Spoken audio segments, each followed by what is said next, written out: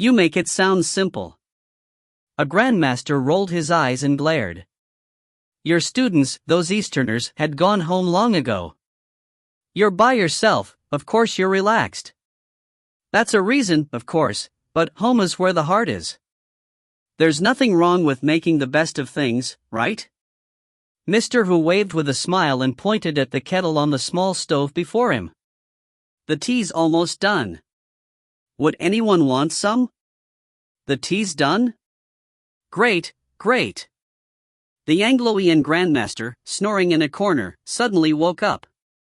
He rubbed his eyes and yawned. Ah, it's been a while since I slept so well. Dreams come from the heart. Mr. Hu chuckled. Maybe you're the type that can only sleep well in the abyss. The Anglo-Ian grandmaster laughed as well. Rather than correcting him, he picked up the thumb-sized teacup. Looking at the green tea, he drank it all.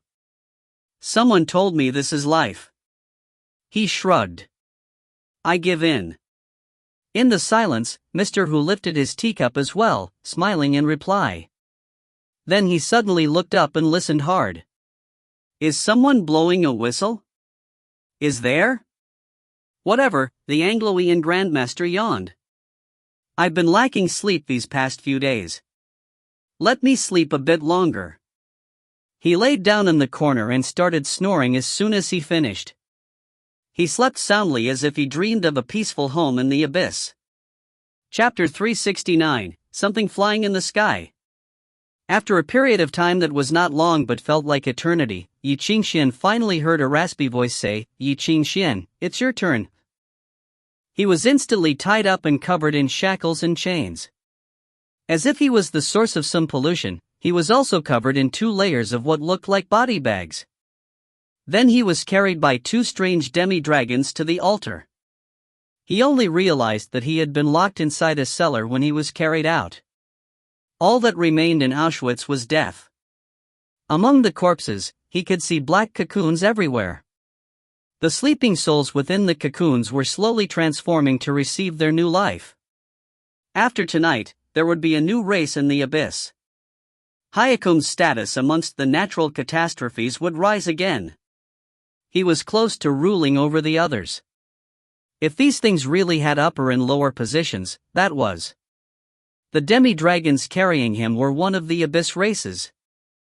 This race had appeared hundreds of years ago in the dark world. They combined different demonic traits and created a new race and society. Many musicians were born from them and they showed signs of establishing a kingdom like the moon spirits. However, most demi-dragons had low intelligence. They could not even be compared to a child. They were also aggressive, competitive, and loved to fight. However, they were loyal and thus liked by dark musicians. They were often hired as part of their retinue. Though they were demi-dragons, they were more like lizards. They did not have talents like the dragon breath. They had natural hard scales and could pass down their memories to their descendants. All of them could be soldiers. Such as the 2 carrying Ye Qingxuan. Soon, a disgusting scent hit him in the face. The smell of rotting blood was extremely familiar and forced Ye Qingxuan to recall many unhappy memories. There was also the faint smell of mercury and sulfur. The dark musicians ordered the 2 demi-dragons to force Ye Qingxuan to the ground. Shackles went around his hands and feet, chaining him into place. Rings were put around him into an alchemy array. He could vaguely see the complex music theory from the abyss. There were many other musicians around him with the same treatment. However, they were all pale-faced and glared furiously at Colt in the distance. An old musician who looked like a night owl went up and checked all of them. He cackled. All are high quality. Colt, your information is pretty good. You flatter me. I'm just trying my best. Colt nodded. It's great that I can contribute to the perishing praise. Night Owl laughed. Don't worry, the leader will definitely remember you when this succeeds. At that time, he will ask the Lord to transform you personally. The last one who was given this honor is still the lead priest of Anglo. Colt chuckled quietly but did not reply. However, the musicians who still had some sanity left started yelling and cursing. If Colt had not revealed their information, they would not have been caught so easily. Colt acted as if he could not hear. He injected the louder ones with tranquilizers until they went blank. The room returned to silence. No longer looking at them, Colt walked to the corner. He gazed as if enjoying the view. However, he froze for some reason, as if seeing something scary. Ye Qingxuan, who had been sneaking glances, thought it strange. He could even see fear in Colt's eyes. But Colt's expression quickly went back to normal and he stepped into the shadows. The night-owlish musician rubbed his hands. Lighting incense, he prepared the transformation ritual while muttering to himself, "I've been saying that the faceless actors are unreliable. They ruined the transformation array in the Northern Inn and wasted all my efforts. Now I have to do it all over again. And that, Ye Qingxuan, which one's Ye Qingxuan?" Hearing this, Ye Qingxuan closed his eyes and pretended to be dead. However, this was useless. The old man still found him. He coughed awkwardly and opened his eyes. "What do you want from me? You're Ye Qingxuan?" The old musician studied him and cackled. "You look handsome. No wonder Lord Nibirius thinks so highly of you." "Hey, don't say nonsense." Ye Qingxuan almost spat out blood. "No one wants to be thought of highly by him, alright?" The man cocked his head. He took out a bone from his pocket and munched on it like a snack.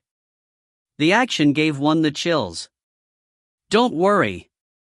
Lord Nibirius has requested that you'll have the best transformation. Your materials are 10 times better than everyone else. When you're done, you'll be the next black star." His features danced as he spoke. "When you're successful and still haven't forgotten me, please take care of this old man." Ye Qingxuan's face twisted. No, I take revenge for the littlest things. You're so ugly, I'll definitely kill your entire family when I'm successful. So what if you let me go now or reconsider?" "Ha, that's what everyone says, but it's all different after the transformation." Mr. Night Owl patted his shoulders. "You'll like the feeling." This time, he got up without waiting for a reply. He grabbed a bone staff from his assistant and hit the air as if it was a gong. Boom! Drumbeats resounded. It felt as if the staff had fallen on their skulls. Everyone's vision went black and the world spun. They practically lost their sanity. The drums sounded again and again like muffled thunder. Each beat was agitating, making one nauseous and muddled. Hallucinations appeared in their minds. They could barely control themselves. Ye Qingxuan was the most clear-headed of them all. However, that probably was not a good thing right now. He was forced to watch a dark cloud rise from the array, creating various hallucinations, and slowly close in on them. This was the gift and transformation of the deep abyss. Once swallowed by it, Ye Qingxuan would probably have to live the rest of his life hiding around. No, the moment his transformation succeeded, he would probably be burned to dust by the moonlight within him. He really did not want to try such a sad death. He suddenly had an idea. "Ah! Save me!" Ye Qingxuan suddenly started yelling with a pale face under the solemn drum beats and satanic chants. "Oh no! A hairy and ugly, no! It's just something bad is gonna happen." The drum stopped abruptly. The old night owl looked over with furrowed brows. The captured musicians looked over too. Their eyes contained hidden anticipation, waiting to see his amazing trick to turn the tides. Under those complex gazes, Ye Qingxuan was covered with cold sweat. He pointed to the sky with difficulty. "Look, there's something strange flying in the air. It looks like a disc. It even glows." Awkward silence. Everyone looked at him as if he was an idiot. Night Owl glanced at him in disbelief. "You really think someone would be stupid enough to look? You won't?" Ye Qingxuan looked away in embarrassment. Then I'll try something else? Everyone's expressions changed. They were hard to describe but basically carried the message F***King**SS. Night Owl sighed and raised his bone staff. Continue the ritual. Everyone work harder and transform this annoying guy first. The rumbling drums sounded again. And Ye Qingxuan started screaming again. Help! There's seriously a situation. Look behind you, seriously. Someone's trying to stab your back. Look, he even took his knife out. No, seriously, I'm the B***starred child of the Anglo royalty. If you let me go, we can work together and get rich, alright? One of my brothers is doing well in Burgundy. Don't you want to get to know him? Let me go and anything's okay. Hey! He spouted nonsense, but the dark musicians were unmoved. They sped up the transformation ritual instead. He felt that he was swallowed by the darkness already. Nothing he could say was useful now. It was true what the old proverb said, when in doubt just do it, life or death is nothing, longitudinal just do it. He did not know what longitudinal meant, but basically, just do it. He would just do it. Something flashed past his eyes and the moonlight within him gradually glowed. The sub-originator was inside his body, after all, and its roots were in his blood. If the dark musicians were so powerful, why didn't they rip his chest open and check his heart? The sleeping sub-originator was activated. It pulsed with his heart like a drum, agitated yet heavy. Moonlight appeared in his blood instantly and flowed through his body. Within a second, it was as if he had run thousands of meters. Sweat evaporated and his muscles swelled. It felt like his body would explode. As his veins cracked, strands of blood met in the air, transforming into pure moonlight. It flashed, removing the shackles on him. Ye Qingxuan felt his mind clearing. He recovered his sense of ether and jumped up, moonlight burning around him. Under the light's calling, something whistled through the air and fell into Ye Qingxuan's hands. It snapped open and turned into overlapping instrument strings. Jiu Shao Huan Pei had come.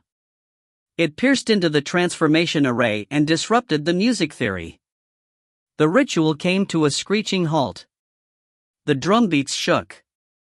The old night owl stepped back under the counterattack. Eerie green light shot from his eyes. No wonder Nibirius thinks highly of you. You tipped the scales so easily. But sadly, you can't ESC. Before the last syllable fell from his lips, it was replaced by the sound of black organs shattering and a scream. Behind him, someone forced a dagger into his heart. Before the blade, all alchemy equipment and shields collapsed. Wild waves rippled through the body, mixing the internal organs and destroying the sound of heart. One-shot kill. Night Owl tried to look back blankly, but someone held his head. He did not even know who killed him before he died. The corpse fell, revealing Colt behind it. There's something flying in the sky? He looked at Ye Qingxuan disdainfully. That's a horrible excuse. Chapter 370, Something Really Is Flying, Colt's sudden return was a surprise to everyone, including the dark musicians, but even more so for Ye Qingxuan. However, he had no time to worry about the details. He must gain the upper hand and get rid of the dark musicians before they reacted. Sparse notes sounded. Under the cool melody, moonlight rose and seeped into the restraining music score. Like water, it was instantly wiped away like water. As something designed specifically to counter natural catastrophes, it was too easy for the moonlight to dissolve the dark musician's shackles. Next, Ye Qingxuan's voice rang in every sleeping musician's mind. Wake up! Everyone startled awake as if they were whacked in the head. There was no time to wait for them to recover. Ye Qingxuan unethically planted the hint that all dark musicians were enemies, causing them to start attacking without even thinking. They were going to fight anyway. This was just faster. However, What was beyond his expectations was Colt's speed. He never thought that this guy would be so skilled in fighting. Within a few snaps of the finger, Colt floated like a ghost past two dark musicians, leaving cuts on their throats. Their blood instantly evaporated and spewed from the cut as thin as a fingernail. The anti-tune sword was not very harmful to the body, but once it entered music theory, it would be absolute destruction, especially if it was wielded by a modifications genius. It was clear that Colt was extraordinarily talented. He had developed such a function targeted at enchantment breakthroughs and could use it so easily. The dark musicians started fighting back after a few moments. The awakened musicians did not hold back either. Both sides fell into a flurry of fighting. Ye Qingxuan retracted Jiu Xiao Wan Pei, turning it back into a cane, and thudded it against the ground. A horn rang out. Dawn was coming. A mass of silver nails appeared in thin air and shot into all directions. Fire lit up continuously, gravely injuring many of the dark musicians. Like sarcoptic maggots, the silver nails entered their bodies. Touching the abyss music theory, they rubbed against each other, creating sparks of fire that burned the victim. Centuries ago, the Inquisition had used this method to burn too many heretics to death. Its power remains to this day. Practically all the old creatures in the crowd started screaming and could no longer fight. Many of Ye Qingxuan's comrades were stunned as well. He usually did not fight, but now, his tactics were so cruel. Their morale was boosted instantly. Inside his head, Ye Qingxuan sighed. It was a pity that he was still restrained by the dark atrium and could not use the silver nails as chant consumables. Now, it was barely qualified to fight against the dark musicians. If Tori was here and he could team up with a disciplined musician, he could end at least 4 enemies at once. He would not be this tired. The dark musician's biggest mistake was not being guarded against the traitor cult, letting him observe them for so long. He could sell his companion's weaknesses to the dark musicians. He could also learn all about the dark musician's weaknesses. A few minutes later, the battle was over. Everyone was wounded, one musician was on his last breath. Colt stumbled back. With a pale face, he spun the anti-tune sword around and stabbed himself. He ripped his stomach open in the mangled flesh. Taking out a black bug inside a crystal, he slammed it onto the ground. The sleeping bug quickly woke up and started biting everything crazily. Then he stamped on it, burning it to ashes. Gritting his teeth against the pain, Colt mended his flesh and poured medicine over it. Under the sizzling, the flesh forcefully grew back together. He would be fine for now. I had no other choice to save the imprisoned musicians. If I'm still alive after this and you all still suspect me, you could report me to the sacred city. He looked at the shocked musicians with an adamant expression on his pale face. It's not safe here. We should split up and leave before they respond. Under Colt's guidance, they quickly found their confiscated instruments and equipment from the cellar. They were still angry at Colt, but the guy had used his actions to prove himself. After putting on black robes for disguise, they quickly split up. However, Colt realized after a few steps that the one beside him was none other than Ye Qingxuan. But why are you forcing yourself to be with me? His tone was not without mockery. Seems like you're not that confident in the underground palace's secret room. No, I just have some questions. Ye Qingxuan chuckled. I thought you really planned on searching for your great future in the abyss. Sometimes, you have to make some sacrifices so more people can survive, right? Colt covered his mouth and coughed. Blood seeped from his fingers, but his expression was still indifferent. It's a little too much to risk everyone though, isn't it? Being 50% sure means sure victory. Isn't that what you said? Colt shot back. Plus, they would have all died without me. And then let them go attract the dark musicians while you save yourself. This might be the result, but you can't say it's my goal. Colt peered at him. Or do you have a better idea? No, Ye Qingxuan shook his head. What you did was the best choice under the circumstances, but I'm curious about something else. Staring into Colt's eyes, he said, pausing between each word, were you prepared to turn at the beginning, or did you sense something? Anything can be as you imagine, Colt replied without shying away from his stare. The result is that I sacrificed myself and saved everyone, right? Well said.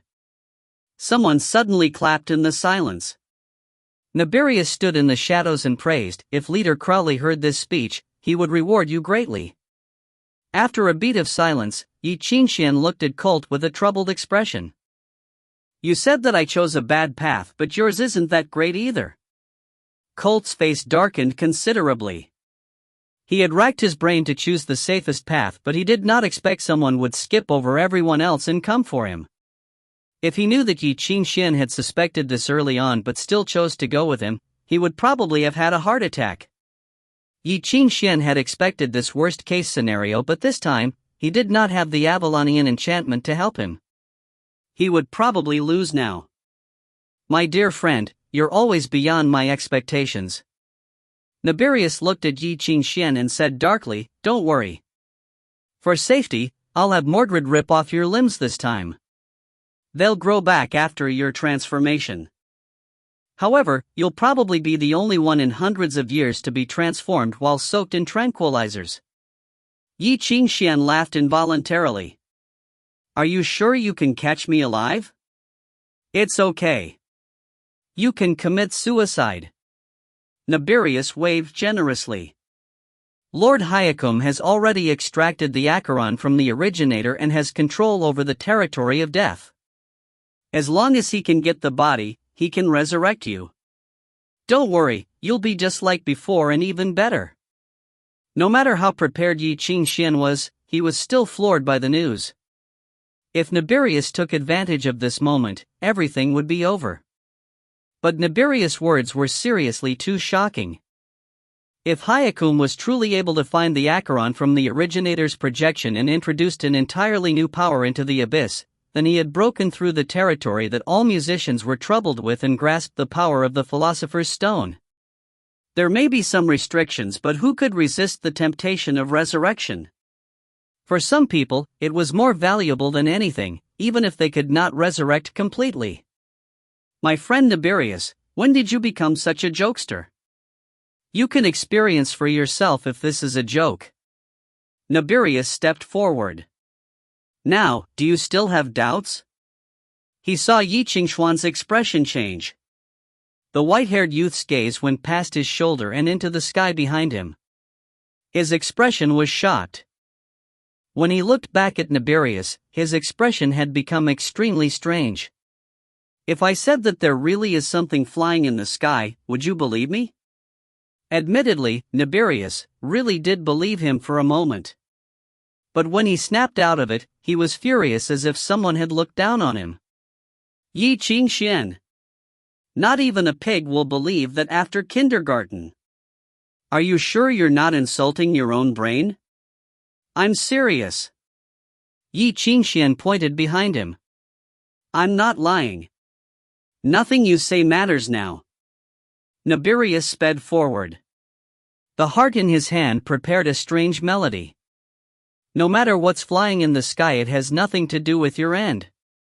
I will. Before he finished, something exploded. Light burned above the clouds, melting the dark atrium. If you find any errors, ads pop up, ads redirect, broken links, non-standard content, etc., please let us know. Report chapter so we can fix it as soon as possible. Chapter 371 to 380. Chapter 371, Whale Fall. Half an hour ago, the clattering of hooves sounded in the barren fields outside Auschwitz. A dark stallion walked through the field. The knight was covered in armor without an inch of skin showing. The heavy armor was created from hundreds of detailed yet hefty pieces. Rather than seeming fat and cumbersome on him, it looked like another layer of skin or a sharp skeleton outside the body. He carried a black kite shield covered in gashes and scratches. One could vaguely see the design of two keys. This was the representative of the sacred city. The two overlapping keys represented the joining of heavenly and human power, expressing that the Pope had indisputably high status. A bladeless sword hung at the knight's waist. The hilt was narrow and all 40 centimeters was pure black. It clanged against the leg armor as the stallion moved. The crisp sound seemed neither powerful nor fierce. "Sir, this way," a fawning voice said. A ragged old man carried a lantern and walked quickly beside the horse, guiding it. "Sir, let me guide you." The entire way, this old guy kept talking nonsense while the knight kept silent. The old man's words were extremely dramatic. Even if he saw a crack, he would exclaim, "Ah, watch out, sir." When the stallion crossed the crack, he would praise, "Sir, you are so impressive. You've worked hard." The knight remained silent. In the still wilderness, the man and horse walked forward in solitude. After a long while, the knight suddenly stopped his steed. He looked down at the old man beside him. "Mr. Caligula." The man halted and looked up. "Sir, how can I help you?" "Here will be enough." The knight looked down at his small meter for a while before putting it away. Knowing his place, Caligula took a few steps back. The knight grasped his sword with both hands and raised it to his eyes. With a spin, a holy chime seemed to sound in the distance. Blazing flames rushed from the sword. The dark night was suddenly illuminated by the blinding light. The blade of flame that spanned countless meters rotated slowly. When it shot up to the sky, the blazing light swallowed the knight. Grasping the sword of light, he raised it to the sky. The blade flickered and changed its length to an unknown rhythm as if calling out to the distance. Then hundreds of thousands of whales started singing above the black clouds. It was a thunderous rumble from thousands of meters above the sky. The dust on the earth shook and hundreds of waves rippled through the sea like clouds. Under this majestic thunder, fire was ignited above the blackness. It was as if hundreds of meteorites were burning and about to fall. The steel curtain of clouds was torn apart. A black shadow rode the flames and broke through the long night. It pressed down slowly and hung in the air. There were suddenly dozens of suns. Under the blazing light, the entire world was covered in a layer of silver-white iron. Above the flames, a giant object covered the entire sky. The iron dazzled, turning the entire sky metallic. Like a group of whales, countless flying ships migrated from the endless sea and rode the wild wind into this wilderness. Using invisible technology and secret collaborations between alchemists from various countries, the sacred city created this terrifying fleet that could soar through the skies. It was Knights Templar. Explosive thunder rumbled in the air. Among them, countless black dots fell from the largest holy ship like rain. These were landing capsules that did not contain any deceleration measures. They crashed toward the earth, tearing the air apart. They burned red from the friction with whistles that sounded like roars. The earth shook. Rumbles sounded continuously like the wail from dying whales. It was the whale fall. As the world shook, a landing capsule landed before the night. The cabin door opened, releasing scalding steam. A burly figure walked out of the white steam.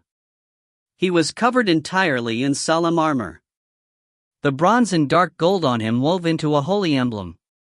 He looked like the iron men who guarded the throne in the holy temple. His servants walked out of the cabin and helped him put on the heavy chainsaw sword and large shield. The Iron Knight stood on the wilderness under the blazing light, casting a vast shadow on the earth. Before him, the Guidance Knight lowered onto one knee. He lowered his head with the respect of a follower to a god. "His Excellency Ban," he reported solemnly. "I await your orders." The Iron Giant slowly opened his mask, revealing a coldly handsome face. He nodded slowly and looked over. "Elder Caligula." "I'm here." The old man came over and put on a smile. "My lord, how can I help you?" Before coming, His Majesty the Pope requested for me to take the utmost care for everything related to Auschwitz and to not harm the innocent. However, we arrived too late. Ban looked behind him to the city covered in darkness. Do you have any suggestions now? How can an old guy like me have any suggestions? Caligula shrugged.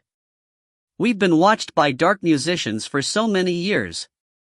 Isn't Knights Templar here to save us now? I have nothing to say. I hope that you can act without holding back. Ban looked down at him. Even if we kill all Romulans who had turned into demons?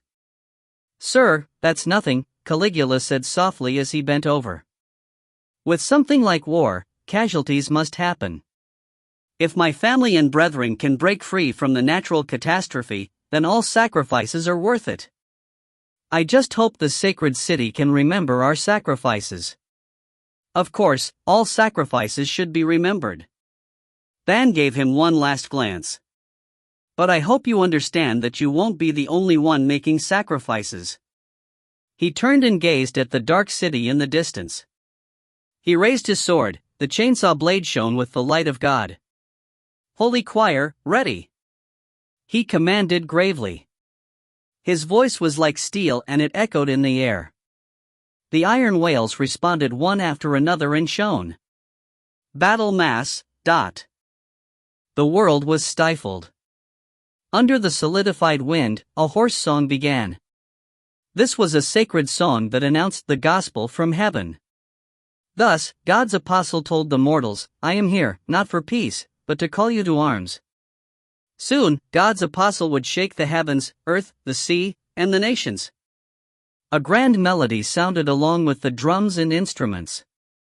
It filled the air with bells and resounded in all directions. The bell at the peak of the sacred city rang, countless bells followed. Ripples started in the ether sea.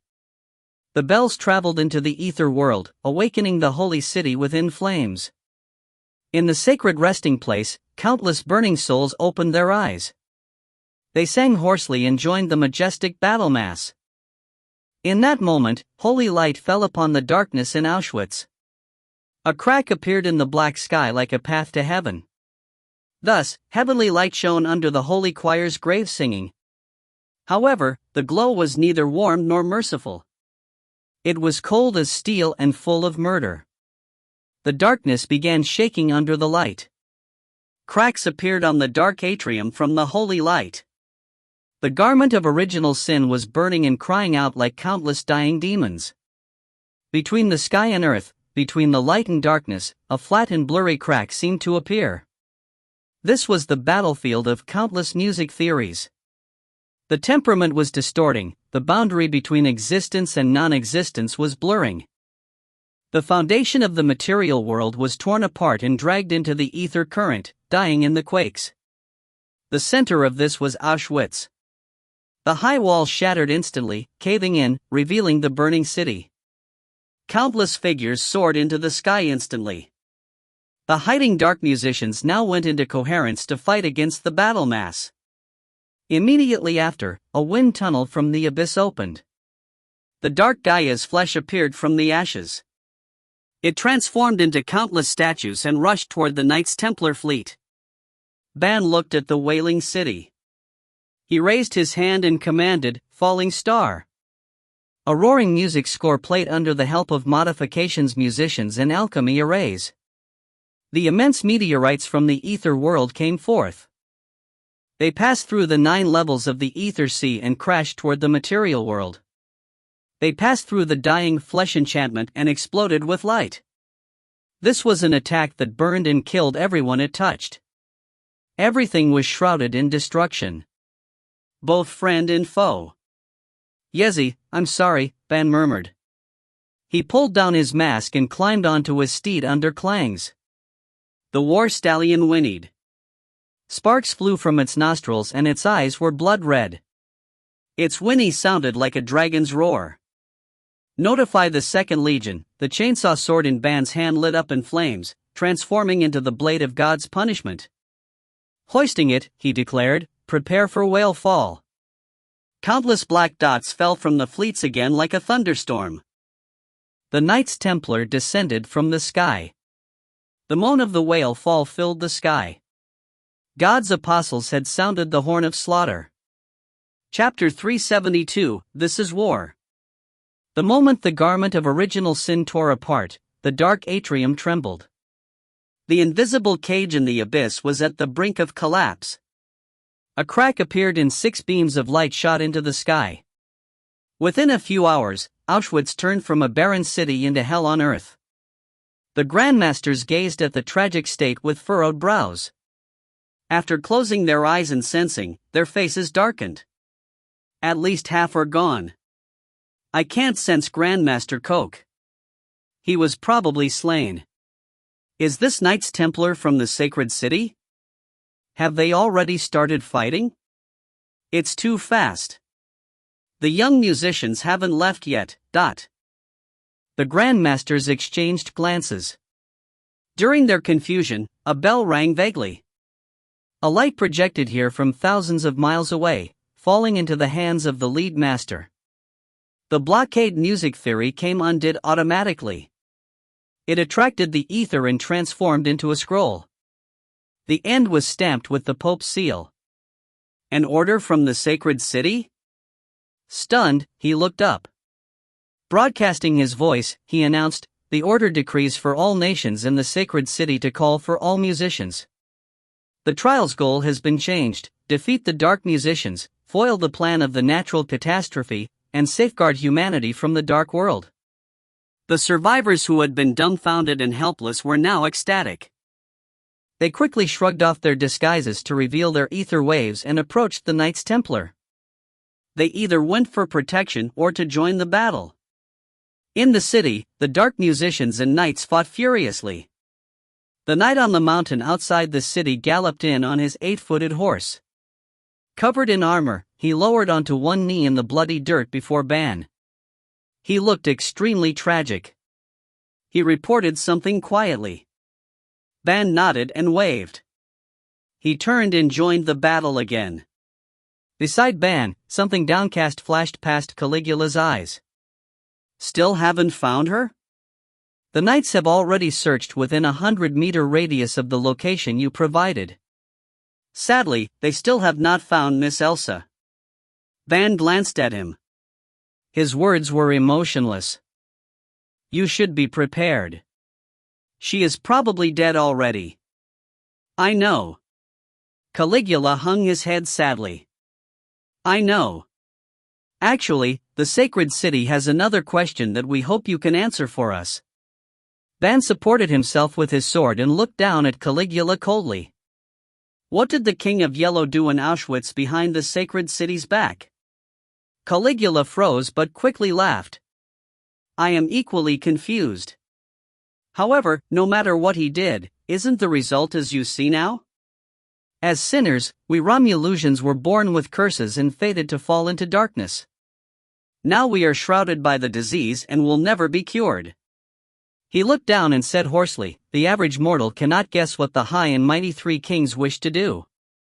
But for the Romulans who live under others' mercy, we can refuse neither your torture nor blessing.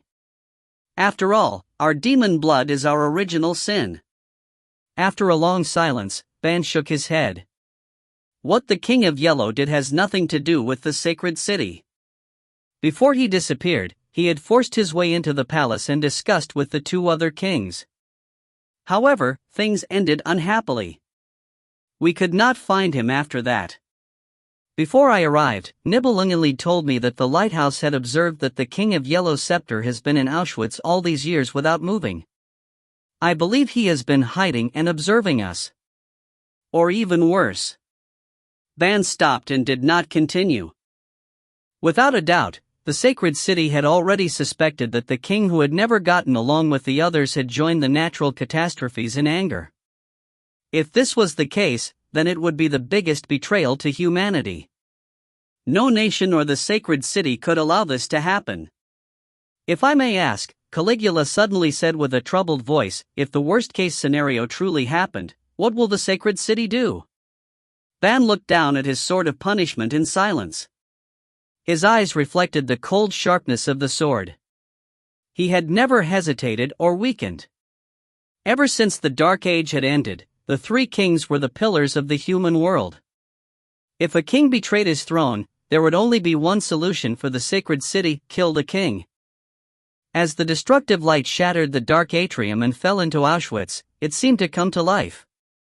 It moved in the air, continuously refracting into thousands of small rays.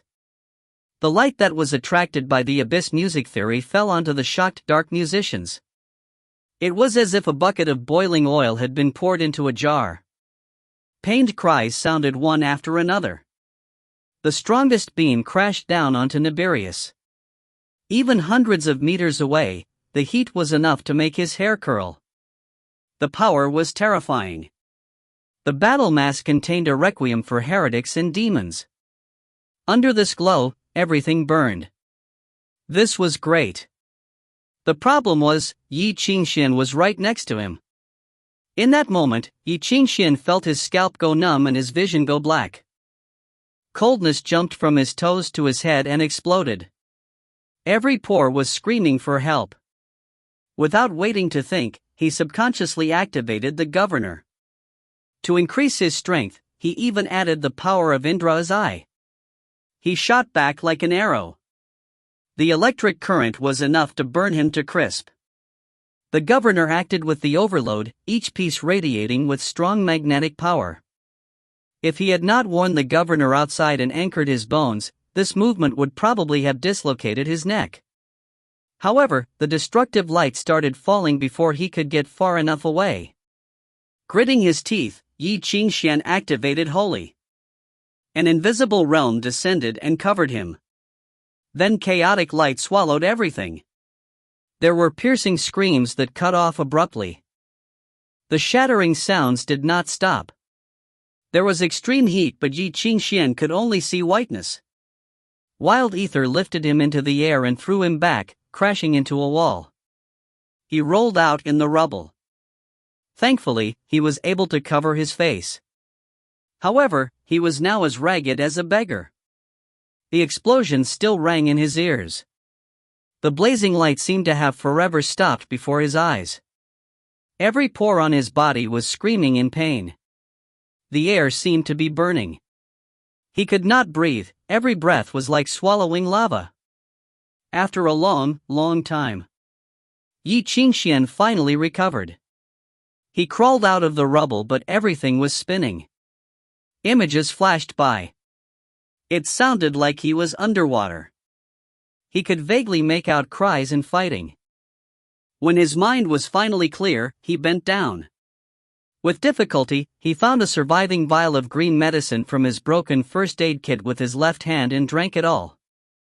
As if cold water had rushed into his brain, all murkiness was gone. Then he gasped and stopped himself from crying out. Clenching his teeth, he held his right elbow and yanked it up. After the crack, Ye Qingxuan gurgled in pain. He was seriously crying, but his dislocated arm was back in place. Thankfully, his body was still complete. Nothing was missing, even though he was now as pathetic as a beggar. Without a doubt, the governor had taken the brunt of the attack and was now destroyed. Hissing from pain, Ye Qingxuan yanked out the metal shards stuck in him. The bent plates were still red from heat. They fell onto the ground with sounds like ice shattering. Breathing in the burning air, he climbed up. He saw that Auschwitz was burning. The dark atrium had been completely shattered. The earth that had been transformed by the abyss now smoked with black steam. Demons crawled out of caves of flesh and roared to the sky. And in the sky, an immense shadow moved, roaring. Like giant whales swimming in a red ocean, they continuously rained down seeds. When they landed on the ground, they broke apart. The fruit jumped out. Fully armored knights wielded swords of fire and fought the demons and dark musicians. Blood, screams, and explosions were everywhere. The blood fell onto the scorched earth like a black river within the fire. Other than the redness of fire and blood, all that remained in the world was the cold metallic light of swords and ether. Black figures walked in the glow. Whether burly or frail, they seemed to dance in the fire. The world was instantly thrown into hysteria. Is this war? Ye Qingxuan gaped at everything. He seemed to have left his familiar world and gone into hell. That was why the world so unabashedly showed its ugly side. For some reason, the sacred city's aid had finally come, but he could not be happy. It did not feel good to be saved. Instead, he felt exhausted. In the rubble, he lowered his head and gazed at the fire burning in the distance. Everything here was destroyed. Everyone he knew was most likely dead. His friends, his enemies, and even strangers. They would all be wiped from this world. But under the chaotic din, he heard a gentle song. It came from afar. Chapter 373, The Last Advice. Amidst the collapsing and burning city, under the rumbling and screaming, the gentle song flowed.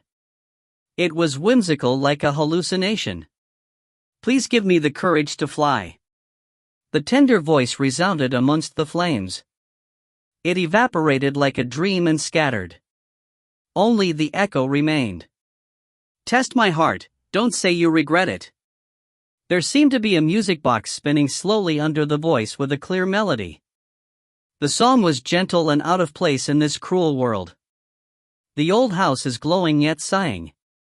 There is only silence forevermore. The song was so clean and clear that it felt fragile, as if it would break at a mere touch. Ye Qingxuan raised his head and stared blankly into the distance. He crawled out of the ruins and stumbled toward the song. He could still remember. It was Elsa's voice. She was still alive. Ecstasy supported Ye Qingxuan. He tossed down the cumbersome weight and raced through the ruins, searching clumsily. He followed the gentle and weak voice. Along the way, he saw the shattered bodies of demons and the distorted metal of the Knights Templar after they were torn apart. He also saw broken cocoons. The bloody bodies within had been yanked out. They were speared with bayonets and hung in the burning wind. Finally, he found the source of the song on the burnt street. The long hemp-colored hair was covered in dust. The white nightshift was charred and dusty as well. She curled in the corner of the street, alone, hugging her knees and watching the chaotic world. Beside her, a broken music box spun with difficulty. Finally, after managing a circle, the gears cracked. The voice cut off too. Elsa looked down at the broken box. She opened her mouth but did not know what to sing. Without the box, she could not remember the melody clearly. Her memory was evaporating rapidly. Elsa? Seeing her, relief filled Ye Qingxuan. You're still alive. She looked up with confused eyes. Do you know me? Ye Qingxuan nodded. He reached over to pull her from the crack, but she did not move.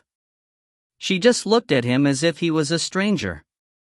Rumbles sounded in the distance. Some knights were swallowed by demons and blinding light exploded from their helmets. After the light and explosion, both knight and demon were gone. All that remained was the scorched earth. In the shaking, Ye Qingxuan asked, "Why aren't you hiding?" Elsa tilted her head. "Why should I hide?" Ye Qingxuan blanched. He wanted to ask why she wasn't afraid that this world had become so crazy. But then he realized that maybe she did not remember what the world should be like. Maybe she thought it was always like this, with fire burning, the ground pitch black, the sky burning like a red sea. The best comfort when living in hell was not knowing that one was in hell. That was why she did not run away. She still thought she was at home. This was how to feel happy. "Where's your dad?" In silence, Ye Qingxuan looked around for Caligula, but he was gone. There was no trace of him. He may be dead or may have gone into the abyss long ago. "Daddy?" Elsa shook her head. "I don't know. Maybe he disappeared like Mommy. I remember I was looking for someone, but my friend book is gone and I can't find anyone." She looked back. The burning road was littered with corpses. Their eyes were closed, seemingly in peace. There were even ragged blankets on them. Everyone's asleep. "I know it," she murmured. Lowering her head, she curled up. I'm a good girl and gave everyone blankets, but they don't feel cold and don't talk to me. But I'm scared by myself. Ye Qingxuan reached out and ruffled her hair. He said gently, your dad won't leave you behind. Let's go find him, alright? As if this was a joke, someone laughed in the rubble behind him. You're the first person I see after opening my eyes. Such fate. After a string of sounds, the broken tiles were pushed away. A bloodied man climbed out. He was covered in burns and he breathed with difficulty. But when he looked up and saw the two, a ghastly smile appeared on his face. My friend, as expected, you and I are both alive. Or have we met in the afterlife? Who knows? Ye Qingxuan shrugged and looked at him indifferently. Nibirius snickered and climbed up. Unabashed about his naked body, he looked up at the red sky. It's become like this, it must be Caligula's tricks. He sold Auschwitz to the abyss and now wants to use us as sacrifice for the sacred city's forgiveness. I really don't know if he's cutely naive or stupidly brash. Cackling, he cocked his head and looked to Ye Qingxuan. If I were you, I'd be more careful. Oh? Please tell me more. Ye Qingxuan looked interested. To be honest, he really wanted to act now and truly end this guy for good. However, Nibirius' fearlessness scared him. After all, Mordred had not appeared yet. If possible, he wanted to drag things out longer and wait for the Knights Templar. At that time, Nibirius would not be able to escape. He heard the scraping of metal close in from the distance. Mr. Holmes, it seems that I must go. As if sensing Ye Qingxuan's plan, Nibirius chuckled. He wiped the blood from his face. His eyes were filled with greed and pity. It's such a pity that I couldn't drag you in this time. There shouldn't be regrets in life. You can keep trying, Ye Qingxuan suggested earnestly. After all, the worst case would be dying with regrets. Plus, your friends are all fighting heroically now. Isn't it bad to just abandon them? The bond between two is precious, but sadly, life is more valuable. The perishing praise still has some tricks to turn the tides, but I'm worried that more will happen later. Leaving when things go wrong is the best way to achieve longevity. Clanging metal sounded from all directions. The Knights Templar with their swords of fire were approaching in formation, their murderous intent thick. Nibirius bowed, giving him a very polite farewell.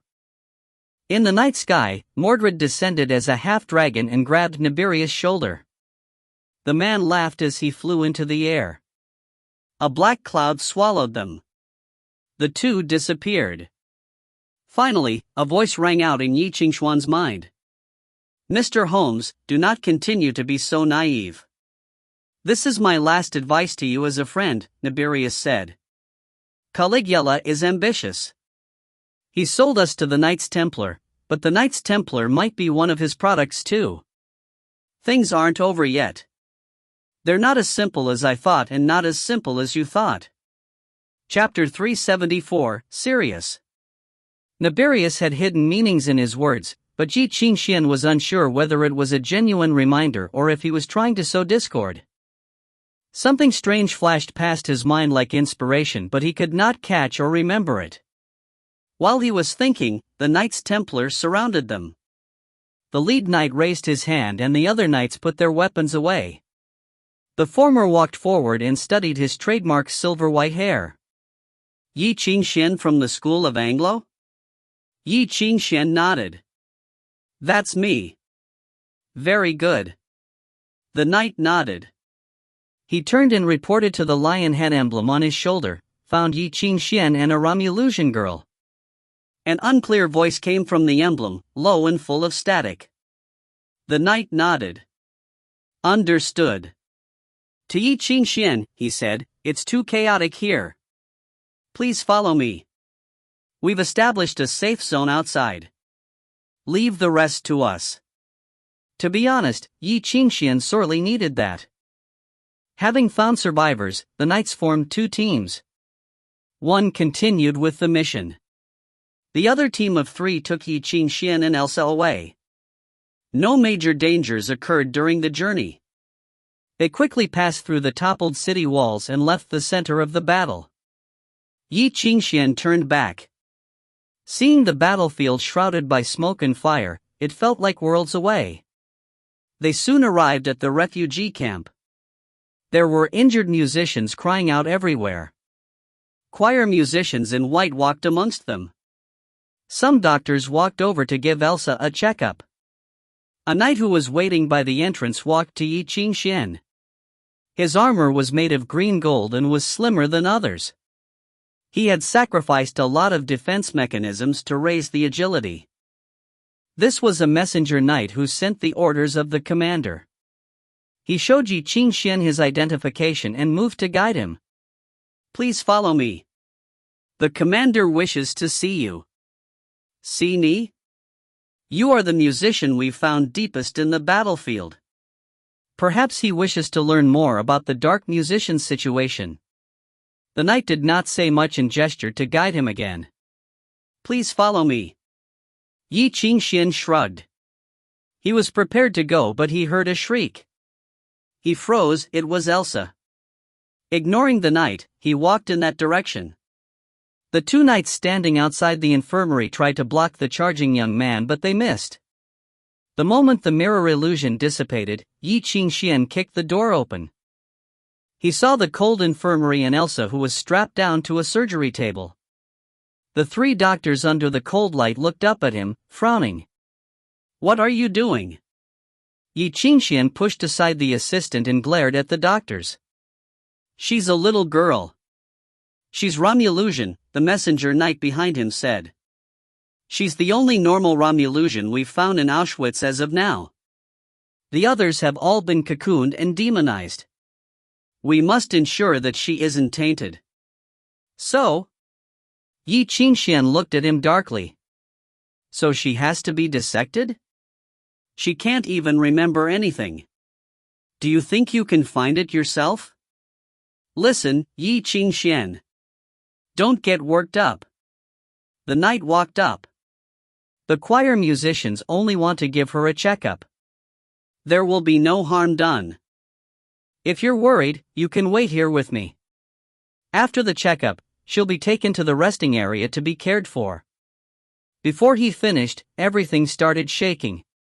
The earth seemed to be an old carpet that was beaten by a stick to get the dust out. The walls groaned and cracks appeared. Under the pale light, everyone stumbled. At the center of Auschwitz, a solid plume of black smoke rose to the sky. The perishing prays had started their counterattack. 10 minutes ago, dozens of steel whales hung in the air. They radiated and shone as they circled Auschwitz, forming a ring. At the center, a hole opened up in the ether world.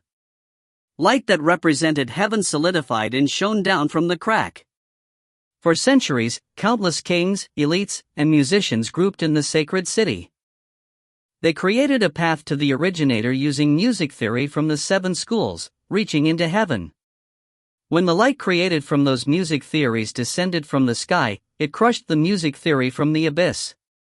It wiped away the geographical advantage that the dark musicians had and endlessly purified them, causing them to run from the light like flies. With help from the light of heaven, Knights Templar was able to advance steadily. But just as the battle was at its most intense, Crowley sighed sadly within the broken dark atrium. "It seems that the Pope has only sent Knights Templar and won't come personally." Dozens of black figures in the shadows beside him cackled. "It's okay. Capture all the knights will be an incredible achievement too. The Lord will be happy at it. Then let us do so." Crowley reached out. The dark knight solidified into a violin and appeared in his hands. The strings sighed faintly like murmurs in one's ears, producing hallucinations. This was the weapon blessed by Paganini, the fallen saint and one of the dark followers. As the Abyss Grandmasters went into coherence, Crowley lifted the bow and played the violin. The plaintive instruments sounded. However, the melody was filled with joy. It was like a captured prisoner thirsting for freedom and waiting for liberation. In the darkness, a terrifying power was accumulating and brewing. As the melody spread, the demons and dark musicians in Auschwitz trembled. A mysterious power suddenly surged in their bodies. It was as if the deep abyss was projected inside them. They no longer feared the light outside. The abyss music theory blessed them all, pushing them to fight back without fear. As the mournful melody brewed, boundless darkness rose from the earth. It wrapped around every inch of land, catalyzing the demons, making them go wild. However, no matter what they did, they could not sate the fury and impulsiveness inside them. It kept growing, growing, and growing, until finally, everyone felt that the wildfire would burn them to nothing. The moment they would explode, the mournful melody changed. The freedom that they had yearned for in the darkness, the fresh blood they had thirsted for, and the murder burst from their bodies. Thousands of ether fluctuations set off at once like a symphony. Everyone was connected and they played the hysteric melody together. The melody burned like fire and shot forward crazily. It was an once-in-a-lifetime celebration. They must let out their anger and fury now. The abyss music theory surged forth like a fountain once again. It battled with the heavenly radiance. All dark musicians were raised up 3 levels. Never had so many dark musicians gone into coherence in such a small place. The tangible wild power converged, creating countless hallucinations. The illusions were the inner desires that could not be satisfied. This was the Carnival of Venice. The fallen Saint Paganini had composed this score the day he betrayed the sacred city. It celebrated the bottomless abyss within one's heart. A crack opened in the abyss and their hearts. Every dark musician became one who acted on behalf of the abyss. They instantly crushed the Knights Templar back. The broken garment of original sin changed abruptly. Mended again, it transformed into a vast wind tunnel. The dark tunnel clashed with the heavenly light.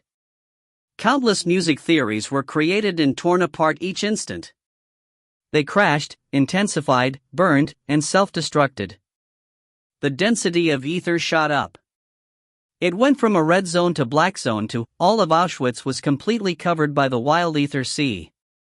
The sea that could only be observed descended onto this land as the many music scores clashed. At this moment, the ether world and material world overlapped in the sky. In the dreamy silver sky, the waiting sacred city attacked the deep abyss. Countless rays of light and tides of darkness annihilated each other, creating a turbid vortex. On the earth, the knights and dark musicians reached the climax of their battle. Cries and roars sounded every minute and every second. The holy must carry on. The knights roared. They wielded their swords of fire and chainsaws, hacking in the bloody sea. Their armors were stained red, but they walked in the puddles with their cracked armor.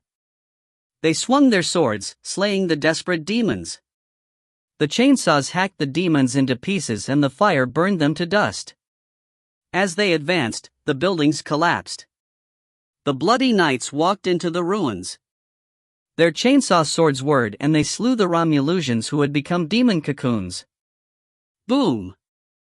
Cracked tiles shattered. The knights froze. The demon cocoons were unharmed. The whirring swords went past the cocoons as if they were non-existent. No matter how they hacked, they could not harm it. Even the swords of fire could not burn it. Everyone in Auschwitz realized with shock that the demon cocoons had become something untouchable.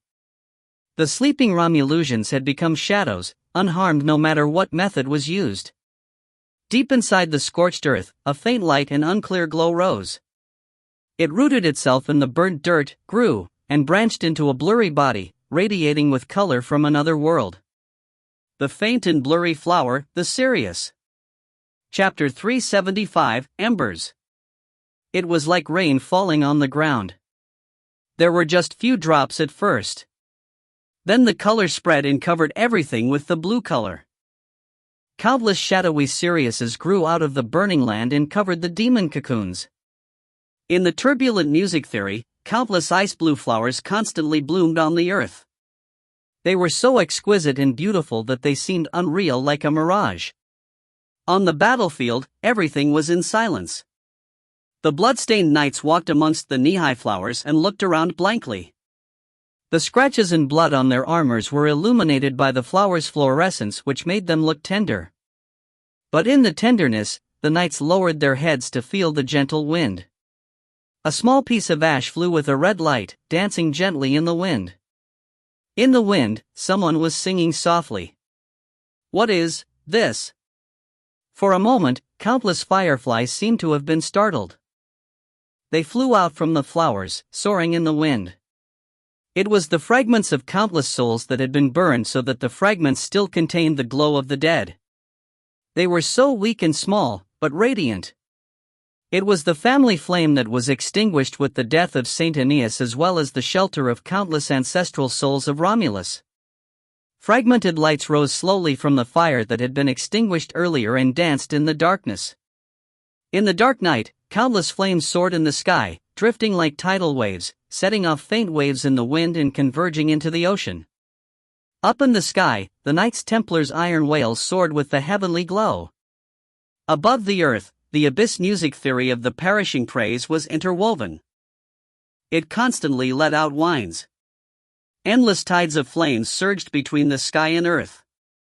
It was the souls of the ancestors of Romulus. They could not ascend to the heaven but were unwilling to fall into the abyss, so they wandered between heaven and earth, forming the grand river of souls. They gathered, swelled, and sang hoarsely. So everything faded and the sudden shadow was cast. At that moment, everyone could feel that there was something in the glow of the ether sea where music theories of heaven and abyss were entangled. Between the heaven and earth, something huge was slowly forming. A maiden sang softly there. The voice was so soft and mournful. Elsa, Caligula looked up at the light of the flames and whispered, "Sorry." "Elsa." Ye Qingxuan turned back blankly. At the moment that endless flames drifted, a soft song sounded from the girl's chest. The plaintive but gentle song seemed to come from ancient past. Sad and gloomy, it mourned the beauty and glory that had vanished in the torrent of time. Thus, faint etheric fluctuations emerged from her body, spreading and covering entire Auschwitz in an instant. Countless blue shadowy Siriuses danced for this. Even that huge but invisible object in the sky resonated with it. Some faint lights lit up, silently breaking the garments and ropes that restrained her. Nothing was left. She was suspended in the air. Threads of gold appeared in her flaxen hair, she glowed. Layers of alchemical matrices emerged on her skin, overlapping. The matrix was so complex. They had been hidden in the girl's body for a long time and melted in her life with the heartbeats and blood. And now they finally woke up. They were singing. "Stop!" The Herald Knight stepped forward and uttered coldly from his armor, "Romulusian, stop your music immediately." In midair, Elsa was still sluggish. However, lights constantly flashed in her dim eyes, interpreting the inner chaotic changes. The Herald Knight was startled. He quickly sighed. "Sorry, I will atone for this." Before he finished his words, hot steam spewed from the dark armor like a dragon's shouts. The sound was sharp. The high temperature emerged under the armor, driving the gears of the armature, the power loading, the structural operation, until it reached the end. In an instant, the Herald Knight stepped forward with an inconceivable speed. He set off a severe storm in the closed operating room only in 3 steps. The air pressure was almost suffocating. In these 3 steps, the curved narrow knife in his waist popped out of the sheath. The ejection mechanism in the scabbard added to it the horrible speed like a crossbow arrow flying. It combined with the impact of the knight's tread. When the knight straightened his back, a perfect arc was made in the air. Screams cut out the soft song. The blade stabbed into the girl's chest. He rampaged too fast without the slightest sign or process, as if the result had come at the same time that he acted. Ye Qingxuan did not even react. He had only raised his hand when the knight's blade cut Elsa's clothes into pieces and stabbed into the flesh and blood. Then everything suddenly came to a halt. The knife was frozen in mid-air, unable to move. The frenzied potential energy and momentum had not been spent. The energy rolled back, cracking the knight's armor, exposed the blood-oozing skin under. The soft voice was still singing. However, the voice was vaguely different. It seemed to be colder and more resolute, like scraping steel. Elsa raised her head. A kind of serious glow appeared in her eyes. Like the gods overlooking the earth, it was so majestic yet so indifferent. Unknown situation, terminate coherence. Analyzing. Thread is found. Launch the plan, the majestic march, third movement. Continue coherence. Thus, impassioned melodies burst out of thin air in an instant, and a dignified ring of light appeared above Elsa's head. Behind her, 3 pairs of huge wings of light emerged and wrapped her in it. The wings flapped. It fixed the wind, destroyed the iron, and set off a frenzied storm. In the blink of an eye, the knight was pushed away by the strong wind. The whole room was completely destroyed. Ye Qingxuan's sight went black. He was crushed into the ground, his bones cracked and popped. What was worse, the governor was already broken. He could hardly stand up with his weak body. But what was going on with Elsa? He looked up with difficulty, looking at Elsa suspended in mid-air. On her chest, where countless gold-smelting matrices intersected, a double snake heraldry emerged. She seemed to be the apostle of the gods in the world. The immense toxicity, beasts, or swords could not hurt her. What was more shocking was that even though the blade was pushed away, a thumb-sized crack still remained in her chest. It was disturbing. No blood oozed from the crack, there were no traces of broken flesh and bone. It was empty. Like an empty shell. Behind that rift, the faint glow of fire leapt silently, unleashing indistinct light. It was the remaining family flames of Romulus, the sacred fire passed down from the Pantheon. It existed in Elsa's body as if it were kept in a seedbed specially tailored for it. Chapter 376, Faust. In the sky, the burning river of souls was called forth. It flowed into the flames.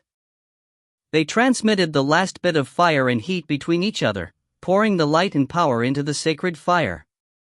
Finally, it turned into white ashes that fell down like a blizzard.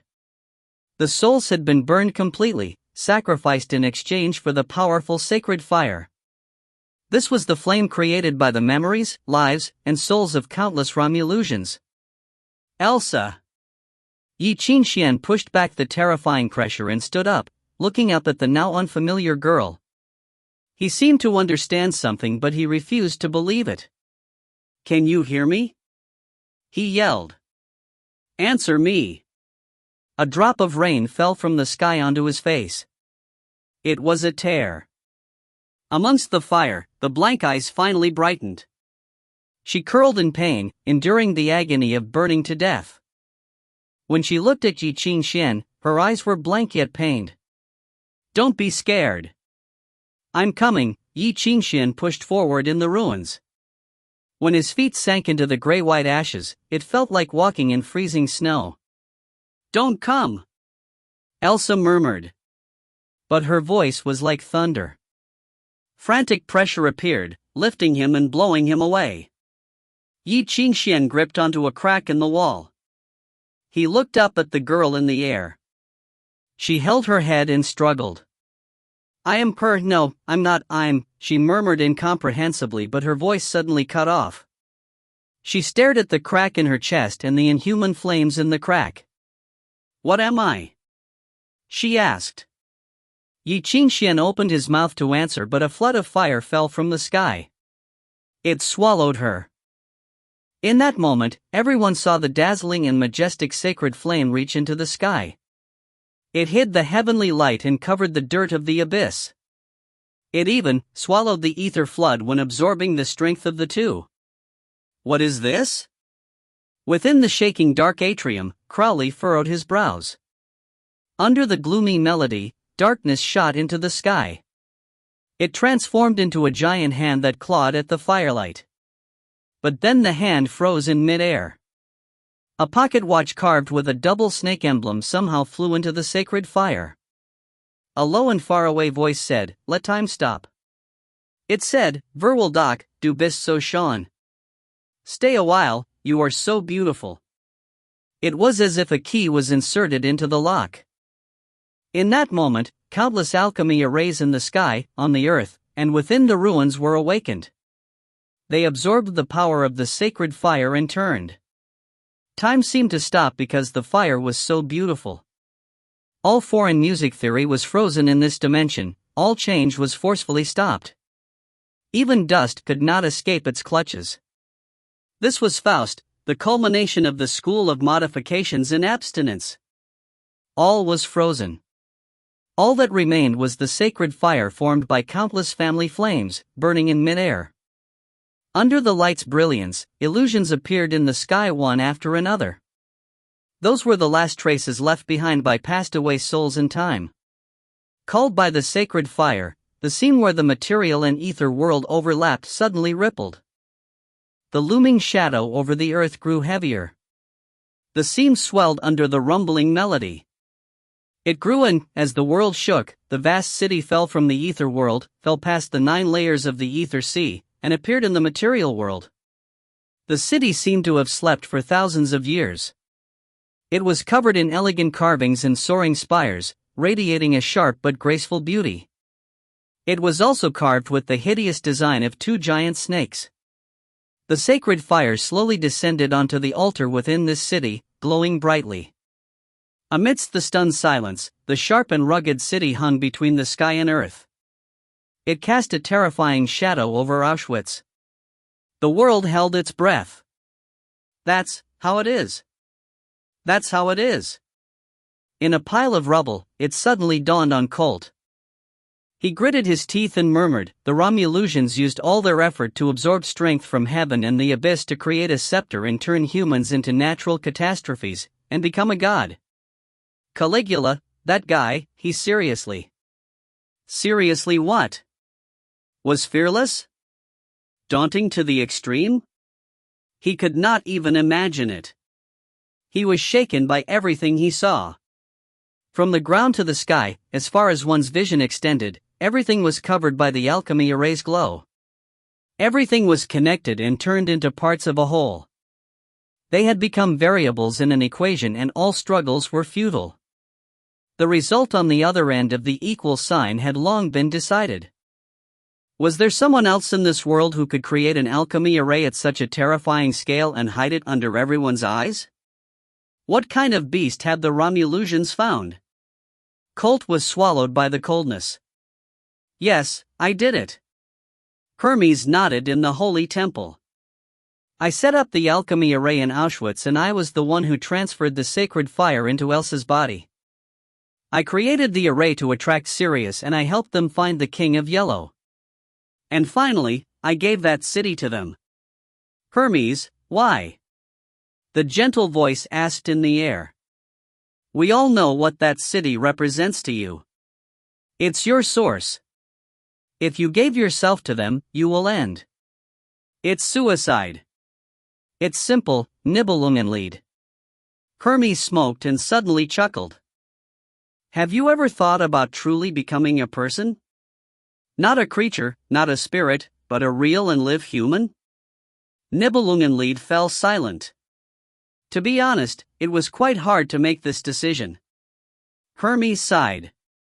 Thinking that my body would change and get fat, I almost couldn't bear it. But it doesn't matter. After all these years of hesitation, there had to be a result. Now, I'm finally not a strange creature. To be honest, this feeling isn't bad. Other than dying, there aren't any shortcomings. Aeneas' death affected you. That's part of the reason. Hermes shrugged. It's my fault for owing him. At that time, I didn't mind, but now, I realize that the interest of this debt is too high. I want to pay him back, but the hole in the bill is so big I can barely fill it in, so why shouldn't I be generous and make a sacrifice, giving something I don't want to others? Nibelungenlied paused. After a while, it said, we cannot understand. You don't need to understand. Don't you hate killing? Nibelungenlied asked. Then why did you sacrifice Caligula's daughter? First, Elsa is not Caligula's daughter. She inherited Aeneas' blood. She was born with the duty to inherit the fire, Hermes replied indifferently. If the empire still exists, then she would be the current emperor of Romulus, the Augustus of all Romulusians. Unfortunately, the empire no longer exists and the people have no home. They were at the brink of extinction. She must take this responsibility. Only she can inherit the seat of the sacred fire, but she won't die. Instead, she will receive the power and become a new Holy Spirit. The price is that all her memories will be used as firewood and burned completely. This is a cruel matter, I know, but someone must make sacrifices. And, he paused, his expression turning troubled yet filled with anticipation. He murmured, and I am curious. Is there anything in a man's heart that cannot be burned? Chapter 377, Must. Clumps of whitish fell to the ground like thick snow. However, rather than coldness, what met the people was a burning heat. The shadow covered the earth as far as one could see. Everything was covered with a layer of gray-white, distant and cold. In the ruins, Ye Qingxuan looked up to the sky. Where the material and ether world overlapped, one could vaguely detect the distorted boundary. There, everything froze, creating a world of eternal stillness. There, one could only see a cold yet sharp city. It used the power of heaven and the abyss to go through the material and ether world. Absorbing the energy, the sacred fire burned, brewing something terrible. Ye Qingxuan gaped at the shadow. After a long while, he hung his head and caressed the object in his hands. It had fallen to the ground and was covered in ashes. It looked like something left over from the fire. It was the only relic. F***ck, he muttered, clenching a fist weakly. After who knew how long, the stillness shattered. Clanging sounded again. An old man in armor walked through the ruins. Dust flew, pushed to the side. Ye Qingxuan? It was a familiar voice. Ye Qingxuan turned around and sank into shock. After a long while, he lowered his head with a wry smile. Father, long time no see. It seems that I'm in a pathetic state whenever you see me. Ban did not reply. He gazed at the child whom he had raised. The boy's features were still the same and he was still stubborn, but something was different. He could not describe it and did not know what to say. Long time no see. Ban reached out and patted his shoulder. You, as long as you're okay. Ye Qingxuan looked at Ban's sword and the badges on his shoulder. Noticing the respectful knights around him, he laughed. I didn't think Mr. Wolf Flute was right. Father, you really rose in rank. He still joked around, but Ban could not sense any cheer. Ye Qingxuan was like an awkward actor forcing himself to recite lines with fatigue. This isn't the place for reminiscing. Go rest. Ban patted the dust from Ye Qingxuan's hair. I heard about what happened. You did your best and it's good enough. You remembered what I taught you and did nothing against your morals. As for everything else, leave it to God. Ye Qingxuan turned to leave, but a knight walked over. He wrapped Ye Qingxuan in a blanket to take him away, but he did not move. He stayed there, watching Ban's back. Father, he suddenly called hoarsely. I need to ask something of you. Ban halted and turned around. Ye, you never begged me for anything, but today, you called me father and are requesting something. I will not reject you if it is something I can do. Ye Qingxuan chuckled bitterly. He said, bring me there. Ban froze and frowned. Ye Qingxuan, you're asking for death. That's okay, but I can't let her be alone there. Staring at him, Ye Qingxuan rasped, I should have understood early on that she's scared. She has nothing to do with you. Ban said coldly. Ye Qingxuan, do you really think that you're her friend?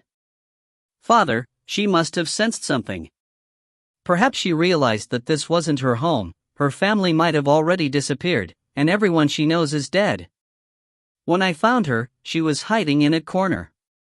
She said that she's waiting for someone. I thought she was waiting for her father, but now I realize that she was waiting for me.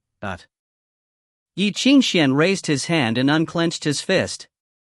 One could vaguely make out a small doll in his palm. It was a strange doll made of dried grass.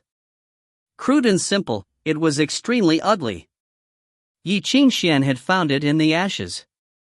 Elsa had been holding it without letting anyone see, as if it was her most precious item. She did not have her white rat, her hair clips, or even her friend book anymore, but she still remembered to take this. As long as she had it, someone would remember her. Even if she no longer remembered why she made the thing and that she once had a friend, she still remembered that she needed to give this to someone. Ye Qingxuan looked down and clenched the straw doll. That's why she was there, father. She was waiting for someone to find her. She was waiting for me. Father, I can't let her wait for too long. I must go there. Ye Qingxuan uttered, if I abandon her, no one on this world will remember her anymore. In silence, Ban furrowed his brows. He soon raised a hand. The knights around them walked over to drag Ye Qingxuan away, but another voice rang out. Wait, don't be so impatient. The Anglo-Ian Grandmaster that had been MIA for a while ran over. He stopped some knights and pulled Ban to the side. Don't rush to lock him up, father. Just let him go. I'll look after him. The master did not speak like a musician. Instead, he sounded like a gangster trying to do business. As for Faust's frozen time, you don't have to worry about him at all. How do I say it? Well, he's thought of highly by that man. With him in the next step, he might be helpful. This has nothing to do with you. Ban looked at him coldly. Even if you're the Grandmaster from Anglo, please do not disturb the Knights Templar. Ah, don't be like that. The master stomped his feet and sighed. He discreetly stuffed something into his hands. Look at this. Do you still not trust me? Ban looked down at the object and he frowned. He looked coldly at the Grandmaster, who still wore a hood, and chuckled. After a long while, Ban looked toward Ye Qingxuan in the distance. Ye Qingxuan was looking back at him. Someone give him armor. After issuing the command, Ban left without another word. Soon, an iron whale in the sky threw down an iron cabinet. The black cabinet was carved with complicated designs. Two knights opened it, revealing the armor sleeping within. The dark movement armor was assembled around Ye Qingxuan under the help of a few knights. The heavy metal armor did not hinder his sense of ether. In fact, it was even clearer now. The last piece, a man-made spine, was put against the iron muscles and pulled tightly. The complex yet sturdy pieces went taut without any open seams. The heavy armor fit Ye Qingxuan well, as if it was tailored for him. His movements became more agile and his body felt light, as if he could fly. The armor's style was similar to the heraldry knights. Without the cumbersome structure, it ensured lightness and agility. It only had added protection to his vital parts. Finally, the knight passed him a document with a wax seal. This is the activation command for the Blade Dancer. It also has critical parameters and usage methods. You have 10 minutes to memorize everything, and you are forbidden to pass on the information. 10 minutes later, the knight burned the document in front of his eyes. Before leaving, he said, His Regency ordered to report in 3 minutes. We won't wait. Only then did Ye Qingxuan have the chance to thank the Grandmaster, who never really cared for him. No problem. Under the hood, the Grandmaster seemed to be laughing. His voice was strange and flirtatious. I have to take responsibility for you, right? Ye Qingxuan could not reply. He just scooted back so this mysterious and unknown Grandmaster would not do anything he truly needed to take responsibility for. 3 minutes later, a small cabin descended under the shadow of the iron whale with a wire. It opened. Other than Mr. Hu, who was not under the sacred city's jurisdiction, the other temporarily recruited grandmasters entered. Ye Qingxuan, who arrived last, was stopped at the entrance by Father Ban. "You will now accompany the grandmasters there as part of the Knights Templar," Ban said seriously. "Remember, the sacred city does not allow the Romulans to enter the Abyss territory." "Half an hour." "You only have half an hour. If you all are still not back after half an hour, I will activate Heaven's door and request His Highness, the Pope, to use fate." Fate. Thinking of the ultimate music score that represented God's judgment and punishment, Ye Qingxuan shivered. He quickly nodded and walked in. Ban gave him one last glance before closing the cabin door. It was pulled up with rumbles and rose into the sky. 1 minute later, it would wail fall into the frozen city. Ban watched as the cabin disappeared into the distance. After a long while, a knight approached him and whispered, "Caligula is finally willing to speak." The raw material from the iron whale was quickly used to construct a command center. Caligula sat on a chair within the metal prison cell, his hair unkempt. He did not seem to have been treated cruelly, but he was still thin and pallid. He seemed to have aged decades within one night. Father Ban gestured for the others to stand guard. With the door closed, he sat before Caligula and studied him. "You asked the natural catastrophes for help. Why?" Caligula looked up at him and laughed. "Was I supposed to ask your non-existent god?" Ban remained indifferent and just raised his voice. "I asked you why." "Why?" The elder scratched his white hair and repeated the question in confusion. "If you want to know why, I'm not sure either. Perhaps I had to." Chapter 378, Into the City. "Probably, this is the only way." Looking at Ban, Caligula took out a stone, placed it on the table, and slowly pushed it to the middle. The fist-sized scarlet stone looked exquisite and beautiful. "What is this?" Ban frowned. Caligula smiled. "You know what? When I was young, I lived in Burgundy. That was a good place. My wife and I got married there. She was smart, beautiful, and attractive. She was the best. She died so early and it was my fault. She lived a bitter life with me. In that year, the nations expelled the people of Romulus, which caused riots. The kingdom wanted to imprison me. She stood up to vouch for me. She promised that this matter had nothing to do with me. Then Later, she died. She swore to the gods that if I were innocent, her heart wouldn't wither. But how will gods bless such a man like me? I was imprisoned for 10 years, soaked in a dungeon, and was not even able to attend her funeral. I didn't even know she was dead." Caligula stretched out his hand and rubbed the stone red as flesh. "Look, this is her heart." She confirmed her oath. "I took it to visit many people, but 10 years had passed. Everyone forgot her. Even the files of that year were gone.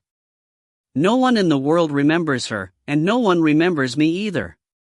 He looked at Ban and said in a measured, slow pace, "The cruelest thing in the world is this: there are some things you haven't forgotten, but the world has forgotten because they don't care." After a long silence, Ban lowered his eyes. "So you have resentment against the nations because of this?" "No, I don't hate them." Caligula shook his head. "Hatred is meaningless. Any sensible man can see that there is a reason for everything the kingdoms have done to Romulus. You can say they are forced to do so, but are we doomed to perish? We are born guilty. There is no door for us to heaven, so should we just die immediately before falling into the abyss?" Caligula, holding the scarlet heart, gazed at Ban. "A sinful man is also entitled to salvation, Mr. Ban. If you don't care, I'll do it." The dark steel cabin was in silence. Ye Qingxuan felt a sense of weightlessness, like suddenly falling into the deep sea, surrounded by pressure that almost crushed him. It was a sudden shock caused by the whale fall. But at that instant, his sight went black as if everything fell into stillness. He fell into the icy sea, and every part of his body was frozen. His thoughts, as well as the sub-originator in his body, stopped operating. All music theories were completely solidified in situ. But then the odd feeling disappeared again. The sub-originator slightly vibrated, emitting inexplicable fluctuations. Where the fluctuations passed, those shackles were untied. Ye Qingxuan's stiff body suddenly trembled. He was drenched in sweat, gasping intensely. In the cabin, the Grandmasters glanced at him in astonishment. They did not agree for this knight to join the team, although it was the Knights Templar's delegation. Unless someone unfolded the symphony of predestination and temporarily prevented him from being intervened by Faust by breaking a hole on the wall between the material world and ether world, everything would be frozen in time under Faust. Since the Knights Templar had ensured that the new knight did not need any care, they had no objection to his participation, but they had not expected that Ye Qingxuan could overcome such a strong power. Even they needed to unfold the symphony of predestination to resist it in all force. Only the Grandmaster from Anglo looked at him meaningfully and whistled. To tell the truth, Ye Qingxuan also did not understand what was going on. He just vaguely sensed that the melody and music theory of Faust did not work on his body, as if he was totally ignored. We have entered the range of Faust. Once landed, you need to be more careful, the master whispered in his ear. Although we are masters, we need to use the symphony of predestination to resist the influence of Faust, so we will be equivalent to the ordinary distortion level when we fight. No one knows what will happen. If you see something wrong, do not worry about us. Just turn around and run. Ye Qingxuan was speechless. He complained in his mind, who was the one that guaranteed the priest he would protect me? The black-robed master smiled. Before he could say something, the earthquake came. It was like he suddenly hit a wall. Ye Qingxuan only felt the shaking all over his body, his bones rattling. Even if there were 2 layers of shock absorber system, his body still almost fell apart. The cabin landed. Bang! The cabin's door snapped open and flew away. It was designed to save time and make it easier for the Knights Templar to operate the whale fall. But now, the cabin, which had just been detached from the master's protection, was frozen in the air. A few of the masters under the cover of the Symphony of Predestination stood up and reached out to press the door. The frozen door crashed and then flew for several meters before freezing in the air again. The door opened. Ye Qingxuan breathed heavily. He untied the chains and fixtures on his body and staggered to get up. He followed behind and poked his head out to look. The whole world seemed to be frozen and covered in an icy blue. The cabin had crashed into the ground of a square. Layers of fissures spread around. Gravels flew but were solidified in the air. Time stopped at the moment of their whale falling. It was so bizarre. At this moment, they had entered the strange city, but when looking at the towering buildings, they were overwhelmed by that kind of dark and sharp beauty. This was definitely not the style of the Romulus. This was completely different.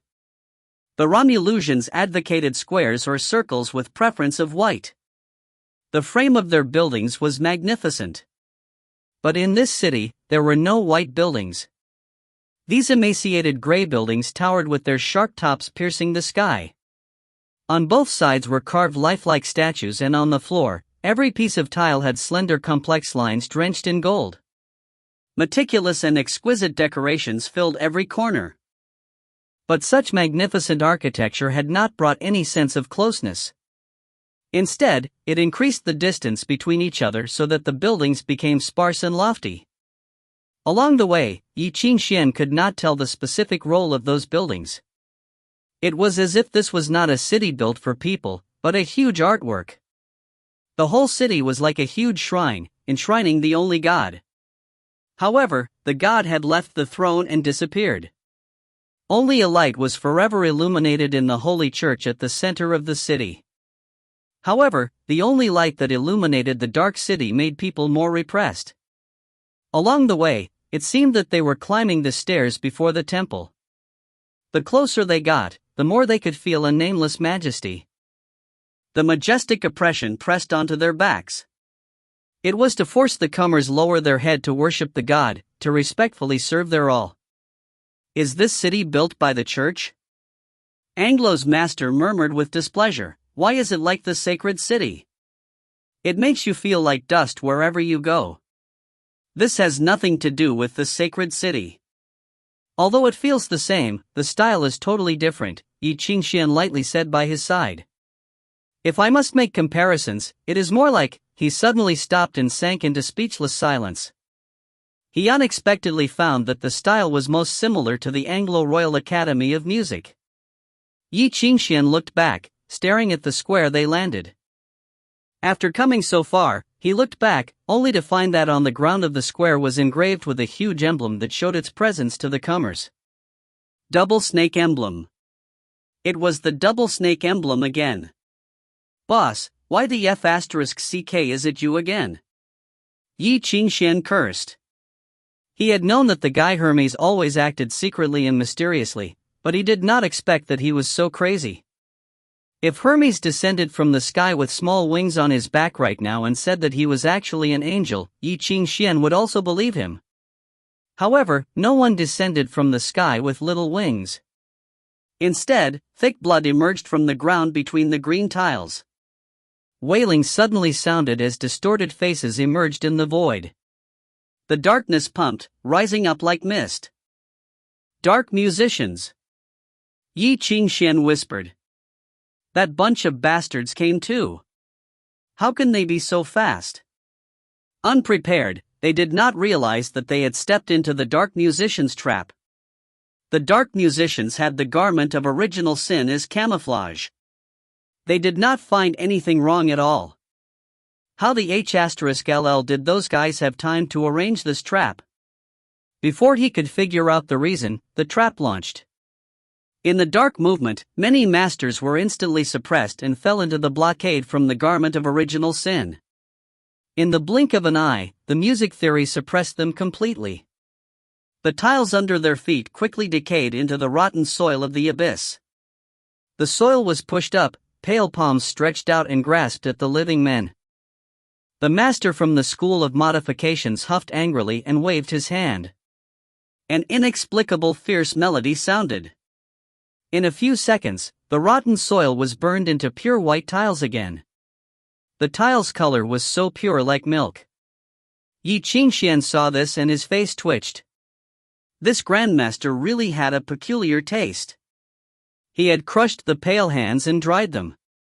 Then they were put into the soil and together burned to make bone porcelain. Just in an instant, the master separated the bones and burnt them into the stone. It was impressive. He even prevented the enemy from playing any other tricks with the bony hands. The sticky blood evaporated, drifted in the air, and melted into the black mist. In the dark, a few vague figures sneered, playing strange melodies, and pounced toward the crowd. This time, Ye Qingxuan was not nervous anymore. If the sky fell down, there were taller ones to hold it up. There were so many grandmasters here. He did not need to fight at all. But, even at the same rank, the grandmasters were coming off worse. Those dark musicians seemed to be free and unrestricted in the shadow of Faust. They fought back and in an instant, the struggling people were forced to a precarious situation. Then the sound of the gurgling water rang out. In the darkness, a cold river emerged with a biting blast, extending around the crowd. In the river, colorful illusions constantly flashed.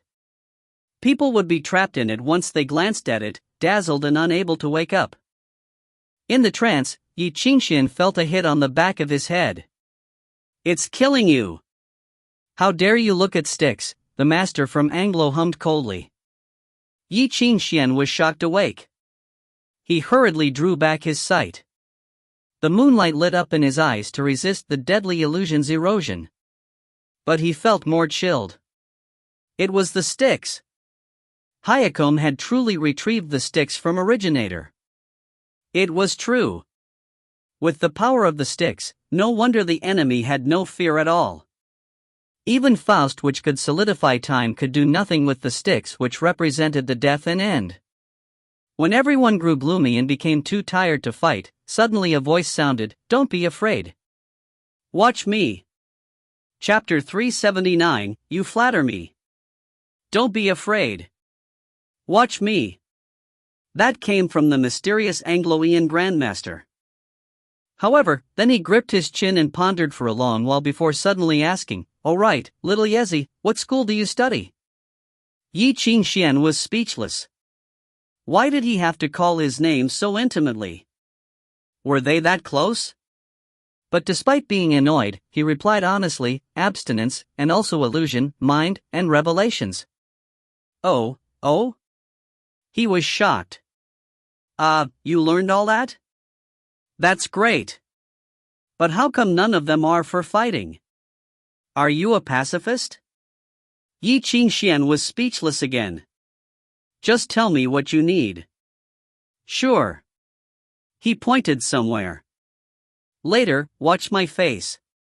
Once I make a gesture, take your most destructive music score and bomb in that direction, got it?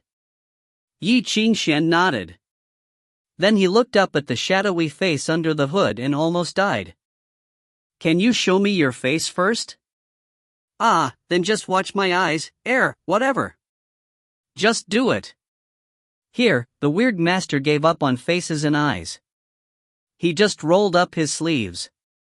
Taking out a very familiar flute, he created the echoes of wind and sand. Instantly, a wolf howled. It seemed that pair after pair of beastly eyes lit up in the long night. Those eyes shone with green light, like will-o-wisps. Then pained cries sounded in the darkness. The sticks halted. A tiny and practically imperceptible opening was created. Without time to think, Ye Qingxuan pulled out the sword in his knight's armor and wiped his finger on the blade. Jiu Shao Wan Pei's strings surged with lightning. Layers of electricity lay on the blade in his finger's path, forming music notes. It instantly wove into a complex yet majestic symphony of predestination. Then the blinding electricity disappeared, replaced by moonlight as blue as water. The sword seemed to reflect the non-existent moonlight and cast a tangible murderous spirit. All grandmasters within 10 steps felt the hair-raising murderous intent converge on that sword. Even the fierce green-gold sword could not bear the heaviness and clacked as if it would crack soon. Ye Qingxuan gripped the hilt and hoisted the sword up. Scalding heat sprayed from the plate of armor on his back, giving him unprecedented power. Then he thrusted the sword forward. Under the chilling melody, the sword of moonlight whistled and flew out. It was the symphony of predestination of moonlight, the 18th measure sword.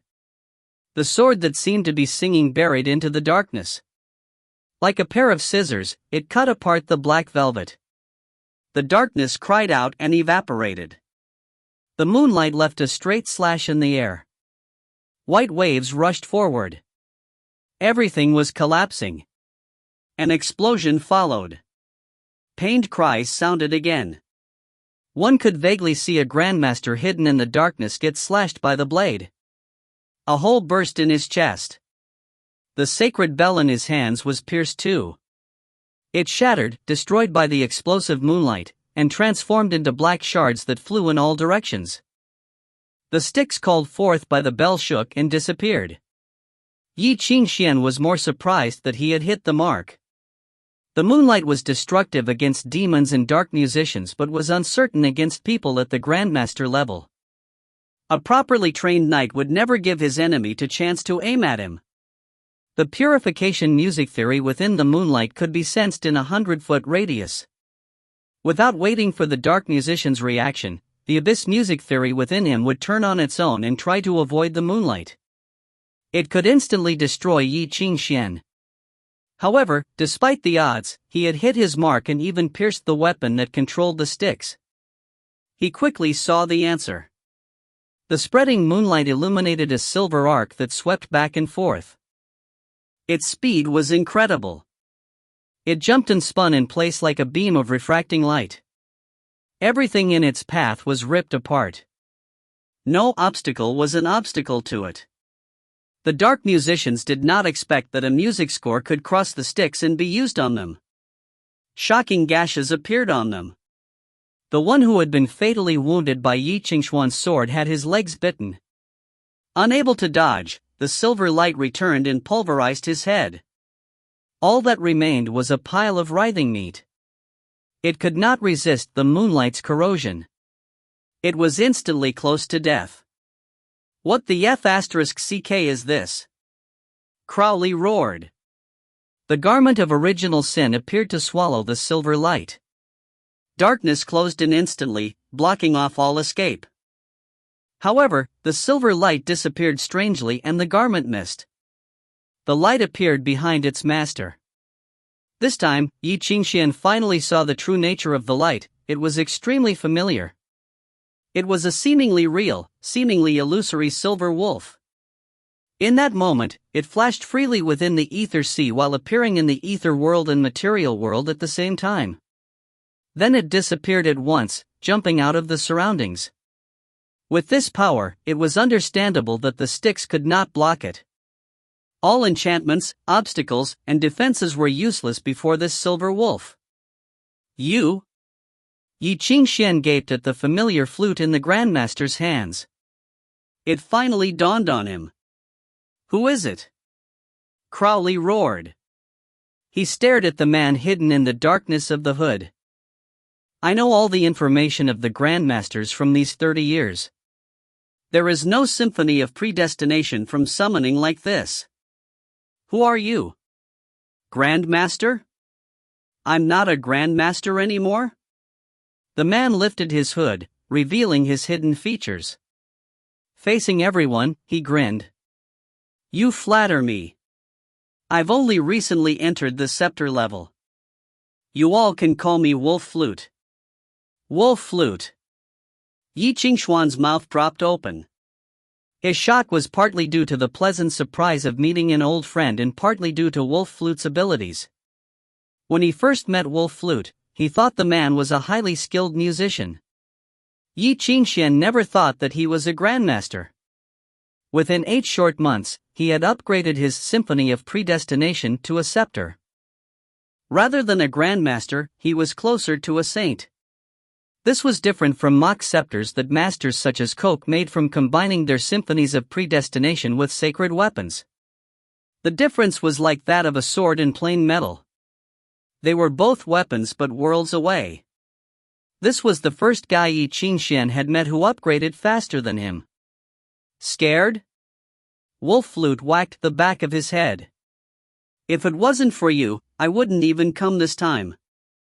So, the letter of recommendation I gave you was pretty good, right?" "Ha, yeah, pretty good, dot." "Pretty good?" "No, it was F***king amazing. Other than a document stamped by the King of Red from the Pope's Hall, nothing was more highly regarded than a letter of recommendation from Bach."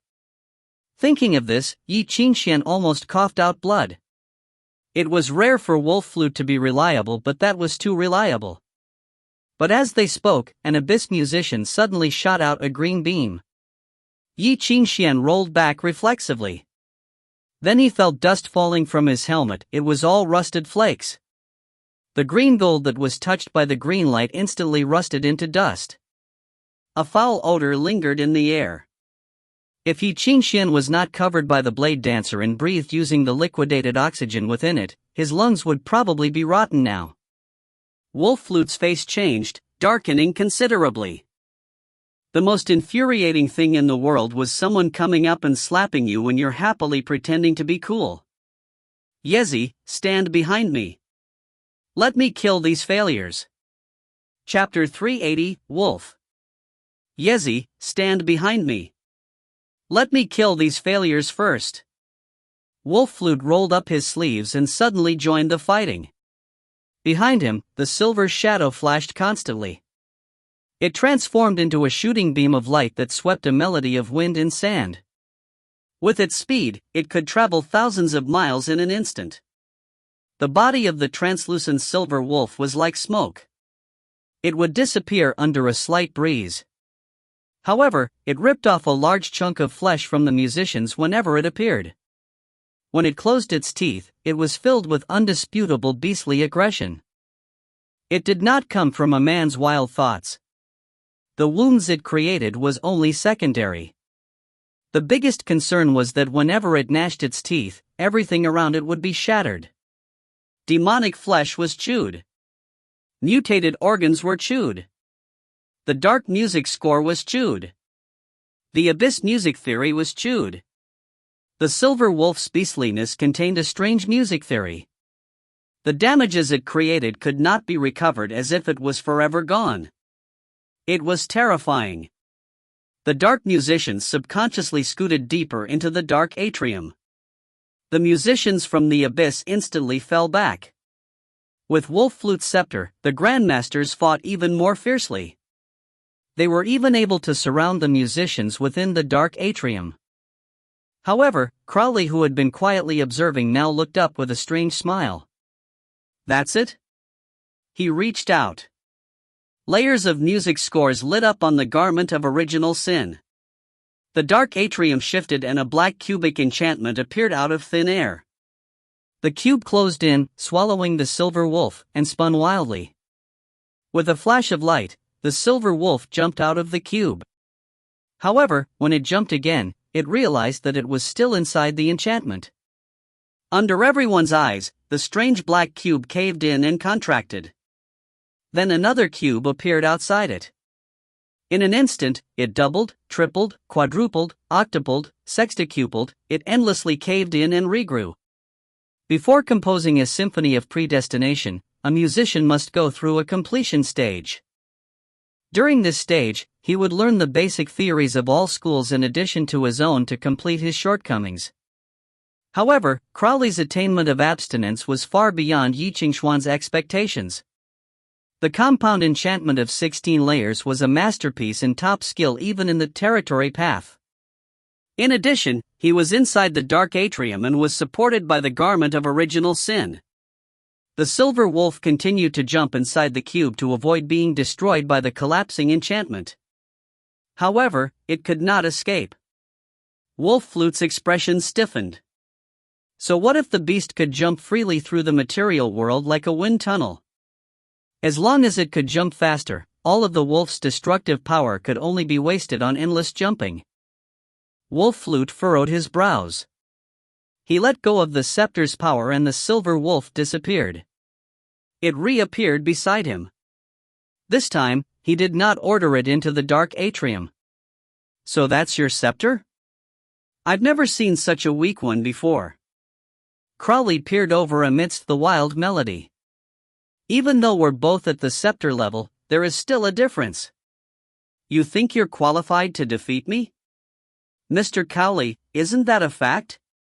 Wolf Flute looked at him with pity. "There's a difference between those who break through the barrier of knowledge by themselves and the cowards who beg gods. There's also a considerable difference between self-made scepter musicians and fakes like you who need objects like the garment of original sin to reach the scepter level. Don't you think so? You are overreaching." The dark atrium shook. Piercing bloody light flashed in Crowley's eyes. "Then let us see." Instantly, the dark atrium that everyone thought had been restricted now expanded suddenly. It combined with the scepter from the garment and stirred a storm in the ether sea. It instantly swallowed everyone. Wolf Flute furrowed his brows. Silver light snaked around him and tore the darkness apart.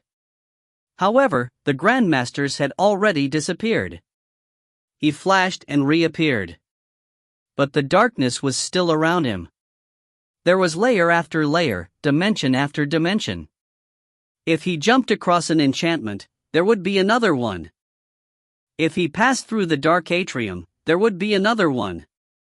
It was as if he had walked into a kaleidoscope and was lost in the endless darkness. Now, everyone was separated under the dark atrium. They were all fighting for themselves. However, Wolf Flute was imprisoned in the depths of the dark atrium alone. It would be so easy for Crowley and the Abyss musicians to destroy his helpers and then kill Wolf Flute. His expression darkened. But he quickly smiled in pleasant surprise. "You're here." The melody of wind and sad sounded. The silver wolf pounced and transformed into a beam of light with him. They followed the darkness and shot forward. Their tracks were very strange. Sometimes they would turn, other times they went straight or even retreat. After hundreds of turns, he gathered his energy and burst through the enchantment. Then he saw what the darkness had hid. The Abyss music score rumbled and Crowley cackled crazily. A dim moon managed to rise under the smile, but it was quickly pushed down by the dark atrium. The moonlight disappeared completely before it even fully appeared. Ye Qingxuan spat out a mouthful of blood. The sub-originator within him dimmed. The garment had transformed into a quagmire that swallowed him bit by hit. He could do nothing about it. Isolated within the fourfold enchantment, destroying a musician was easier than drinking water for a scepter-level man. But unfortunately, no one would think about his surroundings when drinking. Wolf Flute smiled. "Your vertebrate is pretty nice." He poked out of the air and caressed Crowley's neck. He grinned. "It's great for teething." The man's expression changed instantly. He charged forward, but the silver light followed him closely. The wolf gnashed its teeth and tore a hole through Crowley's chest. If not for the garment's automatic protection, he would have been hacked apart by now. Even so, he had still been wounded. Strange silver hair grew around the injury, messing with his internal organs. Half of his body was contaminated, turning him into a werewolf. It was the beastly nature's encroachment. However, the intangible beastly nature was incredibly thick. It seemed to have combined the wildness of a pack of wolves and transformed into a poison. Crowley dodged quickly and the garment covered his twisted body. After terrifying sounds of scraping bones, blood sprayed, but his body recovered. What truly injured him though was the music theory that had entered his body. Coming from the school of summoning, it was detailed and complex. It spread the moment it entered his body, wrapping around his muscles to transform him into a wolf. Like a starved wolf pack charging into a city, it lapped up blood aggressively. The music theory seemed to be alive. Spirited yet cunning, it turned his body into a battlefield. Crowley had no time to act methodically. He could only use the most violent method and destroy both his own music theory and the enemies using the garment's power. It was like burning an entire village to kill the wolves. The wolf poison was gone, but his body was still damaged. He could not recover unless he reconstructed the Abyss music theory. As the garment recoiled, Ye Qingxuan struggled out. Panting, he glared at Wolf Flute. "You're so slow. Your hints were too vague." "I didn't even discover." Chortling, Wolf Flute looked at his waist. There, he saw an undetectable thread of light. It was the perception thread made from moonlight. The source was gripped in Ye Qingxuan's hands. Wolf Flute had followed this thread. Ye Qingxuan had cast these threads to help with Wolf Flute's attack, but it had unexpectedly saved his life. "We meet again, Mr. Crowley." Wolf Flute looked back at his enemy. "How about we decide the winner now?" "I see now, no wonder you don't feel the backlash of the beastly nature." Under the crack sound, Crowley vomited blood. Looking at Wolf Flute, his bloodshot eyes filled with understanding. The transformation, between human and beastly nature, you fused your humanity with the beastly nature. The scepter isn't with your human part but with the beast, you turned yourself into a demon. No. You've misunderstood again. "I didn't turn myself into a demon," Wolf Flute smiled, but it was incredibly evil. His green eyes seemed to glow like a demon ripping apart his disguise. "I turned myself into a human." For a moment, Ye Qingxuan had a hallucination. In his daze, wind and yellow sand swept over a barren land. Under the cold moonlight, Wolf Flute grew tall but his back hunched. He grasped a gold cane and a scale, he was clad in white clothing and green gold. Under his grave crown was an indisputable jackal head. This was the god from Theban myths, the existence who guided the dead to the underworld, the king who judged one's sins, the god who represented death and eternal peace. Anubis, Ye Qingxuan gasped. Wolf Flute lifted his nail and played it with his eyes closed. Blazing wind blew from the desert. Howling sounded in the distance. The melody's theme was no longer cold moonlight or burning sand. The hot wind and barren land were all changing under the howls. The wolves had arrived. If you find any errors, ads pop up, ads redirect, broken links, non-standard content, etc., please let us know. Report chapter so we can fix it as soon as possible. Chapter 381 to 390. Chapter 381, Darkness and the Wolf. Wind and sand swept in from somewhere and the cold moon hung in the air. Deep in the dark atrium, Crowley felt that something out of his control was born. It was fluorescent green light like will-o'-the-wisps. One pair, another pair, another pair. Wolves were coming from the darkness. Hundreds of silver light arcs lit up.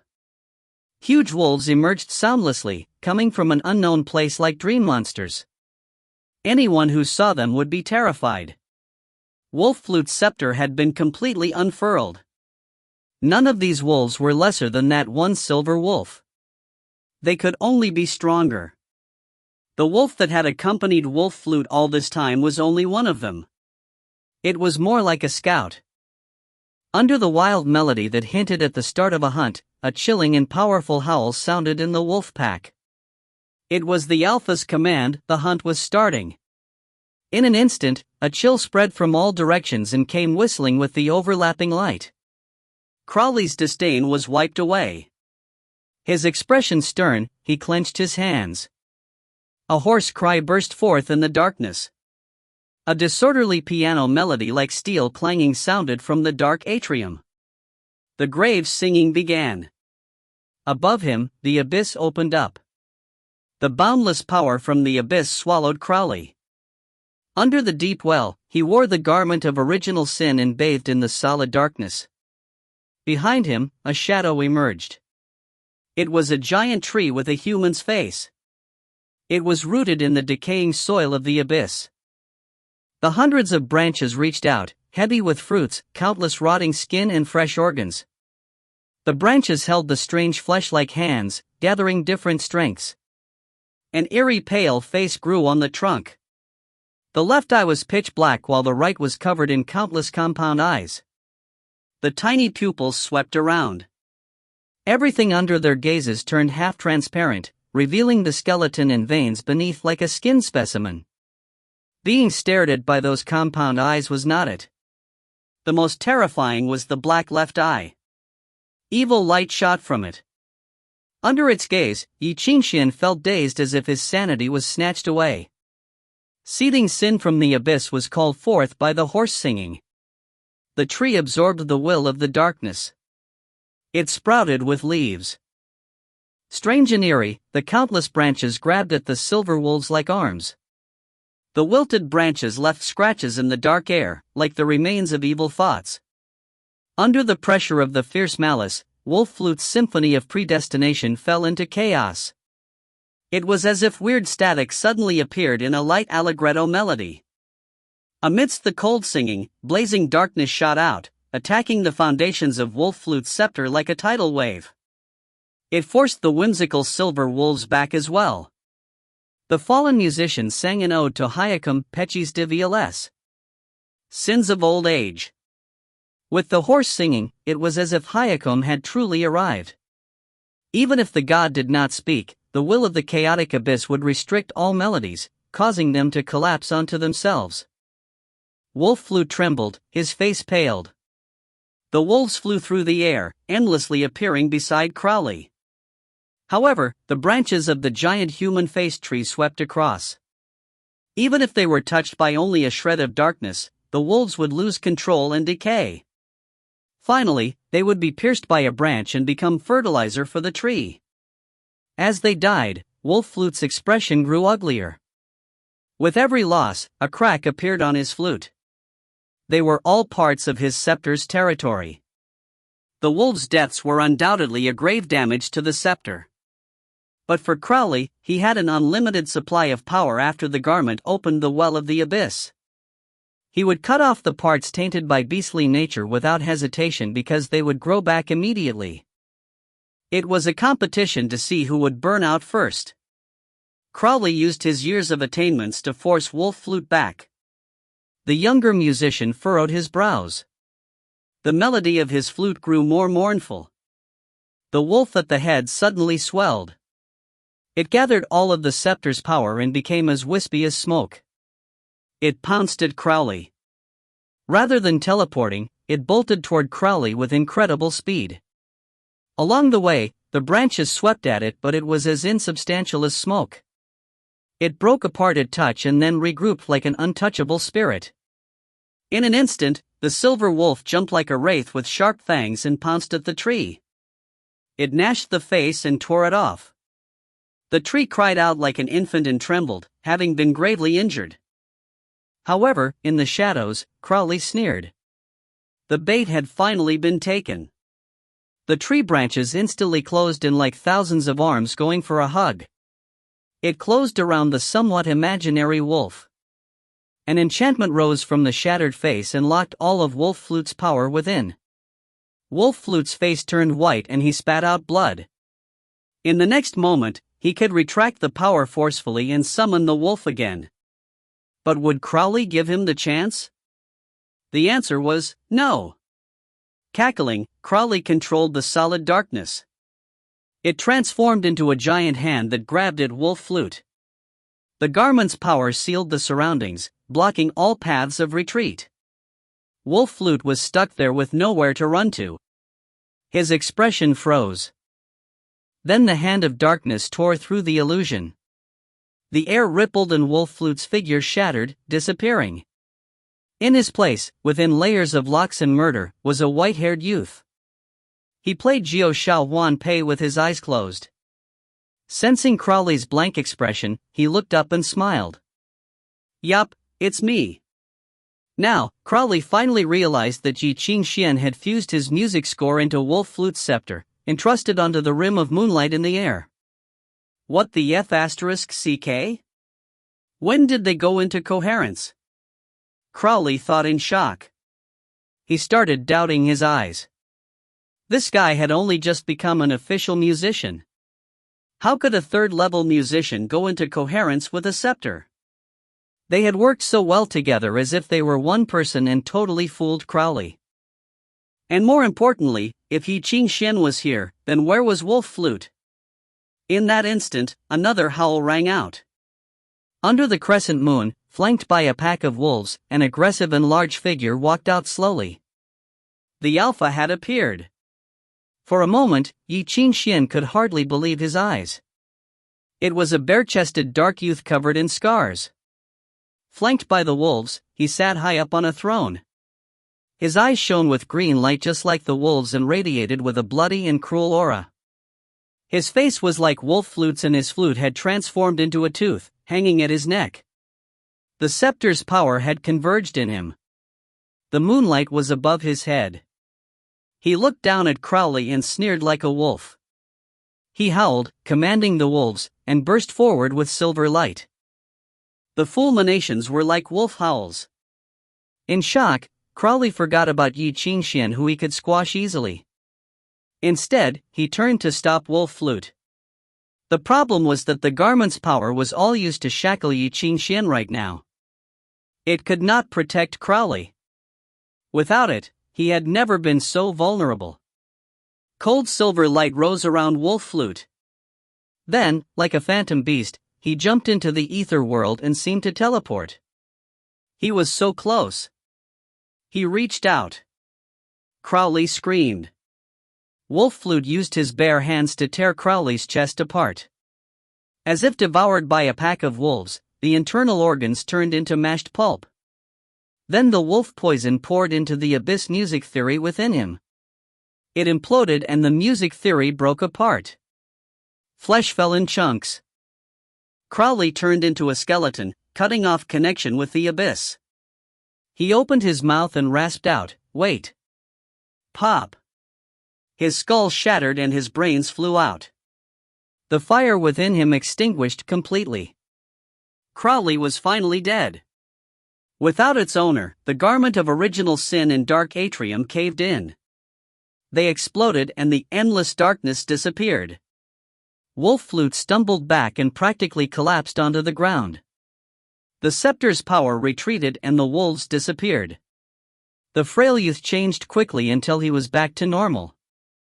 Ye Qingxuan steadied him but looked at him with troubled eyes. "What just happened? You're a demon? Ha, you saw it?" Wolf Flute barked out a laugh. "That was probably what I looked like before. Don't worry, I'm not a demon. Just a kid raised by wolves. Mature men all have some dark history. Don't ask." Ye Qingxuan was stunned but he obeyed. Without the dark atrium's protection, the dark musicians were forced to use their own symphonies of predestination to fight against Faust's power. They instantly fell back. Already, 2 of them died. The victor had been determined. But Ye Qingxuan kept looking at Wolf Flute and their surroundings. He still felt unsettled. "Wolf Flute, are you sure you killed that guy?" he asked quietly. "Don't worry. Am I the type to be merciful?" Wolf Flute made a face. "That guy is a failure who relied on a special weapon to upgrade. Without it, he'll be completely dead in my hands. He can't even leave an impact. Don't worry, there's no way even if their god wants to resurrect him, But Ye Qingxuan's mouth opened. Before he could finish, he felt his hair standing up straight. He pulled Wolf Flute back reflexively. A dark shadow rose up under their feet and melded into a dark musician's body. His power exploded and instantly pushed the destructive thunder back. Reaching out, he grasped a Grandmaster's head. His fingers closed and the skull shattered. The Grandmaster from the School of Dragon Rock died instantly and tragically. Then his power was sucked into the dark musician. Crowley's sharp laughter rang out, returning from the underworld. Ye Qingxuan's face paled and he looked back. "Didn't you say that he's totally dead?" Wolf Flute froze too. He was sure that Crowley had died in his hands, so who was this before him right now, but... Solid darkness shrouded this abyss musician's body. Crowley's face slowly appeared, totally unharmed. He could not help but laugh when he studied Wolf Flute. "Mr. Wolf Flute, I agree with what you just said." He studied the other with a mysterious smile. A self-made musician is naturally different from failures that rely on special weapons. But sadly, I'm not a failure who used the garment of original sin to enter the scepter level. Wolf Flute, Ye Qingxuan's hand trembled. He stared at Crowley. As if seeing through his disguise and seeing his true nature, Ye Qingxuan's eyes widened in shock. He muttered, "He is the garment."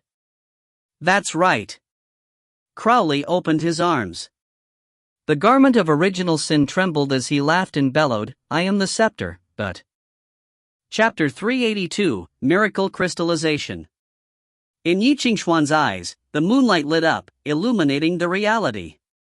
The moment the garment and the flesh became one, he finally saw Crowley's true appearance. Within the solid darkness, countless tiny music notes connected, constructing an entirely different interval like a vast music score.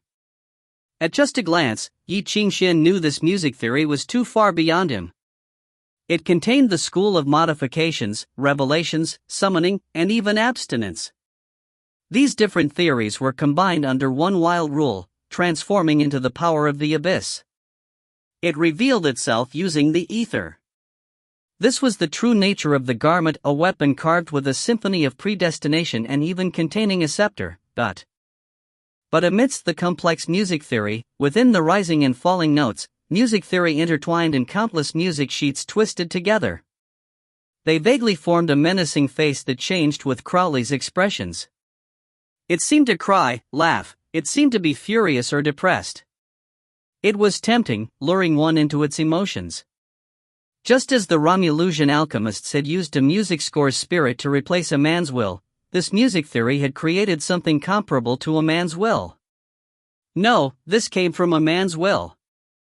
The moonlight traced the roots, and Ye Qingxuan used the interpretation method to find a critical point among the messy music theory. The point was using the way of raising beasts by the school of summoning to cut a person up psychologically and join the pieces into the music score. This was where Crowley had come from. He was a beast born from the pieces of a man's personality and soul. But who could create the garment while cutting himself apart and joining it at the same time? Here, Ye Qingxuan's expression grew bitter. Who else could it be? You're Paganini, right? Studying Crowley, he said haltingly, you're made from the pieces of Paganini. He cut out the wildest, darkest part of himself and you were born. Crowley studied him in return. He seemed to smile and his eyes changed. Under the menacing mockery, a shred of pleasant shock flashed by. However, it quickly turned into an unnerving, murderous glare. You must be Ye Qingxuan. He looked at the young man behind Wolf Flute and lowered his head slightly. As expected of the genius highly recommended by Nibirius. That picky fellow was right. What did he say? Ye Qingxuan felt a chill. For people like you, if you can't become a right-hand man, then one day you would become a scourge. Crowley narrowed his eyes. But sadly, you won't get the chance. Wolf Flute's expression changed. He shoved Ye Qingxuan to the side. Ye Qingxuan stumbled, but silver light flashed before his eyes. The light changed, flitting past countless images in a second. In the last instant, he saw darkness swallow him. The armor of the blade dancer instantly rusted as if a millennium had passed. The moonlight only held on for a moment before breaking down. He spat out a mouthful of blood, feeling his organs fail. During this dizziness, he saw Wolf Flute jump into the ether world with the help of his scepter and land back in the material world. He crossed hundreds of meters in an instant. Darkness swallowed everything. However, this time, the power was like a blazing sun. It created storms in the ether sea. The darkness rushed into the sky, practically enveloping the entire city. It called for the abyss's power and activated the huge wind tunnel again. It was like a ring of darkness. It loomed over the city and pushed down. At the city's peak, the sacred fire wavered. F***CK, is this shirt high on crack? It's too powerful. Wolf Flute's hoarse voice sounded in his ears. Leave us and run. These guys must have planned something. The entire city will sink into the abyss. You have to find that D**MN Romulan girl. And then? Ye Qingxuan froze. And then you know what to do. Wolf Flute's answer was calm to the point of being chilling. Then the voice disappeared. The moonlight thread snapped. Wolf Flute had cut off the coherence between the two. Ye Qingxuan could only sense that terrifying changes were happening on the other end. In the darkness, Wolf Flute's lower body had already been corroded. The silver wolf's hair were gray and mottled as they continued killing. You sent the kid away like that? You might be too confident in him. Crowley snickered. Without your protection, he'll be devoured by the city. No, he doesn't need my protection, Wolf Flute said indifferently. He's the representative of the school of royalty and is the future of all of Anglo. Really? Crowley shook his head in dissatisfaction. Something fierce flashed past his eyes. Then let's have the future of Anglo be buried with you. The plaintive melody sounded. The darkness swallowed everything. At an altitude of thousands of meters above sea level, wild wind raged. Ye Qingxuan thought he was being blown by the wind like a leaf. He had never hated his weak body more than now. Why didn't he exercise more? Even if he was not a muscular pig, he would at least not be blown by the wind. Every element in Faust's world should be frozen. However, Ye Qingxuan still felt ether flooding around him like furious tides in the ocean. Here, the ether and material world overlapped. The ripples of the ether sea had seeped into reality. Inside the large temple, it was as if a 1,000-ton sluice had opened. The ether formed a hurricane in wind, sweeping in all directions. The ether density was far beyond a black zone. It was almost solid, and within it, Ye Qingxuan was suffocating. He yanked out a steel nail from his damaged armor and anchored him to the steps. He trudged forward like a lonely mountain climber. The steps spanned thousands of meters. The two sides were filled with delicate yet dark statues, suffering saints, lonely travelers, meditating girls, dying old men, tired merchants, terrified officials, furious kings. The weakest parts of a human's heart were presented here, transformed into realistic statues, frozen as beautiful pieces of art. Every statue was flawless and touching. One could feel the hearts of the characters. At the end of the steps was the temple at the highest point of the city. Ye Qingxuan forged on, going against the ether flood. He approached it step by step but did not dare to make any sound. In a black zone, a sound slightly too high could create abnormal changes. In a place where the ether was as terrifyingly dense that even a cough could probably cause a chain reaction. The most common being explosions. He climbed amongst oil that the alchemists had created. The slightest spark could cremate him. When he reached the last step, his armor had crumbled under the ether flood. His revealed clothing weathered until he looked like a beggar. Thankfully, he could still use the sub-originator. In fact, it worked better than before. The surging ether filled the empty sub-originator, replenishing his energy. Now, his condition was unbelievably good. At the temple gate, the flood disappeared completely. Like the eye of a storm, there was not a ripple. He could feel the thing burning like a star within the temple, even through the thick doors. Dumbfounding music theory was being born within the sacred fire, creating something awful and awesome that Ye Qingxuan had never seen before. This was something that was far beyond a symphony of predestination, the garment of original sin, or anything he could imagine. If this thing could still be called a music score, it was undeniably a terrifying power that sat above all knowledge. However, the larger a music score was, the stronger of a spirit it needed. It was like how a symphony of predestination's spirit could replace a man's soul and control him. So where the spirit of the sacred flame come from? He held his breath and gaped. As expected, in the large hall, atop the altar, the sacred fire that contained all family flames and the countless souls of Romulus burned. It absorbed the power of both heaven and the abyss, unleashing a grand melody. Elsa slept within the flames. The sacred fire had already become tangible in the crack of her chest. It had transformed into the crystals of a miracle. The crystal came from the fire where countless memories and souls were burning, including herself. Everything was to create a realistic miracle within the sacred fire's flame. Those Romulans wanted to use this to make a scepter or even a more terrifying thing. It can be called, the hoarse voice paused to find an apt description. The core of a natural catastrophe. Chapter 383, Heavy Responsibility. The moment he heard the sound, Ye Qingxuan's expression changed. The dagger in his remaining leg armor popped out from his movement. The blade was strangely twisted like a snake. It tore through the wind and left a chilling metallic light in its path. Finally, it landed in his hands and spun, stabbing into the front. The movement was crisp and practiced. Ye Qingxuan used up all his remaining strength to be extremely fast. It was only one moment. When the dagger pierced through someone's body and came out the other end, there was no sound. There was no feeling as if he had pierced thin air. But he had not missed. Young man, brashness is poison. The stabbed man shook his head and sighed. It's even more poisonous than so-called bravery. He reached out, grasping Ye Qingxuan's wrist, and pushed it out. It was not strong, but it was filled with a stability that could not be defied. He gradually pulled the dagger out. It fell onto the floor with a clink.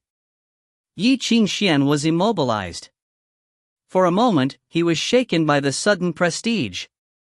Every inch of him was frozen in horror, not daring to act before the giant object.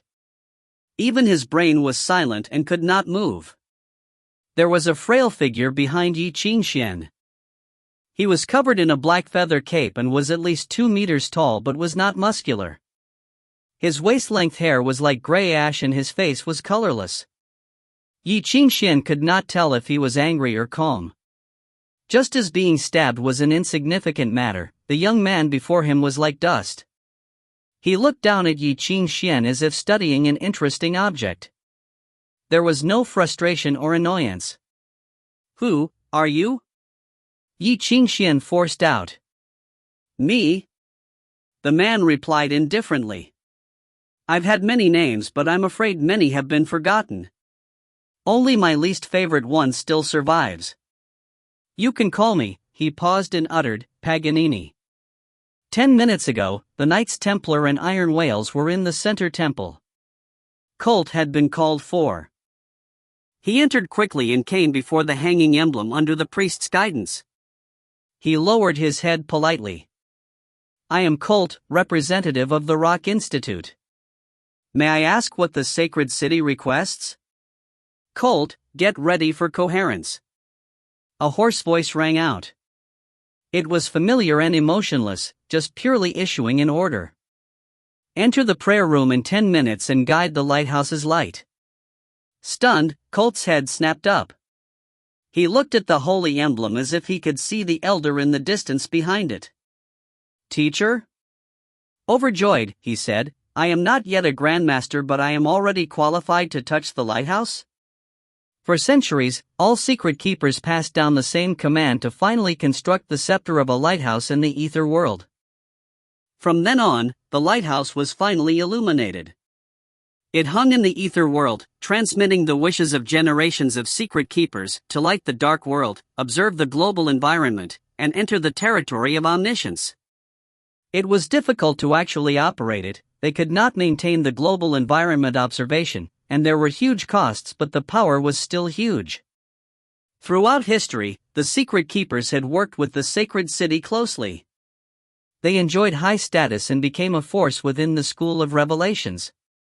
This was the reason why they were so highly regarded within Revelations.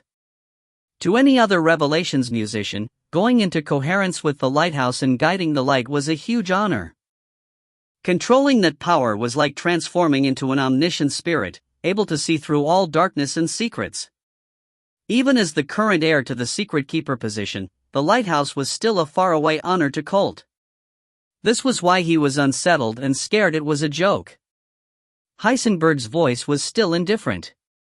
"Colt, this is your chance," he said. "Grandmaster Coke has passed. Now, you are the only Revelations musician in Romulus. I am giving you my authority to represent the School of Secret Keepers and become the eye of the sacred city. You will report straight to the papal chamber to supply information for the cardinals. Do you understand the weight of this responsibility?" Colt was overjoyed. Forcing down his ecstasy, he lowered his head, answering, I understand, teacher. Please don't worry, I won't dissa. Do not forget your place." The voice, icy as the deep sea, froze Colt. Heisenberg reprimanded coldly, "The way of revelations lies in focus and calmness. You can only observe the situation by placing yourself out of it. Otherwise, you will lose independence and be blinded. How can you speak of the truth then? After all your years of studying, you still cannot control yourself. Can you not even understand the simplest principles?" "Teacher, No need to explain. Go get ready." Heisenberg's voice faded and the holy emblem dimmed. All that remained was an echo, and still, unable to accomplish anything. Colt stared at the emblem dumbly. After a long while, he thought of something and lowered his head. "I understand." 10 minutes later, a servant walked over respectfully. "The prayer room has been prepared." When Colt looked up, the servant froze and stepped back subconsciously. Those eyes were empty and cold, indescribably so. They were like a vortex in the deep sea. Just glancing at them was asphyxiating. Please follow me." He did not dare to keep looking. Colt nodded and followed. On the way, he casually asked, "Excuse me, but has the sacred city called for other musicians before me?" The man answered. Just as Colt had expected, he heard that name again. "I see." He nodded with a smile, but his eyes hardened, reflecting the coldness of the tundra. Fire brewed in the wilderness. The prayer room was in the center of the Iron Whale Temple. With its help, the coherence with the lighthouse went smoothly. But it was surprising to Colt that he was so calm. He felt no nervousness or excitement. It was as if all his emotions had frozen and there was no longer anything to anticipate. All that remained was deadly stillness. He closed his eyes. Using the lighthouse's light, he looked into the faraway city. There, he saw it. He saw the Abyss musicians and the Grandmasters fighting them. He saw the immense power and terrifying rhythm contained in the strange city's sacred fire. And he saw the white-haired man at the peak of the city who pushed the door open and approached the fire. It was familiar and coincidental, just as every other time. Colt could only watch his back as he disappeared into the hall. As if blinded by the white hair, Colt closed his eyes. "Ye Qingxuan," he muttered. As if chewing on flesh, he tasted something metallic between his teeth. "Ye Qingxuan." Colt suddenly laughed as if finding a solution within his pain and craze. Illuminated by the lighthouse, he reached out and instantly saw the boundless information. He wiped away one and connected two different logic lines together. The result was very different. Wiping away his smile, his expression turned serious and shocked. Using his authority, he connected with the sacred city. "Teacher, the situation is hard to maintain. The Abyss is directly controlling the core and the Grandmasters are at risk." There was a long silence. Then Heisenberg exclaimed, "What did you say?" "The Abyss is well prepared and has the upper hand now," Colt answered with a quivering voice. "I've sent all the observation data. In a few minutes, everything might fall into the Abyss's control." "Colt, do you know what you're saying?" Heisenberg checked the data sent from the temple. His voice grew hoarse. "Are you sure?" "Yes, teacher." Colt's lips twisted into a sneer. He repeated, "We must act. Please tell the cardinals to quickly decide. Otherwise." The connection cut off. Colt sneered and counted backwards. 10, 9, 8, 7. Before he got to 3, the connection was restored. This time, it was an unfamiliar and serious voice. "Colt, this is the cardinals. You will temporarily have the authority of a bishop and command Knights Templar on behalf of the papal chamber." The voice paused and grew resolute. "The sacred city shall sign the purification document and give Knights Templar the activation code for Heaven's Gate. Even if Auschwitz is wiped from the map, do not allow the Abyss to succeed." "Understood." Colt lowered his head, bowing before the almighty power. And then, he laughed silently. Only one thought went through his mind. Goodbye forever, Ye Qingxuan. Chapter 384, Iron Rules. Fire burned in the darkness of the hall. Paganini stood before the sacred fire. His black shadow covered the youth's face like an abyss pushing him down. He said, "Ye Qingxuan, I know you." Under the extreme pressure, Ye Qingxuan's face was pale. Sweat trickled down his back. There was no need for any words, movements, or thoughts.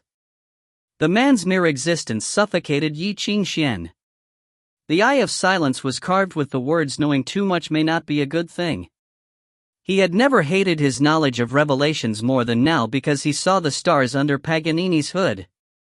They fluctuated like the original darkness of the universe. He could distort the temperament and reality by merely standing there. Every word was like a clap of thunder in Ye Qingxuan's soul, causing his consciousness to shake. If the moonlight had not soothed his terror and psychological wounds, he would have been destroyed. Now, he forced a smile onto his pale face and rasped, "I'm flattered. Your actions deserve my praise." Paganini studied him. His voice had an undertone of approval. "I have paid attention to you from the abyss, including everything you've done in Anglo. You are the most talented genius I've seen this century, second only to your father." Ye Qingxuan's pupils constricted. "My father? Someone has to remember him, right?" Paganini said indifferently. "Ye Lancao's talents were beyond everyone's expectations. He turned his name into a hint and wiped my memories. Thankfully, I have a habit of backing up my memories periodically. That was how I noticed a gap in them. I used 6 years to undo his hint, thus noticing his talent. It is unprecedented. Sadly, someone so talented had to be my enemy due to our different views. It is such a pity." He looked at Ye Qingxuan and said in a low voice, "What do you think?" "It's probably because you did something wrong." "Oh?" Paganini laughed. "I only followed my heart and did everything for the path to the originator. I'm nothing different from the other musicians except for the fact that I found the abyss music theory to suit me better. If you think you're right, then why must you prove your innocence to me?" The more scared Ye Qingxuan was, the more serious he seemed. "If you wish, why don't you to the Ministry of the Sacred City and appeal for innocence? I'm sure the Sacred City will understand your efforts." Finished, he closed his eyes, waiting for Paganini to lose his temper and kill him. To be honest, he regretted it, but it was useless. His mouth could not be helped. However, Paganini did not grow furious or even show any embarrassment. Instead, he said as if discussing dinner, "If there's a chance, I'd go, but not now." "So what now?" Ye Qingxuan asked. "What do you want to do now?" "I want to talk to you," Paganini said. "I had become one of the dark followers after all these years, but I don't want to put my wishes on sword point. At my level, strength and effectiveness are no longer important. The most important thing is to follow my own way. If possible, I don't wish to use violent ways to solve problems." "Talk?" Ye Qingxuan was bewildered. "About what? Joining you? There are many dark musicians in the world." "We don't need you," Paganini said lightly. "I will welcome you if you did, but it's okay if you're not willing. You can continue being a musician of your kind. On the path to the originator, we are all travelers. If one day, you reach my position and have the same attainments, I will be happy for you as well." "Oh, really? Thanks." Ye Qingxuan chuckled dryly. He was slightly relieved but also disappointed for some reason. It was weird. "Now, I wish to talk about something else." Paganini turned to look at the sacred fire. Elsa slept within the fire as if she would sleep for thousands of years. "About her." "Her?" Stunned, Ye Qingxuan narrowed his eyes. "There's nothing to talk about. Mr. Paganini, she's just an average girl. The dark followers are above her." "Just an average girl?" Tickled, Paganini burst into laughter. "For hundreds of years, so many people have used all their tricks and gave up everything, but no one expected that the first new natural catastrophe would be a little girl. And she even inherited the position of the 3 wise men." He paused. Looking at Ye Qingxuan, he raised his voice. "You're here to take her away, right?" Ye Qingxuan did not reply. It was not that he was speechless, but that words were useless. They knew each other well. Lying would only make him seem laughable. "Give up," Paganini stated. "Do you think the sacred city would allow a natural catastrophe outside of their control to survive? Or do you think that the Romulans would thank you? Caligula nurtured her so she could shine one day. After today, she will burn completely and give them strength. She can't leave with you. She herself will not allow it. Ye Qingxuan, you understand this, yes? After a long silence, Ye Qingxuan forced between clenched teeth, it might not be how you say it is. Really? Paganini retorted. Why don't I think that Wolf Flute thinks so too? He said that you know what to do and you lied to yourself, but you don't actually know what to do, yes. He paused. Looking down at Ye Qingxuan's dagger, his eyes became tinged with mockery. Otherwise, why did you bring a knife? Ye Qingxuan did not reply, but Paganini continued. You've already prepared for the worst scenario, to kill her, yes? I know you, Ye Qingxuan. I've seen countless people over thousands of years. Therefore, I know you better than you know yourself. People like you seem to be friendly towards everyone. But actually, you're indifferent to everyone. From the start to now, from Avalon to here, your pain and appeals don't come from the outside. They come from yourself because you realize that this world is different from what you thought. Even if you save her, it's not to become a hero but because you feel that you owe her and don't want to feel guilt. You are always living in your own world.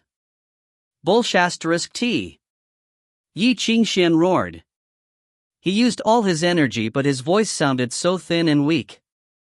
He hung his head tiredly. Paganini laughed in his face. The time for immaturity is over, Ye Qingxuan. Face reality.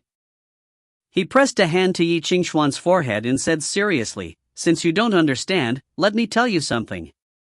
Some iron rules and truths of this world. In this world, everyone must pay for their choices.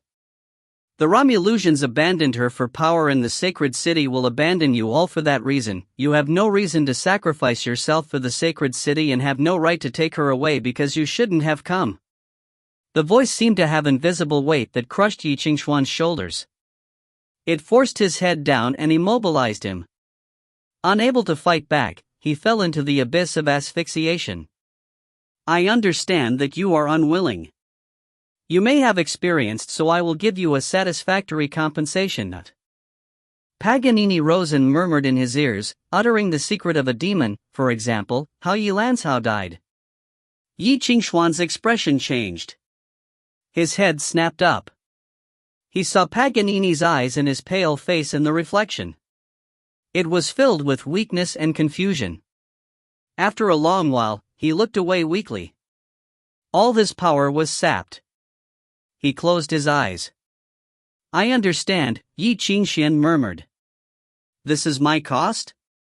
It seems that you thought it through.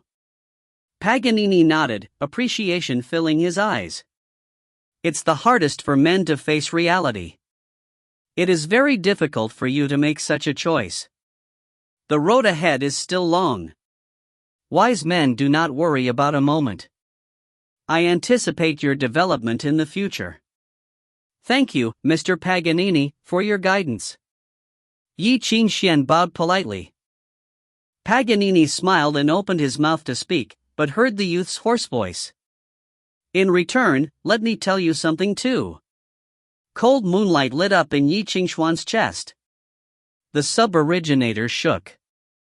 The vast music theory from the Avalonian enchantment forcefully chipped away at Paganini's restrictions. The gap was only large enough to fit a youth. Ye Qingxuan moved forward, welcoming the terrifying figure, the abyss's physical incarnate. Jiu Shaohuan Pei hummed at his fingertip. A slender cane shot out, transforming into a sword in his hands. It stabbed to the front. In that moment, thunder rumbled. Complex notes were carved into the cane. Moonlight flowed out like a flood, transforming the blade. The murderous feeling cut to the bone. It was the sword. Boom, dot. The blade pierced through Paganini's body, cutting out a giant hole in his chest. Paganini's slender body twisted from the sudden attack. He looked up in shock and stared dumbfounded at the youth. Ye Qingxuan's face was emotionless. There was no confusion in his eyes. He bent over and uttered the truth. Your iron rules are bullshit. Chapter 385, Infinity.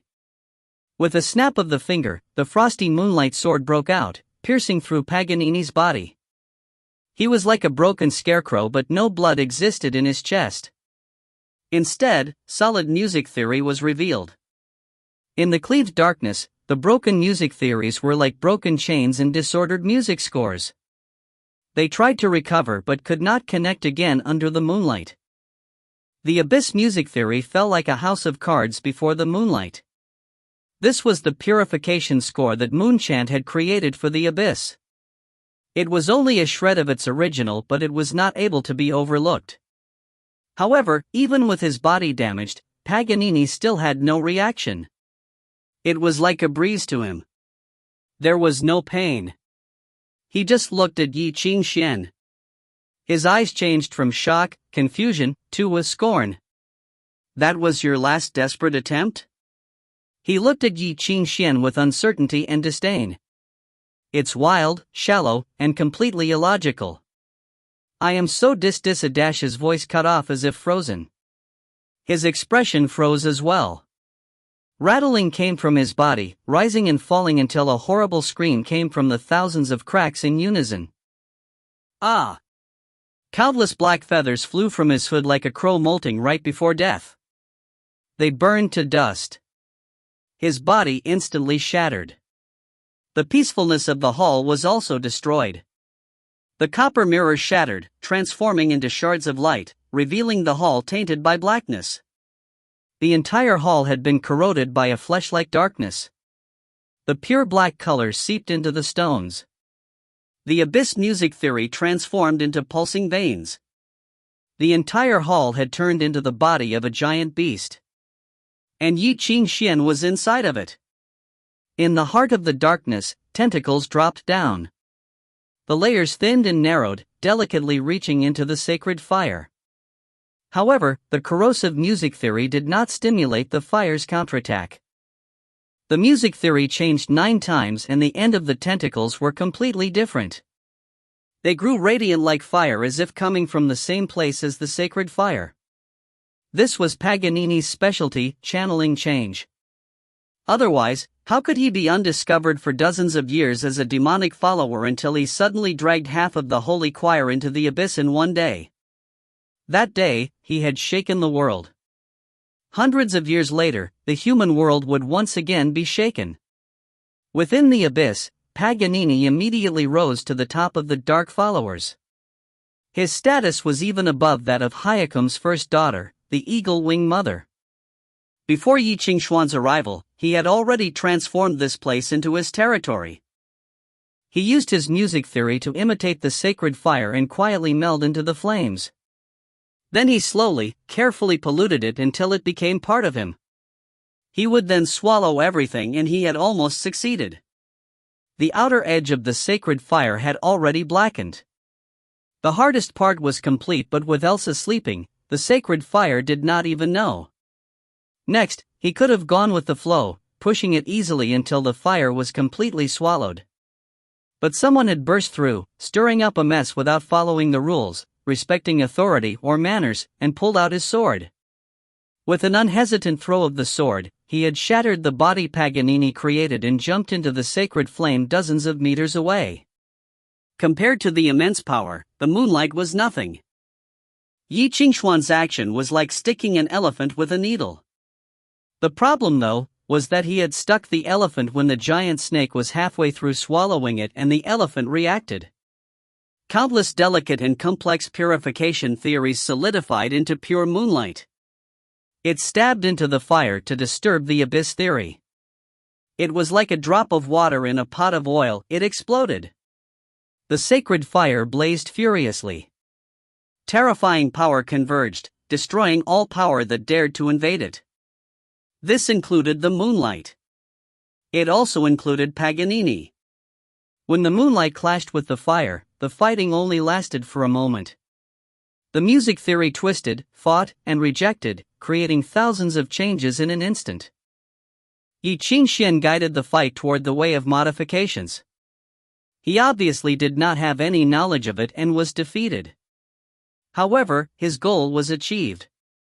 The music theory changed constantly, but the abyss theory that had used the channeling change could not keep up.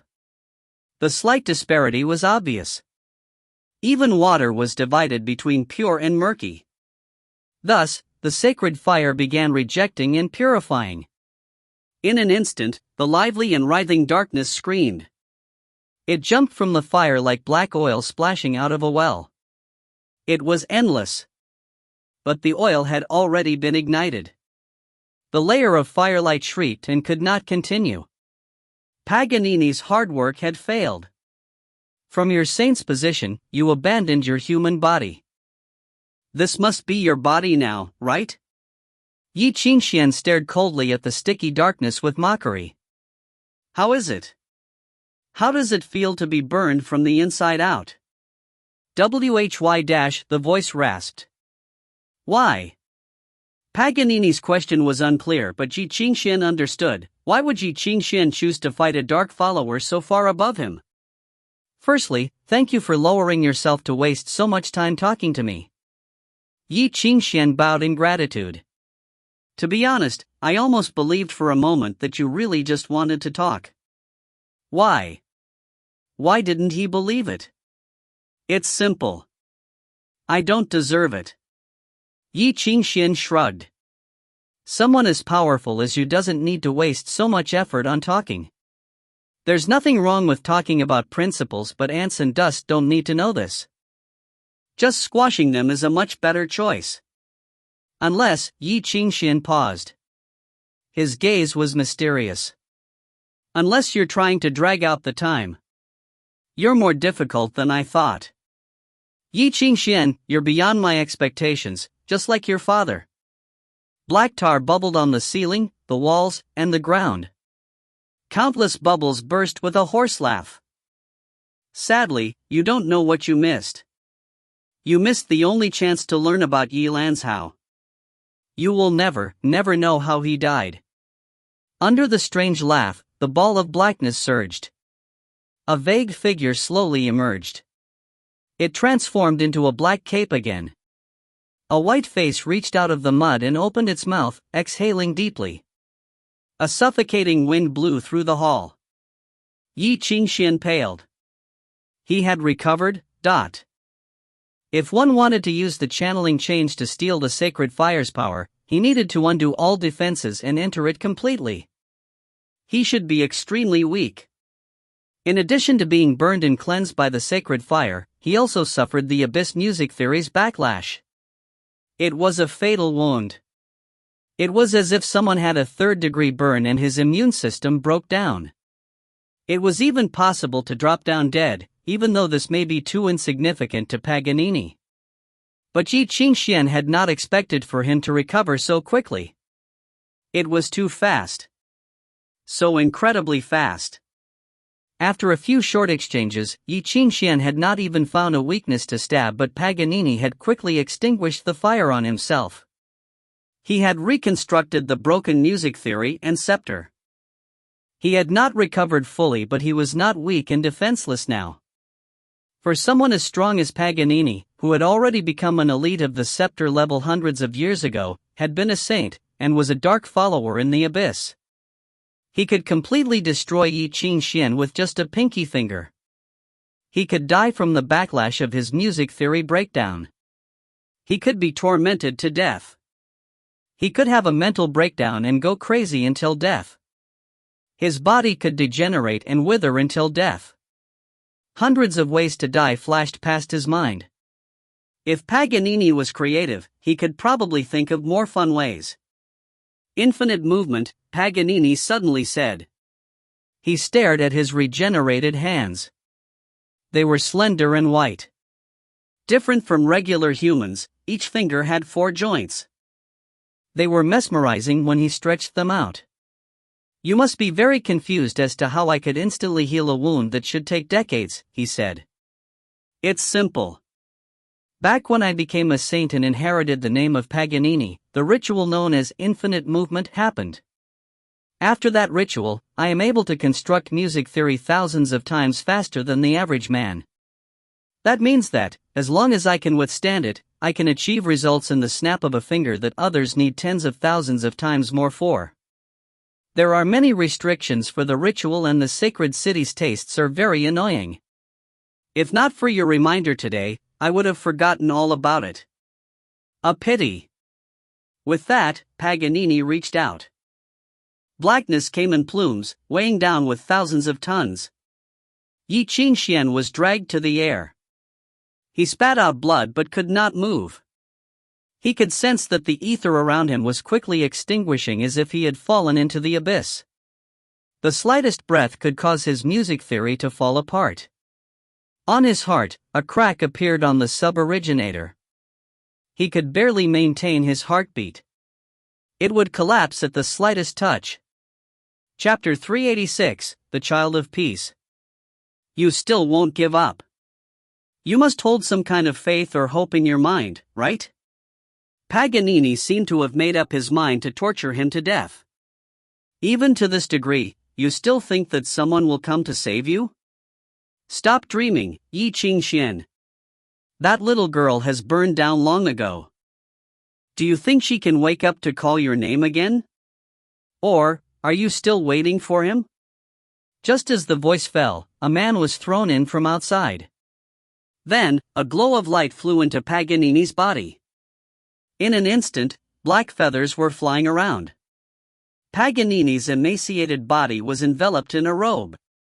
The robe was embroidered with golden silk threads and decorated with stars and roses. The Gospels of the Scriptures were depicted on the clothing. After falling into the darkness, the cloth turned dark and gloomy without deducting from its grandeur and mystery. It was the garment of original sin. What surprised Ye Qingxuan more than this was the dying young man on the ground. He was on his last breath. Wolf Flute? He was almost shocked to death. Ye Qingxuan had been waiting for him to rescue or to request the Knights Templar for reinforcements. In the blink of an eye, however, Wolf Flute was beaten into such a pathetic state. Come on, man. Where is your dignity as a new scepter? Ye Qingxuan thought. Well, those guys are so impudent. I had to fight with 6 people at the same time. Wolf Flute spoke embarrassedly with a helpless but angry face. Shouldn't it be one-on-one? Why are you so unreliable? Ye Qingxuan wanted to cry. From the first time to now, you've never come in handy. Man! Who said that? Wolf Flute became angry. He looked so wronged. I gave you a whistle. Whistle. King whistle. Thinking of the whistle, Ye Qingxuan became furious. I had blown it earlier. It was useless. Hearing him say so, Wolf Flute was overjoyed. You blew it? That's good. In spite of the harsh melody in the dark, he lowered his eyes, calculating the time. It was about time. My lord, a husky voice sang softly in the still sky. Thus, pious praising melodies sounded above the dozens of large iron whales. In the clear melody, countless priests closed their eyes and whispered, "Make me your child of peace and see your presence in hatred." Holy light shone from their bodies, melting into one another. There seemed to be lights from heaven shining above the dark iron whales, countless like the stars in the night sky. There were stars shining above the burning iron curtain in the sky. The solemn praises of countless people echoed here. They were praying. They were chanting. Make me your child of peace, and sow thy light in this darkness. As if dozens of great silver bells were ringing, the deafening roar spread. In the roar, the lights gathered like an ocean, flooding the sky. At this moment, the sky was like an ocean of light hung upside down. In the countless ripples, the iron whales hissed, playing the sacred melody. On the dark scorched earth, the city hung frozen in the sky and sea of light. Many priests worshipped before the emblem, and solemnly praised, "Make me your child of peace, and in forgiveness, we shall receive amnesty." Between heaven and earth, everything was in silence at that moment. Only the first husky voice was heard.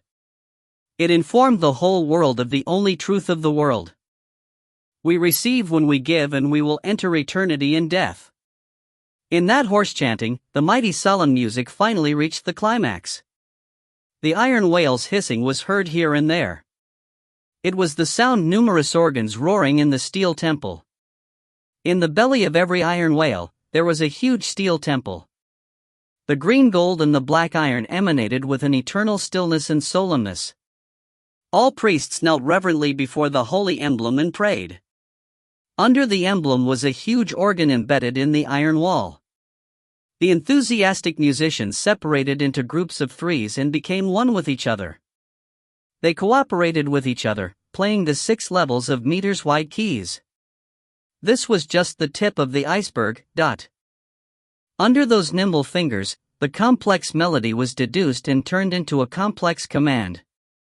The keys were played, involving countless gears, levers, springs, and precision components. The organ, which occupied hundreds of cubic meters of the iron whale, huffed and puffed with hot steam, hissing. The majestic water vapor and the whale song ejected from the organ's pipe. It unleashed tides and waves of frenzy in the sea of light. In the sky, the hanging ocean was slowly changing. Among the dozens of iron whales, inside the vague circle, a lotus blossom bloomed. Countless rays of light overlapped and shone down, stagnating in midair. The light loomed over the solidified city. The bloom of the light lotus was so huge, but it looked so peaceful. It was as if all the beauty in the world was gathered here so that all the lost souls could rest in peace. Mr. Ban, the requiem ritual has been completed.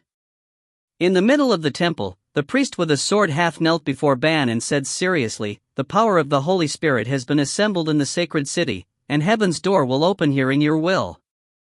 Please issue the order." Behind Ban, Colt gazed the long sword with a hint of ecstasy. The heaven's door. It was the heaven's door. It was the artifact cast by 3 generations of Pope, the sword of all kings of yellow throughout history, and the legend that had beheaded one of the 7 catastrophic dragons. But according to the prophecy, the sword will open heaven's door on the final battlefield Armageddon of human and natural catastrophes, purify 666 natural catastrophes and annihilate Hyakun completely. Colt lowered his head, kneeling under this magnificent power, and dared not even gaze at the unadorned sword. It was the light. To him, it felt like the first light in the world creation nets that had split the chaos. It was enough to pierce one's eyes, to destroy one's senses, and to let the mortal man who was born with the original sin evaporate completely at just one glance. But in everyone's eyes, what Ban was holding in hand was just a simple sword cast by black iron, without any decorations or any specialty. They couldn't see its significance and solemn status at all. Now, everything was ready and the melody of the requiem resounded between heaven and earth. Heaven's door was about to open, but Ban remained silent. He looked cold, neither feverish nor excited, and held the sword. As if he had sunk in meditation, he was as motionless as iron. "Your Excellency." For a long while, there was no response. The priest with the sword looked up at him in confusion. "Your Excellency, would you issue your order?" Ban did not speak. He looked up silently, staring the huge city that solidified in sky out of the porthole. There were no emotions in his eyes. 5 minutes left. There were still 5 minutes to the appointed time he made with Ye Qingxuan. But there was still no sign of success. He only felt the fountain of darkness erupting, about to envelop everything. 5 minutes left. He retracted his gaze, his voice hoarse. "It is not the time yet." Colt was stunned. He looked up at Ban's back. His eyes changed in an instant and finally, a hint of rage flashed.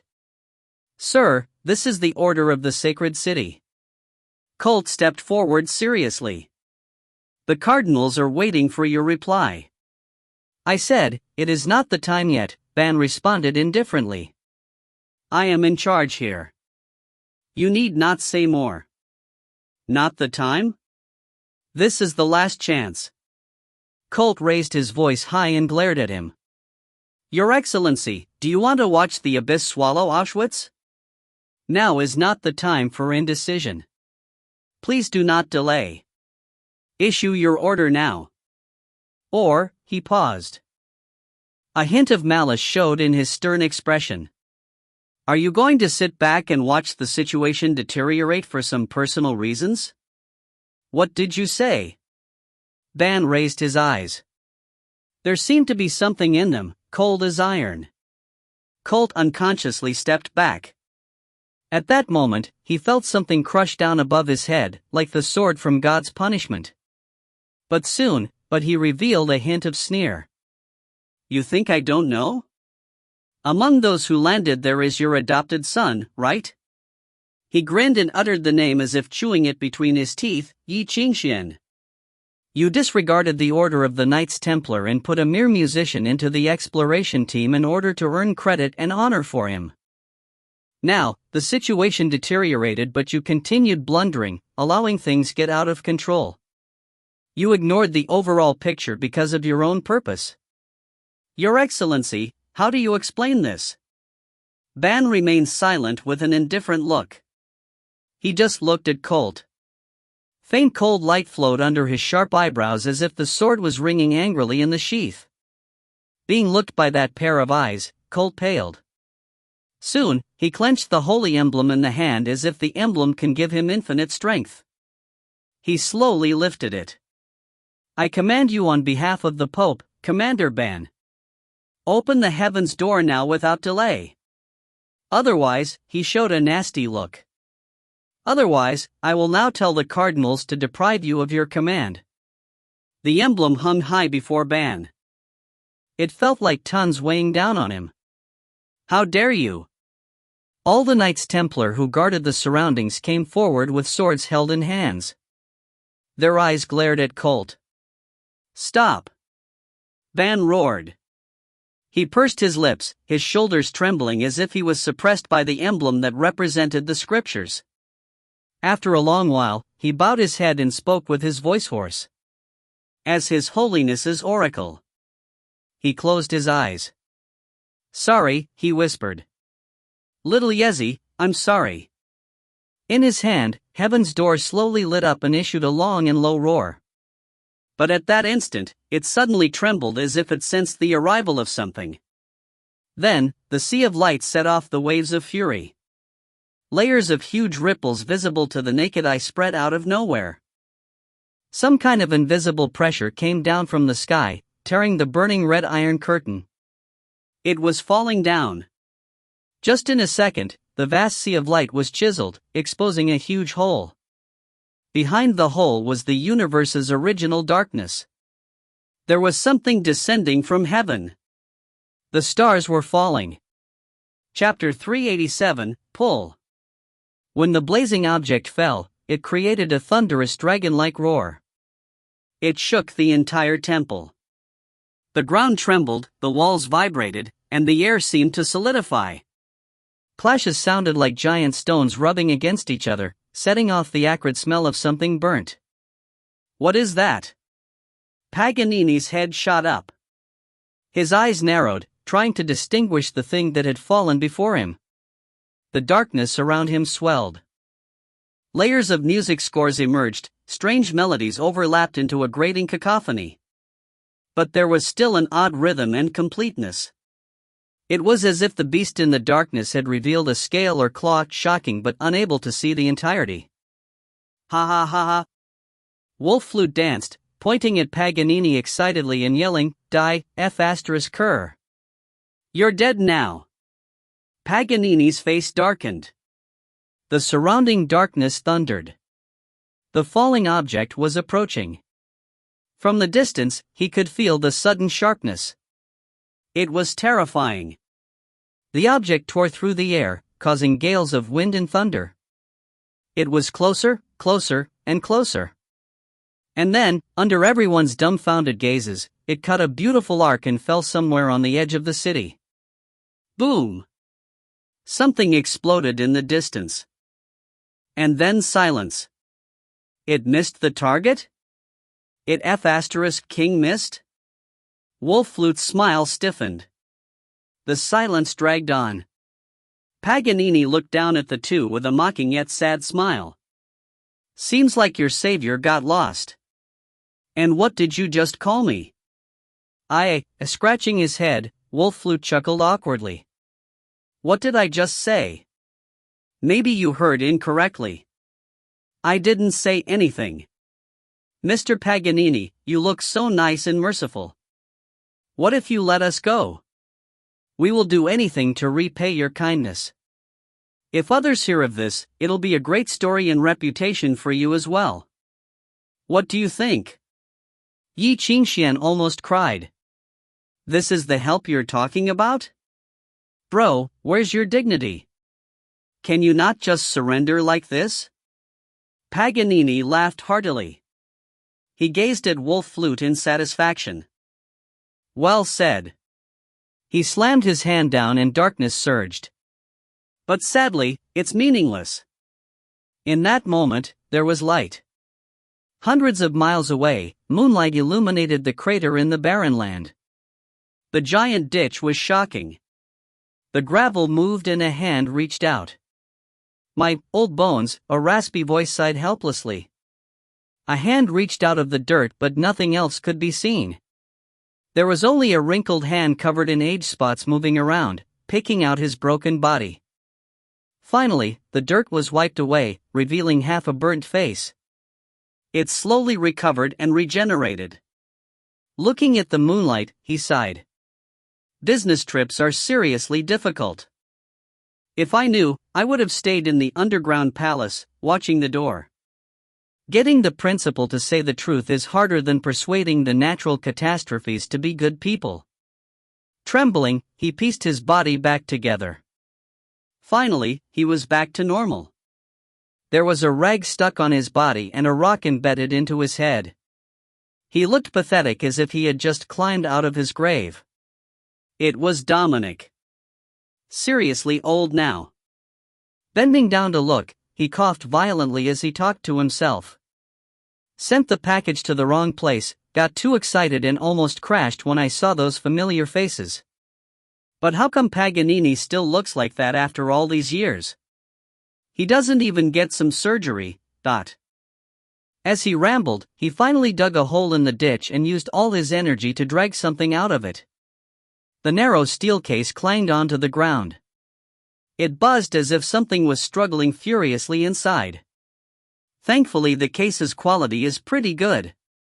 Dominic checked it over and sighed. If the thing is broken, I'll probably get tossed into the Queen's boiler to take a bath. With that, he picked up a rock and slammed it down. The lock cracked. The sleep case shook and was pushed open from the inside.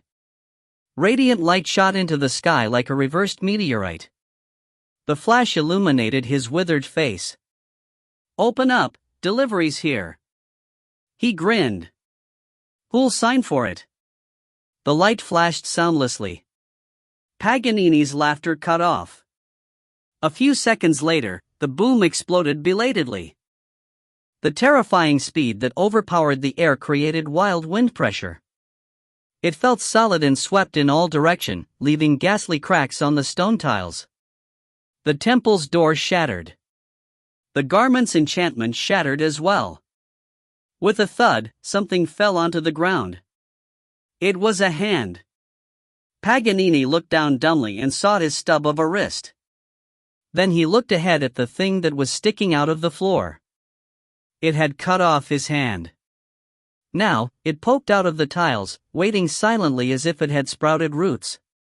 Ye Qingxuan gaped at it. He could only hear his heavy breathing. He walked forward involuntarily. His blood had become calm after moonlight was added, but now it bubbled. His blood screamed with an indescribable urge. He studied the seemingly familiar thing. Realizing what it was, his eyes almost rolled out of their sockets. "Why are you here?" he murmured. He seemed to hear it speak in his ears. "Pull me. Hurry and pull me. Come pull me." Wolf Flute laughed, shattering the silence. He literally rolled on the floor laughing. Before coming, Wolf Flute had gotten a seemingly average whistle from the principal.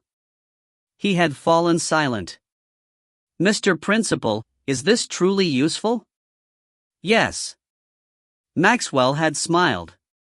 You have to know that his blood isn't just Deva's blood.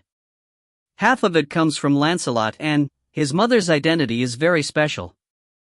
What do you mean? The Lancelot family has always been a pillar of the kingdom with unwavering loyalty to the royalty. The royal family does not stop at rewarding them and pulling them closer either. For example, the simplest way, marriage. Maxwell's smile grew mysterious. Few people know that his mother's mother, his grandmother, is the sister of the previous Anglo king. Do you know what this means, Wolf Flute? 1/8 of his blood is royal blood. That means that he is qualified to be the 37th successor of the throne. That is why he has the rights to represent the school of royalty. That is also why he could be chosen by it for his accomplishments in Anglo and have the right to control its power. In that moment, understanding flashed past Paganini's eyes.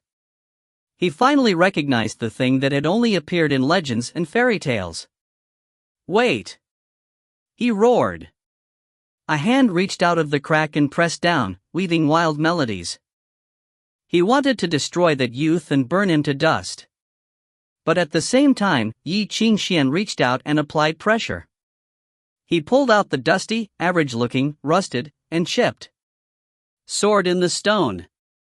Chapter 388, Sword in the Stone. It was as if a sun was stuffed into his body. He burned. His blood boiled. If cold moonlight did not pour into the crazed veins to take away some heat and frenzy, Ye Qingxuan would probably be on fire now. The ancient sword lit up in his hands. The rust flaked off, the chips were filled in, and it radiated. The vibrations were like a dragon's roar. Under the mind-shattering roar, Ye Qingxuan's chest thrummed. The sub-originator that had replaced the Avalonian enchantment was activated, creating unimaginable changes. Countless melodies were born from the disordered theories and connected to the inside of the sword. A vast cycle was created. Ye Qingxuan could feel the ether density of his blood rising rapidly. 10 times higher, 100 times, 1,000 times. The immense power was unleashed from the sword. It turned the blood into flashes of light until Ye Qingxuan could no longer perceive how much his strength had increased. He no longer felt pain or discomfort. In an instant, he had become one with the sword in the stone. He was no longer out of control. It was just what Maxwell had told Wolf Flute: no one was more qualified to wield this sword than Ye Qingxuan. It was not only due to his bloodline, his certified accomplished, and his recognized merits. There was also the sub-originator in him. Ever since Arthur built his kingdom hundreds of years ago, the Avalonian enchantment had existed as the sword's sheath. Now, hundreds of years later, they became one again because of Ye Qingxuan. It was as if he had suddenly transformed into a holy spirit. Ye Qingxuan felt an explosion of power within him like celestial movements. He looked up. Blinding light shot from his eyes. A burning halo appeared above his head. He faced the tide of darkness head-on. Stepping forward, he hoisted the sword and stabbed the ground. For a moment, darkness swallowed him. There was a harsh clang of sword against stone in the darkness. Clang, dot. Blazing light shot into the sky. It was light emitted by the sword in the stone. Power from Avalon's enchantment had fused into it. Thus, the light cut through all obstacles like a sword in rose. Under the illumination, Paganini's tacky body shuddered and bubbled. He quickly shrank into the darkness under the garment of original sin. The light illuminated everything. The abyss music theory that had seeped into the temple now evaporated and fell apart. It was replaced by the music theory of Avalon's enchantment. Its expansion did not stop until it ran into the garment. Now, half of the temple was in control of the enchantment. I see, Ye Qingxuan had expected this. He looked down at the sword in his hands. The blade was covered in countless interwoven and beautiful music scores. He could make out the ancient carved runes. It said that the wielder of the sword was the king. Everything in the sword's path became part of Anglo. Both earth and heaven were covered by Avalon's enchantment. The sub-originator connected and became one with the sword. The music theory changed instantly, creating dozens of music scores equal to a symphony of predestination. They joined and created the scepter of heaven on earth. The sword in the stone, I see, under the garment, Paganini suddenly laughed. It started gently but lost control until the laughter was grating. I see. I did not expect it. Fate is as such. If he Lanshow knew, he would probably be rolling in his grave. His son actually teamed up with his killer. This is so ironic, . You think I'll believe you? Ye Qingxuan glanced at him and walked forward.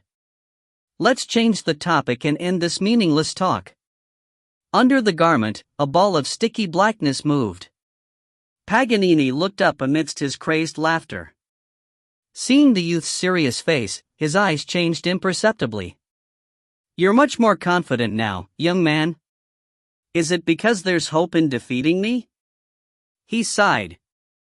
But you must know that, even though I came about after Arthur, he would not become one of Hyakum's dark followers even if he fell into the abyss. What makes you think that a dead man's broken thing can beat me? He waved his hands and a black violin appeared. The garment transformed into a bow. Placing it on the violin, a chilling melody burst from the instrument. When he grasped the violin bow, the sinister menace disappeared from his face. He looked calm and peaceful. His eyes were solemn, full of respect and genuineness, as if looking at the truth. His loyalty and desire toward music theory was why his power did not decrease after falling into the abyss. Instead, his power became more pure and more outrageous. The garment instantly began fighting back. It was not even a true music score, it was improvisation. It was like a hearty splash of wine, filled with romance, warmth, and genuine feelings. It was like an honest friend walking towards you and murmuring his secrets in your ear. Under the mournful and gentle melody, the garment fluttered.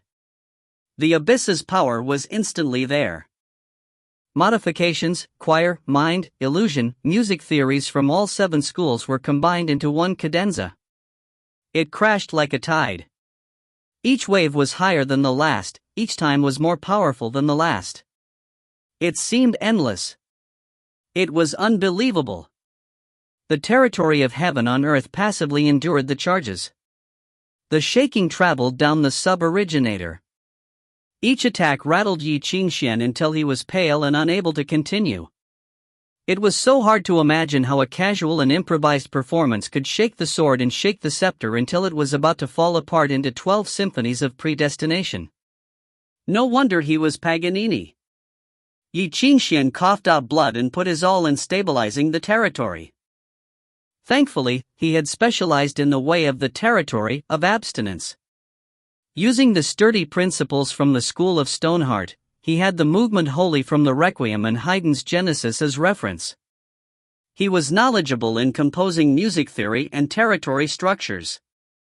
Otherwise, he could only watch as heaven on earth fell apart before his eyes. Paganini was just using the enchantment to force him down. Improvising did not mean he slighted Ye Qingxuan.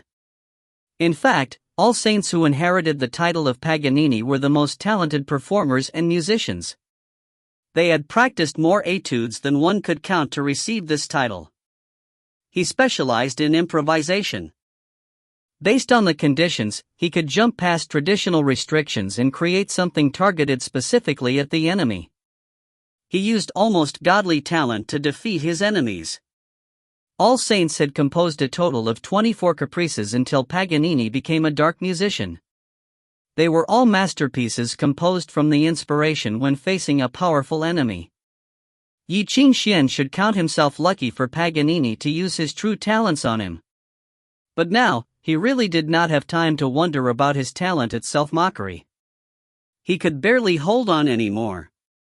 Chapter 389, Backup Plan. If heaven on earth could fight back, and he could use all 24 chapters of Golden Victory, Ye Qingxuan would not be so powerless. But he just could not do anything.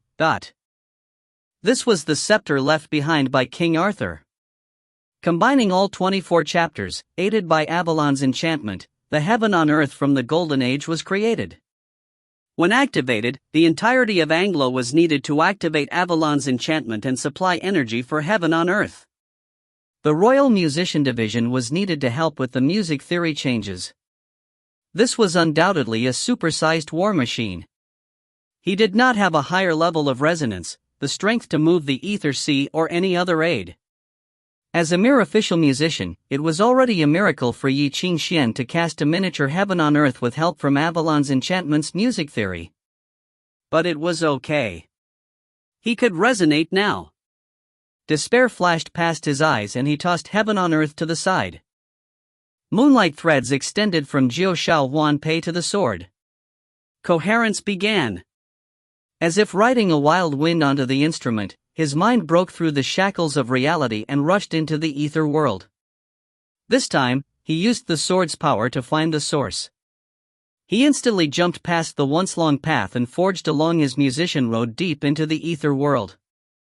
He moved past the strong temptation of Avalon's shadow, brushed past the attraction of the abyss, left the radiance of the holy city, avoided the wall of the east, and moved in deeper. He moved toward the scepter that the Ye family had left behind in the ether world. In a moment, the silent world was before his eyes. Ye Qingxuan was alone with a light amongst the countless tombstones. "You're here." Laughing, he urged the sword and rushed into it. With the sword's help, he already sensed that this was the source he needed to anchor in. A whimsical dot swam in the 9 levels of the ether sea created by countless music theories. To describe it, it was not a solid object but a gap. It was a gap that kept moving, created by the changing music theories. It was just like how a tiny gap would appear as the countless gears of a complex machine spun, there was always a small dim spot as the stars turned. It was part of the whole yet also separate from the whole. The Ye family's scepter relied on that spot. Generations of Ye musicians had put in everything to create this hereditary scepter and captured that source. It was like a giant star pulling a meteorite to become its satellite. After that, the source dot began to revolve around the scepter and exchange radiance with it. It was only complete if both were combined. Without either part, it could not be whole. The moment Ye Qingxuan found the spot, he heard Paganini's furious huff. Under the garment of original sin, how could Paganini not sense what Ye Qingxuan was doing? When he used his music theory's fragmented feedback to discover the kid neglected heaven on earth to forcefully enter resonance, he burst into anger. In a duel, a desperate attempt at a breakthrough was hope for the weaker side. But to the enemy, it was pure humiliation. "You want to enter the resonance level before me?" Paganini raised his dark eyes. "Where did you get that confidence?" The melody instantly rose and screamed from the garment. Behind him, the abyss's shadow rose as well while its coordinate in the ether world sank. The huge attractive pull created a vortex in the ether sea. Pounding streams covered hundreds of thousands of miles in an instant. The equilibrium of the ether sea's music theory was shattered, transforming into furious waves. Paganini had used one action to adjust the abyss's territory, forcefully stirring the ether sea into turbidity. Gales of wind blew, blocking any paths. Ye Qingxuan's consciousness was instantly swept by the wild tides and was almost lost in the ether sea. Thankfully, the sword's light pulled him back into heaven on earth. In the cracked territory, Ye Qingxuan's pallor was pale and the halo above his head was dim. "Didn't know you could do this. So impressive." Wiping away the blood from his mouth and nose, he asked quietly, "But even for you, it must be tiring to influence the ether sea like this, right?" There was no fear or panic in his voice. It was as if he had predicted this long ago and everything was in control. He did not look menacing with blood flowing from his nose and mouth. Instead, he smiled brightly. Paganini frowned. "What are you thinking of now?" At any time, Ye Qingxuan held up 2 fingers. "You must have a backup plan. even if you prepared everything and every segment seems flawless. This is something I learned recently from a certain the asterisk starred. With that, he slowly raised the sword. Spinning it around, the blade was reversed and aimed at his heart. As Paganini looked on in confusion, he brought the sword down. Ye Qingxuan screamed in immense pain. Inside the heaven on earth, the sword dug into his heart and came out from behind his back. He had stabbed through his sub-originator. The two were finally one.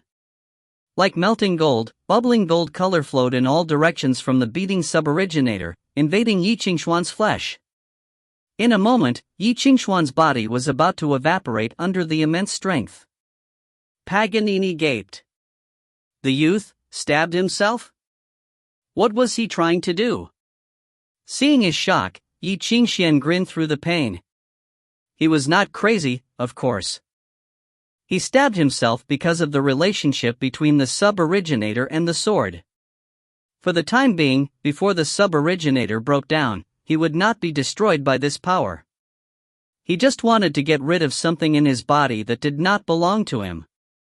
It was something in his brain that had accompanied him all these years. The seal. In an instant, the blade melted into his blood. The radiant light coursed with his blood through his body until, in Ye Qingxuan's mind, a vague sword appeared and came down on him. Crack! It was the sound of shackles shattering, stone crashing, and an instrument playing. Deep inside Ye Qingxuan, the layers of hints from Ye Lanzhao that restricted him were cut apart by this aggressive sword, but he had broken through the seal. Now, the Deva's blood that had been sealed since birth and the sleeping talent was finally awakened. Chapter 390, This Road Leads to the Sky. For goodness sake. Outside Auschwitz, Mr. Hu sat in the ruins and kept sighing. There was bright gold burning in his eyes. He could see through all the camouflage. When he saw Ye Qingxuan with the sword and the spirit of musical theory emitting from his body, his face twisted as if he had a toothache. Ye Lanzhao, was that guy crazy? His looked as if he saw someone burn an instrument to make goose stew or kill hens to get the eggs. He almost banged his head with his hands. If the Ye family still existed, this child would be scheduled to be the next family leader just by virtue of this talent. Ye Lanzhao, what the hell were you thinking? That guy had sealed the next family leader and destroyed the hope of the Ye family's revival. How much did he hate Ye family? Or, how much did he hate the Deva's blood in his body? Thinking of this, he became more troubled. It might sound impolite, but because of the late emperor's dotage, a lot of mistakes were committed. He sighed. Among the 9 dragon bloodlines, other than the Yuan family who chose to live a secluded life for the inheritance of swordsmanship, the remaining 8 families were all musicians. The modifications of Yunlu family reached a summit. They dominated the sea by virtue of Di Jun in hand. The Lu family was known as haunted night stalkers. With the inheritance of Pipa Score Flying Devil, they could summon ghosts and beasts and govern deaths. Many grandmasters came from this family. The Bai family had been annihilated, so their achievements and revelations were cut off. The Zhangsun family was known for its moon in the well. Blending water and moonlight, they found the essence of abstinence. The problem though was that there were only 7 schools of musicians, but there were 8 dragon bloodlines. This was where the Yi family came into play as a variable. Since ancient times, the Yi family had never been dedicated to one school. What school was chosen or what research was done depended on individual interests. There were also some people who studied multiple schools, but there were also some who never aspired to be musicians. Instead, they were poets, painters, doctors, or workers. Someone even became a carpenter. The family never meddled in their choices on what to learn and what to do. As a result, this family tended to be good at quite weird things. To be musicians, the most important thing was inheritance. Fickleness was one big taboo. Usually, a single music theory's development needed generations of musicians to accumulate and research untiringly. How could such a family like the Yes compete with others? Now the most important problem was this: except in ring duels, the Yi family was always able to win the other families when meeting a greater enemy. It was their D*Ned talent. It was known as the most shameless, the most undignified, the most unreasonable talent. Heaven Ladder. Mr. Hu gazed at the arc in the sky with a complex expression. The steps to heaven have disappeared for 40 years. It was a strange power that only the Yes had. Every previous family leaders was gifted with this. The rarity of this was second only to the one and only matchlessness of Yi Lanzhao. With that talent, the user would be able to cross the 7 schools and operate perfectly.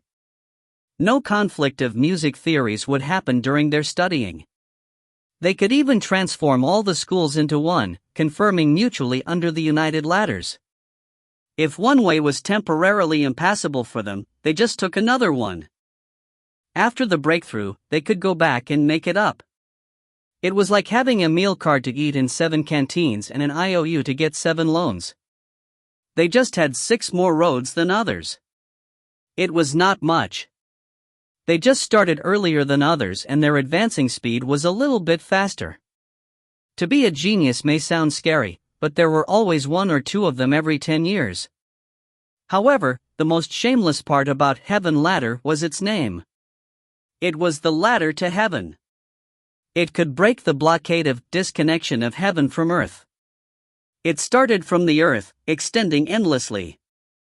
It had neither a destructive power like Zhaodang nor so absolute a domination like Tai. It was not like the nether that could almost bear the infinite beastly nature, nor could it load theories endlessly as the Heaven Book did. It only had distance. As of today, no one had measured the extent of its distance. Placed on this land, whether in the east or the west, in the sky or the deep sea, or even in the dark world, no matter how far away, it could help musicians to carry out coherence with their own people. You fought the young, then the old came. You fought one, then a group came out. The former Yi musicians practically carried their entire family with them wherever they went.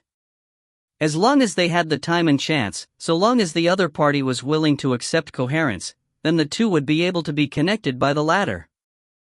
There would be no energy loss, noise, or interferences. The recipient and senders could even be replaced at any time. In other words, the enemy never knew who they were fighting with. Perhaps it was modifications the first moment and then there would be a mind hint the next moment. Although there were many constraints on the coherence between different schools, once the talent was started, the result would be the Yi family beating the others in various ways.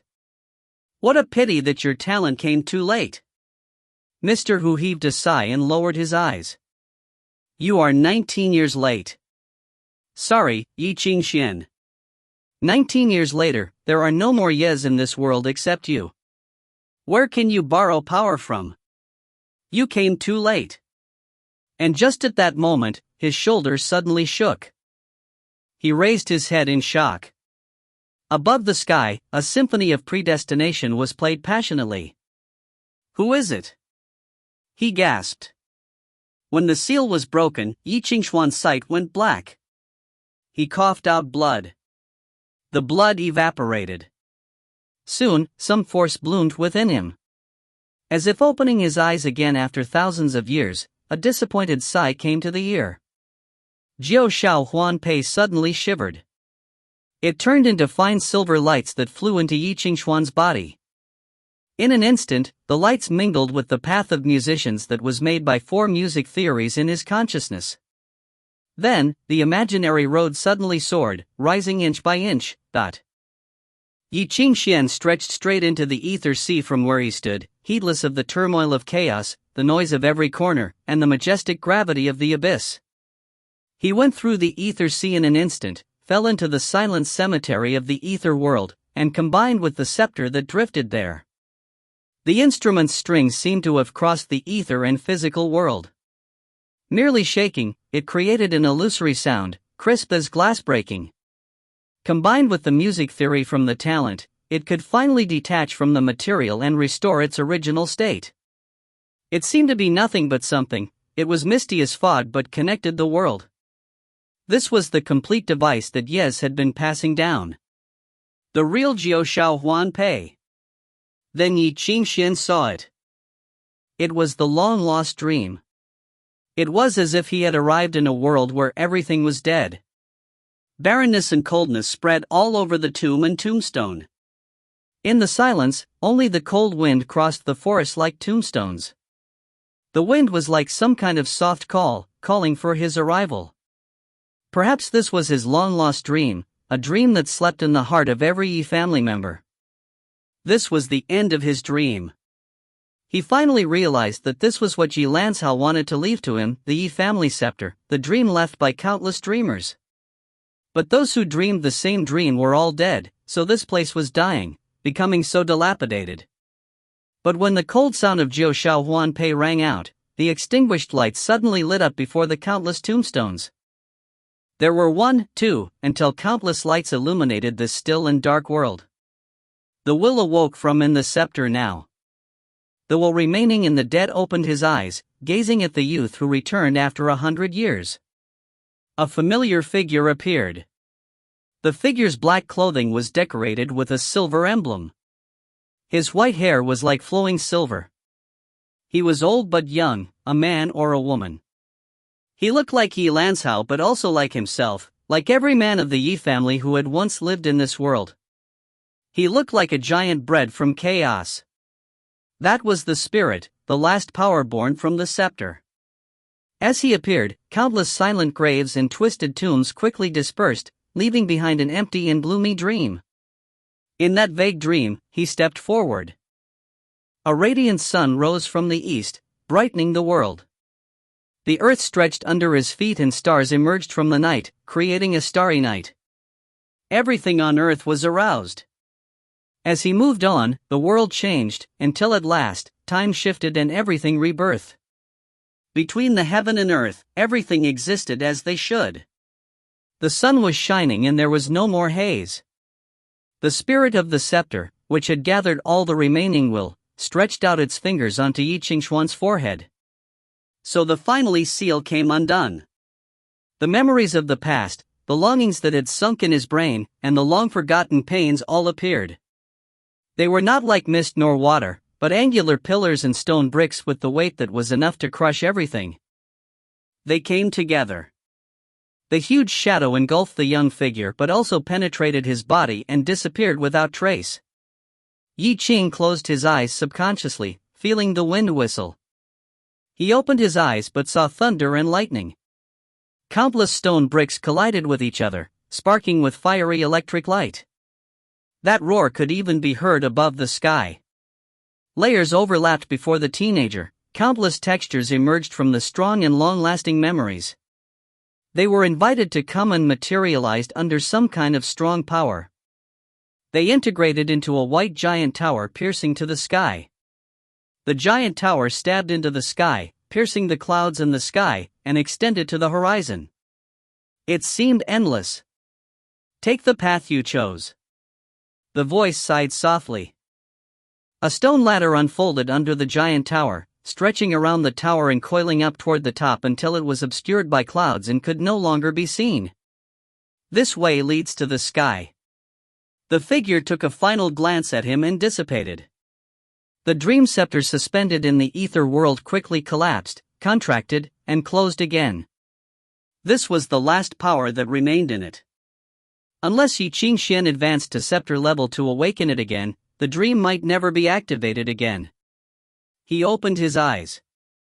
There was no time for melancholy or nostalgia. At that moment, the fragile realms of heaven on the earth were finally shattered. In the mournful melody, countless dark movements came roaring like an earthquake. He took a deep breath and uttered the first call of his life, "Lola, save me." The next moment, Ye Qingxuan was pulverized. If you find any errors, ads pop up, ads redirect, broken links, non-standard content, etc., please let us know. Report chapter so we can fix it as soon as possible.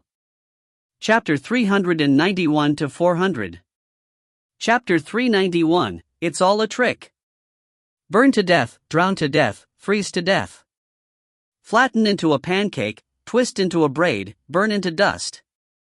turn into a demon, cremate into cinders, dig out his own eyes and heart while laughing crazily, die from a broken neck, die naturally, die from a curse, die when poisonous algae grows on his body, die from heart failure, die from high blood pressure, die from music theory breakdown, die from psychosis.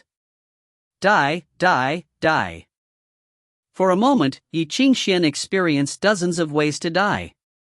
The hallucinations flashed past his eyes, but the pain crashed fully onto his body. They were not hallucinations, they were real. The only unreal thing was Ye Qingxuan. For a moment, he could not separate real from illusion. The difference was blurred.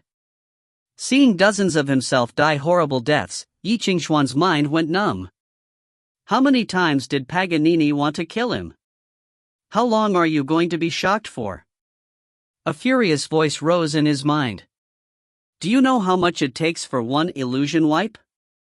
Going into coherence without even asking, messing everything up and making me wipe your *SS. Do you really think I'm a cheap relative? It was obviously Lola's voice. To be honest, Ye Qingxuan had felt hopeless when he realized how much of a scam his talent was. However, at the same time, he realized that although he was the only true Yi, there was still a distant relative. She was Yi Lancao's inheritor in Anglo, the moon spirit with the same music theory and path as him, the criminal mastermind of downtown, the professor of sinner cram schools, Lola. The application goal of Heaven Ladder was the Deva blood of the Yi family. However, Deva's blood was just an inheritable product from combining music theory structure and blood. The Yes were born with it, but that did not mean others could not achieve it. Lola had been taught personally by Yi Lancao and had tailored lessons. Other than moonlight, which was too destructive for dark tribes, she was able to absorb everything else. No music scores or theories were hidden from her. Yi Lancao had treated her better than his own son. Now, Lola had no other flaws except for her surname. If this could not work, then Ye Qingxuan would have to surrender and give up his neck. Thankfully, the result was just as Ye Qingxuan had guessed. Lola had reacted quickly and instantly accepted the coherence, successfully saving everything. Ye Qingxuan had lost count how many times she had saved him. Aha, Ye Qingxuan laughed shyly. You're so good to me. I'm almost in love with you. I'm old enough to be your grandma. Kid, your taste is quite wild. Lola was used to Ye Qingxuan's flirtatious words. She scoffed. That's your talent? Yeah, isn't it powerful? What are you proud over? You're even better at making messes, but I've never seen you feel bad. What are you facing this time? How do I say it? This enemy's pretty significant. He has a high status and has been around for a while. I guess he's a senior. Lola, you should be prepared mentally. Don't get too excited. Spit it out.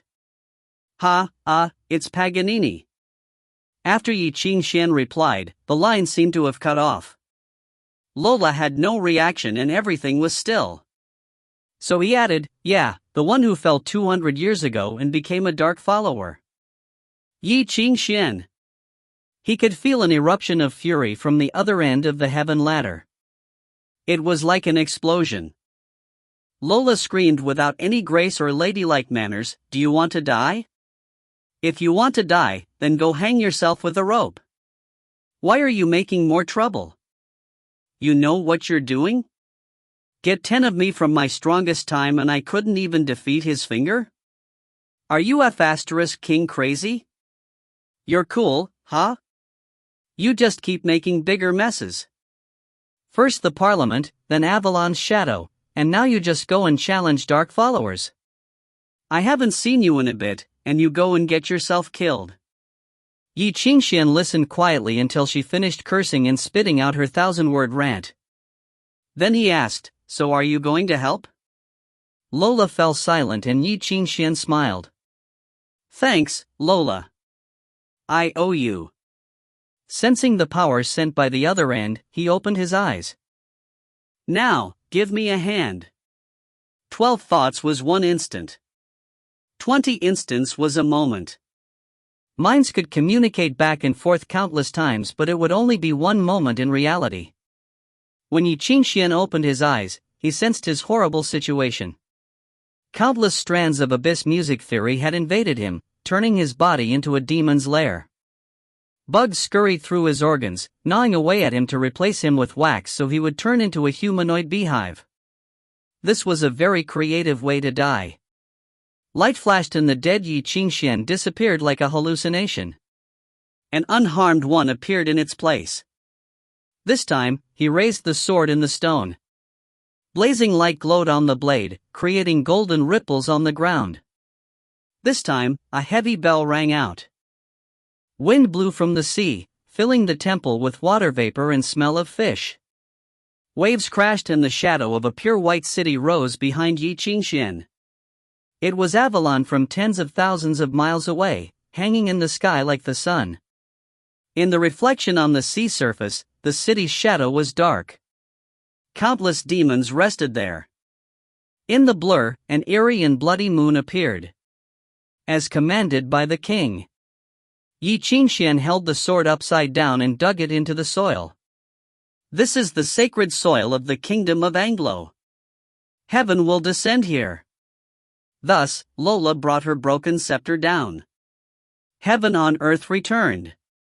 A cold voice rang out, dissipating the darkness. Impossible. I already shattered heaven on earth. Impossible. Impossible.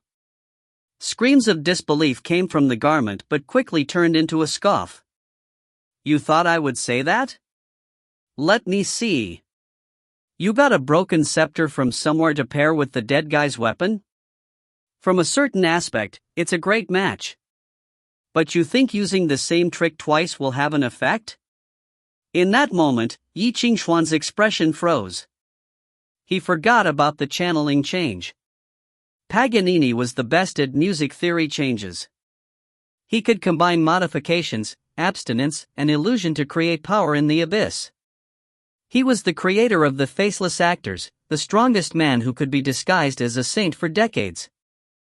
Once he understood the structure in music theory and grasped the pattern of change, he could change himself flawlessly and enter into it. It was just like the countless musicians who had been invaded by the jumping music theories and fell into the abyss with him. Avalon's image started shaking and falling apart as soon as it began solidifying. Paganini's music theory had somehow fused into heaven on earth until the differences were undetectable. Like a leech, it sucked on the sword's power, turning it into its own power. Avalon's enchantment inside heaven on earth and countless music theories instantly became infected. They weakened and became dull. Ye Qingxuan was powerless. He could only watch as they were corroded. This situation is so familiar. He suddenly sighed and looked up at Paganini. Thinking closely, I realized that I had experienced this before. Avalon's enchantment had a bunch of demons inside and was attacked by enemies on the outside. This situation is so familiar, it was like déjà vu of the war in Avalon's shadow. How was it solved back then? Ye Qingxuan pretended to think for a bit. He suddenly smiled, giving Paganini a bad feeling. Oh right. He paused and declared, let there be light. Boom! The heaven on earth shook. All music theories at the core were swept into a wild vortex. Deep inside, countless theories changed, creating an empty turbidity. An ancient scroll emerged out of thin air. It moved on the water like majestic strength even though the surface was dark. Thus, the empty murkiness was opened. Light appeared. All was singing for the arrival of the miracle. It was the creation of the world. It is here, a hoarse voice said from the scroll. It shall be here eternally. The countless abyss music theories froze. An uncontrolled roar burst out. Genesis. Paganini shook. He glared at Ye Qingxuan, yelling, Haydn. It's you. I see. It's a trap, as expected. He seemed to finally understand. This was a trap the sacred city created to capture him. They suffered extreme losses to lure him out while the saints hidden in the darkness bided the time. He instantly grew cautious. Ether waves rolled off of him crazily. All strength was put into defense. He reactivated the ritual of infinite movement, instantly putting hundreds of shields around him, constructing an ether citadel. But nothing happened. Within heaven on earth, the power of Genesis continued running to the climax and then, it disappeared. Paganini blanched. The light, the murkiness, the miraculous scroll, and the terrifying aura of life all disappeared like a hallucination.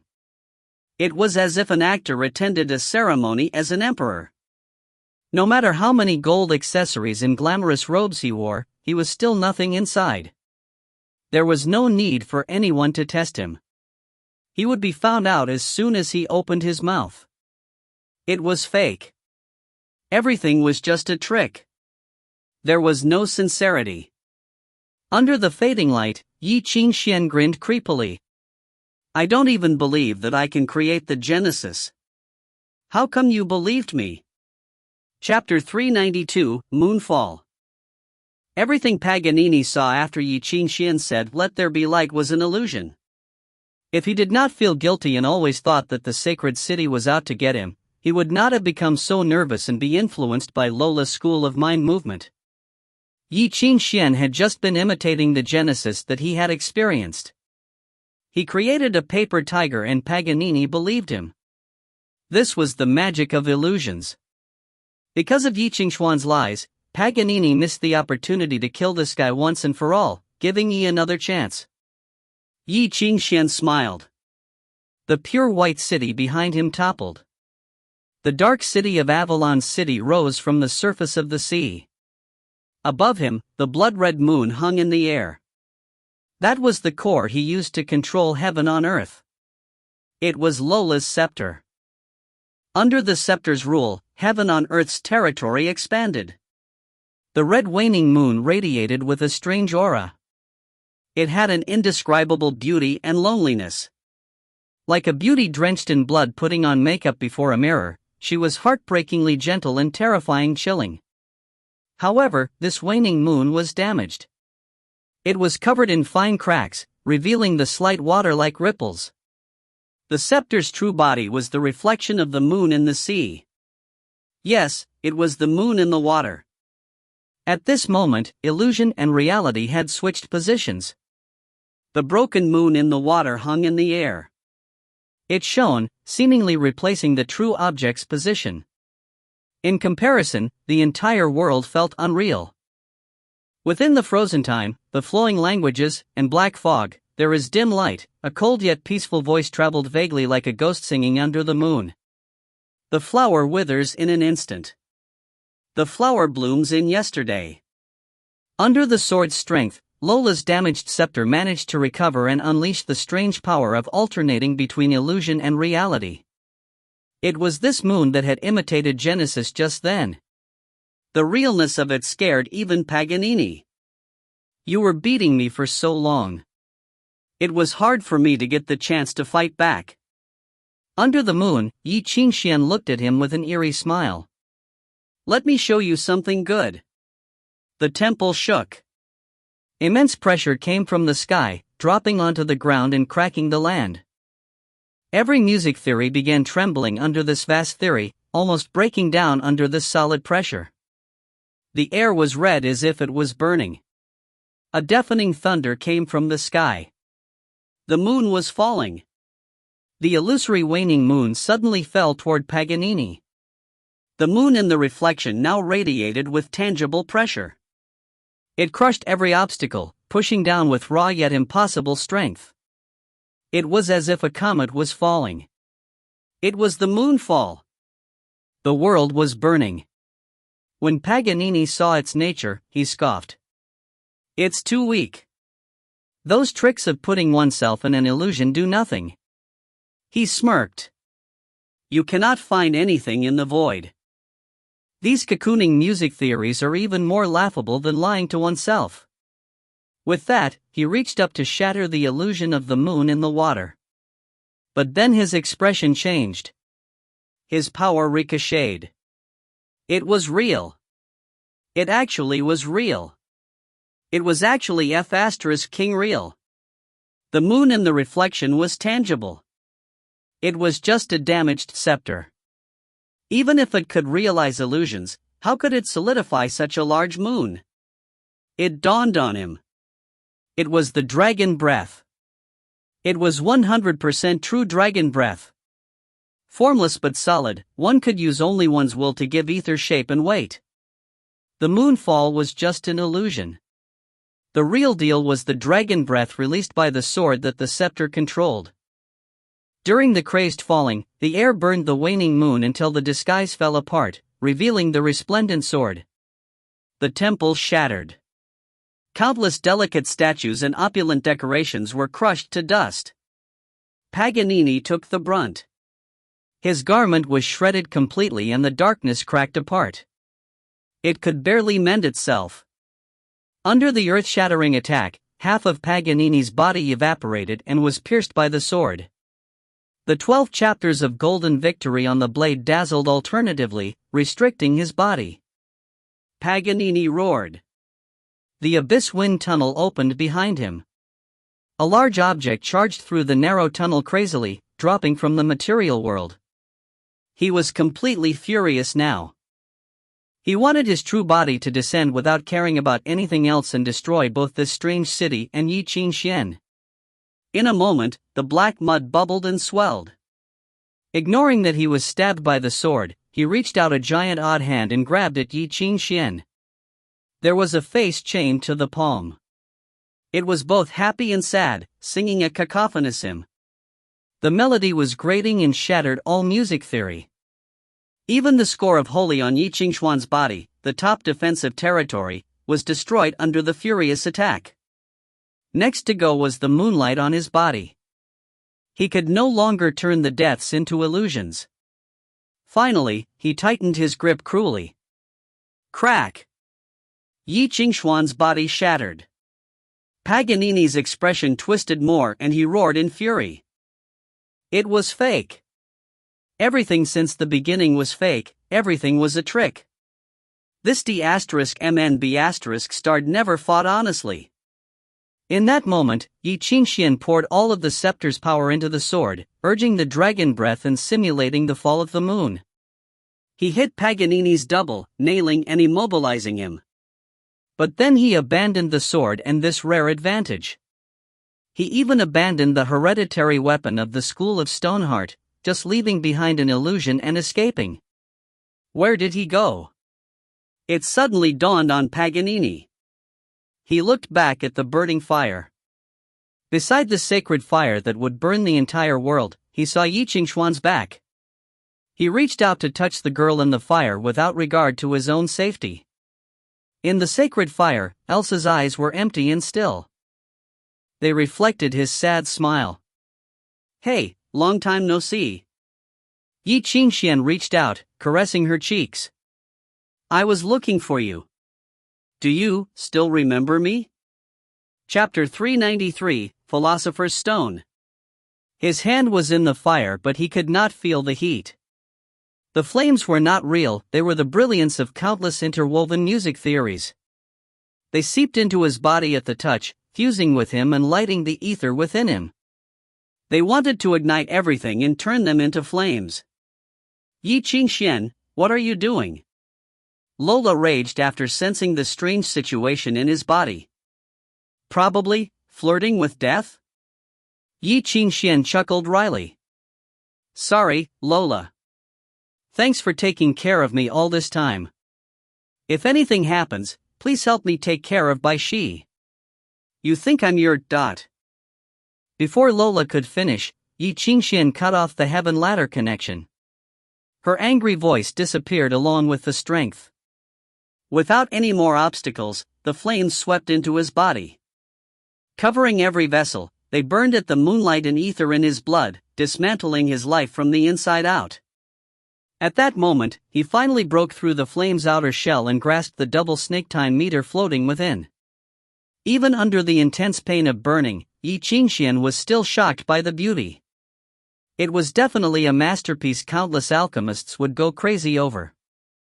The core was created by complex music theories, even more complex than a symphony of predestination. It was compressed into a tiny square inch of space. Flowing like water, there was nothing forced. It was a true piece of artwork and inhumanly perfect. It not only contained Faust's power.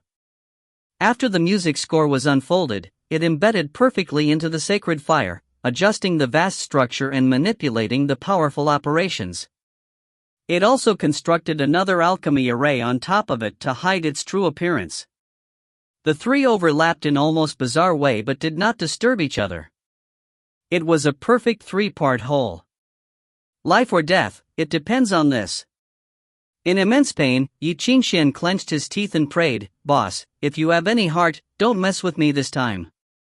Taking a deep breath, he recited, "All is faded. Only the tree of life is forever green." After all this time, he recited the activation code for the double snake time meter. Everything stopped. The dark emblem on the time meter lit up. Ultimate authority verification complete. There was a sound in the daze. It sounded like Elsa's voice, but it was supernatural and cold. Controlled handover, coherence begins. Ye Qingxuan sank into a daze. Countless wings of light seemed to sprout from his back, connecting the sky, the earth, and everything else. His consciousness expanded, covering the world. He saw the dark ether river streaming in the underworld, the brilliant star ring in the sky, the earth, wind, fire, and wind hidden in objects. Everything in the world showed him their true nature. In the end, he even sensed the originator. That was the source of all, everything flowed from it. It was magical and hidden yet omnipresent. For millennia, so many musicians had never reached this close distance. He could use all of the power in the sacred fire. Everything was under his control. He could seemingly do whatever he wanted. It felt as if he had transformed into a Holy Spirit. The world is created such that it can create miracles. A seemingly familiar voice rang in his ears. Ye Qingxuan snapped out of his daze and looked down at his hands. The time meter was slowly disassembling. Countless parts dissipated. Finally, all that remained in his hands was weak firelight, flickering in the wind. It was hard to imagine that this flame carried all of the sacred fire's strength and brought him to the state of a god. Now, this unimaginable power was in his hands. It was right in his hands, and yet he sank into confusion. Was it this easy? He only had to utter a sentence and could receive such a powerful gift. It felt unreal, like a dream, but he could feel that he was not dreaming. It was reality. But it was unbelievable. Ye Qingxuan, you have received the strongest power in this world, someone seemed to murmur in his ear. Make a wish to the flame in your hands. You can have any glory, strength, or power you wish. But what do you truly desire? Think about it. Think carefully. There is enough time for you to ponder. In the stillness, Ye Qingxuan stared at the fire. He quickly chuckled. What I desire, isn't that simple? I just want her to live. He looked down at Elsa. Not as a puppet or shell, but live as a real girl. That's what I want.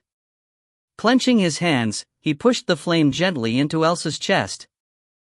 The power that could break the ether world's equilibrium entered the girl's body. Let her live, he ordered the flame. Now!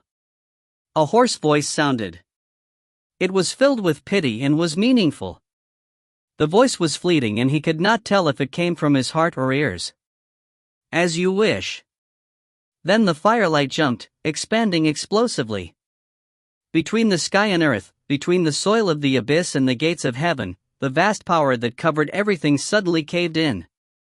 It compressed, returning to the inside. It overlapped, converging on Elsa's body. Inside her body, the sacred fire glowed, radiating in all directions.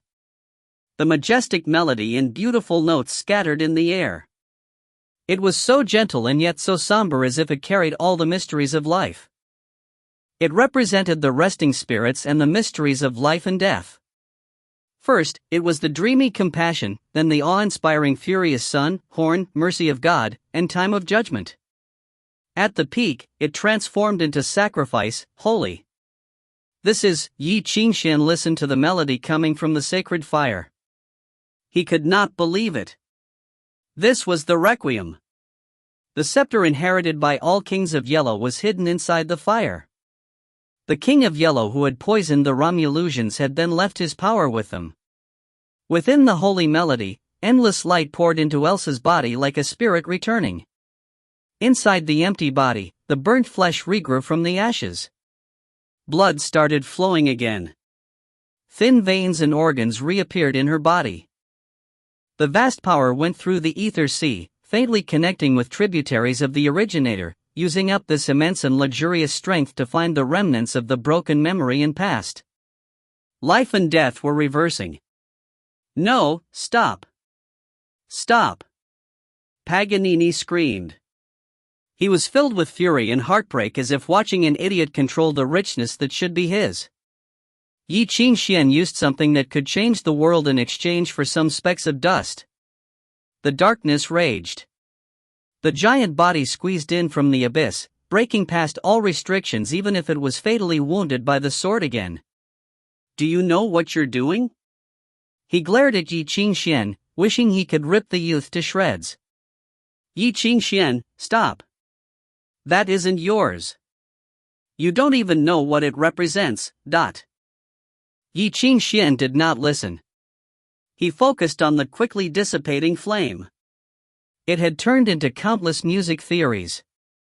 They were woven by an invisible hand into the prototype of a soul. Finally, it became solid and red. It was the legendary product from the School of Choir, a miracle on earth, the beautiful object that could reverse life and death, the Philosopher's Stone. At that moment, the boundless strength was spent as if an ocean was dried without even leaving behind water vapor. All that remained was the miracle created by drying 7 seas. Among the burnt ashes, Elsa had started breathing again. As if she was sleeping, her eyelashes trembled. Ye Qingxuan held his breath. Chapter 394, Witch's Dance. In that moment, Ye Qingxuan almost held his breath. And in that moment, a furious roar began. The abyss wind tunnel opened and black mud burst out like a fountain. Paganini roared and screamed. Yanking out the sword, he revealed the ghastly hole. He was no longer a human, but he still bled from the wound. As soon as the sword was removed, the garment wrapped around it, restraining it as if locking it inside a box. When it fell onto the ground, the blade dulled to scrap metal. A black hand yanked Ye Qingxuan up by the throat. ****, do you know what you did? Paganini's furious face emerged from the mud. He yelled, do you know how precious that thing is? You wasted the biggest miracle in the world. You can't even die to atone for the sin. The mud spread along the hand, swallowing him. Immense pain as if falling into hell overtook him. It felt like countless hands mashing down on his nerves. The pain poured into his limbs and body, besieging his sanity. He screamed in pain. Biggest miracle? Ye Qingxuan laughed through the immense pain. He looked up at Paganini tauntingly. You don't even know what the biggest miracle is. Then come to the sticks with your miracle. Paganini smiled cruelly. Don't worry, I won't let you die. During the rest of your long life, your biggest miracle will be death. Mud suddenly swallowed Elsa. Ye Qingxuan felt the hand around his throat tighten. His neck creaked in protest. His vision turned black. In the last moment, his mind was empty, but for some reason, a thin figure flashed past. It was an alley in Avalon. Under the dim light, a girl wore a dusty white dress. She looked back at him with cloudy eyes. Cousin. Bai Xi, sorry. Closing his eyes, Ye Qingxuan used the last of his strength to yell, Wolf Flute. In the sky, a scorched wolf flute and the remaining grandmasters landed haphazardly on the floor of the Iron Whale Temple. Father, Wolf Flute looked up at Ban with troubled eyes. He wants me to tell you that the time is up. Ban looked down at his watch. The second hand and hour hand overlapped. It was exactly 30 minutes. The time was up. Child, we will meet again in heaven. He closed his eyes sadly and no longer hesitated. Closing the watch, he tossed it into the air. It rolled on the ground and shattered crisply. Time stopped at that moment. In the stillness, under the piercing noise, Ban stepped forward. He yanked the sword out. Heaven's door was activated. A sea of light blossomed above the vault of heaven. As the sea of light surged, the heaven and earth thundered. Somber music played from the iron whale, shaking the world. In that moment, Father Ban lowered his head. He supported himself with the sword and stopped breathing. It was as if he had died and became a stone statue. However, an incomparable greatness and holiness brewed inside of him. A lotus bloomed in the sea of light. The radiant flower created by countless ripples bloomed between the sky and earth. It illuminated Paganini's confused face. His white face paled even more. He was once again illuminated by the light that appeared constantly in his nightmares, heaven's door. Seeing the light, his spine flared with pain as if it was going to tear apart. Hundreds of years ago, when he fell into the abyss, the sixth pope had stabbed him in the back. He survived and removed his human body, but the pain still remained in his soul. The power of judgment flowed with the music theory, engraving into his soul. It tortured him nightly and still hurt after the centuries. Now, the light cast down like a cold gaze. It was lofty and yet so disdainful. Ursicinus. Paganini spat the sixth pope's name out as if wanting to gnash at his throat. You're not dead yet. I know. I know. You're even more abnormal than me. The moment heaven's door opened, the wind tunnel from the abyss froze. It was no longer an exit. The light shone down like God's mercy, but it was undeniably cold and cruel. It covered the world inch by inch. Even the garment began trembling and cracking apart. A vague figure slowly emerged in the sea of light. As if the door to heaven had opened, the archangel guarding heaven wielded a sword of light. He slowly raised his head and walked out. The world was silent. In the reflection in the sea, the large illusory figure looked down at Paganini. Compared to this vast figure, everything in the world became as insignificant as dust. Who could bear the day of his arrival? Who could withstand his appearance? He was like the fire that smelted gold, he was like the alkali that bleached fabric. Under the solemn melody, the angel's reflection hoisted the blade and brought it down on Paganini. Long time, no see. Paganini stared at heaven's door. Expressions battled on his face until it settled into a look of disdain. All that pretense is still as disgusting as always. Paganini opened his mouth. What he spat out was a strangely beautiful melody. It seemed to have a shape, woven by countless music theories, and transformed into an enchanting side profile. The figure was dressed in a wild yet ancient dress and a painted face. Bathed in darkness, her smile was still bright. She was ignorant to the judgment falling from heaven. Still intoxicated by the melody, she danced. The song and dance was not demonic or wild at all. It was just flawless beauty. There was no so-called holiness or any treacherous feelings from the abyss. The countless music theories had constructed pure beauty. It seemed to have peeled away all pretense to reveal a desire for truth and beauty. No matter how others viewed it or how the morals of the world judged it, it would still continue down this path without any regret. It was a thirst from the bottom of one's heart. Thus, the sky and earth were influenced by the melody. They changed and reality transformed under the music theory. It seemed to be reconstructed after breaking apart, turning into a pure and clean world. It was the witch's dance. Throughout history, Only musicians who had a pure desire for music theory could inherit the saintly title of Paganini. This was why Paganini had overlooked the boundary between humanity and demons, choosing to fall into the abyss.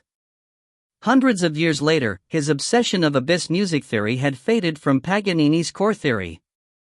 It no longer rejected the sacred city's strength, but neither could influence his true nature. He used pure music theory to combine the two, removing all categorization to become a part of himself. Under the power of the witch's dance, the body that he kept in the abyss was sublimated and purified. It broke free from the mud, transforming back into a vague humanoid figure. It looked like both man and woman, and one could tell if it was ugly or beautiful. There was no eeriness or feelings of justice and holiness. It was only filled with the desire and reverence of music. He had almost broken free from the abyss's restraints and transformed into some sort of product. With time, he may be able to break free from Hyakum and become a new natural catastrophe. Unfortunately, his plan for success was personally ruined by Ye Qingxuan. He was only one step away. Now, the illusion of witches' dance finally clashed with the sword of heaven's door. In an instant, everything was swallowed by extreme light. It swallowed Paganini and evaporated the sea of light. The dozens of iron whales shook and were pushed into the distance by the wild power. Even sound was muted by the uncontrolled power created by the collision. Any eyes that dared to look at the sky were burned to a crisp. The two completely different music systems created shockwaves. Within the radius of thousands of miles, all musicians who had constructed a music theory within them felt their hearts constrict, almost destroyed by the aftershock. Ether balls and other delicate equipment quickly shattered one by one. Even the observation cauldrons in the Iron Whale Temple and Center Church cracked. The mercury within evaporated and became useless. It seemed like eternity before the aftershocks faded. The city was already destroyed and covered in cracks. Still, it hung in the air illogically.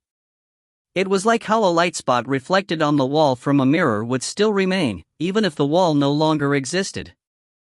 It was not a true object and did not even exist. It was just a projection from the faraway ether world, an altar supplied for sacrifice and rituals. Now, the altar had fulfilled its mission and no longer needed to exist. The projection slowly caved in and dissipated into ether. Surrounded by the shattered statues, hoarse laughter traveled from the broken walls. "I'm still alive. I'm still alive." The horribly damaged figure stood atop the ruins. His body was destroyed and the music theory that made up his body was almost completely out of control. But even burnt like that, he was still overjoyed. As if he had heard the funniest joke in the world, he was bent over with laughter. Looking at the cracked sky, Paganini yelled, "You can't kill me. Arsisinus. Do you see this? Me, a sinner who had fallen into the abyss, I'm still alive. And your so-called heaven is just an empty lie. You can't fool anyone." Then something sharp sounded. A blade burning red-hot pierced through his chest. His voice cut off. Behind him, heaven on earth had been hidden by moonlight. Now, it slowly shattered, revealing the half-burnt Ye Qingxuan and the unconscious girl in his arms. In his chest, the sub-originator had completely extinguished. There was no more moonlight. Using the last of his strength, he gripped the sword in the stone. Stably and without hesitation, he stabbed the shocked Paganini. What a coincidence! Ye Qingxuan looked at his eyes with a tragic smile. I'm still alive too. Chapter 395, Wake from the Dream. The moment heaven's door opened, Paganini no longer had time to care about anyone else. He used all his power against the sword of judgment, including the garment of original sin. As a carrier of the dark side of his personality, the garment was a part of Paganini. It carried his evil thoughts and greed and was no different from an internal organ or a backup body. The infinite movement ritual instantly began. The witch's dance strengthened thousandfold, pushing it to an unprecedented peak. The witch's dance and the sword of judgment clashed. It was an explosion of destruction. At the same time, Ye Qingxuan charged toward the sword in the stone. Right before the flood swallowed him, he touched the hilt. It was enough. The sub-originator, riddled with holes, was activated once again. Like a rabid horse frothing at its mouth while pulling a broken carriage, the sub-originator operated with self-destructive strength. It connected with the sword and reactivated the 12 chapters of Golden Victory. The territory of heaven on earth was rebuilt. It did not have time to become as radiant as before. The narrow territory was more like a crude shelter. Then the world began shaking and light swallowed everything. Ye Qingxuan closed his eyes and retracted all perceptions. He grasped the sword and hugged Elsa, using all his might to maintain heaven on earth. In an instant, cracks appeared on the sub-originator that used his veins and heart. Boiling blood mixed with the moon's glow, spewing from his pores, dyeing the shelter red. A jagged crack appeared on heaven on earth, but it managed to recover. For the first time, Ye Qingxuan forgot everything.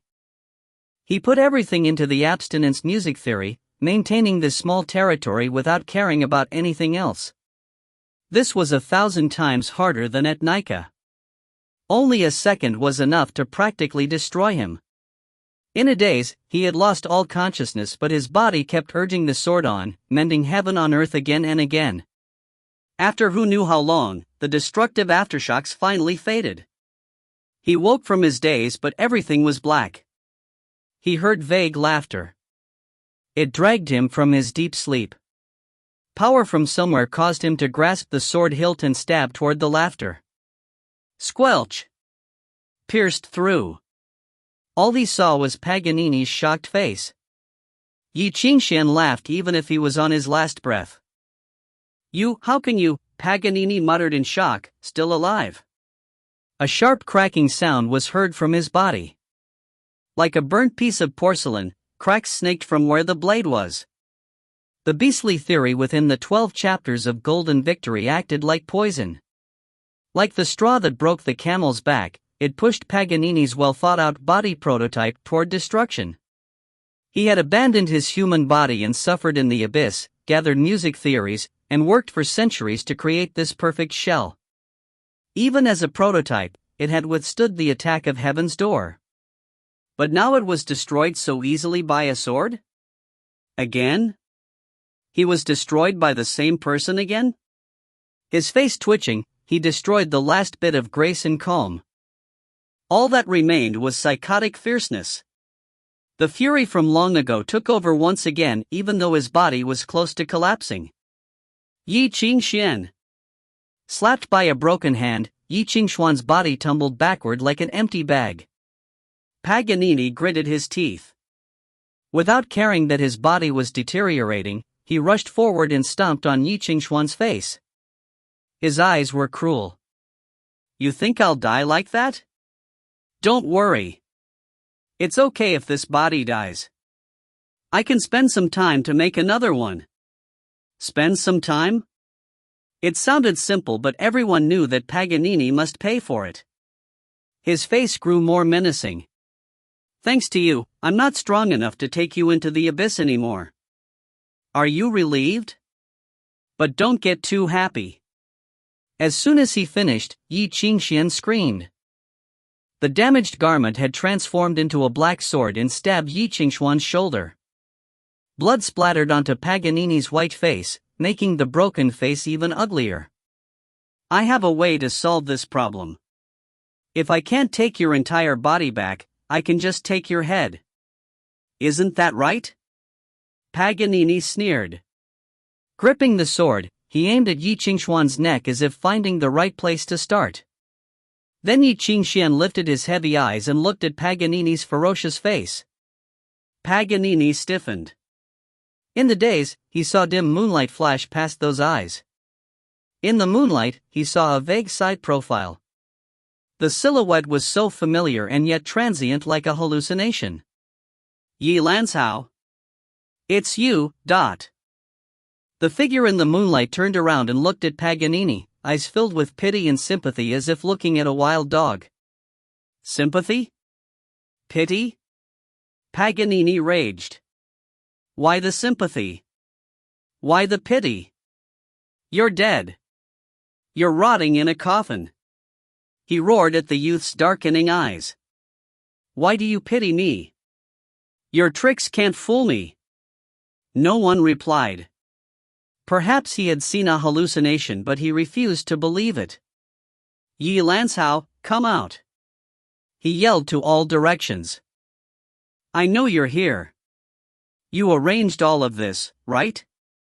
You always have a hidden card. Get out. Come kill me.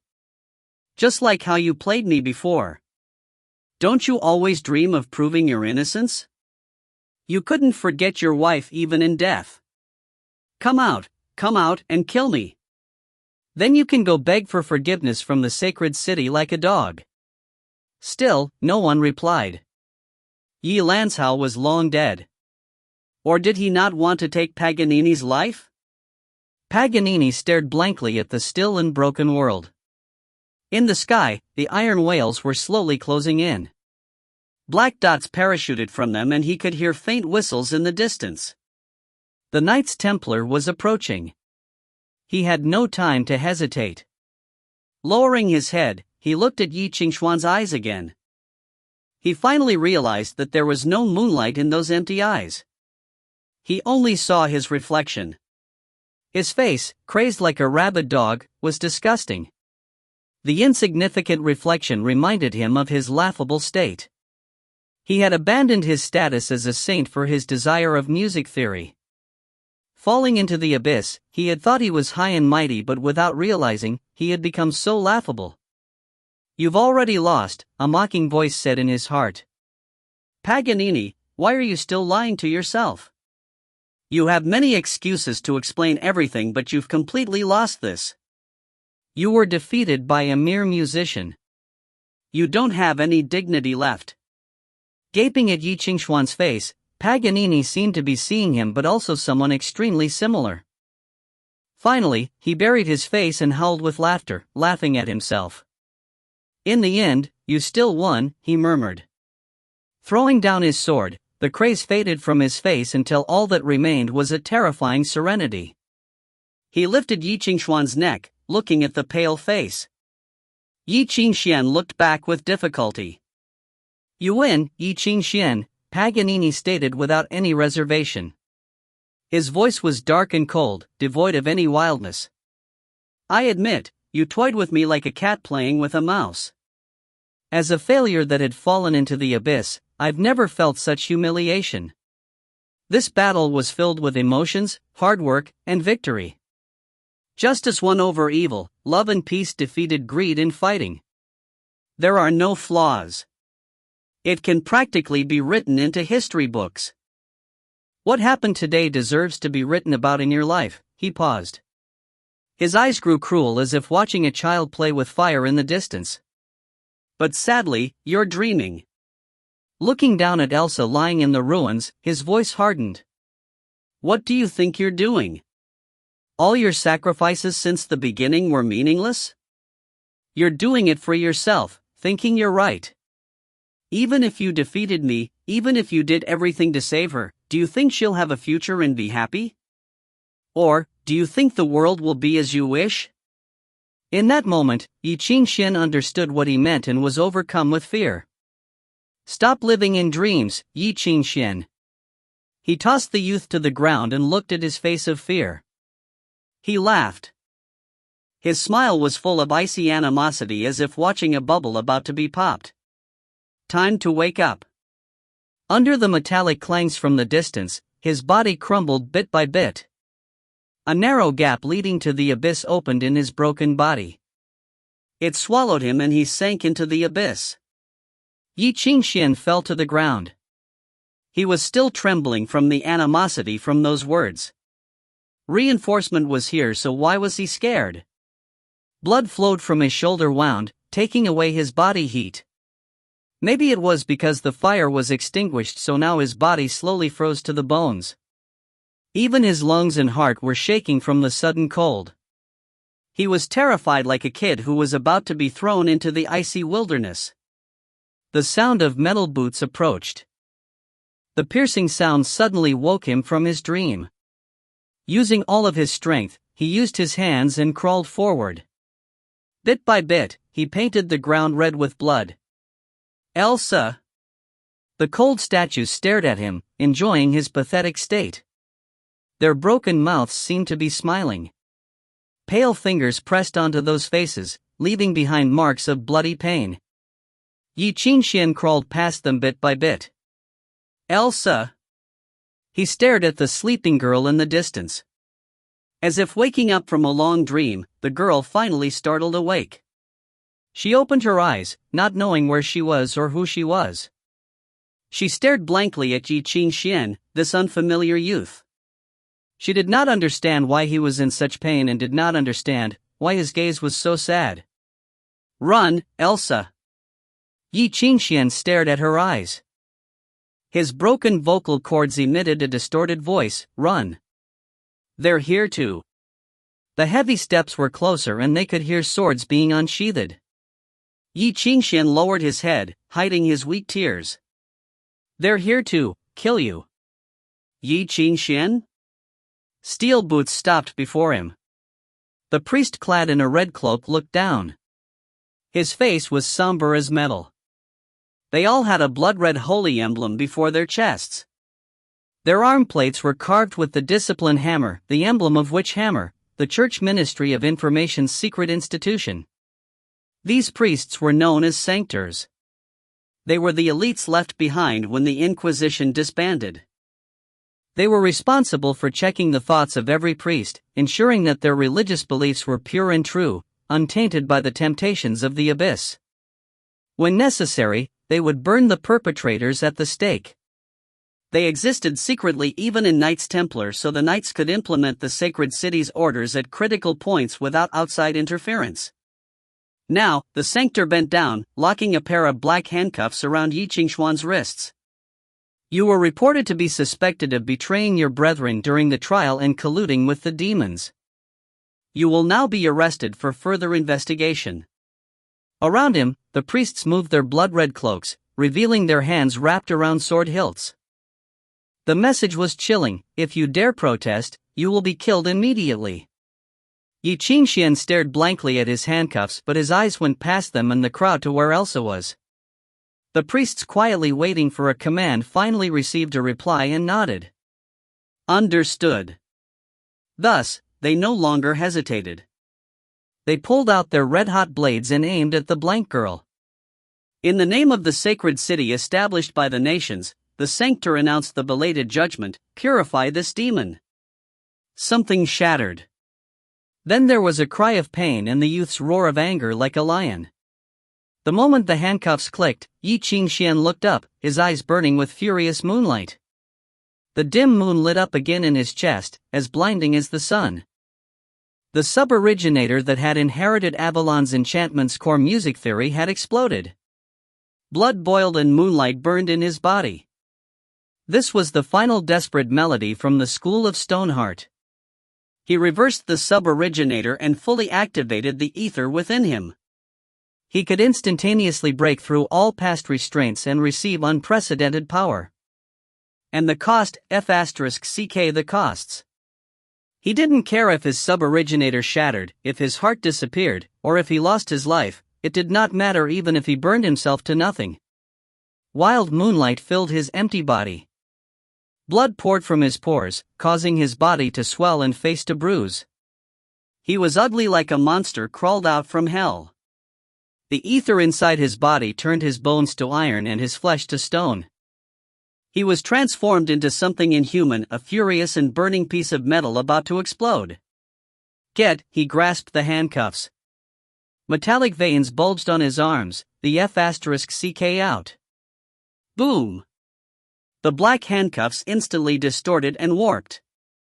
Broken shards of metal flew from his hands, turning silver-white under the moonlight. They were full of murderous intent as they broke through the air. It was the sword. The red-hot blade instantly warped. Countless shields and armor emerged on the priest, but then they all shattered and he flew back. Ye Qingxuan climbed up from the ground and pounced onto the priest before him, grasping the sword hilt. The priest looked at his horrible face in shock. Ye Qingxuan grinned like a demon.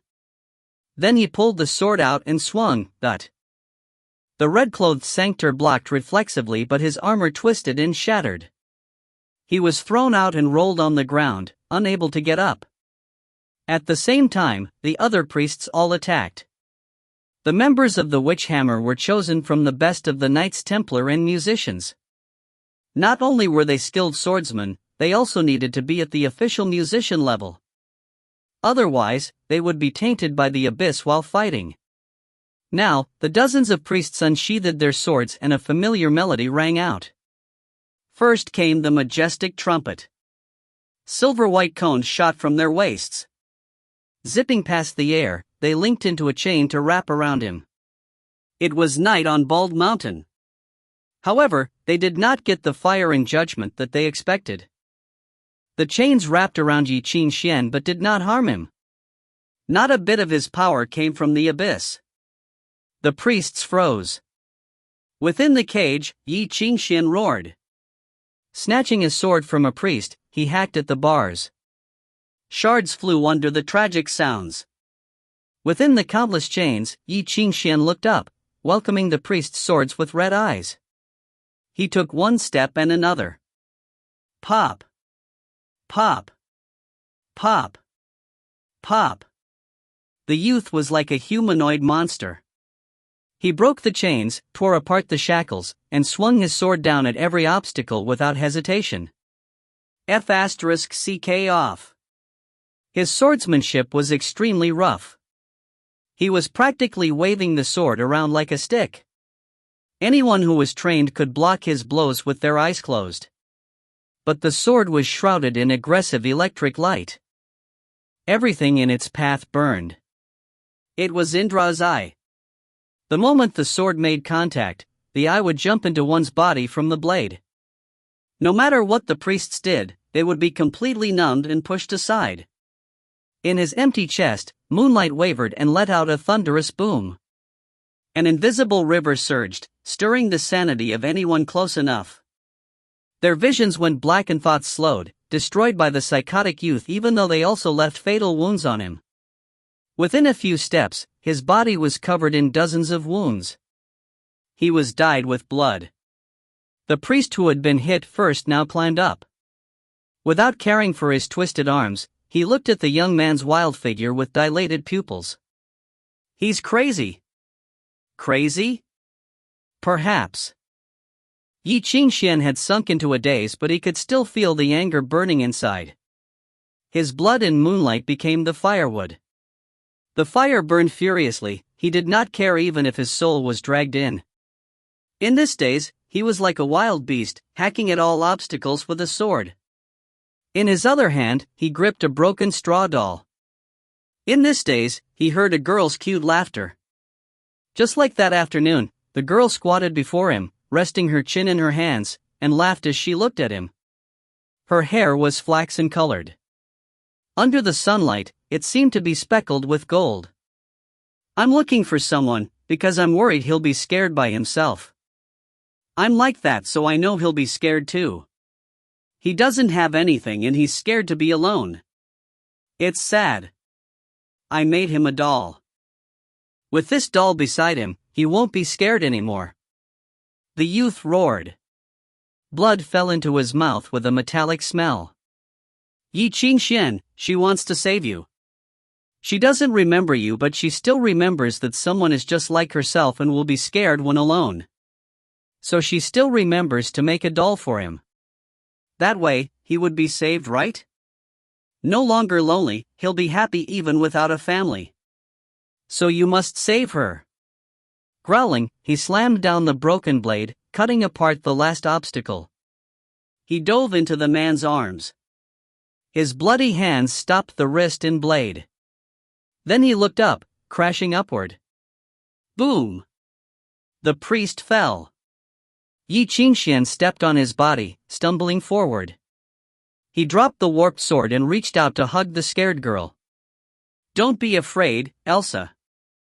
He painfully squeezed out a smile. His bruised face was ugly like a demon. "It's me. Don't be afraid, Elsa. I'll take you home." Elsa stared blankly at him but did not struggle. She let the bloodied man pick her up. Blood poured from Ye Qingxuan's forehead to her face. She looked up at the young man's side profile. Finally, she distinguished the familiar contours and seemed to wake from her trance. "I remember you." Smiling, she reached out to touch his cheeks. But Ye Qingxuan paled and stumbled to the ground. His strength was leaving him rapidly. He could feel that, in that instant, the wildly operating sub-originator had truly collapsed. His burning blood cooled again. The moonlight dissipated from his body, dancing in the air like butterflies. Someone walked up. Yanking his head up, the man threw him to the ground and looked down. He held a strange yet familiar sword. It was the anti-tune. Ye Qingxuan knew what it was. Ancient Revelations musicians created it to undo all enchantments. It was the natural enemy of his sub-originator, which was already at the brink of collapse. "It's you." He looked up at the familiar man with fury. "Colt? It's rare to see you so pitiful, Ye Qingxuan." Colt smiled and patted his face. "You should feel fortunate that you have a good father." With that, he rose and ordered to the priests beside him, "Take him away. After all, he's already useless." They dragged Ye Qingxuan up and stabbed a needle into his neck, forcefully injecting him with tranquilizers and valuable medicine. The choir music score maintained his life, preventing him from ending up like the sub-originator. 3 choir musicians stood around him, tending to him as if they were scared he would die before the judgment trial. Handcuffed again, he faded in and out of consciousness. Colt turned toward Elsa. He held the anti-tune sword behind him. "Colt!" Ye Qingxuan struggled with all his might.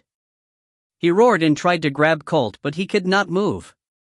He desperately tried to awaken the heaven ladder, but he could no longer use his talent. He no longer had anything to pay or gamble with. "Don't kill her." Lowering his head, he paid the last bit of his dignity. Tears flowing, he knelt onto the ground. "Please." Colt grabbed Elsa's hair. Hearing Ye Qingxuan's voice, he paused and could not help but laugh. He turned around, asking, "What did you say?" Ye Qingxuan opened his mouth to speak. Colt's blade sliced Elsa's throat. Blood spewed out.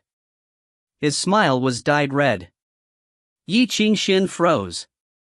He gaped at the redness dancing gently in the air, dancing with the broken moonlight.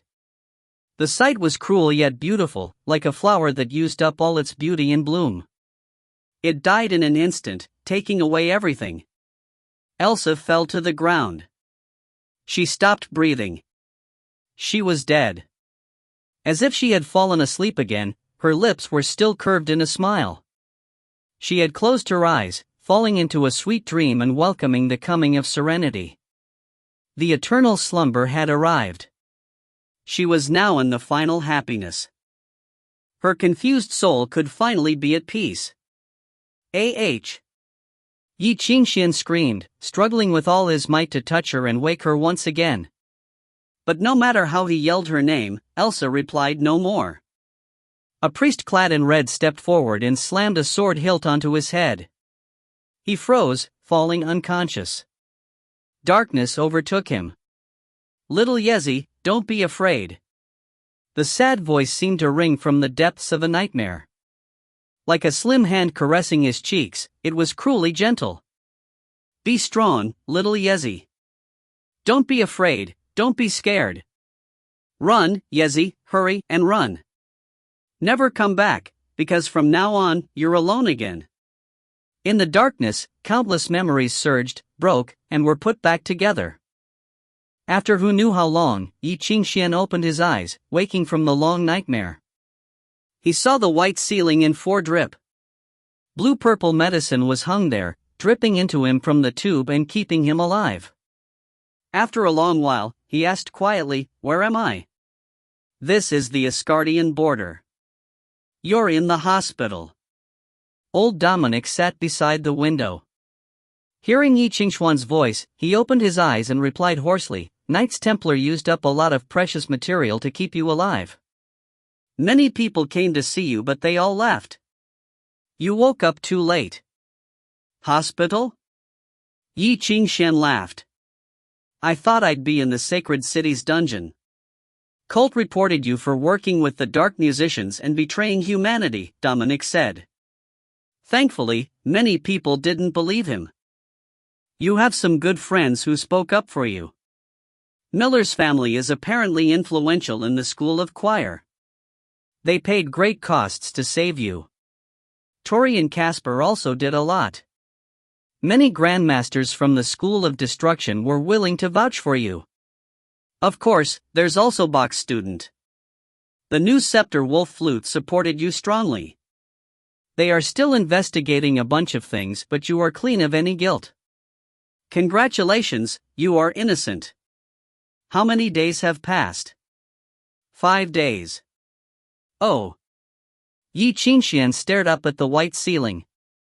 After a long time, he asked, "What about Elsa?" Dominic fell silent before sighing. "Don't you already know? She's dead. The Romulans disappeared too, along with that city. After Elsa died, they all disappeared. Really? I see." Ye Qingxuan's voice was flat, as if hearing something unrelated to him. He asked softly, "What about Colt? Where is he?" Dominic thought for a bit and answered, "Probably on the way to the sacred city." "Sacred city?" "Yes. He was the only one who succeeded in this trial. He performed well this time and successfully stopped the natural catastrophe and Abyss's damage to the human world. He received much praise and rewards from the sacred city. They call him the Star of the Future. The sacred city is probably preparing for his canonizing ritual now.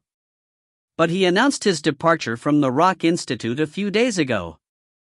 Apparently, he has cut off all ties with the School of Secret Keepers and joined the church. Now he is planning to become a sanctor. His teacher probably wants to strangle him, right? But unfortunately, he's part of the sacred city now. No one can do anything to him." "Oh, I see." Ye Qingxuan closed his eyes as if falling asleep. But after a while, he suddenly said, "Mr. Dominic, can you help me? I need to send a letter." The old man was taken aback but quickly laughed. "Yes. Before coming, the principal told me that the sword in the stone represents the royal authority of Anglo. As long as you don't touch the sword, everything is allowed." Ye Qingxuan opened his eyes. "Really?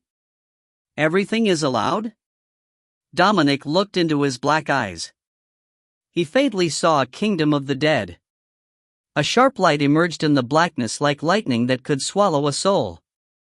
It was just a flash, but it was terrifying. Thus, he smiled and bowed. "Ye Qingxuan, ever since you pulled out the sword, you became the inheritor after Maxwell. You will be the next principal of the Royal Academy of Music and the future Queen's Minister. You need not have any worries. Walk the path you must, fight the battles you must, hold the morals you must. From now on, Anglo will ensure that the crown of justice is always for you." 5 days ago, a long yet joyful conversation in the Soul Hall of the sacred city came to an end at dawn. Hermes got up from the ground. "Let's end here." He patted the dust from his body and looked up at the empty ceiling. "Thanks, old friend. Ever since that *Shoal Eastern Lord ended things with me, it was hard to find an old friend to talk to. Thanks to the sacred city's mercy, you're still this half-dead thing, but it's great to see you before leaving." Nibelungenlied remained silent. Just as Hermes was about to leave, he called out, "Hermes, I have a question." "Whom?" Hermes turned around. During this event, you designed the future path for the Romulans and asked the King of Yellow to extend their life and bloodline. You failed, but I still have a question. Nibelungenlied asked, where did he go? He's tired of everything already, isn't he? Hermes smiled mysteriously. You all know, and your Pope knows too. The day he rushed into the papal palace and argued with the King of Red, he was already disappointed in everything. He hates this world and yet must protect it, so he wanted to get as far away as possible. He already left, Nibelungenlied. He wants some peace and quiet, so I took him to a good place. Now, he's in a very quiet and faraway place. When he has time, he can sleep. When he's awake, he can look at the world and think about his life and the meaning of the world. As far as I know, he likes this kind of life. I see, Nibelungenlied said. Thank you. You're welcome. But I do have to warn you, don't spend more effort on observing. What will happen next? Hermes shook his head. There's no point. Aren't you curious about the result? There won't be a second result. Hermes looked away. Have you ever seen an angered dragon? Are you speaking of the dragon of destruction? Nibelungenlied seemed to have some thoughts. Do you think the youth is someone terrifying enough to rival the dragon of destruction? No, the dragon is scary, but it's still just a beast. Hermes chuckled and raised a finger. I'm comparing him to the third King of Red, the crazy one who beheaded the red dragon, even though the cost was burning half of the sacred city down. You know, a crazy man's lovable trait is that he lives in his own world. He's only loyal to his own ideals. He has a principle, a bottom line, and ethics. He's basically perfect. You can hate him or fear him, but as long as you stay away, he won't mess with you. But the most annoying trait is that, once he wants to murder, no one can stop him. In the stillness, Hermes pushed the door open. Wind and snow swept in, landing on his shoulders. I didn't know it snows in the sacred city too, he whispered, disappearing into the snowstorm. Chapter 396, Wolf and Dog. It was a bustling afternoon. In Wistrium, an iron ship stopped at the busy port. Hot afternoon sunlight shone down. The man beside the window found it annoying and pulled the curtains, blocking the noise and eyes from outside. Inside the dim cabin suite, the young man looked back at the old man on the other side of the table. The old man placed an open letter on the table and pushed it over slowly. The young man yawned lazily and looked up. Grandmaster Bono, what is this? This is from the Dean. Grandmaster Bono stared coldly at the young man. He said hoarsely, take it, Colt, and the Institute will not forget the past. Colt lowered his head. Looking at the letter, he rubbed at it and laughed. Pushing it back, he replied indifferently, Grandmaster, I already wrote very clearly in the letter that I am not the suitable talent for this school.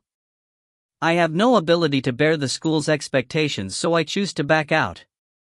Why must the Institute be like this? Do you know what you are saying, Colt? Grandmaster Bono's eyes darkened. For centuries, there has never been a precedent. The day you inherited the School of Secret Keepers music theory, you swore that you will be a member of the school for life. The only way out is death. You are still young and do not understand the cost of this. We are willing to forgive you as long as you take this letter back. His voice was eerie. Even the air became stinging, but Colt was still unmoved. He looked at the old man with a mocking smile. Forgive? That word sounds so nice.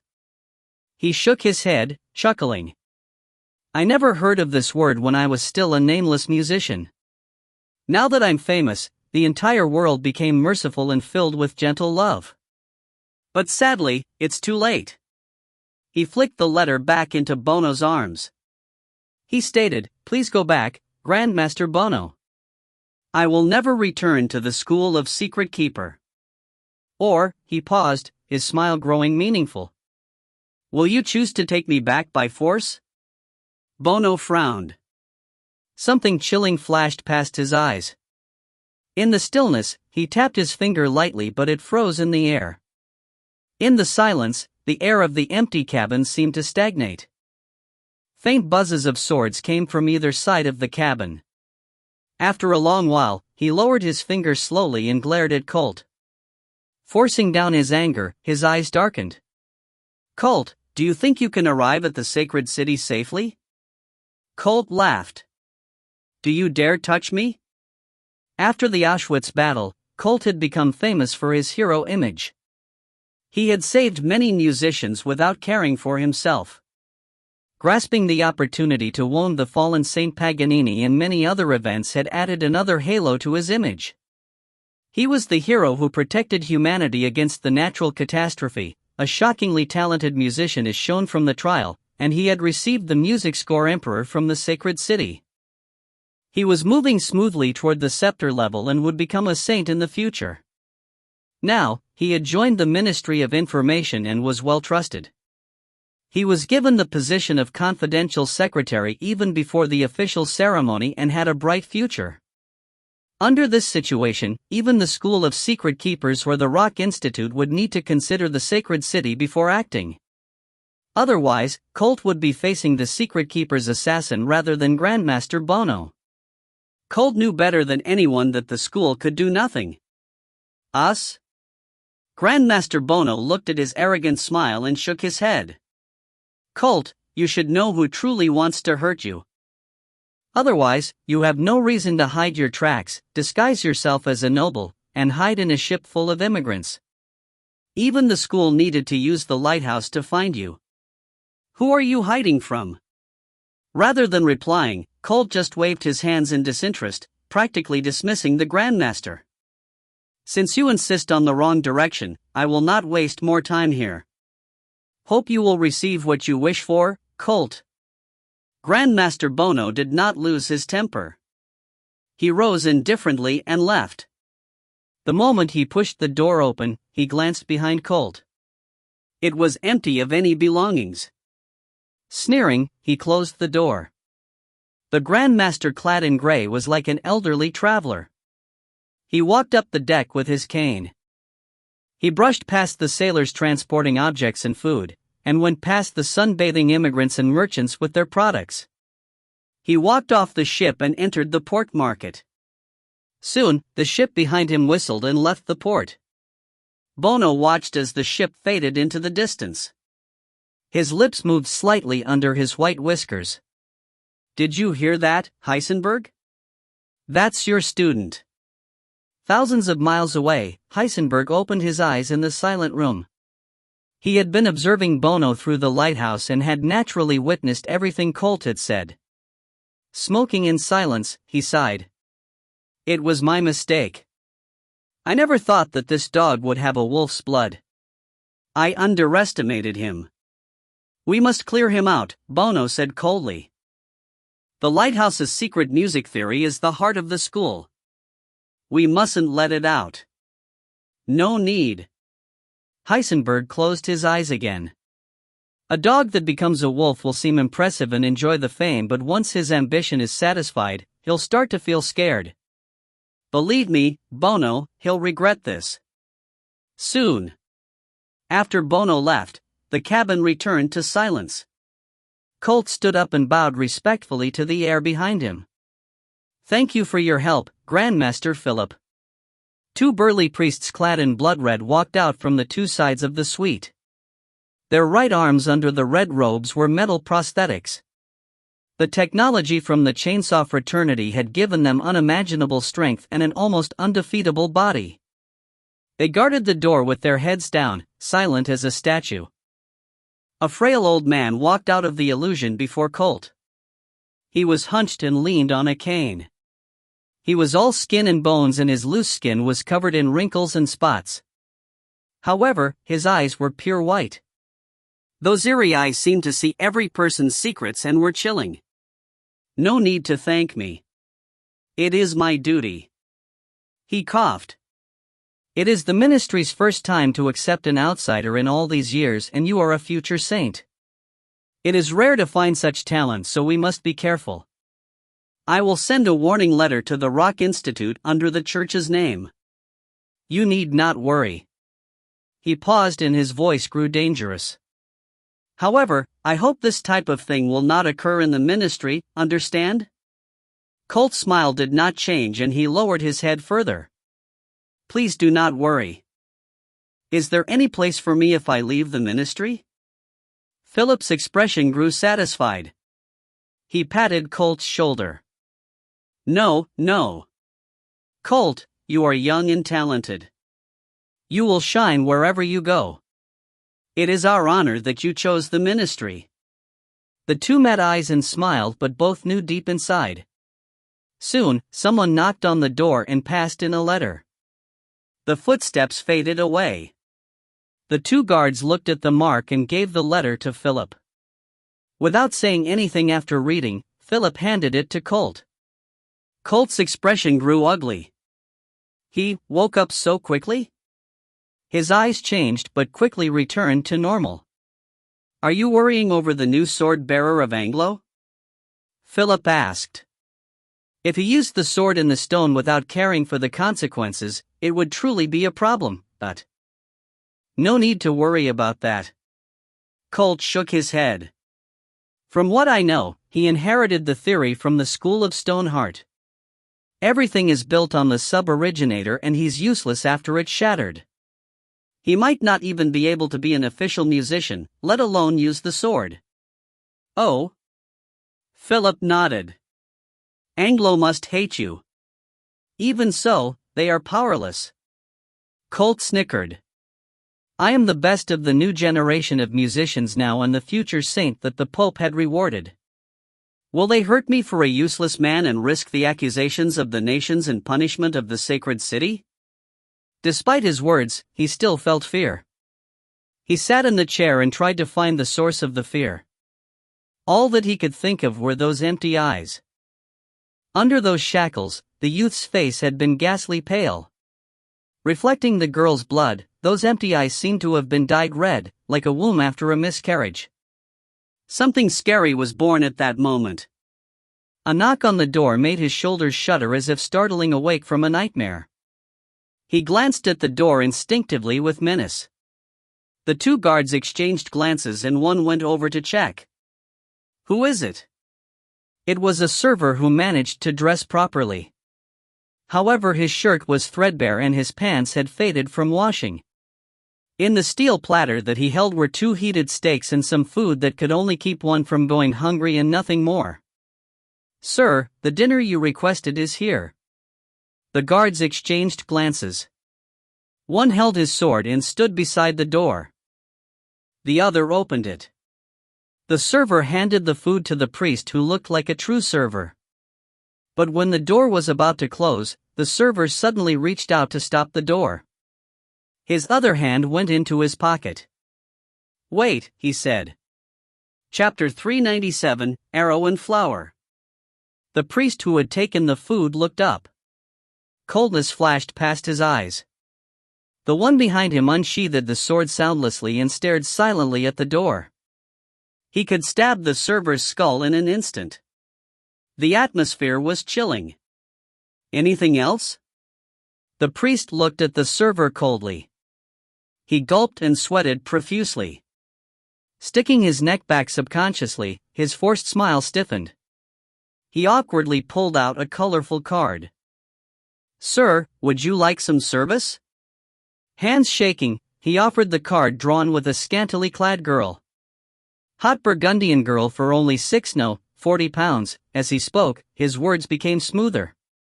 Finally, he put on a knowing and lustful smile, oblivious to the fact that he was at the brink of death. If you have any needs, we have younger ones too. No need. The priest coldly glanced at the card. He tore it apart and threw it into the trash before slamming the door shut in the server's face. Then he took out a black toothpick. After testing for poison, he brought the platter over. Colt took a few bites of the steak blankly before losing his appetite. He kept thinking through the details for anything that could reveal him. He still could not pinpoint where the feeling of danger came from. Then his finger trembled. Looking up, his expression was drastically different. No. This ship was a crude put-together short-distance ship. It relied on transporting poor immigrants, and even the highest-class cabin suite was old and smelled of mold. Rich people would definitely not go on this ship. They could choose safer and more comfortable ones. Who would spend £40 on a prostitute? That card. He spun toward the trash can. Where's the card? The two guards quickly rifled through and found the pieces of paper. But after investigation, they could not find anything abnormal. There was no poison or tricks. It was just a regular piece of paper. Relax, Colt. Philip looked up from the old sofa. There's no need to be paranoid. I am here. Colt's face alternated between green and white. It was hard to tell if he was frustrated over his mistake or embarrassed over his fear. Sorry, I'm overthinking. As soon as he finished, there was a crisp sound. The god of death had arrived. 20 minutes ago, the ship was about to set sail. Under the loud whistle, Grandmaster Bono brushed past the sailors who were transporting food and grains. He walked off and disappeared in the sea of people. The bare-chested sailors smoked and happily exchanged crude jokes.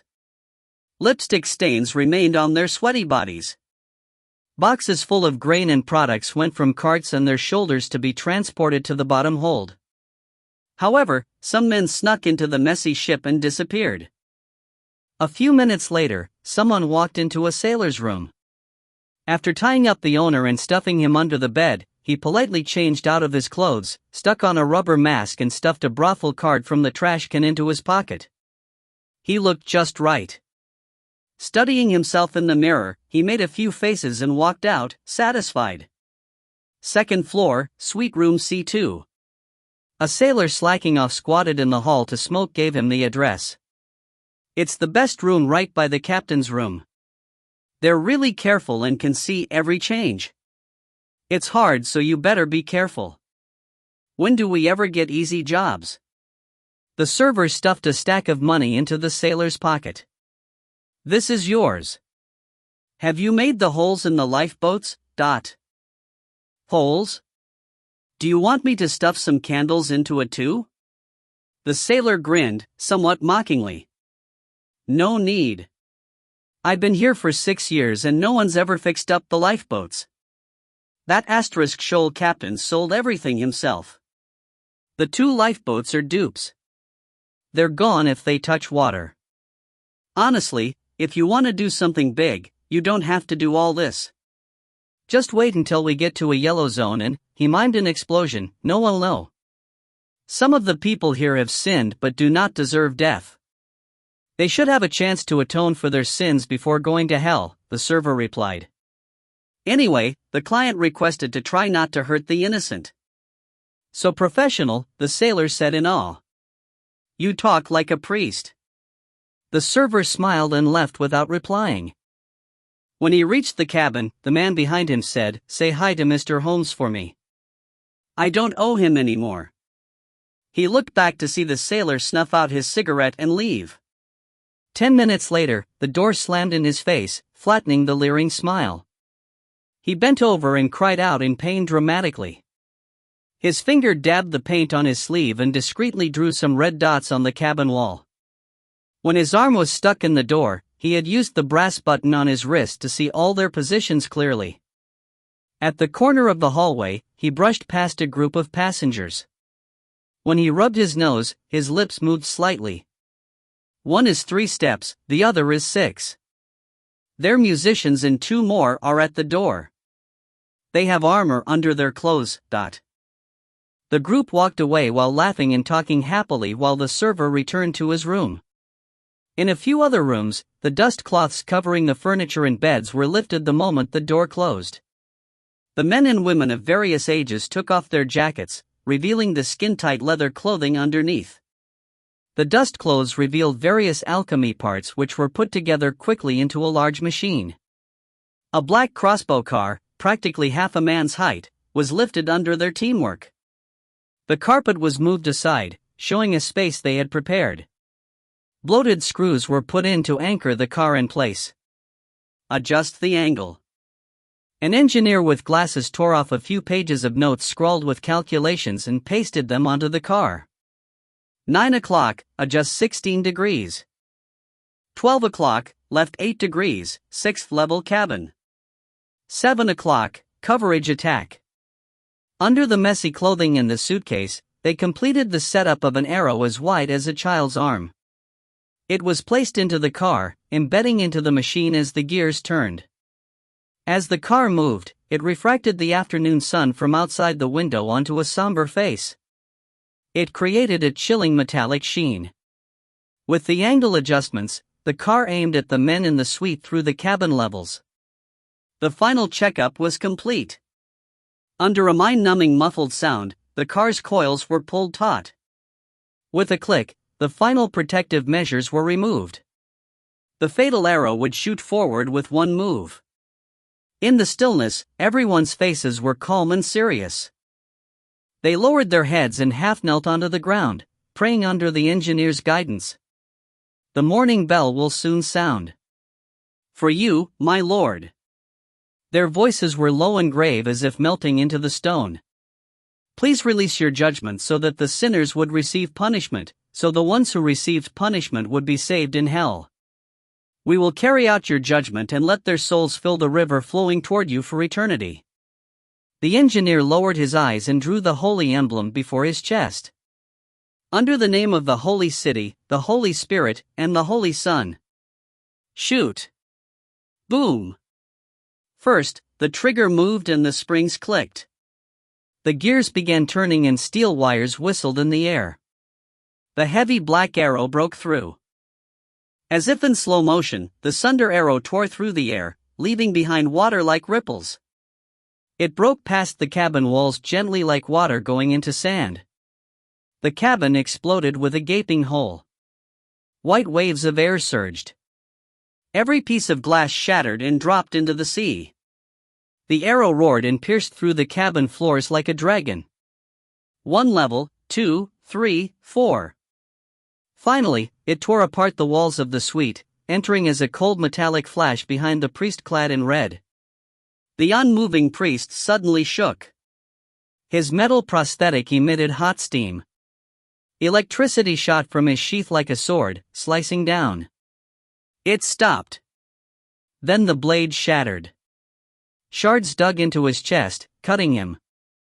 The bones underneath were ghastly white. The arrow continued forward without weakening. It pulverized his chest, spine, and made a tragic hole in his body. Finally, it embedded into the wall, the arrow quivering. Right before that, Philip's face changed. Cold light shot from his eyes. He put his hands together in prayer and the apparition of the holy emblem appeared behind him, enveloping him. Pure white light shone from his hands. They shot toward Colt like shooting stars, covering him. In the next moment, the light shook, clasping around the whizzing arrow.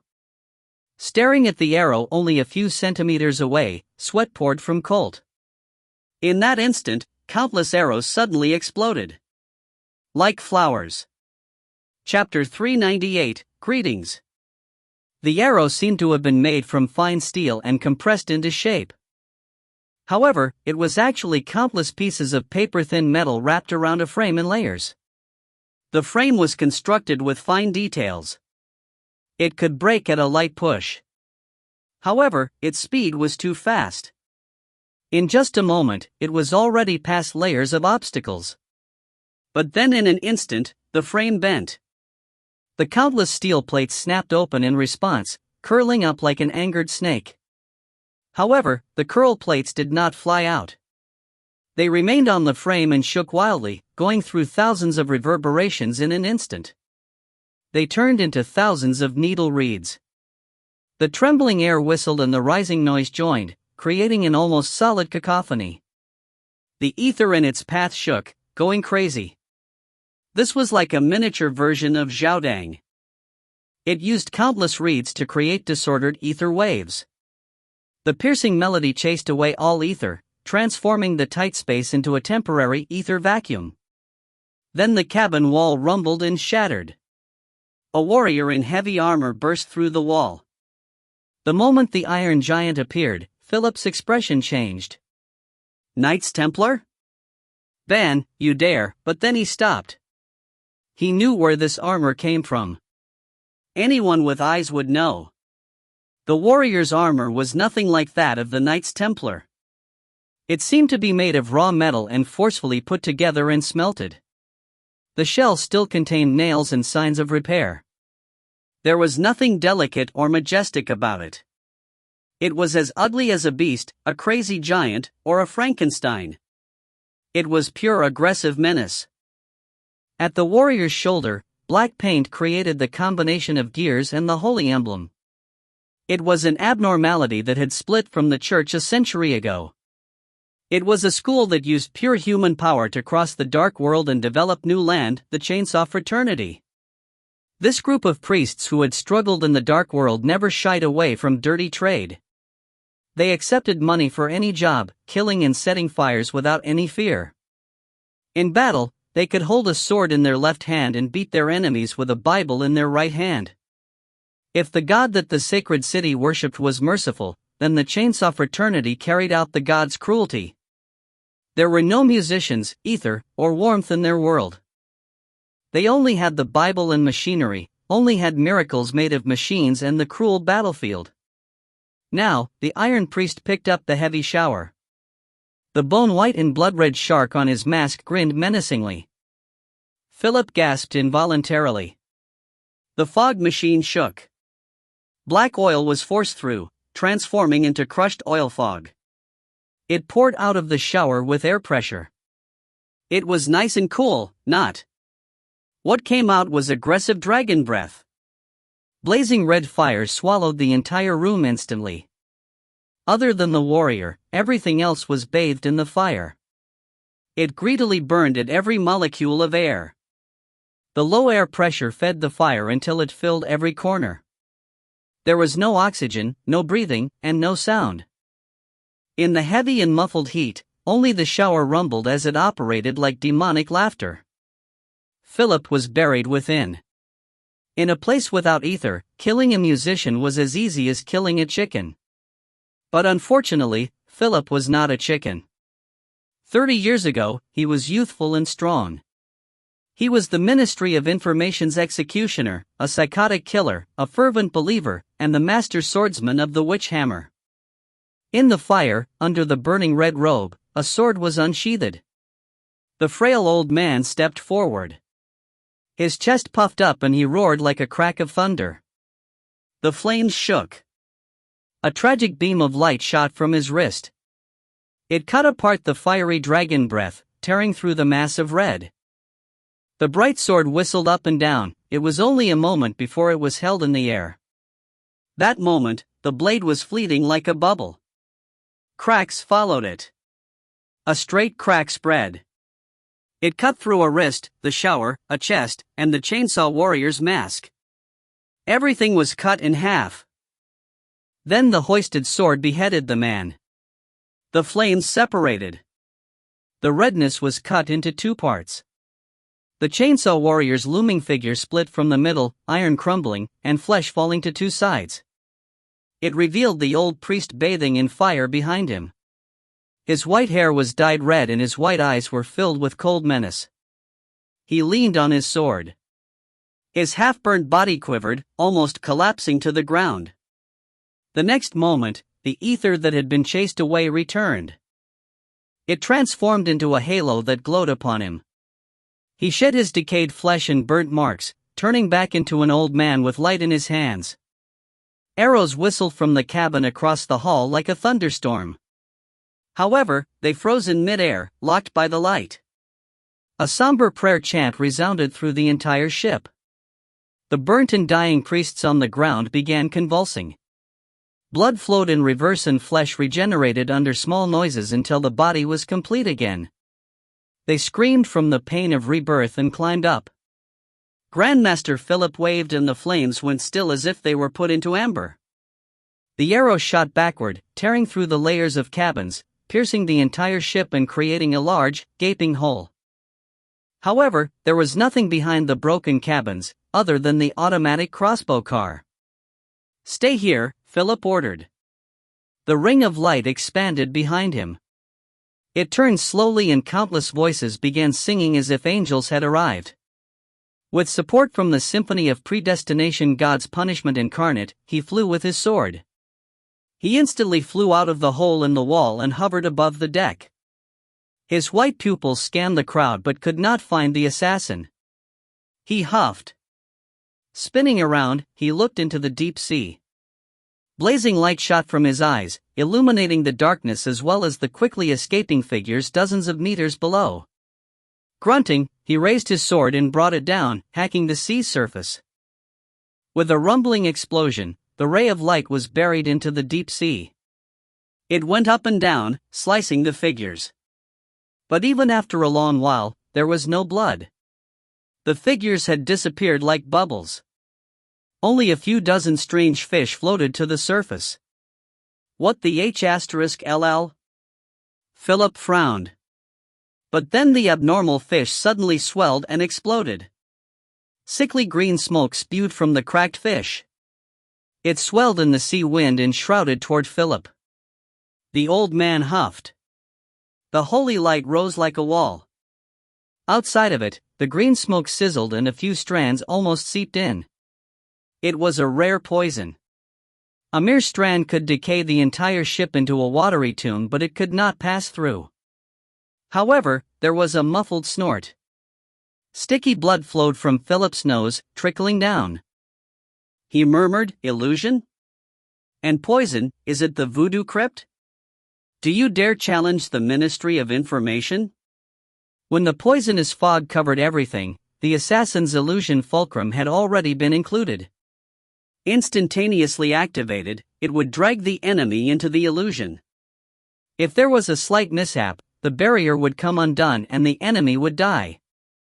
However, the poison was also part of the illusion, raising the danger of the originally weak illusion. The two complemented each other, changing the usual shortcoming of the School of Illusions, turning it into a terrifying attack. Only one group had this technique, the Voodoo Crypt. "Huh, there's a Grandmaster?" The client gave some wrong information, an annoyed voice said in the poisonous fog. "Threatening me with the sacred city? Wow, I'm so scared. But you guys haven't come to the Northern Islands in all these years." Philip's face darkened. The Northern Islands and Boundless Ocean had always been bases for the School of Illusion. It was comparable to the Mirage School of the Desert. They had created the legends of the Siren musicians and the Ship of the Undead. These musicians who controlled reality and illusions ruled the seas. They controlled many smuggling and illegal trades and never stayed put. All of them were unclean and were responsible for many messes. They were also informative and would disappear at the slightest hint of trouble. There was an adage among the sailors, every shell in the sea may contain a hiding illusion musician. No one knew where they would hide. Therefore, even though they knew that the target was from the sacred city, some desperate musicians still wanted to take the risk and make some money. After all, it was just to slow them down. The client had good credit as well. He paid the deposit quickly and never delayed the final payments. Only an idiot would pass up this job. "I don't know why you angered him, but he wants to mess with you guys, so we can't do anything about it." The old man in the poisonous fog laughed. "So how about you guys stay here for 5 minutes and I'll let you go? You'll be unharmed and I can finish my job. How about it? I swear on the originator I'm honest." What he got in reply was the light of discipline. Colt, oh, Colt, dot. In the messy ship, layers of solidified flames had transformed into a forest. They bloomed with such red flowers, beautiful yet tragic like fine pieces of art. But Colt, still unrecovered from his fear, heard a hoarse voice. "My friend, where are you?" The raspy voice echoed among the broken flames, murmuring in his ear, "Can you come closer? It's so dark here. I can't see you." The two priests lifted their swords. Countless black shadows slowly emerged from the crystallized flames. Cruelty flashed past Colt's eyes. He took out the anti-tune and sliced through the air. The music theory on the blade instantly changed. Revelation's music theory expanded, fusing into the chaotic theory. With this sword movement, the flames withered and shattered. All music theory connections broke apart. The black shadows screamed until they disappeared. Just a bunch of scams. Colt frowned and suddenly felt a wet hand on his shoulder. Someone had silently pressed up to him, laughing in his ears. "I'm right here. Can't you see?" Colt spun around in shock. He saw the shattered body that had climbed up from the ground. It was only half of a body. It choked and cried. Raising its head, it revealed the cut-up side. The flesh was a mess. "Don't be scared," it murmured and giggled. "I'm just sending a message." The cracked skull opened its mouth to murmur. Then it shattered, blood splattering. With a muffled thud, the remaining body was nailed into the wall by a sword. It vibrated and shook like an endless sharp laughter. There was a scream. A vague figure wrapped in green poison disappeared in the distance. Philip, burning with phantom fire, returned to the cabin. The other priests helped him shave off the burning flesh. He quickly recovered, becoming old but complete again. This fast recovery seemed like exceptional healing, but it actually consumed a man's vitality and potential. Even a grandmaster of the school of choir was unable to save the lifespan Philip had used up. He was only 60 years old but already looked ancient. "Let's get off at the next port." Philip's expression was dark. "It seems like we've already been tracked. Those lunatics dare to attack the sacred city." Colt remained silent. He gaped at the body on the wall, shell-shocked. He could still hear the corpse murmuring in his ear as if the dead had truly come back for a greeting. "I came back from hell," he said. "I'm still alive." Chapter 399, Hold On. 5 days later, the rail carriage parked at a station in southern Asgard. A few minutes later, a light carriage departed from the station, bypassing the peripheral of the city and finally entering the manor along the mountain path. The door opened and soon closed in the night. Lola pushed open the door and heard the tide. People in the big manor were hurrying to and fro. Everything was illuminated. Someone hurried downstairs of the doorway. He reached out to help Lola get off the car like a thoughtful and gentlemanly housekeeper. "Professor Lola, it must have been a tiring journey, but..." "Richard, did you ever smile so warmly when you were in college?" Lola said gently.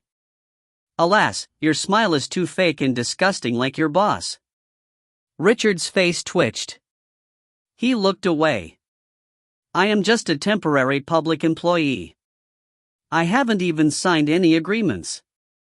Please don't embarrass me." "Really? Then shall I go to the 5th department to talk to your boss?" Lola asked in return. Richard did not dare to respond but just walked a half step ahead to show her the way. He looked carefully and cautiously as if the person beside him was not a noble maiden but a cannibal or an ether bomb that would explode at any time. Recently, many people had been suffering because of this event. He would absolutely not want to become one of them. Even Maxwell had to control his temper, let alone a small employee like Richard. As early as the day after Ye Qingxuan's event happened, the principal found that when his personal barber was about to shave for him, the shaving cream in the box was replaced by green drugs of the most poisonous kind. The threat was quite palpable. No one knew how many hints this woman would plant for self-destruction. If she went crazy, half the Anglo would have to jump into the pits of hell with her. Fortunately, Ye Qingxuan did not die, so she had no chance to go mad. All the way, Richard's whole body was chilled by that cold sight from behind. He had to speed up, walking forward along the manor's road and corridor. The sounds of the tidal waves approached with the cold winter wind. The green plants on both sides of the road were covered with a layer of white frost, gradually withering. He's waiting for you inside. Richard opened the door for her, took a few steps back, and left quietly. The light behind the door fell on Lola's face. The gloominess and madness in her eyes disappeared. Her look changed, hesitating like a timid little girl. "Lola?"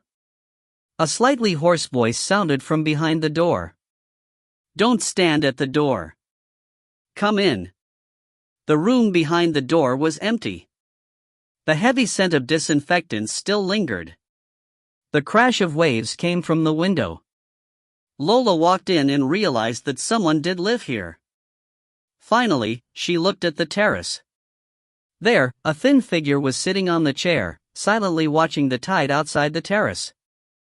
His white hair that reflected the moonlight had become so long without her realizing. They had been apart for just half a month, but it felt like much longer. Lola could still faintly distinguish his appearance, but he had changed a lot. Sighing softly, she took a thick blanket from the chair and covered him. Ye Qingxuan's wrists looked skinny and pale. There were still traces of pinholes there. Perceiving Lola's sight, he hid his wrist under the blanket. "Sorry, I was supposed to be better today, but the doctor was not willing to give some effective medicine.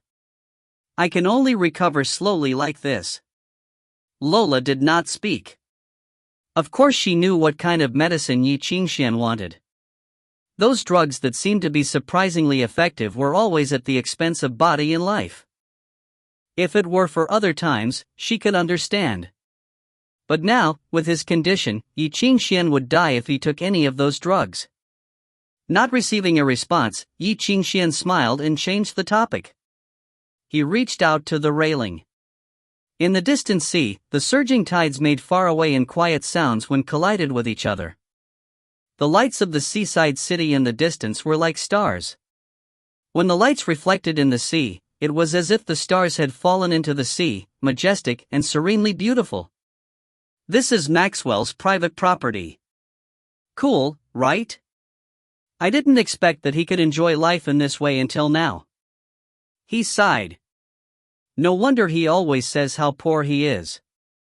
If I were him, I would definitely embezzle school's funds to buy such a good manor too. If we need money, we can write a report to the royal family. We can get a bonus too. Lola pursed her lips but didn't speak. She looked down at Ye Qingxuan and reached out to touch his white hair. Ye Qingxuan looked back at her with silent eyes. He did not look like the young boy she had first met anymore. Now, he was like a stone statue with chiseled features, silent and quiet. He was neither naive nor weak anymore. Somehow, facing that pair of eyes, Lola couldn't help but feel sad. "As long as you're alive." She reached out to stroke his hair and hugged his shoulder from behind. "I wanted to hit you before I came. If you listen, I won't hit you anymore." "I know." Ye Qingxuan nodded. He reached up and patted the back of her hand. He just let her hold himself, silently gazing at that broken moonlight in the sea. After a long while, he hesitated but asked softly, "Lola, can people live without a heart?" Lola froze and looked up at him. After the sub-originator was broken, Ye Qingxuan lost his heart. It would be very difficult for him to live, let alone be a musician. The Knights Templar rescued him in all force. They had spent a lot of precious materials to save him from a dying state. The doctor told her that it was a miracle that he could survive.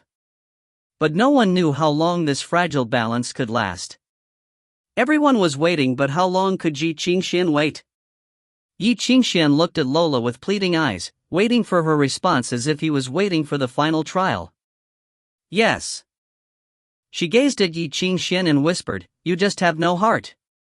Believe me, Yezi, you can live." "Really? That's good." Somehow, Ye Qingxuan smiled and looked comforted. "That would be great. I was worried about being treated like a freak." He stretched out his hand to lift the thick blanket. Untying the coat, he revealed his chest. Dense stitches remained where the heart once was. Underneath the sutures, a faint red glow burned silently. It replaced the heart in his chest, sustaining his life and breaths, helping him escape from death and hell. What is this? Lola looked at his chest blankly. Her sight penetrated the flesh and fell on it. She saw the scarlet crystal that was embedded in his body. It was a substance condensed from myriad complex music theories. It was the organ that had replaced the organ. She could not believe it and almost stopped breathing. That's probably what's keeping me alive, Ye Qingxuan pressed his chest, whispering softly. It was the crystallization of miracles, the legendary creation, and the power that all alchemists had dreamed of for so long. It could transform metal into gold and give life to dead things, the philosopher's stone. Ye Qingxuan closed his eyes and once again recalled that young face, that girl who had woken from the dream and looked at him with smiling face. She had reached out, wanting to touch his face. I recognize you. She had recognized him, so she put the philosopher's stone in his arms. Don't die. Ye Qingxuan. Those were the last words that she had whispered in his ear. So Ye Qingxuan survived even without heart, even with a broken sub-originator, because Elsa gave him a new life. Help me up, Lola. Ye Qingxuan buttoned up again and raised his hands. The time for rest is over. Lola pursed her lips. She reached out and pulled him from the couch, but she felt little weight. His body was as light as withered wood. Ye Qingxuan put on his coat and held the wall slowly to lead the way. Finally, he pushed open the downstairs door. In the spacious hall, everyone was bustling around quietly. A dozen hurried recorders leaned over the corner table to record, looking up the files that brought from the archives by carts. They left manuscripts all over on the floor and labeled on a huge map on the wall. On the other side of the hall, half of the wall had been forcibly dismantled. The original unified style of exquisite decoration was destroyed. A giant tuning instrument that had just been delivered took up the space. The tuner wedged into the ground like a monument. Its metal wires attached to the outside of the manor wall and extended to the sky, catching the complex signals from the ether sea and delivering the messages. Several disciplined musicians were debugging it to make sure it works. Richard came forward and gave him a letter he had just received. The letter was sealed with black wax. Ye Qingxuan frowned. The whale hunters failed. They couldn't keep him. Ye Qingxuan nodded. After all, they are the maritime smuggling regiment. We can't have too much expectation when they disembark. What did they say? They would have wanted the remaining half of the money. Richard shrugged. But after your deputy, Mr. Watson, cut off their leader's nose, they returned the advance payment. Ye Qingxuan took a knife to open the letter. After reading it, he understood the situation. They want to make money but don't want to get into trouble, so they decide to deal with the easiest side. Richard, we gave the money so readily that they thought we were weak. I'm afraid it's not enough to just cut a nose. Richard seemed to know a lot about the ex-medic. He smiled wryly. Since you said so, I'm afraid that other parts of that guy, like his nose, that can't be left behind. We all know that this is a work to trade lives with money. If the money is earned, then what's the point of keeping the life? Ye Qingxuan lowered his head. He tore the letter into pieces and threw it into the trash. Where are our guests now? He looked up at the huge map before him. On the map were many red dots as if someone used blood to mark out a tortuous road. From south to north, the road twisted and turned toward the center of the world, the sacred city. So close. You're almost there, Colt. You must hold on. Ye Qingxuan smiled and leaned on the chair. Closing his eyes, he put himself into the huge map. He reached out to move the chess pieces, full of anticipation. He whispered softly, "You must hold on a little longer." Chapter 400, Somewhere Without Evil. In the darkness, Philip dreamed of a butterfly. Fluorescent light sprinkled down as it flew in the red sky. He slowly opened his eyes. His sword hilt was warm from his body heat as he gripped it tightly. Heavy curtains covered the window, blocking the hot light. In the dimness, he saw Colt's eyes. They were bloodshot as if he had not slept in a long while. His hair was messy as well and he looked like a beggar. "What time is it?" Philip asked. 1 in the afternoon. "Oh, I slept for so long," Philip murmured. He reached out and opened the curtains a crack. Sunlight fell on his old face, illuminating some fatigue and weakness. The veins under the skin were dark green. It was the toxic poison that had seeped into his body and lay on his bones like maggots. Assassins had not stopped since their attack on the ship 5 days ago.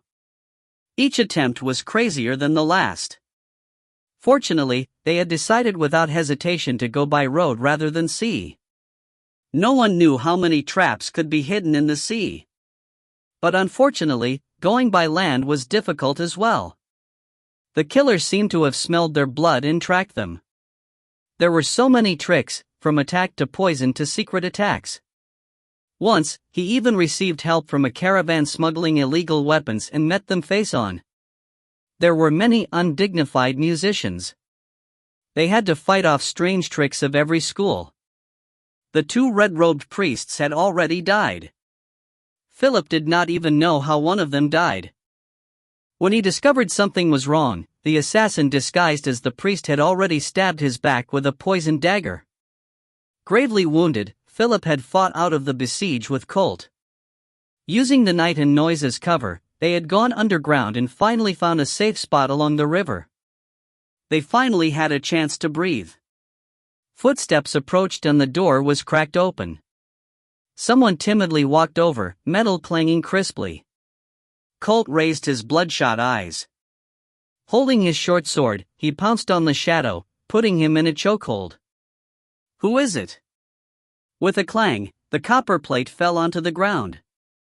A few pieces of bread fell into the dust. The young man collapsed. Looking at Colt's fierce expression, he paled. "The F-father told me to bring some food." "I'm sorry, I didn't mean to. He said you're sleeping so I didn't want to disturb you." "Sorry, child, for scaring you." Philip helped the young man up and helped him get rid of the dust on the robe. Finally, he picked up the bread, prayed quietly, and began eating earnestly without caring for the dust. Colt watched the young man run away. He held the bread but did not eat. Can we trust the people here? Over these past few days, he had witnessed too many betrayals. Even an observant Revelations musician could not pinpoint where the truly fatal poison was. "Don't worry, Grandmaster," Philip said. "The priest here graduated from the Sacred City's Trinity College and is a fervent believer. He was originally an ascetic monk but voluntarily came to this faraway town 4 years ago to do missionary work. His loyalty to the church is definite. He and his student are the only ones in this church. No one will know we are here." Colt did not reply. Still suspicious, he carefully lifted a corner of the curtain, looking at the poor church outside. It had not been maintained in many years. At the church entrance, the ragged priest quietly encouraged the sad-looking student. Then he picked up a Bible and left quickly. Colt narrowed his eyes. He is going to teach the local children for donations to repair the church. Philip seemed to know what Colt was thinking. He said calmly, "I told him to do everything as before. Other than giving us water and food, just pretend we are not here. This church is too poor. This land is directly administered by the church. It is protected by the clock tower and no one would be able to see inside. Rest up, Colt. We are setting off tomorrow." Colt dropped the curtain. He lay in the corner behind the door, gripping the blankets, but he could not sleep. His eyes were testy. Is there still no reply from the Ministry of Information? In recent days, all their messages to the sacred city had no replies. It seemed that all messages were locked as if an invisible hand snuffed all of their pleas for help, isolating them. Later, they would gradually be held in the palm of the assassin and suffocated slowly. Colt knew who could do all this. That was why he was panicking and full of hatred. His teacher. His nails dug into his palm, his eyes filled with resentment. It must be you, Heisenberg, Colt thought angrily. Other than the school of secret keepers, who can do things to this extent? You truly just want me to die. There was the sound of teeth cracking. Reinforcement will be here soon. Philip chewed the dry bread calmly. The raspy voice had awakened him. Even if they seal the Aether Sea, there are other ways to send messages. Don't worry, Colt. This will be my last time comforting you. The Ministry of Information is not like before but should not be overlooked. Before he finished, there was a knock on the door. Colt tensed like a frightened bird. Philip rose. He opened the door. Outside, a priest clad in red had arrived silently. The middle-aged priest had 2 long swords and light armor under his robe. The discipline hammer was carved into his armplate. His features were average but lightning seemed to brew in his narrow eyes. Teacher, I received your letter and hurried over, he reported, kneeling on one knee. I brought over the other members fulfilling missions nearby. There are 5 purgatory musicians and 16 members of the Witchhammer. We await your commands. In the courtyard, armed priests stood silently like statues. Many musicians were hidden within them. They were quiet but music theory as cruel as purgatory brewed within them. They were the hidden stars of the Ministry of Information. They were the cream of the crop. Even a century ago, a team like this could completely wipe out a satanic sect, raise columns of stakes, and burn the sky red. Colt, do you see? Do not feel regret. You made the right choice. Philip patted his shoulder. God's power cannot be humiliated. Sinners will always pay for their actions. From today, they will be your followers and protect you with their lives. The ministry will give you much more than the secret keepers. From today, you have the status of a saint. Soundlessly, the purgatory in which Hammer members half knelt on the ground and gave Colt their respect. Colt gaped at the priests and musicians before him. After a long while, a smile appeared on his blank face. He laughed. Lowering his head, he kissed the holy emblem on Philip's ring. Everything for God, ... His lowered eyes were blank but seemed like a furnace. There, resentment, hatred, and anger acted as firewood, something terrifying was burning. In the courtyard of a woodworker's home, the recitations came to an end. Children, the class will end now. Father Luca closed his Bible. After going home, please read the section taught today again and copy it. If you have anything you do not understand, ask me next time. The 2-hour reading and writing class was finally over. The playful children cheered and scattered. Looking at the mess, the priest sighed. He bent over, picked up the broom in the corner, and started sweeping. Perhaps he did not have a talent for preaching. After being here for a few years, there were not many new believers and he definitely did not have enough donations to repair the church. The students were mostly children of poor artisans and farmers. He even relied on the woodworker for the classroom. There was no hope for repairing the church. He sighed but felt someone tug on his robe. Father, a young voice said. He turned around to see a boy hug the heavy Bible with pure and curious eyes. He smiled involuntarily. Little Mueller, you didn't go yet? Did you not understand today's class? The boy scratched his head in embarrassment. Father Luca chuckled. He pulled a stool over and said gently, today's lesson truly is a bit complicated for children. It's normal that you don't understand that. The teaching material all came from the Bible. In order to keep the children from feeling bored, he would choose the more interesting stories. Today's lesson was about sinner Lazarus who was brought back to life by God. This was hard to comprehend for adults, let alone children. Mueller was Luca's favorite of the students. He did not mess around and studied carefully and seriously.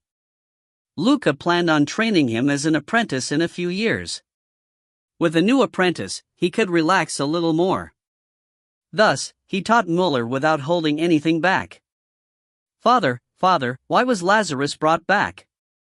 Mueller asked curiously. He sins so much. Because of God's mercy, child. Luca bent over to pat the child's head. He said kindly, God loves the people. Even sinners can live. Lazarus had seen hell, therefore he knew the value of life and the beauty of justice. As long as he lives, he will atone for his sins. Then what about kind people? Mueller asked with a cocked head. Kind people can't be reborn? After a pause, the priest managed to smile. After death, kind people go to heaven. Heaven? Mueller repeated in confusion. Yes, heaven, the priest answered. Heaven is a place without evil. Mueller nodded, seeming to understand but not really. After asking a few more questions, he left. Seeing him off, Luca sat on the bench and began praying with his eyes closed. Frantic footsteps sounded in the distance. Father! Father! His apprentice from the church ran in. He was out of breath and drenched in sweat as if he was chased by a pack of wolves. Leaning against the door, he panted and could barely speak. Donation, our donation. What happened? Father Luca sighed and said gently, everyone has hard lives. It's normal that no one is donating. At these times, we must help each other and... No. The boy interrupted him and stuffed a crumpled piece of paper into his hands. A kind soul gave this to us. He didn't even leave a name behind. It was a check. Father Luca took a glance and was shocked by the long number. It came from the Central Bank of Asgard, the National Asgardian Treasury. There was no name on the check.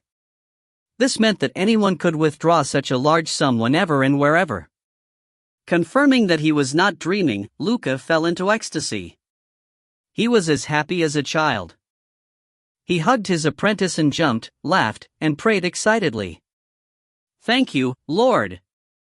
Thank you, kind soul. Our church can finally be repaired. The apprentice could not help but shake his head. Father, with that money, it's more than enough to build a new one. Boom! He was cut off by an explosion.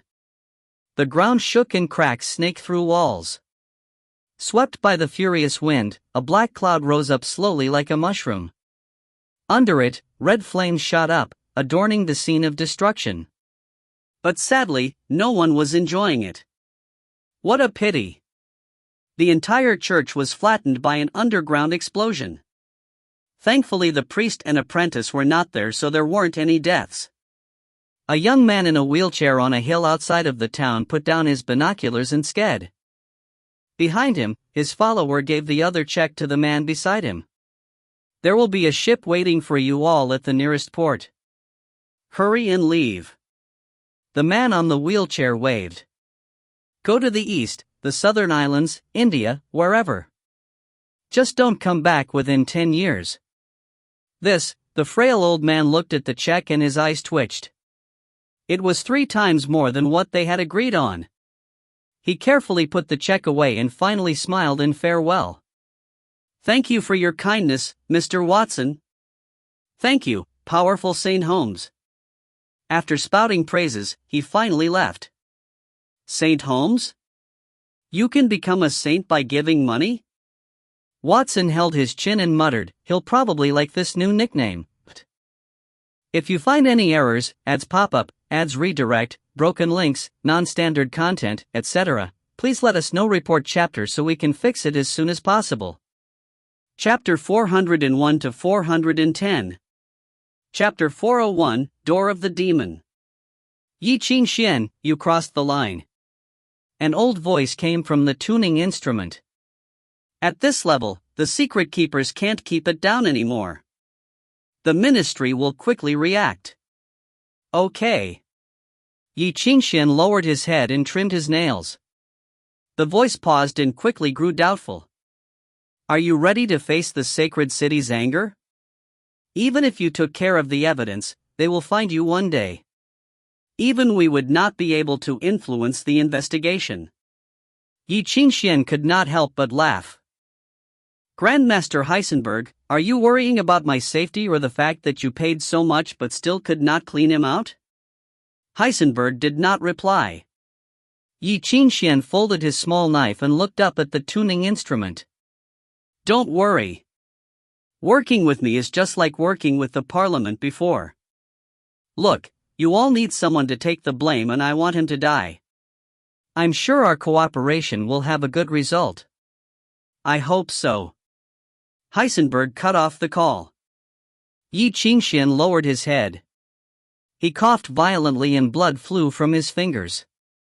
Lola pressed onto his back. His breathing sounded like an old windbag. Are you reconstructing the music theory again? Lola frowned. You're too impatient. I know. He waved. I'll be careful. Even with the Philosopher's Stone, reconstructing the sub-originator will take time. Now, your body is still rubble. It's already a blessing that the disordered music theory won't kill you. Yet you're trying to activate them now? If I wait for the metabolism to complete, it'll take at least half a year. Ye Qingxuan shook his head. I don't have time. Take a break. Lola reached out and patted his head. Her voice was uncommonly gentle. Little Yezi, you've already done enough. Don't put too much pressure on yourself. He closed his eyes and leaned back a little, taking advantage of the rare kind treatment to lean in Lola's arms. After a long while, he said, Lola, it's such a heartwarming moment, but you secretly used a hint to change a defenseless man's mind? You ruined the moment. Lola's fingers stiffened. Sighing, her hooked pinky went back to normal. Don't worry, I'm clear-headed. Ye Qingxuan cracked his eyes open and said lightly, and anyway, it's not just me who's under pressure. Maxwell probably can't handle it anymore now, right? In the Privy Council under the Palace of Anglo, smoke plumed. Maxwell lifted the ashtray and dumped the cigarette butts into the trash. Stop before it's too late, Maxwell. Under the light, the Prime Minister looked at him and said quietly, he's a little too out of line. The church is a neutral organization, but according to the Fifth Amendment, all churches are under the direct administration of the church. Things must be carried out under the Bible. From a legal perspective, what he did is similar to invading a nation's territory. The sacred city won't just let this go. To be honest, I didn't think he would really do that. Maxwell scratched his head and sighed. But he's a young man. Who didn't go crazy when he was young? The older gentleman should understand him. Go crazy? After a long pause, the Prime Minister sighed. I'm just a bit worried that our future sword-bearer isn't just crazy. To be honest, I am regretting signing the sword-bearer appointment. If I knew this would happen, I would protest against him taking over you, even with the Queen's seal.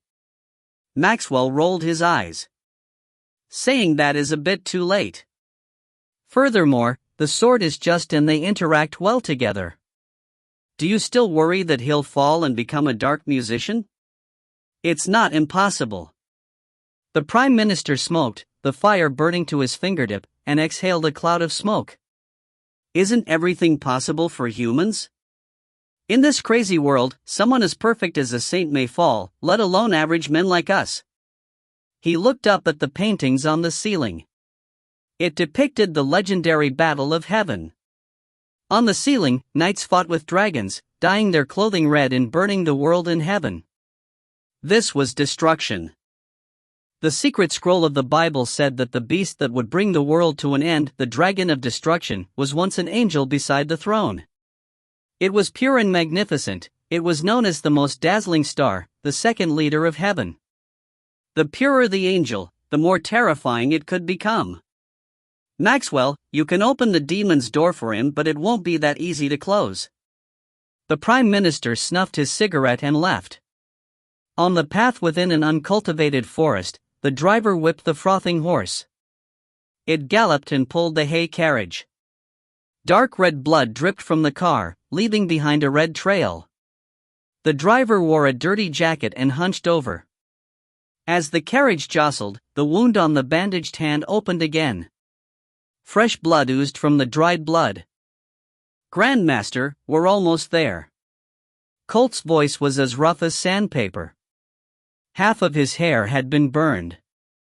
His originally handsome face was now covered with scars and scorch marks as if he had been burned by raging fire. His healing wounds were menacing, making him look like an ugly demon. No one could tell that he was once a proud hero.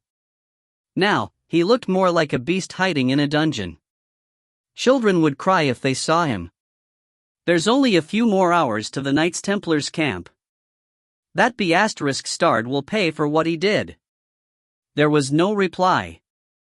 The damp stray was dirty and almost completely dyed red. Grandmaster Philip lay on the straw, panting. One eye was blind.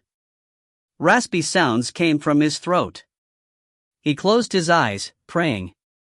However, even he could not hear his prayer clearly. There was the sound of water inside his lungs. His unclear murmuring sounded like a beastly growl. His consciousness flickered. The man-made ignition had caused the underground vein to explode, destroying the entire church. Wild ether had swallowed everything. The team of elites had all died. No one had expected that ***starred Ye Qingxuan would be so brash. Without caring about the sacred city's dignity and anger, he dared to kill dozens of clergymen in a despicable attack. If Grandmaster Philip had not activated the score of God's discipline at that moment, the two would be ashes right now. Regretfully, they were still alive. Still alive.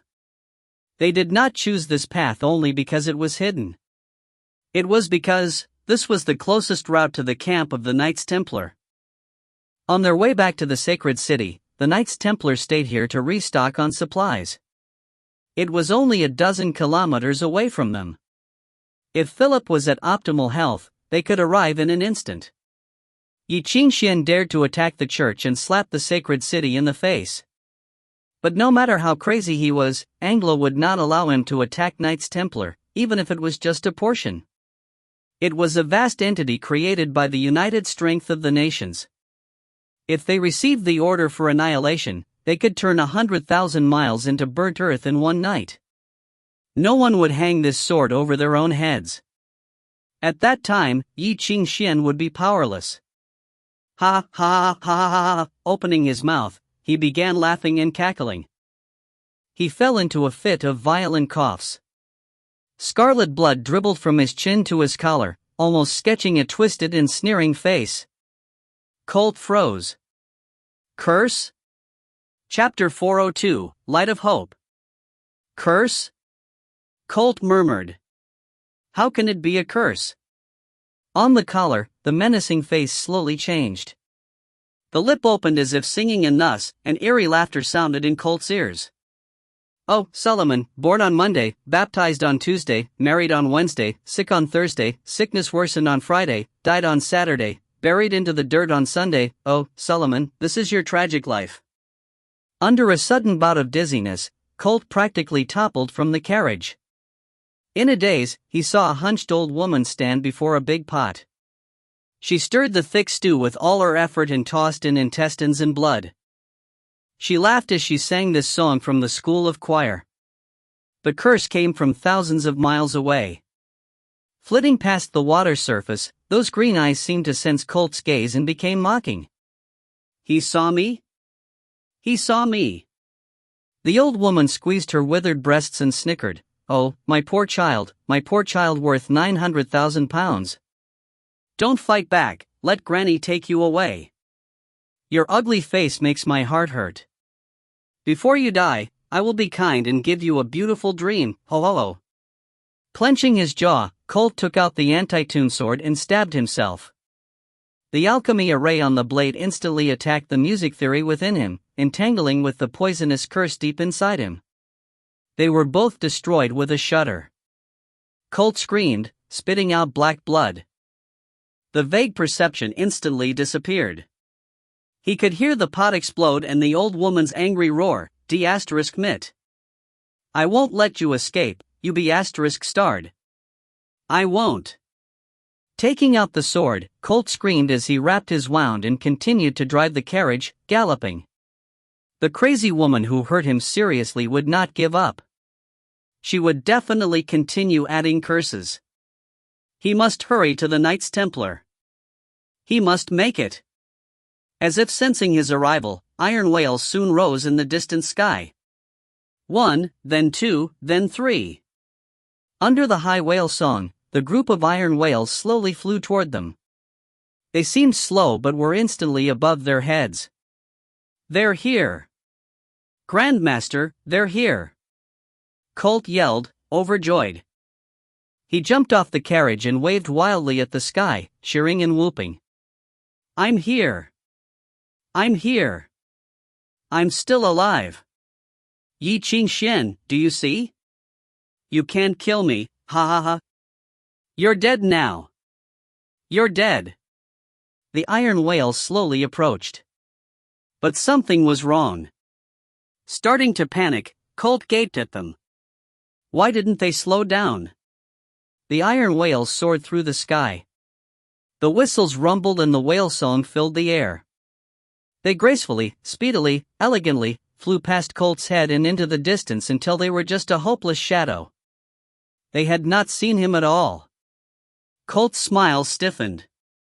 Feeling a chill, he was completely enveloped by fear and almost suffocated. Hysteric, he climbed onto the carriage and used all his might to shake the unconscious Philip, slapping his face. Send the signal. Send the signal. He screamed. His voice was as sharp as metal wires. Tell them I'm here. Philip coughed violently. He seemed to have finally woken up. Staring at Colt, he did not know where he was. Colt pointed at the black shadow in the sky in panic. The Knights Templar. Send the signal. After a long pause, Philip raised a finger with difficulty. He pressed onto the air and a wisp of light slowly lit up on his finger. It was just a flicker, but Colt was overjoyed.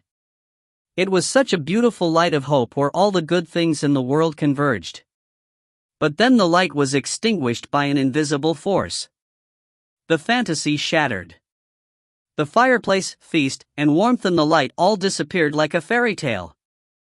Now, Colt finally realized that a horrible cacophony had somehow covered the entire forest. It lifted the ether like a layer of thick fog and blocked all messages from going out. This was the special technique of the School of Secret Keepers, the Silent Theater. Colt felt as if he was thrown into ice. It was all over. The iron whales flew past. Sitting on the flank of the reconnaissance ship, the observer looked down with binoculars. He could not help but pat his companion and say, "Hey look, there's actually people in this wilderness." In his binoculars was the ecstatically dancing Colt. "I think he's waving at us." The other took a glance. Seeing the face twisted in happiness, he shook his head and laughed. Probably some ignorant farmer. Seeing the fleet is like seeing a miracle. It's normal. The observer placed the binoculars to the side and sighed. I was like them when I first saw the fleet back in the day. Yeah. The companion smoked, his eyes growing nostalgic. Who wasn't? In the morning a few hours ago, a messenger on a gray horse rushed into the camp of the Knights Templar. Finding the one in charge, he sent up the order. Ban read it and shook his head. I remember the nation gave us 2 more days to remain here. The messenger looked aghast. I'm sorry, Your Excellency. I know this request is inhumane, but we've drawn out another camp for you to rest in. It's 200 kilometers away. Pausing, he muttered, those asterisks holes at water management. They just get more corrupted. The water factory established just last year has stopped. You can't get any water from underground, and all the water suppliers for the nearby villages have stopped. We can't even promise you can receive water regularly here. We must dig a temporary well for this camp and ensure emergency supplying. I'm sorry, but this is the letter from up above. He took out the letter and handed it over to Ban. After reading quickly, Ban nodded. Please tell Minister Quinn that we are guests, and for such events, your nation's matters are top priority. We do not need the other camp. The iron whales are mostly prepared already. We can return to the sacred city to rest. If we leave soon, we should be back by night. The messenger was overjoyed. Thank you for your understanding. With Ban's command, the silent camp quickly became filled with noise. The knights speedily packed up their belongings in tents, transporting everything onto the ships with order. A short 2 hours later, the entire camp was ready to go. The iron whales rose into the sky, filling it with the song of return. They were going home. While Colt's light of hope was extinguished, a hoarse voice traveled from a tuning instrument in the distance. The silent theater is already complete, Heisenberg said. Ye Qingxuan, this is the last time the secret keepers will help you. I hope you will fulfill our promise next. I've already prepared everything. Please don't worry. Behind the long table, Ye Qingxuan held his chin and studied the map. A trail of blood dots slowly extended north toward the sacred city. He stared at the scraggly trail as if studying a masterpiece and murmured, "There will be no problems." Oh? I would love to hear the details. Hearing Ye Qingxuan's tone, Heisenberg could not help but feel curious. Using the secret keeper's ability, he had naturally kept an eye on Ye Qingxuan's plans these days. However, Heisenberg could not discover what else he had. Philip was already sapped dry, but a grandmaster who used God's discipline as a theme for his symphony of predestination would never be easy to fight. Therefore, he was curious as to what Ye Qingxuan had planned. At this, Ye Qingxuan smiled mysteriously. At the same time, a young hand yanked up the weeds in the wilderness. Not caring about the dirt and bugs, he stuffed a handful into his mouth. He chewed with gusto, green juice dribbled from his lips. The 14-year-old looked like a wild child, despite his long gold locks and majestic features. "Uncle, uncle." He tugged at the man's clothes pitifully. "I'm hungry. Just eat something. Here, take this." The man pointed at a tree carelessly. The youth opened his mouth. Invisible dragon breath transformed into a gaping mouth that yanked the entire tree up. It disappeared somewhere. There were sounds of wood shattering and being chewed. But the boy's stomach continued rumbling and grumbling. The man sighed. He squatted down and looked at his sad nephew, patting his head. "My good nephew, please endure it. It's rare for Uncle's friend to come to me for help. He even gave me money." With that, he raised a finger. "With that money, I can raise you for a long time. I'll make you steak when we go back, how about that?" The boy shook his head sadly. "I want 5 cows. Then, 5 it is. Deal." Uncle clapped his hands happily. Straightening, he gazed at the shambling carriage in the distance and smiled eerily. "I had a feeling he would contact me, but I didn't think that his first time would be such a big job." Chapter 403, Trade with a Loss. In the carriage, the muddled Grandmaster Philip suddenly woke up. He widened his burnt eyes. The corners of his eyes tore apart and bloody tears flowed out. As if suddenly recovered from his injured state, he sprang up from the straw. The bloody crusts stuck with straw were ripped. Viscous blood seeped from the wounds. "Grandmaster?" Colt was overjoyed. He pointed at the black dot in the sky that was about to disappear. "Hurry!" But Philip heard nothing. His blood-covered empty eyes stared deep into the wilderness, shooting out white light. Where his gaze fell, the golden-haired boy squatted on the ground with a confused expression.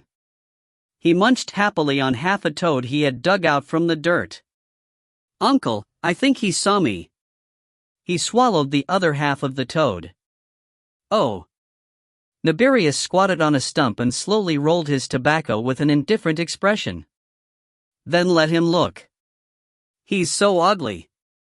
Mordred wiped his mouth. "I'm a little scared. Can I hit him?" "Don't be impatient." Nibirius finished and lit the roll to have a smoke. "Wait a bit more." Seeing those blank yet menacing eyes, Mordred suddenly had a great appetite. Bearing his hunger, he licked his lips. "How much longer?" Nibirius laughed. Looking back, he glanced at Philip, whose eyes were empty yet fierce. "A bit longer," he said. "That old thing still has strength to make it hard for us." At that moment, Philip rasped out, "Colt, run!" His flesh crackled and popped. Dried blood and dust were suddenly hit off by a surge of blood. His body bled everywhere, but it represented a shocking vitality. His deteriorated cells were dancing and cheering, quickly healing his wounds. In an instant, the blood was washed away by light.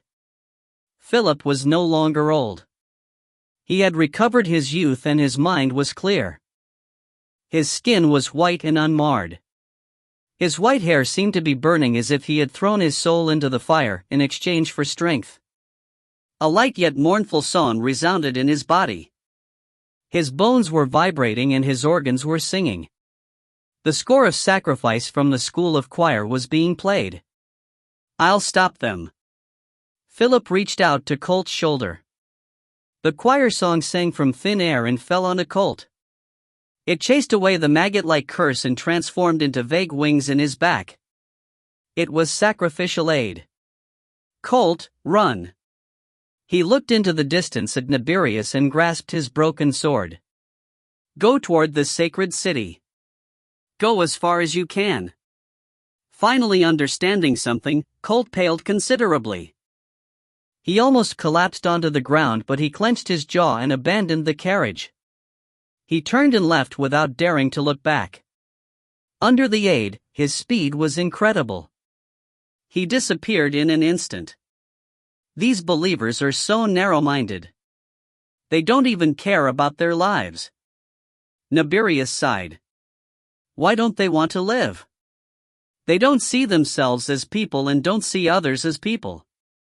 So how are they different from us dark musicians? No one replied to his taunting. Staring at him, Philip raised his broken sword and brought it between his brows. "I vow to destroy the demons," he said. The score of discipline rumbled. Majestic light emerged behind him. The cracked halo of light burned fervently. The blue fire seemed to come from purgatory. It was terrifying. The cries of countless sinners traveled from it.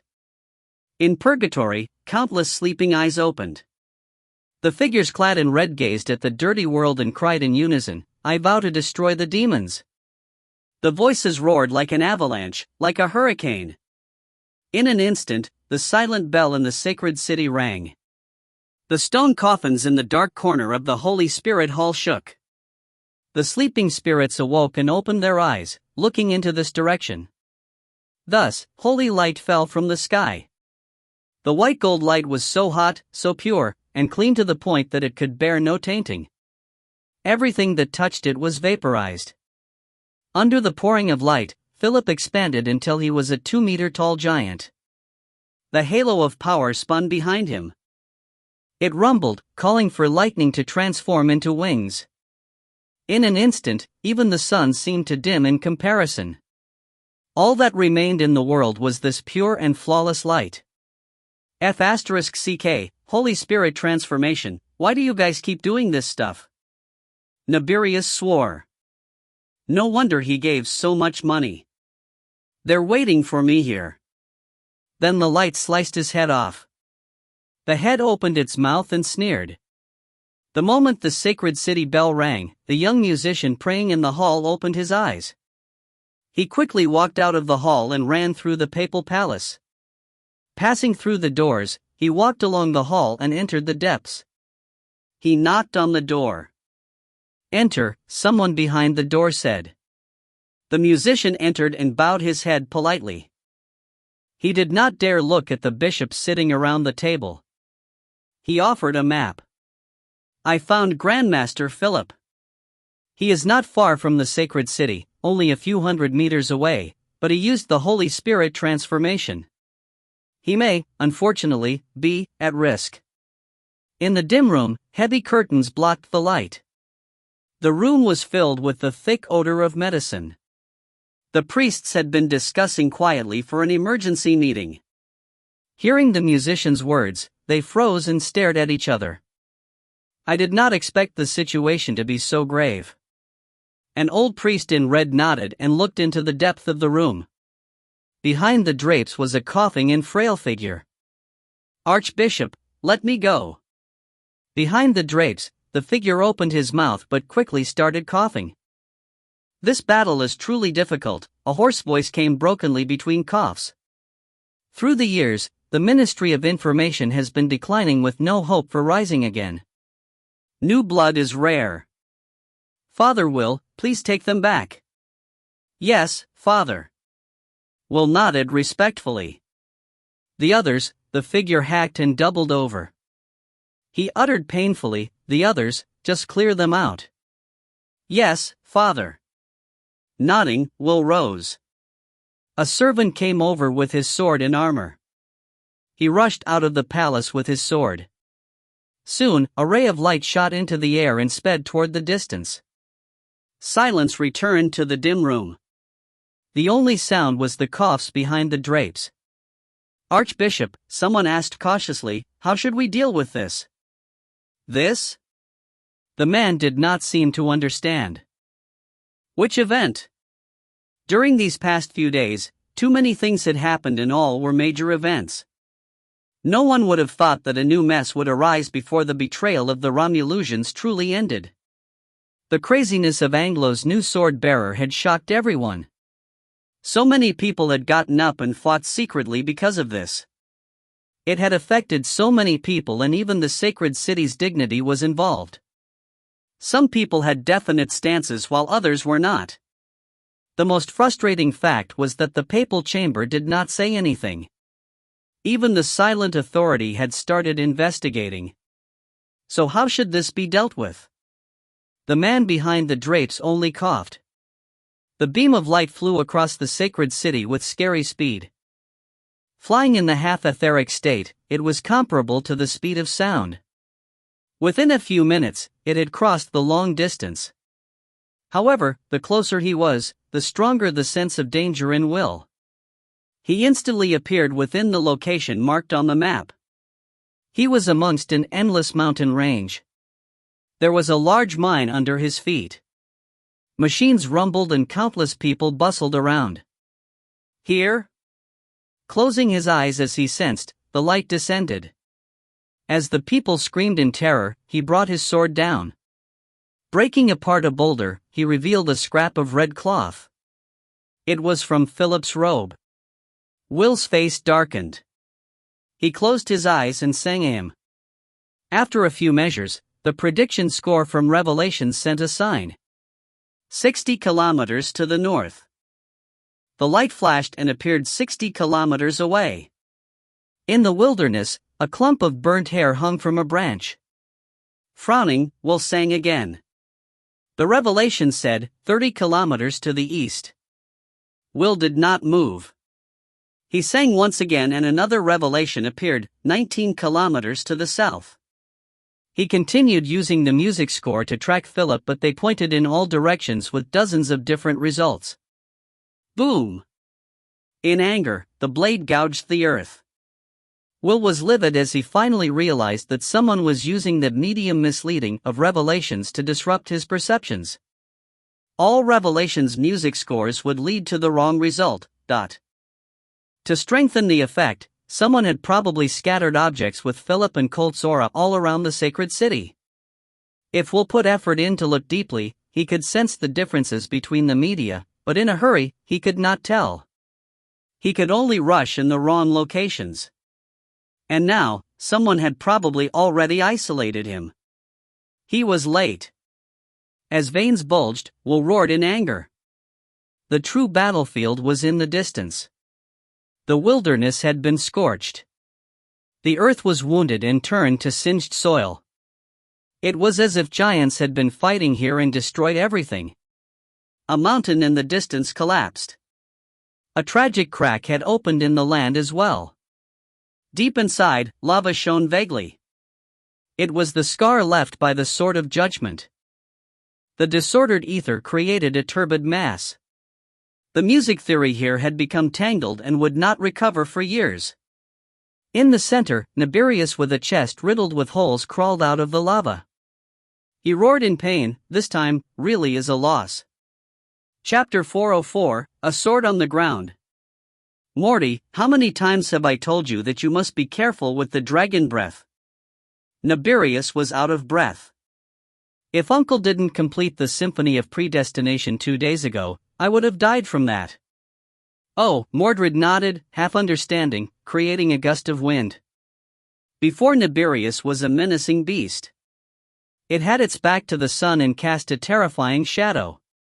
Countless scales glinted with cold light like blades. When it spoke, it spat out sulfur and fire, creating gales of wind and sparks. It was a giant black dragon. Thankfully, I just completed the symphony. I really would have died. Nibirius raised his mostly complete left hand and climbed up the dragon from the nose and head. He stabbed himself. Looking at his riddled body, he could not help but feel sad. Since when did grandmasters die so easily? Seems like it's still better to hurry and create legend. Being a scepter is much more reliable. Ah, let's go. Hurry, he urged. Remember to eat all the evidence. Yes, Uncle. Mordred opened his mouth and inhaled. A hole to the dark world seemed to open up. Everything in sight was swallowed. His dragon breath surged.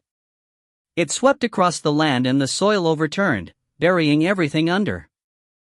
He specialized in killing and setting fire, burning all bodies and traces. Nibirius felt around his scorched pocket. He took out some seeds and scattered them carelessly. He sang a choir song to urge growth. Soon, a few seeds sprouted. Dots of green appeared on the ground and began growing. It looked odd upon inspection, but at least it was not as much of an eyesore as the original barren land. The wilderness was so large. Even if the sacred city investigated intensively, it would still take forever to get results. Finally finished the task. Nibirius chuckled from the back of the dragon as they soared. I hope that friend won't be too naive. He looked in Colt's direction and squinted. He murmured, sometimes, the way things develop are not always as one wishes. After waiting long enough, the priest disguised as a merchant finally found his target. It was the Dark Saint of Avalon, the controller of more than half of the smuggling between the East and West, the heir of the shaman, the new sword-bearer of Anglo, Ye Qingxuan's agent. In an emptied tavern beside the port, Watson sat at a table and poured a glass for himself. He looked up at the dusty traveler. Mr. Watson, I'm sure you know why I am here.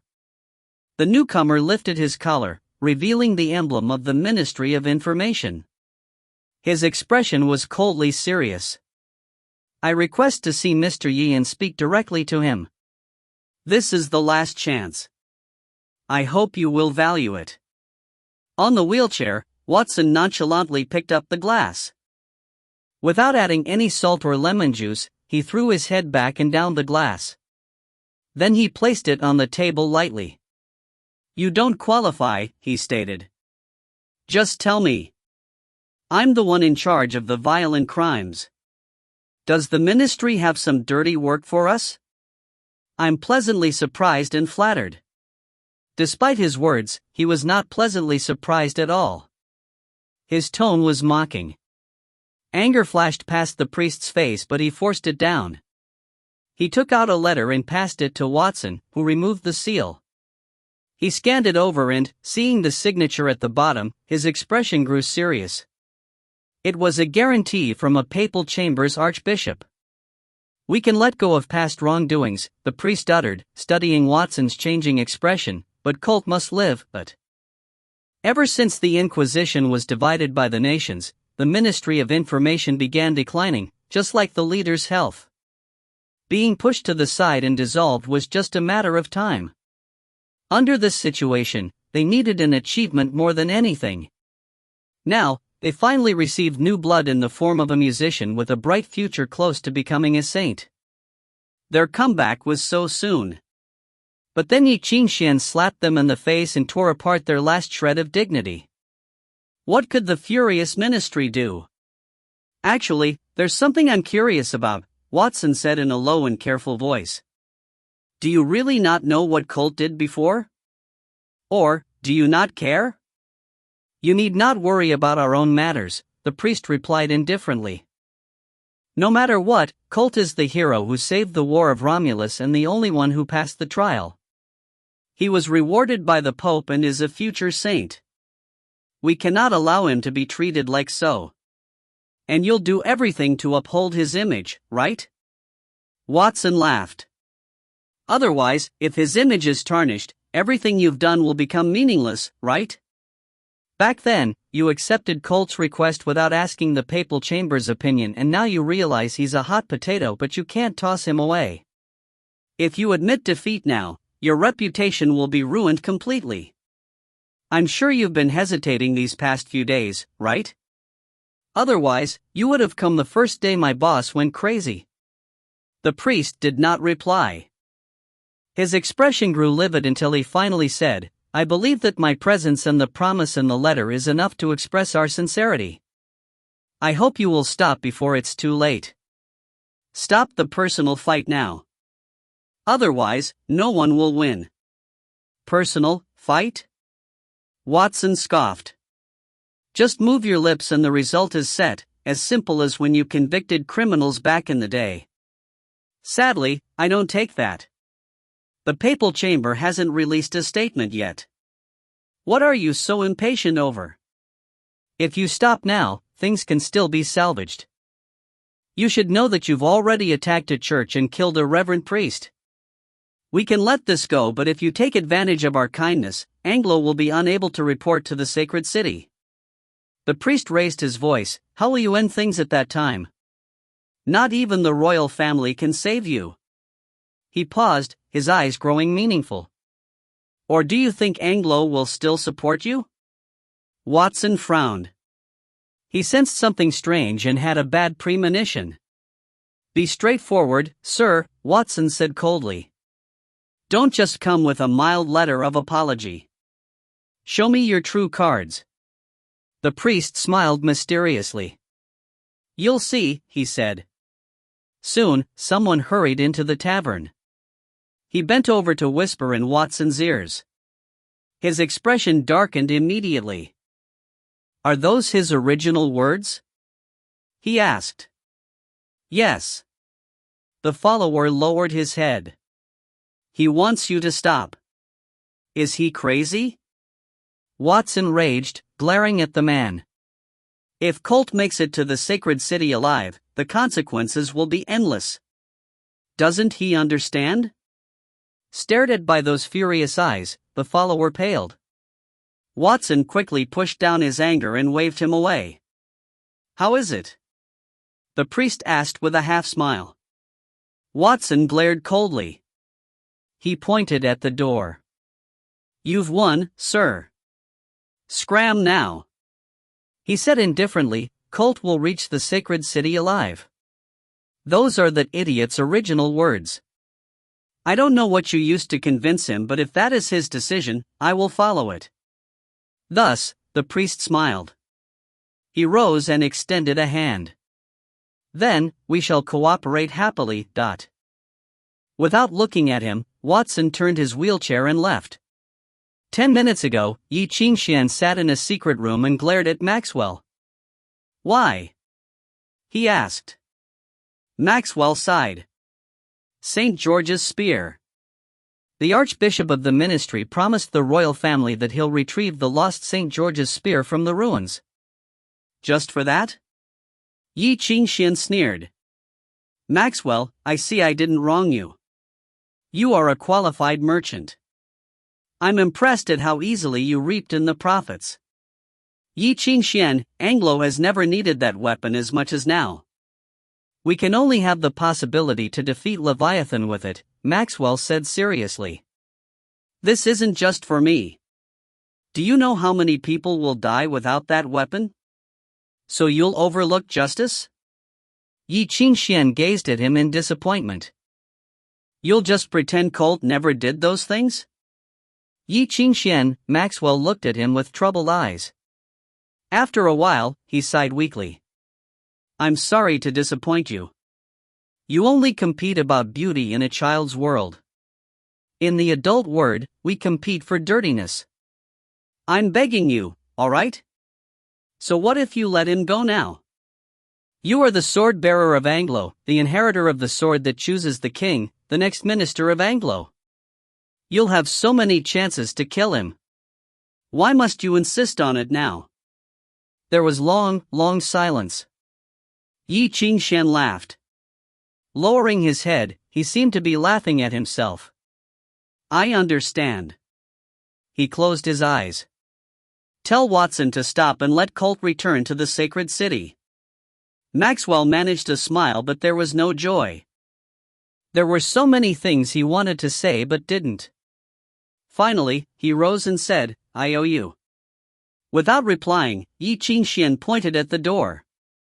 Maxwell sighed and left. The door closed. In the dim light, Ye Qingxuan closed his eyes. Please give me the courage to fly. Black rain fell from the sky.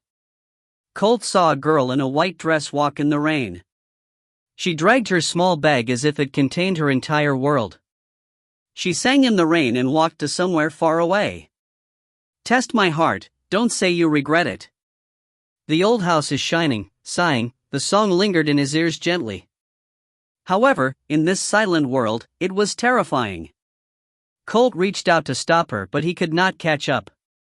There is only silence for eternity. The torrent of rain isolated everything. The dark rain seemed to want to dye the entire world black and wash away all disguises. The world shook. The towering buildings became scarlet red. Dust fell from the majestic palace. The layers of carvings on the walls seemed like a web of blood vessels. They were breathing. The towers shook and laughed in the rain. The steps scraped like gnashing teeth. Bits of flesh and bone remained as if the beast did not finish eating. Colt, you're finally here, someone cheered happily with a smile. We've been waiting for you. The crowd waiting in the rain cheered. They rushed over enthusiastically and waved. Hurry! Come! We've been waiting. Colt looked at them in confusion. Who are you? Colt, it's me. In the distance, a man waved and said gently, Ah, you've forgotten me. I'm the friend who brought you into the Rock Institute. And me, I'm your senior. I was the best to you, Colt. Do you still remember me? I was your first teacher, Colt. I knew that you would make a name for yourself. Colt, I'm your younger brother. Did you forget? The child under a raincoat hugged his arms and pleaded, It's so cold here and it's raining. Let's not stand here anymore and go inside to the fireplace. Please come. Yes, we've been waiting. They waved warmly and called for Colt, but he involuntarily stepped back with a pale face. I can't. Why? They grew sad. We've been separated for such a long time. Because, Colt stepped back. His features twisted. You're all dead. No, Colt.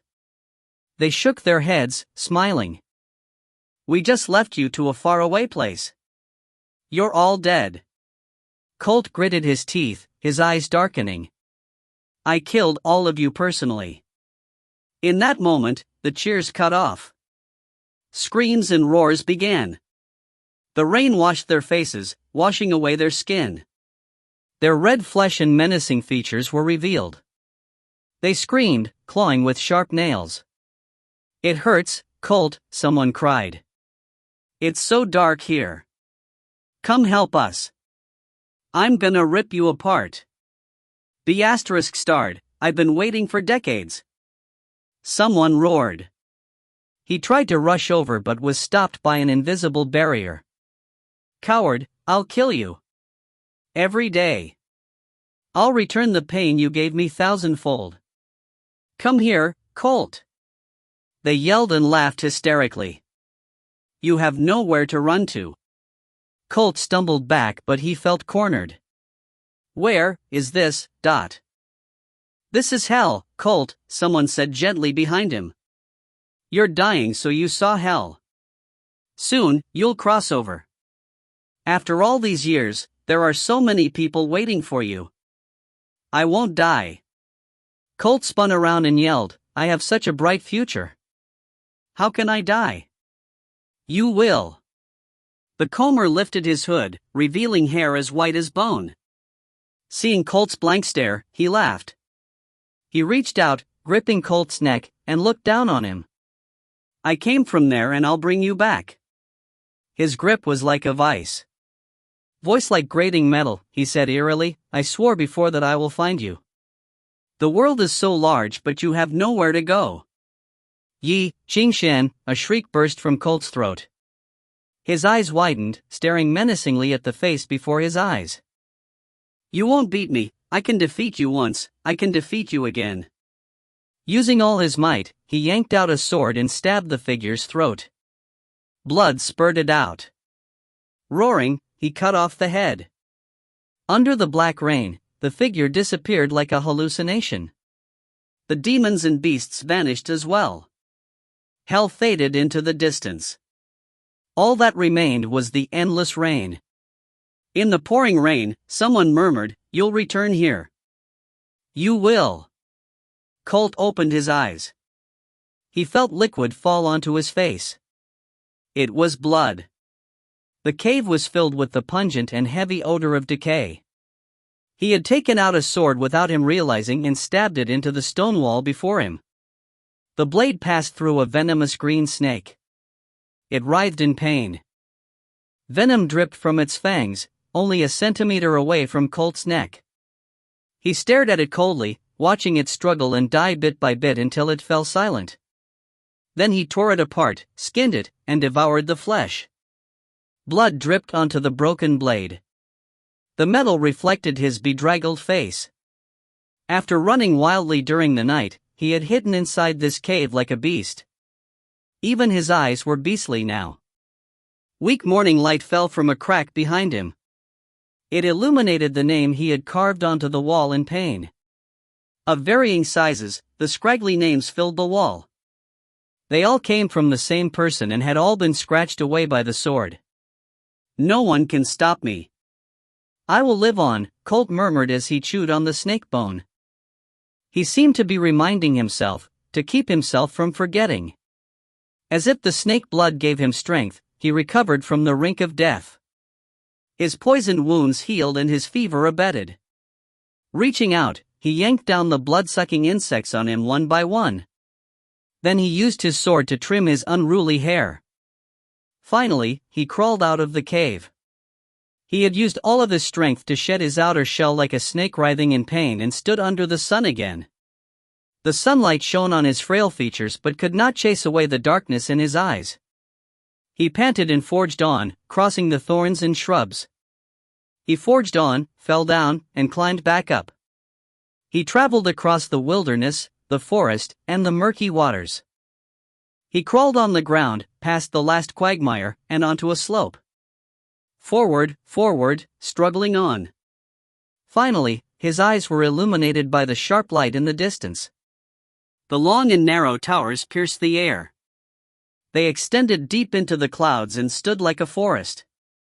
Heavy bells rang one after another, seeming to push the falling sky back up. Pure singing floated down from the highest tower and spread in all directions.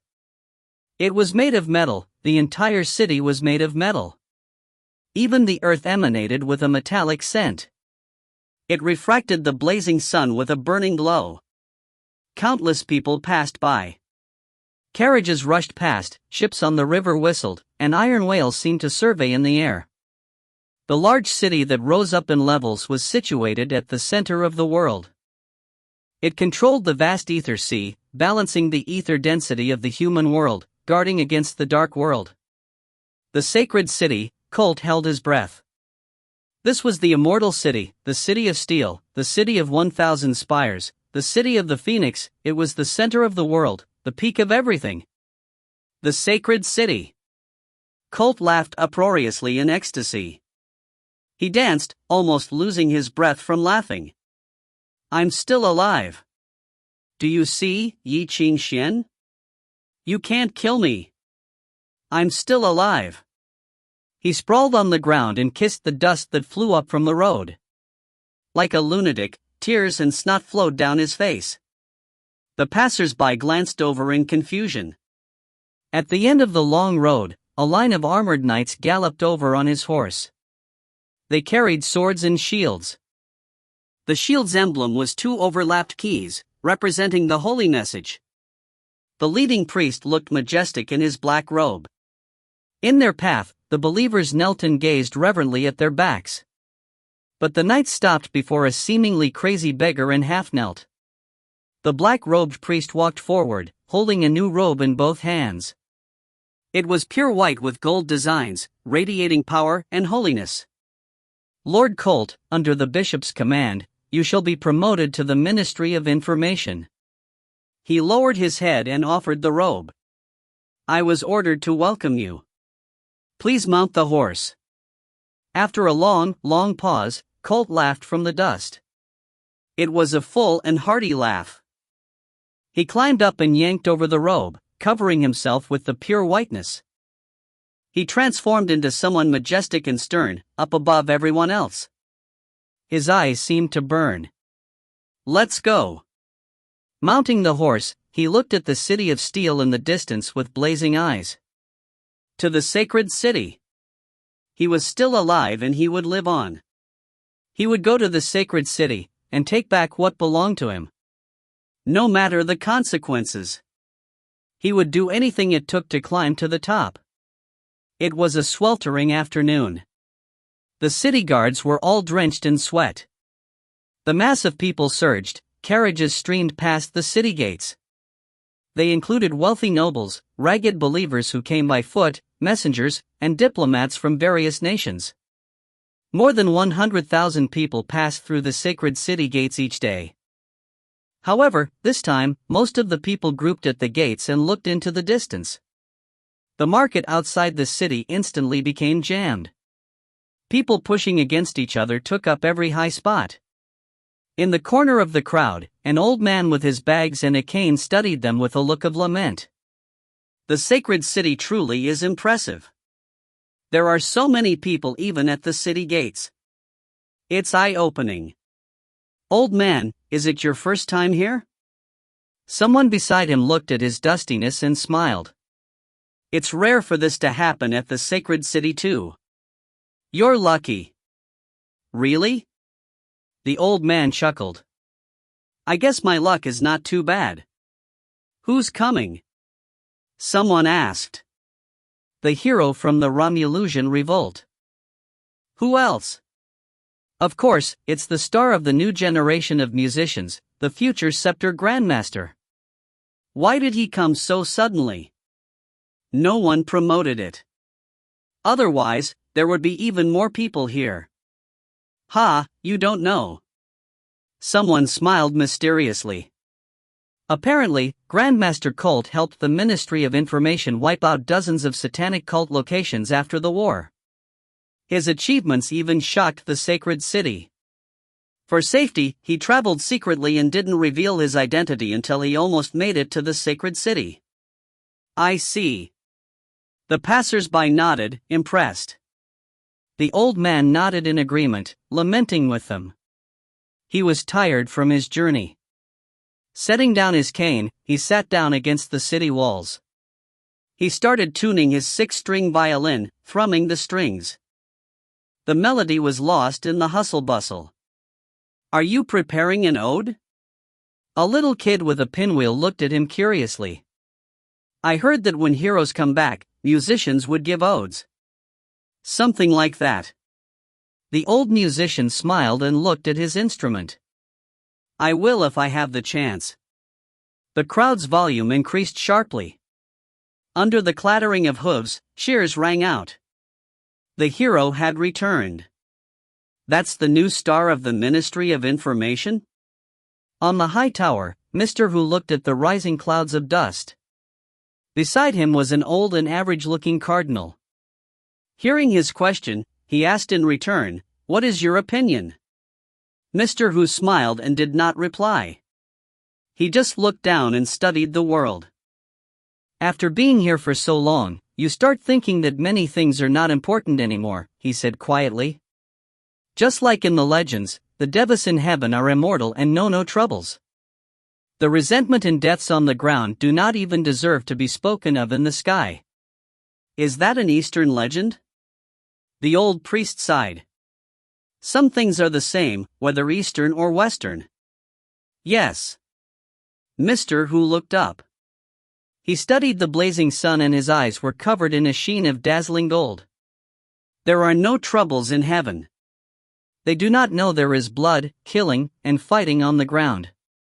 They do not know eagles can assassinate the emperor, that meteorites can attack the sun, that the white rainbow can pierce the sun.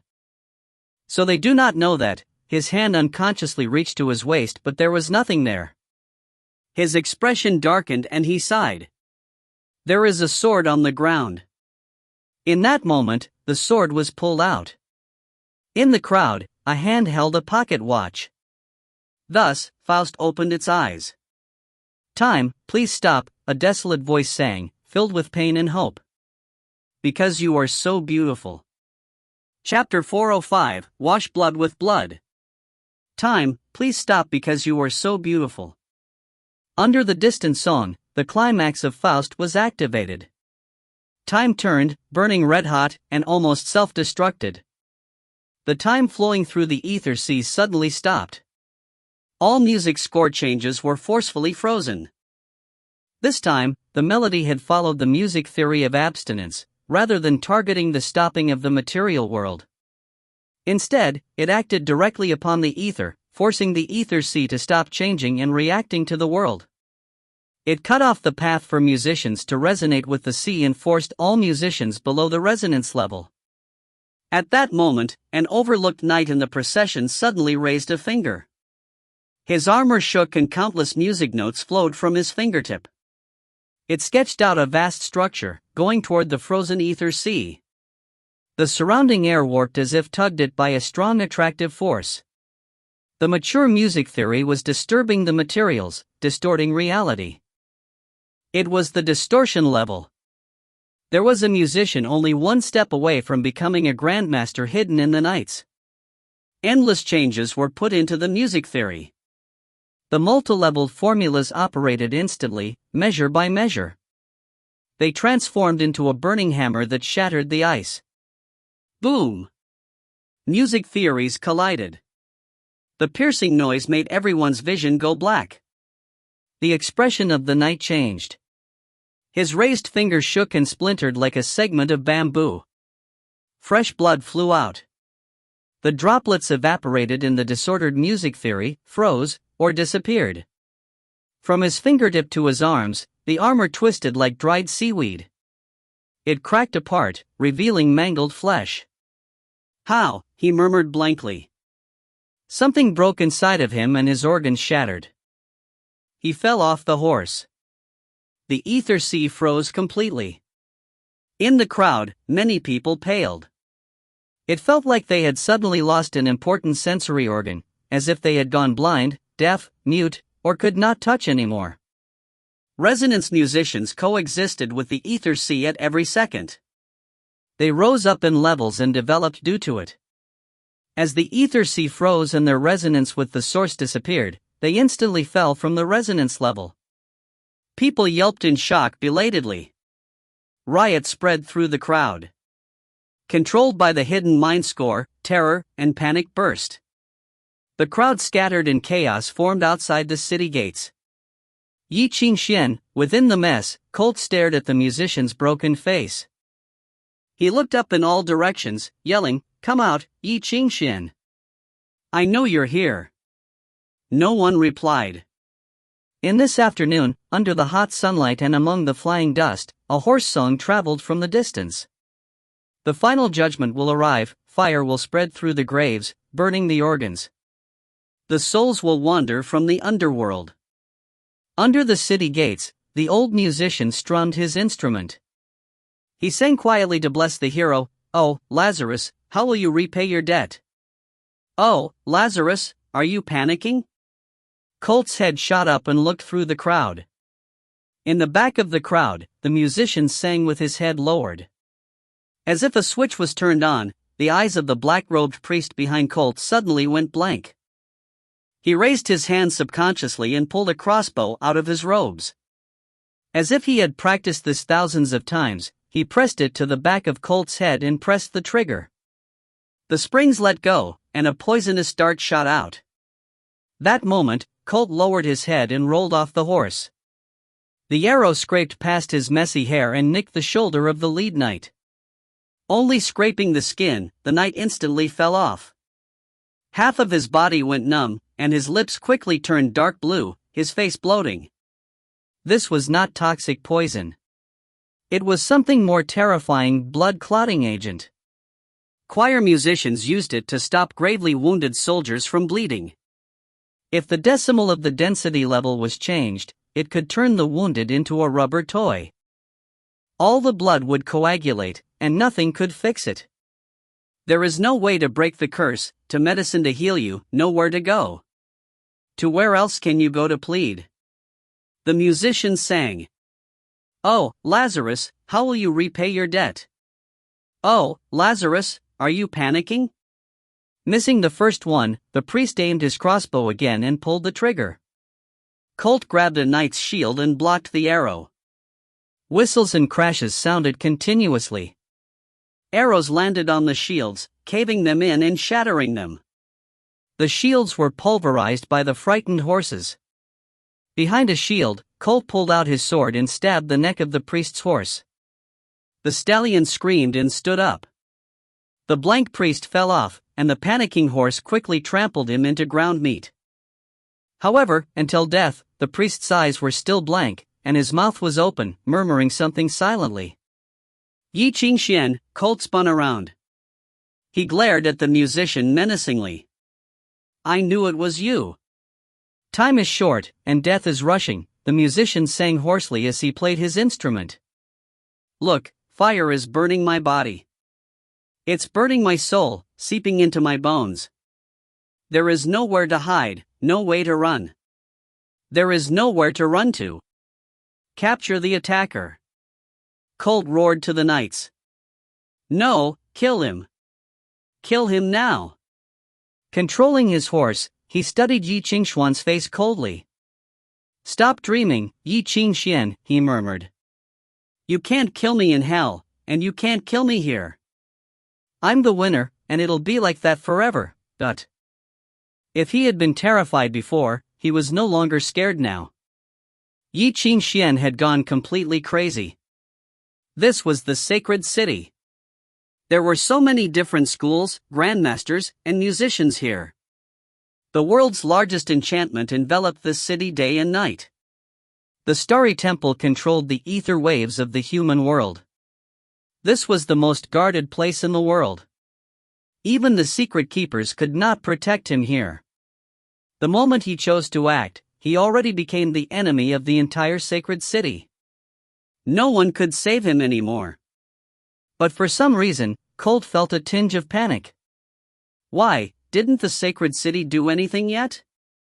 He glanced at the city gates with his peripheral vision. The bustling streets were still the same, nothing had happened. No one had realized that there had been an assassination attempt right before the city gates. With every second that passed, the unrest grew. What was happening? Clenching his jaw, he gripped the reins until his knuckles turned white.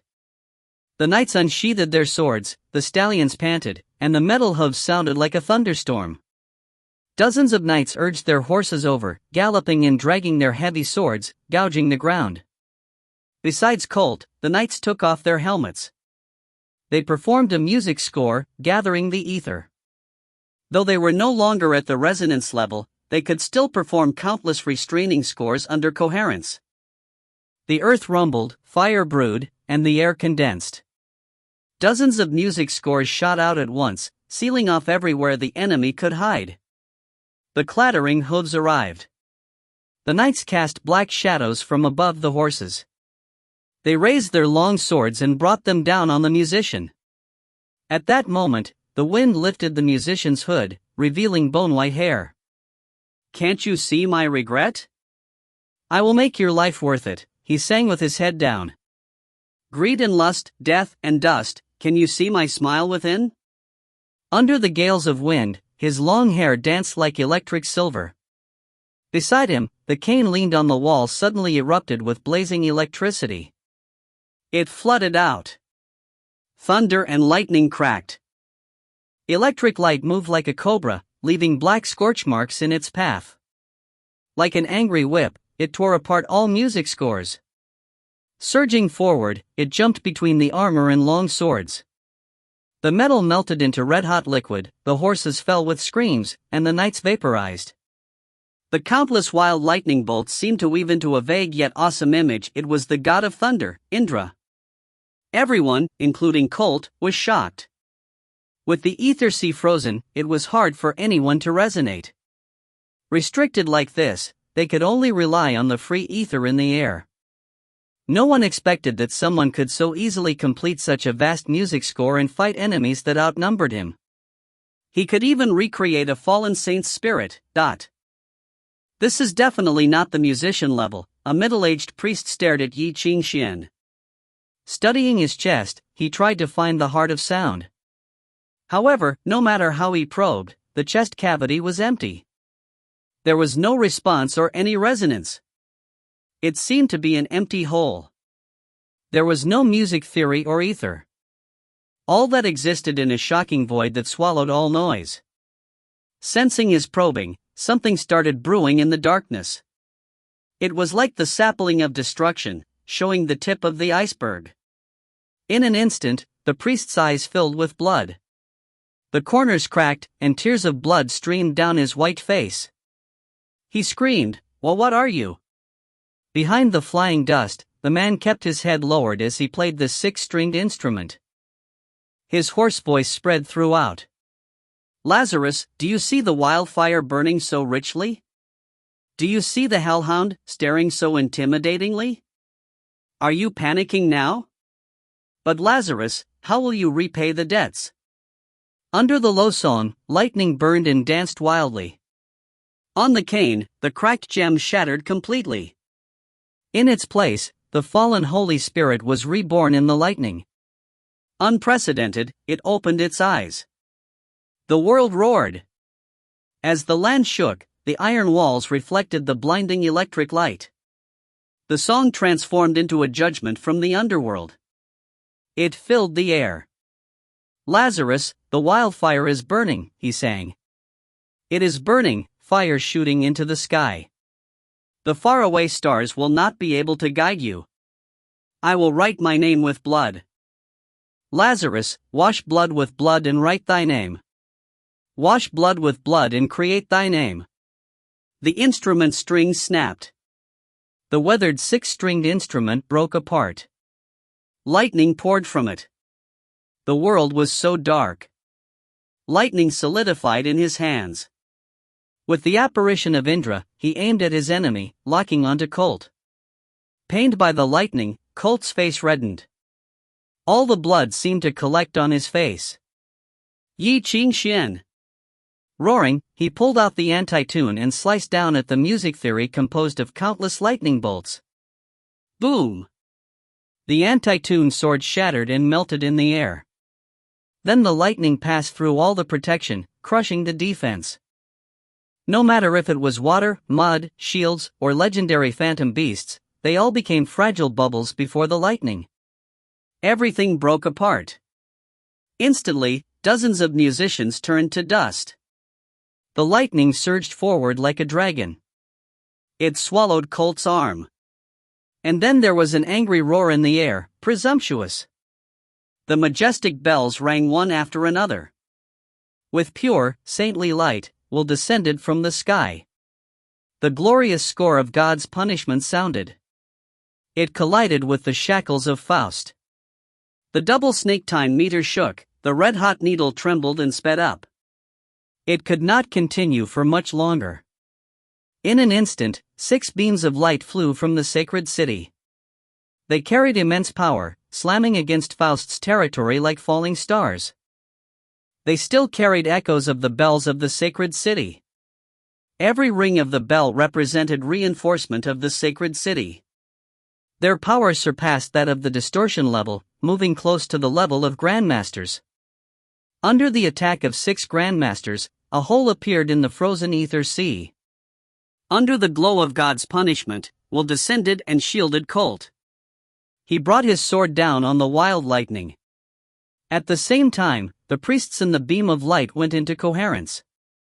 They forced the frozen ether sea apart, absorbing the immense power. Countless complex music theories were constructed, releasing a pure and ethereal hymn. Holy! Holy! Holy! The Holy King! Light fills the world. All praise belongs to the Almighty Lord.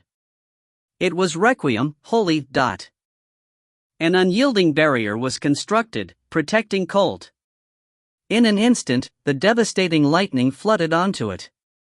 Soil melted into red-hot liquid like sulfur.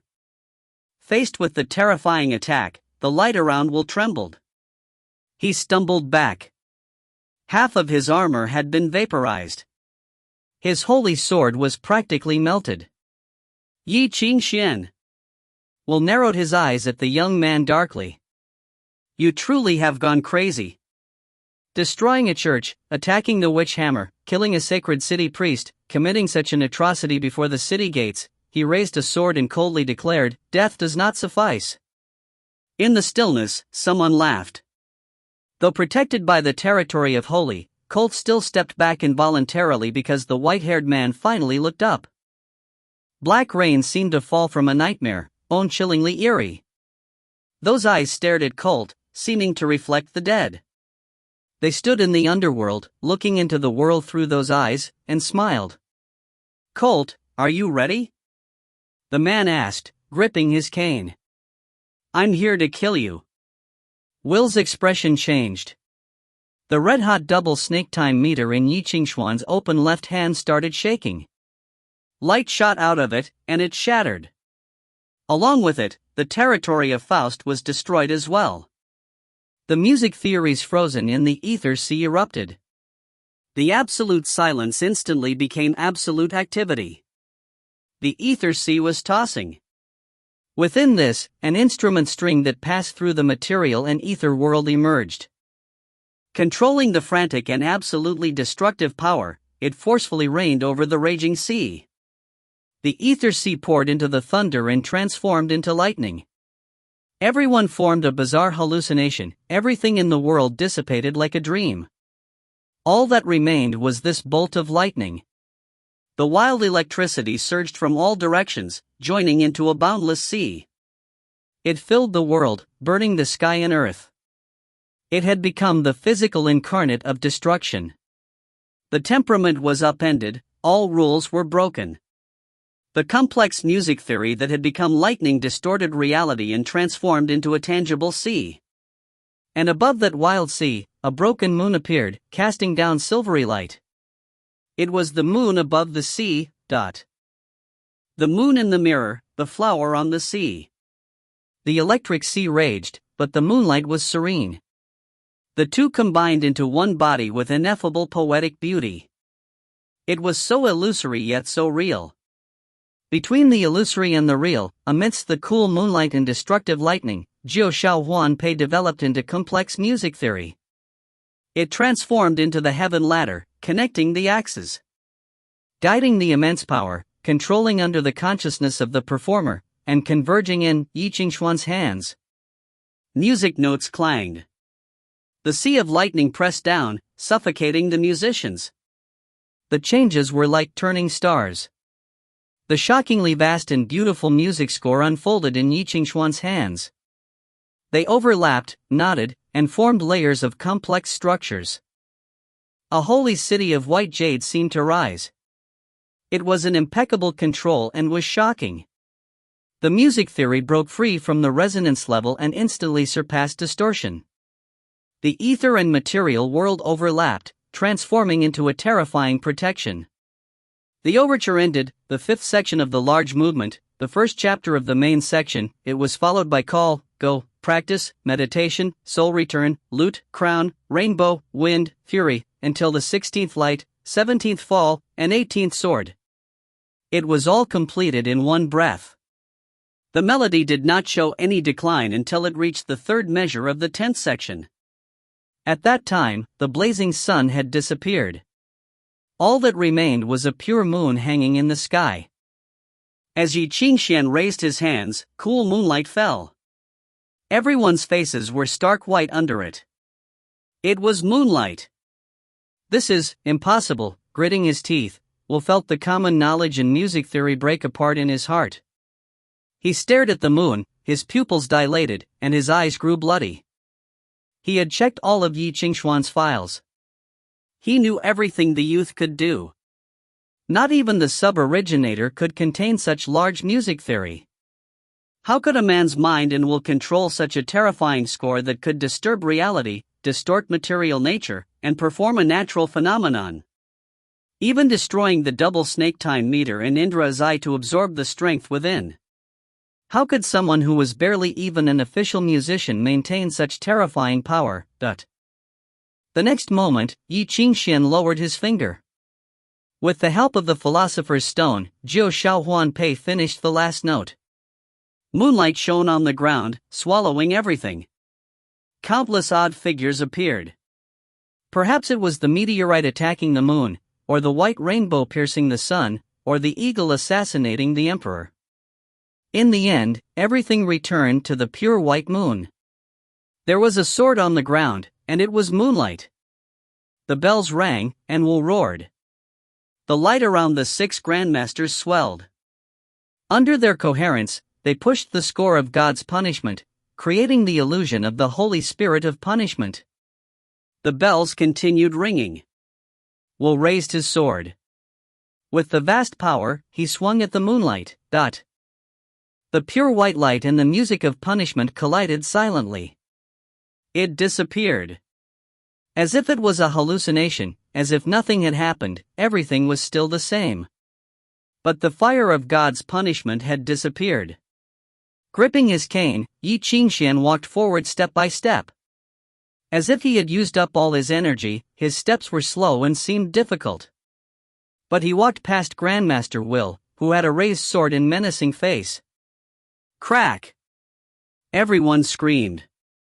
Will's blade shattered and scattered like metal sand. As the hot wind blew, Will turned to dust and disappeared. Face stark white, Colt stumbled back. From the other side of the holy territory, the countless grandmasters beside him gave him some sense of security. He managed to squeeze out a taunting smile to protect his dignity. He opened his mouth to speak. But then Ye Qingxuan looked up. Seeing Colt's stiff smile, he raised a hand and knocked the barrier that was known as ultimate protection. The sacred city isn't as powerful as you thought, he said quietly. You were happy too soon. Something shattered quietly. The holy singing cut off. It was as if countless pieces of glass cracked, shattered, melted, and disappeared under the hot sun. In the territory, 5 grandmasters who still maintained their original poses shook and turned to dust like Will. In the dust, Colt's stiff smile shattered. His features twitching, he stumbled back. Expressions battling, his mouth dropped open. No, Ye Qingxuan, it can still be salvaged. Yes, it can still be salvaged. Don't be brash. I can. All that replied to him was a sword. Ye Qingxuan tossed out a half-melted but cooled sword. It stabbed into the ground before Colt. Come, Colt. Haven't you always been waiting for this moment? Ye Qingxuan said indifferently, I'll give you the chance for a fair fight. If you're a man, pick up the sword. You can do anything. Just stop talking.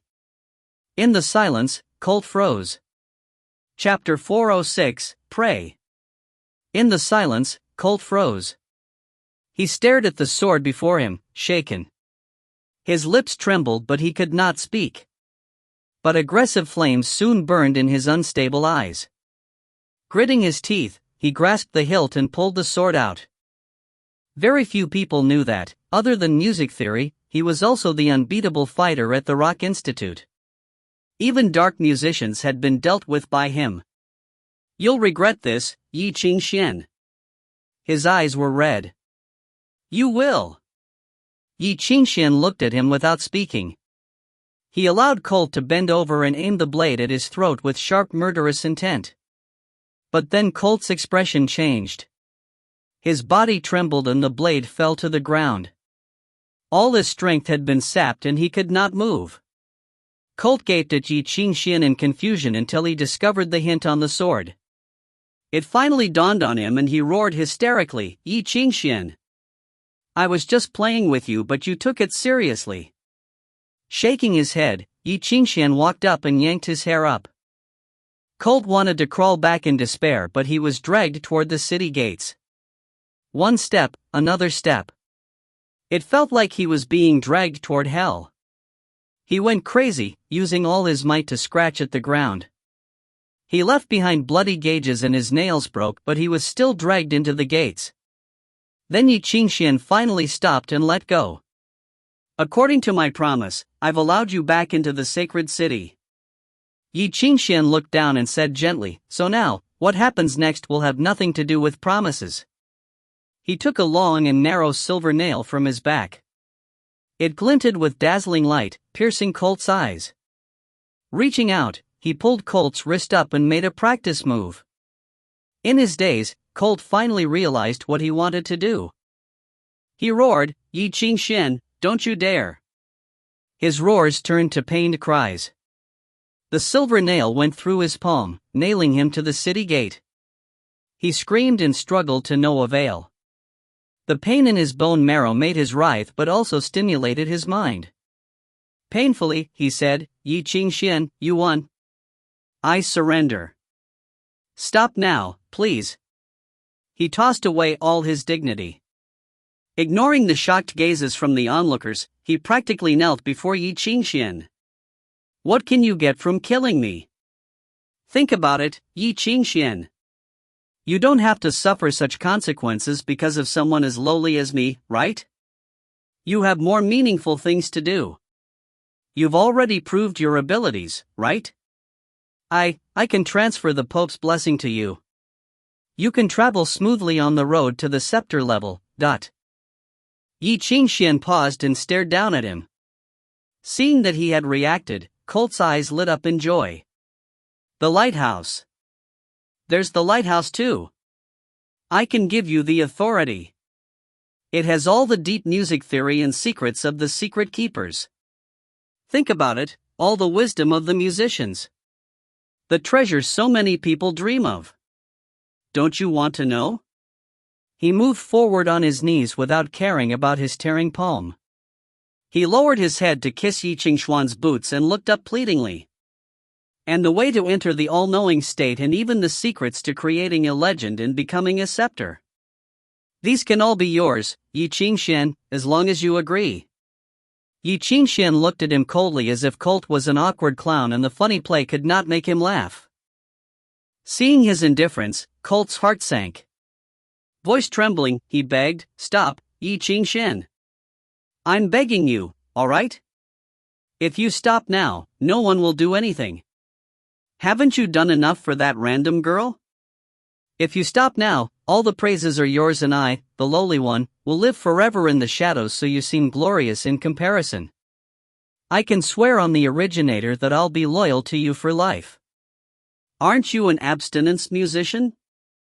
We can sign a contract. I still have the secret judgment trials from when the Ministry of Science was still the Inquisition. And his other hand was lifted and nailed to the gate. Expression twisting in pain, Colt was like a fish dropped in a pan of salt. He cried and yelled, "Are you crazy?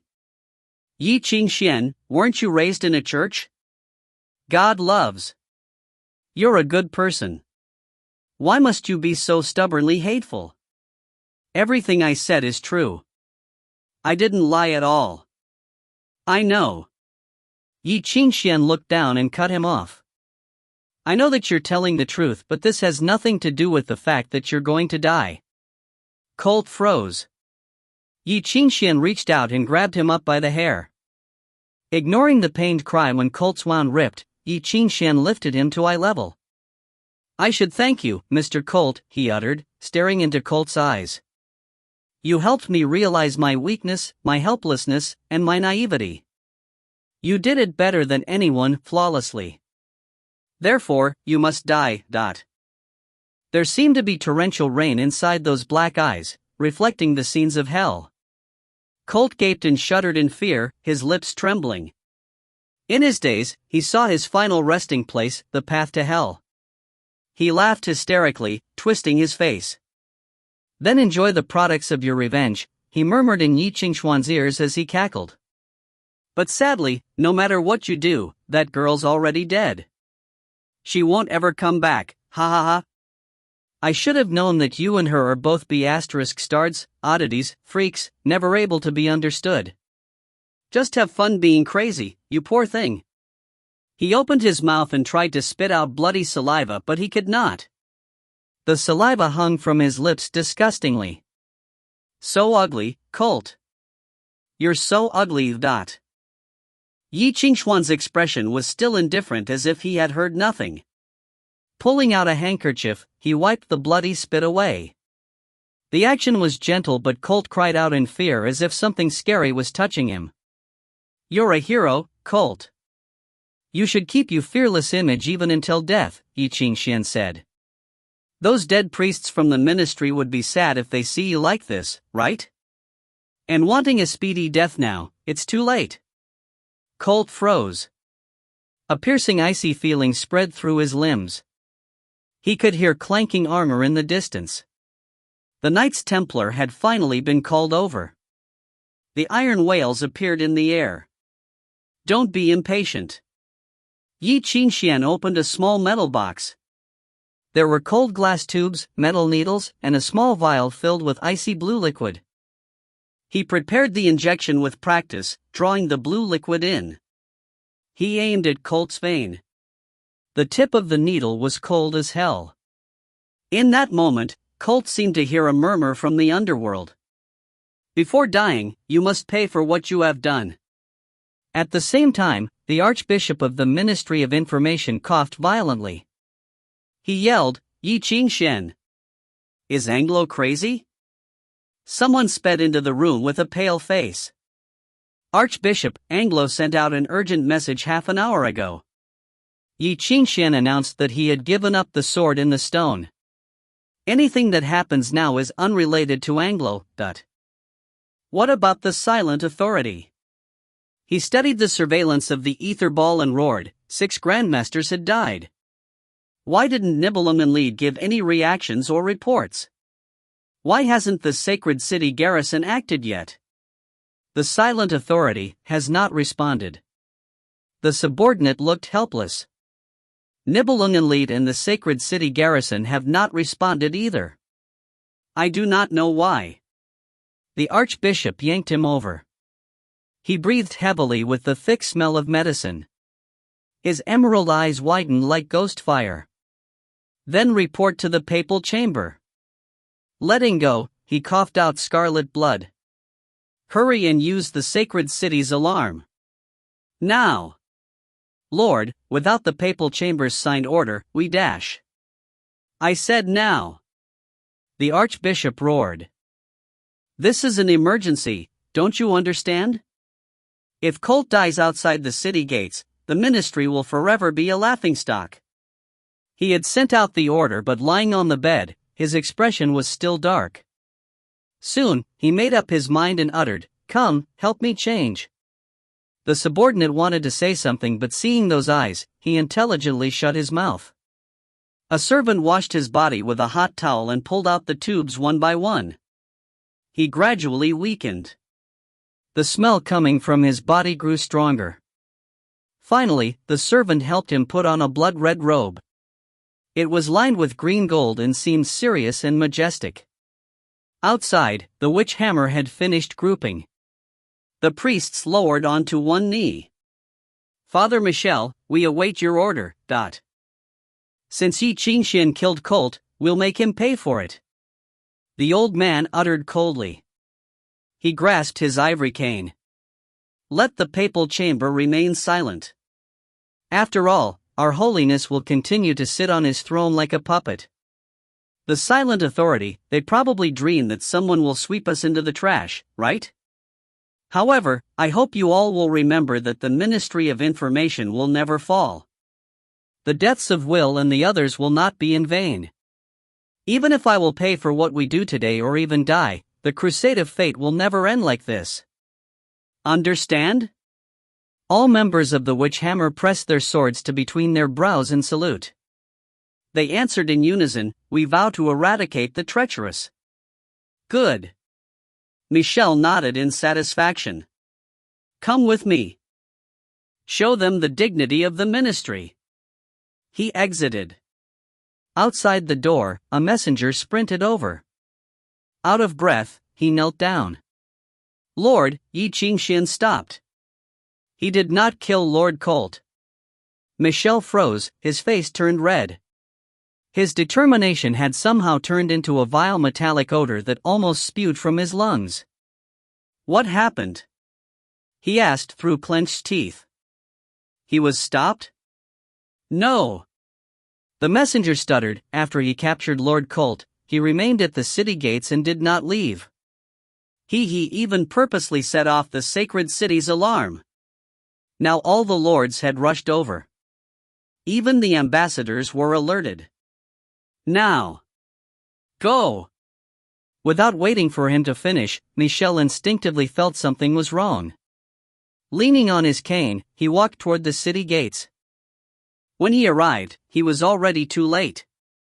The civilians were kept away, but it was still crowded with a sea of people. Even with the garrison's protection, the carriage still traveled with difficulty. When Michael saw the people protected by lines of soldiers, his blood chilled. With just a glance, he could see that people from countless departments had come from the various colors and designs of robes. There was the Papal Chamber, the Amnesty Institute, the Sacred Court, the Trinity College, the Ministry of Sacrament, the Ministry of Evangelisms, the Ministry of Religion, the Holy Spirit Temple. There were even ambassador musicians from the various nations. Surrounded by all these people, Ye Qingxuan leaned against the city walls as if he was sunbathing. There was a half-smoked cigarette in his hand. The thin smoke scattered like a wandering ghost. Under the smoke, Colt was nailed to the gate. His head hung and drool dripped from his mouth. He did not respond no matter how the others called. The commander was an unfortunate soul pushed out by the others. He was powerless in this situation. One side was the new treasure of Anglo, the other was a new hero. Neither side was dead, but he personally wanted to die. Hearing that Michael was here, he quickly ran over and bowed. "Father, the criminal has captured Colt from your ministry and is refusing to cooperate with the sacred city's arrest." Pausing, he suggested quietly, "What if we form a team to attack and first protect Lord Colt, then?" "No need," Michel rasped out. Veins bulged from his hand on the cane. "Kill him now. Don't worry about Colt. The Ministry of Information will never bow down to criminals." "I will not agree to anything he says." The commander froze, his expression awkward. He really wanted to die. "Really?" A low voice traveled from the side. A man dressed as a musician cut in. "Since the criminal had made such risks and is holding a captive, why don't we see what he wants?" Every priest is valuable to the sacred city and should not be sacrificed easily. The commander stared at him. And you are? Silent authority, the musician replied. Killing so easily damages the harmony of the world. This is the Ministry of Information's problem, but if needed, the silent authority is willing to act. Michel twisted around and glared at him, ready to fight. But then a hoarse voice rang out under the city gates. It seems that everyone has just about arrived. Ye Qingxuan took out of his cigar and said, I'm sorry for causing this mess and troubling you all. He was apologizing, but his tone was anything but apologetic. With the help of a music score, his voice rang in everyone's ears. Behind the barriers, the civilians had been gossiping and making noise. When they heard Ye Qingxuan's voice, they pressed forward in anticipation. The reporters scribbled furiously and tore off the papers to give to their assistants. The assistants then ran toward the news agencies. All of them were drenched in sweat and exhausted. Ye Qingxuan's voice did not stop. He continued speaking slowly in everyone's ears. The reporters had no time to record. As everyone knows, I am Ye Qingxuan, a participant of the Romulasian War. I am a musician with no nationality. I am also the suspect, no, criminal, who planned various attacks on Mr. Colt. I admit that this is my crime and I am willing to be responsible for it. By the city gates, Ye Qingxuan looked up and raised his voice. I did not come here to attack the sacred city and disturb all of your peaceful lives. I just have some questions I would like to ask Mr. Colt in public. Here and now. He pulled out some shiny silver coins. They rolled on the ground and the music score on them shone. This was a basic Revelations music score with a simple effect, detecting lies. Seeing this, Michel finally understood what was planned. He growled in anger, Ye Qingxuan. You will pay for everything you've done. What are you all waiting for? Someone come and arrest him. The silent authority musician stopped him, blocking him. There were even faint waves of music theory. He looked into Michel's emerald eyes and asked softly, why don't you want to hear what he has to say? To be honest, I am quite curious. Ye Qingxuan seemed to hear Michel's growl. He shook his head with a smile but did not reply. He turned around and studied Colt, who he had nailed to the wall. Mind muddled, Colt seemed to have been swallowed by black rain. He trembled and he murmured something vaguely. He struggled endlessly, trying to escape from the hands of hell. He was completely defenseless from the hallucinogen. Your name, Ye Qingxuan said coldly. Tell everyone who you are. Colt. On the wall, Colt looked down blankly. Colt Durand. I am a hero, a future saint. Ye Qingxuan cut him off and asked, Colt, why did you join the dark musicians in Auschwitz? Was it to save people? No. Colt's answer created a flurry in the crowd. Shocked cries sounded throughout. Ever since the Romulasian War ended, Colt's achievements had been spread through the nations by the Ministry of Information. Everyone knew, but now, it was refuted by him personally. Then why? Ye Qingxuan glared coldly. I thought everything was over, everyone was going to die. The dark musicians were too powerful and the leader of the perishing praise was fighting personally, Colt replied dully. If I didn't become a dark musician, I could die. Ye Qingxuan nodded and continued, then why did you betray them later? I sensed the lighthouse, Colt murmured to himself, but everyone heard him. It told me that Knights Templar was coming. If I didn't separate myself from them, it would be too late. He's lying. Ye Qingxuan, you're playing tricks. Furious, Michel's eyes blazed. Majestic music score brewed inside his withered body. He was going to act with all his power, but someone held onto his shoulder. He turned around in shock and saw an old priest as well as a middle-aged Eastern man. Michel, let him continue asking, the old priest said coolly. I would like to hear. It felt as if all of Michelle's strength left. He trembled and finally lowered his head. Yes. At the city gates, the youth's purposeful voice rang out again. It was extremely stable and cold. Then, Colt, was the situation already unsalvageable when you were the observer for the Knights Templar? Colt fell silent.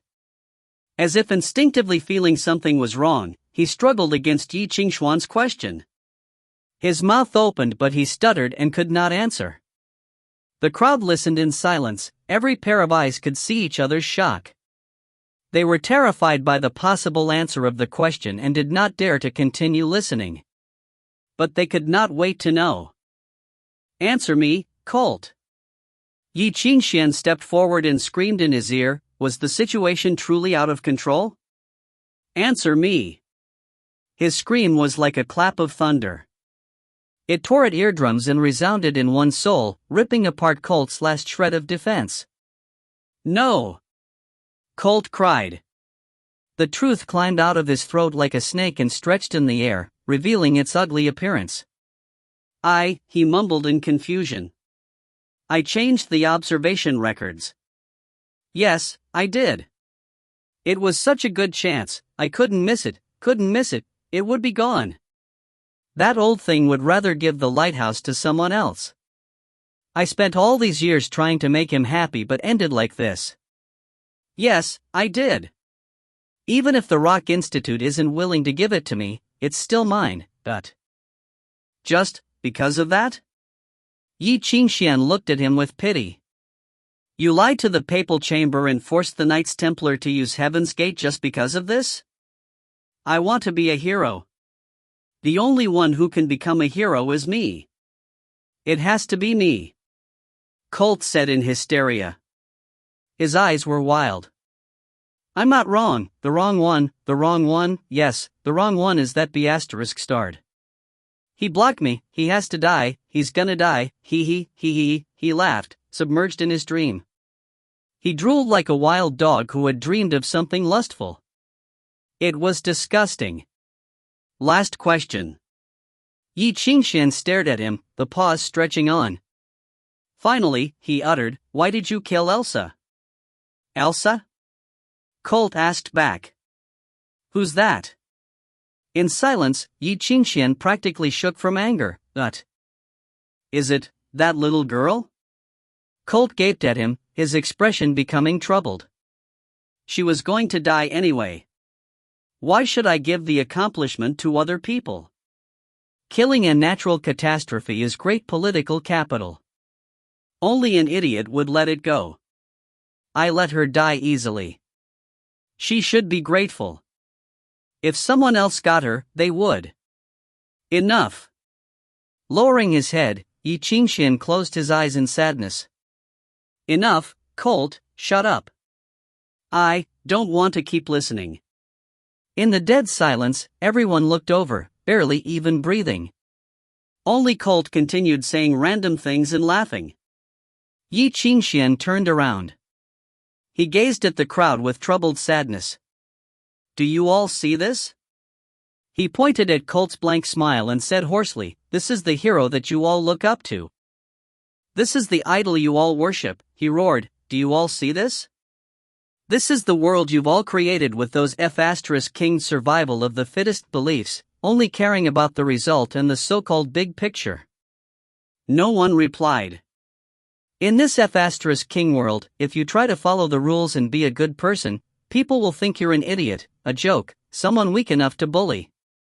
You can put in so much, endure everything, but just become a sacrifice to be buried under this hero's feet. Ye Qingxuan demanded, Doesn't anyone think this is wrong? The crowd rustled, a low commotion sounded.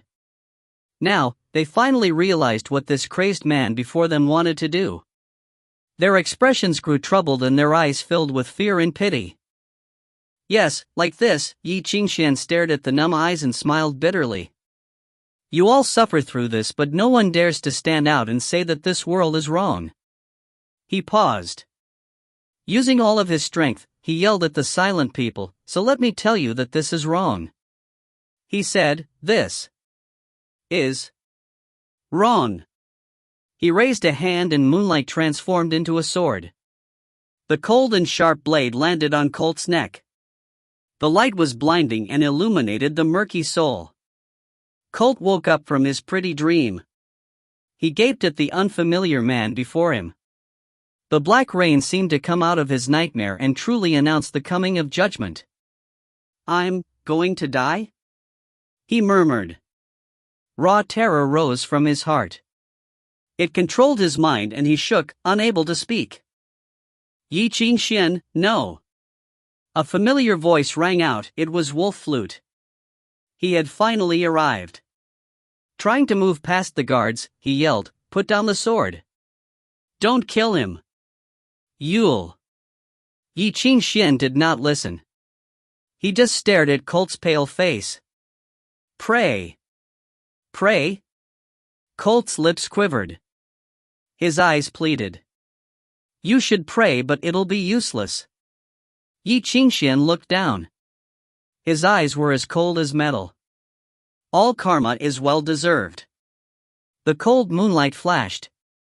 In silence, Colt's head rolled from his shoulders. The pleading in his eyes extinguished under the moonlight. There was no more light in those blank eyes. He was dead.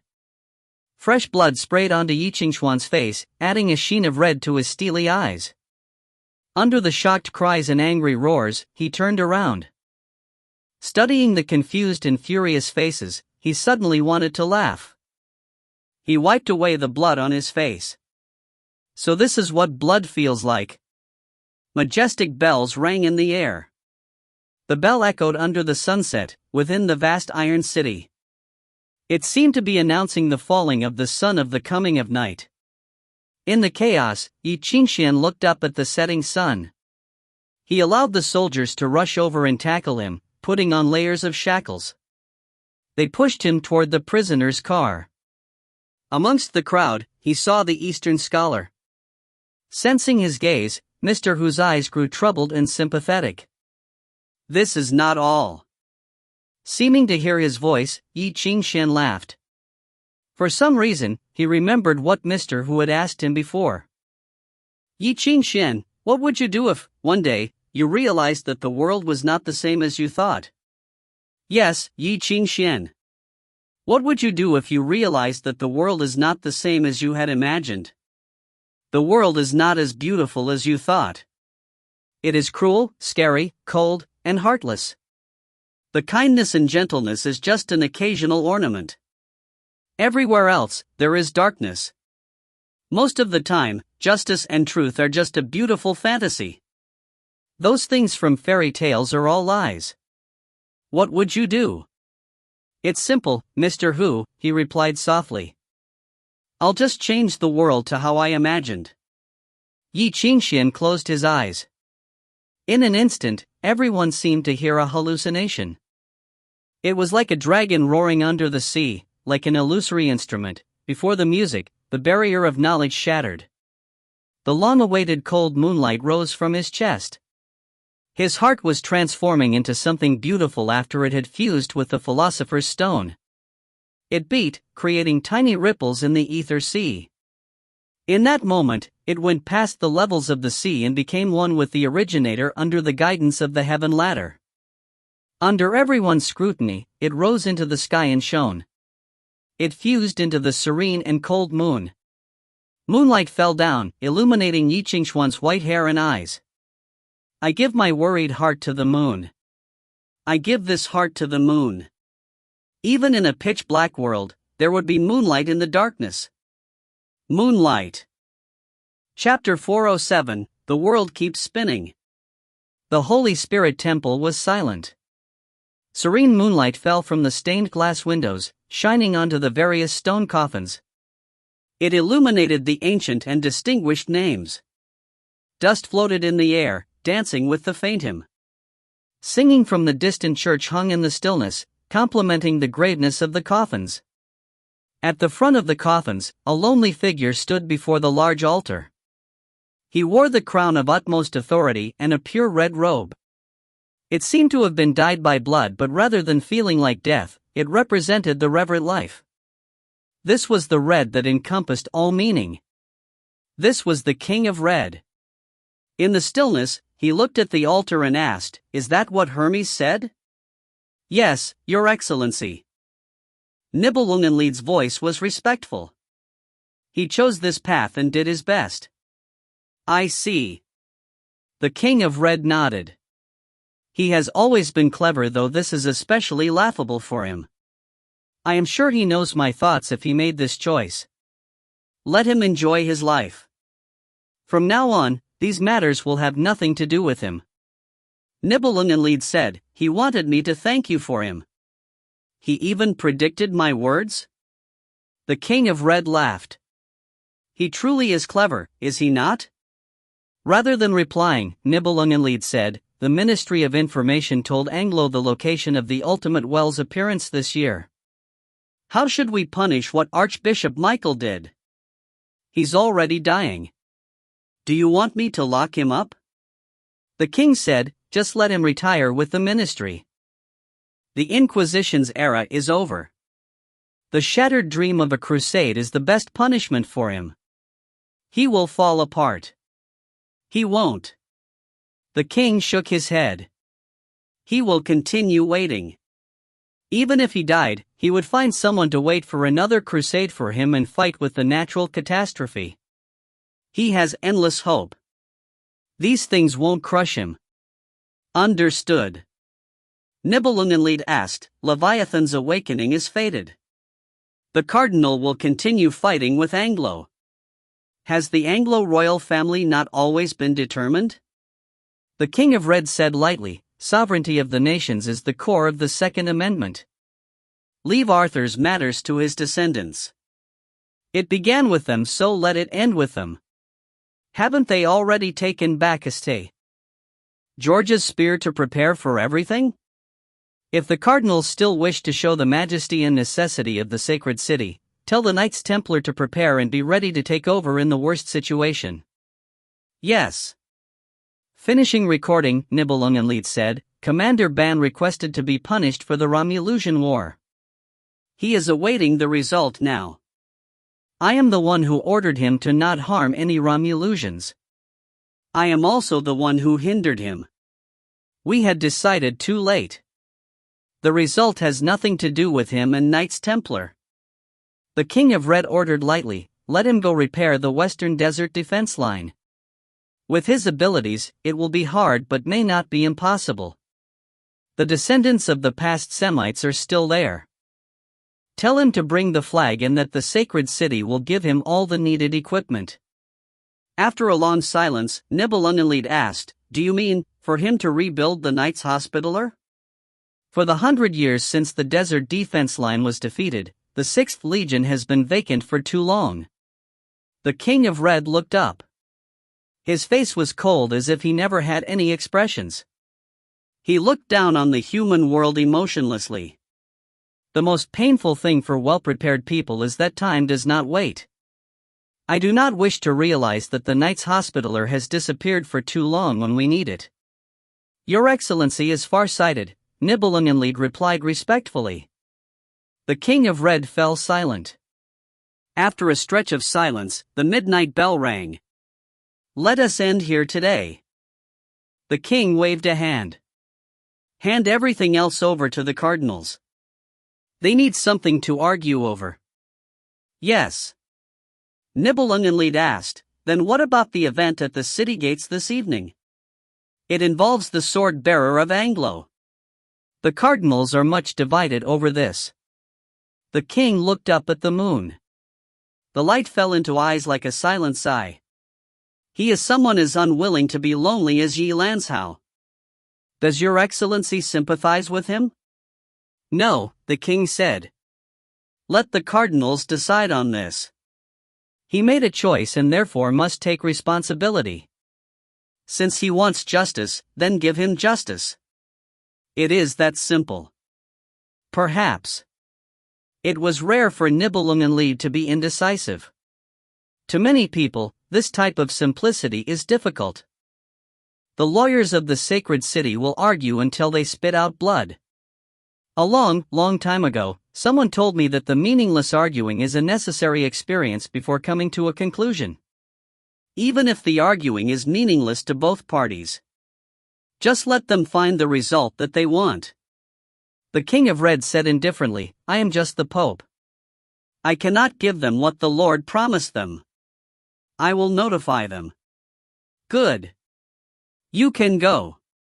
The king waved. And you? Nibelungenlied asked. Will you return to your room or eat dinner first? Me? The King of Red looked up. He gazed at the moon in the sky. I suddenly want some silence, to experience what that coward wanted. It must feel nice. Otherwise, that guy would not miss it so, After a pause, Nibelungenlied said, perhaps the King of Yellow just wanted to rest. Your Excellency need not be so gloomy. Perhaps. He did not seem too convinced and just studied the moonlight. After all, he has already escaped to somewhere far away. Even if he doesn't come back, the people left behind has to worry about the future. Nibelungenlied, no matter what is lost, the world will keep spinning. No one replied. Nibelungenlied seemed to have already gone. In the silence, the King of Red stood before the altar and looked up at the moonlight. His vision went past the night and into the endless sky. His eyes went up, up, and up. There was a vast ring of moonlight in the darkest corner of the universe, far above the world. At some time, an unnoticeable speck had appeared before it. It bent the iron radiance, fighting against the gravitational pull of the Earth, and hovered on the star's orbit. It did not get closer or further. It just watched the land and sky, forever running in the silent void. There, someone finally woke up from his dream.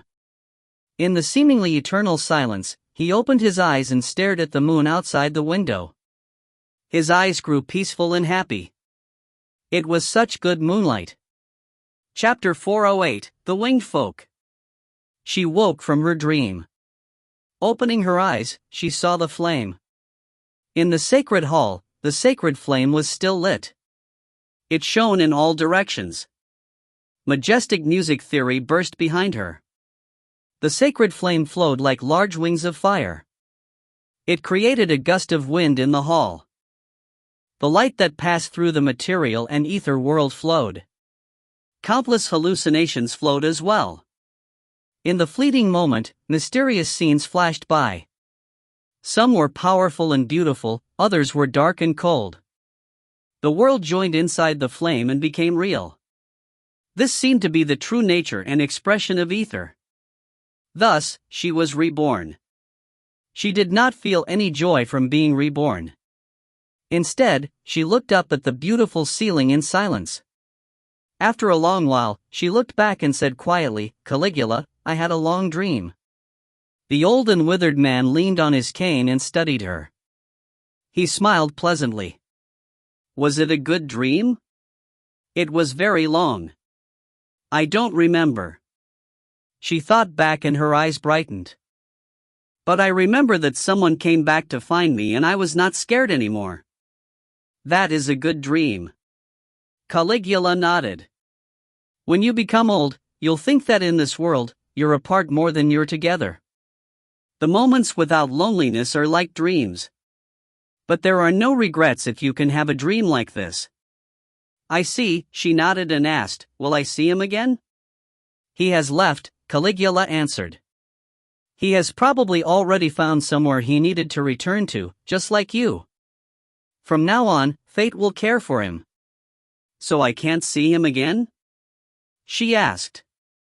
I want to see him. Caligula fell silent. The light in her eyes faded.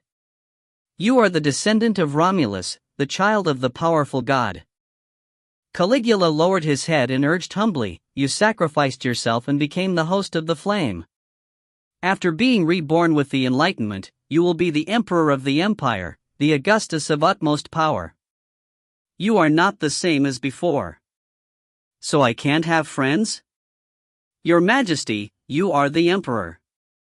You can have as many friends as you wish. But those aren't my friends, Caligula. She shook her head. I'm the emperor. They will all fear me." The old man studied her and wanted to say something but stopped himself. His eyes grew sad. "I don't understand, but an emperor should be like this, right?" Seeing Caligula's sadness, she smiled. "I'll try to get used to it." "Don't worry, Caligula. There is someone in my heart, so I won't be afraid no matter what." After a long while, Caligula lowered his head. His expression was pleased yet troubled. "Your Majesty, you've grown up. Kids always grow up." She reached out and a flicker of firelight glowed in the air. A bronze mirror grew out of the fire. The material was refined here and came into existence as logically as breathing. She studied herself. The girl in the reflection smiled. It seemed as if she had aged 10 years in one night. Her hair was dark red from the fire and she no longer looked childlike. Spinning around, she jumped up in excitement. "Caligula, look, I grew taller." Caligula looked up at the girl on the steps. Her hair danced in the wind like flames and her eyes were powerful. He looked down. Suddenly, he did not dare to look anymore. On the steps, the girl walked out of the fire. The flames lay on her skin like clothing, forming a majestic and sacred purple robe. The door opened before her, revealing the dazzling sky of the ether world. In the sky, clusters of stars moved. They lit up this territory between existence and non-existence. The large city broke apart the turbidity and hovered between lightness and darkness. Countless people who had broken through the cocoons rushed over. They grouped outside the palace and knelt on the steps, gazing at the girl who exited. The crown of fire on her head represented power. The cane in her hands represented authority and the jewels represented the world. 2 wings fluttered and she walked in the air. She looked down at the city, her kingdom. She was like the sun hanging in the sky. "Emperor!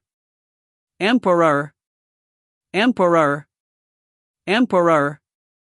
The people gazed at the dazzling radiance and called out her name enthusiastically as if she was a god. When she raised her hand, the people fell silent. They bowed reverently, waiting for their emperor's command. The girl in the sky studied her territory and people. After a long while, she announced gravely, "My good citizens, since there is no place for us on the land, then let us go to the sky. From now on, Romulus and the Romulusians no longer exist. We have been reborn. From now on, we are the winged folk." The crowd rustled and called to the emperor in the sun, "The truth! The truth! The truth!" There were no more signs of beastliness on them. That night, the sacred flame had absorbed all the strength to wipe away demonic blood. It had also catalyzed the king of yellow scepter in them, allowing them to transform and be born again. Now, the ether grouped behind them and unfurled like wings. They cheered for their emperor and their wings flapped, flying to the sky. Countless wings created gusts of wind and grouped beside the sun. Then, follow me to the sky. Inside the sun, the new emperor raised the jewel. Under the jewel's glow, the void transformed and the turbidity shook. A hole gaped inside the void of the city. It broke apart the barriers and instantly went through the ether sea, falling back into the material world. The shockingly large city now hung in the air. Under the strong wind, the city swallowed and spat out ether. It consumed an impossible amount of power every second, distorting the temperament and rejecting the attraction of the earth. At the top of the city, the emperor raised the scepter. Countless music theories wove inside her wings, transforming into a music score that covered the sky and land. One could hear the crashing of waves in that melody, above the 9 skies. Far, far away, a glimmer of starlight shone. Then it rushed into the city as if the galaxy had surged in. It was the star ring. The star ring that had been still for so long now turned with a rumble. It adjusted its orbit and angle, twisting in the night sky. All astrologists gaped as the solid ether flow became one with the city. They fused seamlessly as if they had been one since the beginning of time. Enveloped by the star ring, the city seemed to have blood. The blood flowed through and it came to life. The entire city rumbled and shook. Like a metal lotus, it bloomed with a bang in the sky. Finally, it transformed into a large archipelago in the air. That night, the star ring changed. The winged folk were reborn from the fire. They returned from the ether world with their own territory and their emperor. Chapter 409, May the Lord have mercy. Late at night in Avalon, sickly white light illuminated the Privy Council. Lancelot took a deep breath and pushed open the metal box before him. Inside it, the creature ate the light and tore apart the darkness. Cold and sharp light shot out from it. It appeared in the air for a moment and even breathing became painful. The sharp light filled the air, turning the air into needles that pierced at the lung. One could see vaguely that the blade was carved with a fine and ancient music score. However, it was covered by dried blood and had become blurry and faint. It was so serene when it was not drinking blood. It was terrifyingly serene.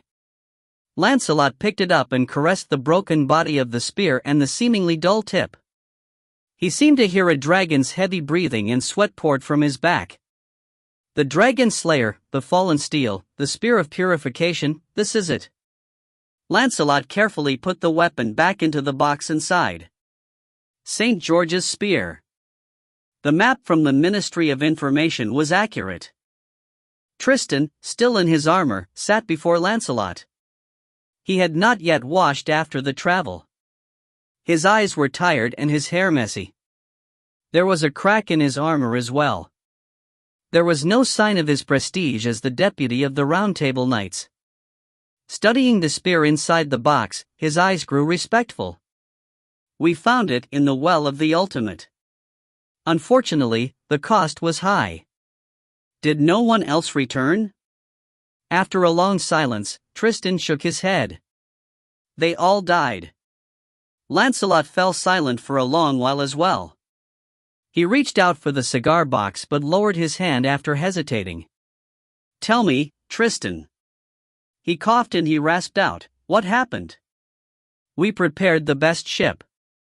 Within 6 short days, we experienced being stranded, submerged reefs, and sea creatures born from Leviathan's awakening. When we arrived, we had already lost 6 men. Then we finally entered the Ghost City. When we opened the lava dungeon, we finally witnessed the true appearance of the well. Tristan paused. Pain flashed past his eyes. The Well of the Ultimate is something humans should not go into, Lancelot. It is not just a rumor.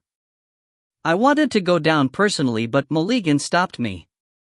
He, Harris, and Galehot jumped in. We waited outside for 3 days but only Galehot climbed back out. When he came out, he had already been lit by the ether of destruction. Half of his body was already turned to dust. He was like a demon. This entire way back, I kept thinking that he had probably already gone crazy when he was down there. He remembered to bring the spear back but could not remember who I was. 16 men died to stop him. Holding the spear, he almost killed me. He looked down and pointed at the armor on his chest. Only an inch away. Lancelot could vaguely see the messy wound under the horrible crack in the armor. His heart was still beating painfully in the broken chest. It was covered in cracks as if it was wrapped with blood-red thread. It was flesh but somehow looked like metal. Tristan murmured, only an inch and I wouldn't be sitting here anymore. I am only fortunate that he did not waken the dragon's soul. After a pause, Lancelot asked, is he still alive, that? Until the moment the ship returned to Avalon. Tristan sighed. He always grasped the spear when he was still alive and wouldn't let anyone touch it. When he arrived, he knew that his mission was about to end and died. Perhaps he could not put down his worries and wanted to go home. To return his soul? Lancelot studied the beast in the box, his eyes filling with troubled respect. Then he closed it so he would not have to look anymore. Closing his eyes, he prayed, may the Lord have mercy. The midnight bell rang. The watcher of the Westminster Abbey Cemetery pushed the door open. He began surveying it as always, walking between the rows of tombstones. But halfway through, he stopped. Under the swaying lantern, cold wind blew from the sea and he felt a bad premonition. Pat, pat, pat. The dim light illuminated the silent building in the near distance. It was the bell tower where the bodies of heroes were put before being buried. A coffin had been transported there hurriedly last evening to await the grand state funeral.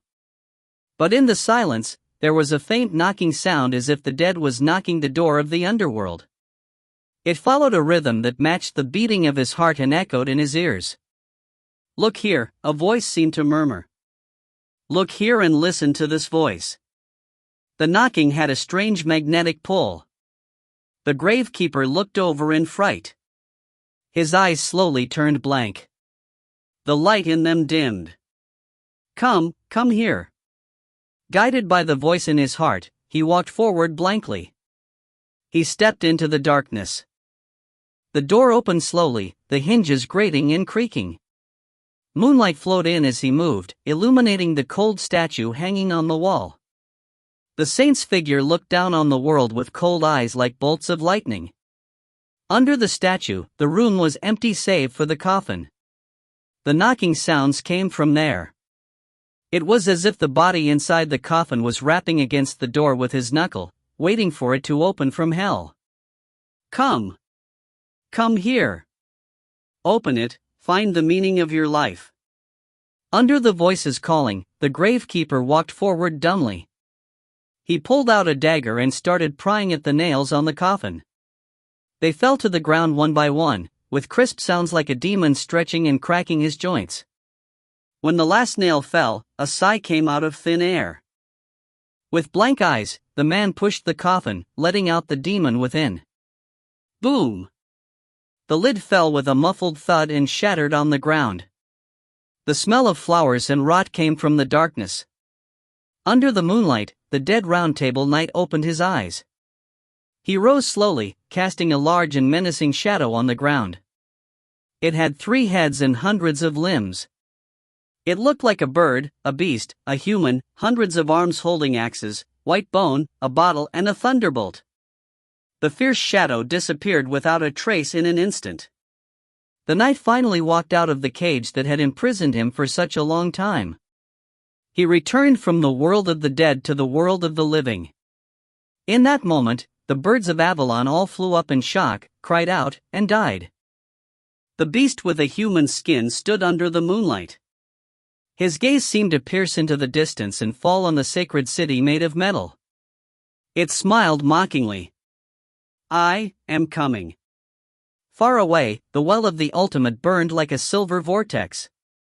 Under it was bottomless darkness. But in the depths, there was an iron coffin, a broken iron coffin. There were shards of something menacing there as if something had broken out. Around it were 3 withered bodies. They had been killed in an instant and the corpses knelt on the ground as if praying and repenting for their sins. May the Lord have mercy. Chapter 410, An Unexpected Reunion. In the narrow room with gray walls, there was only one table with chairs on both sides.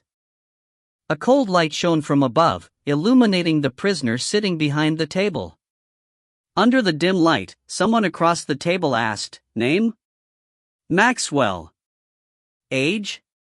The prisoner paused for a moment, thinking with a cocked head. 50 or 70?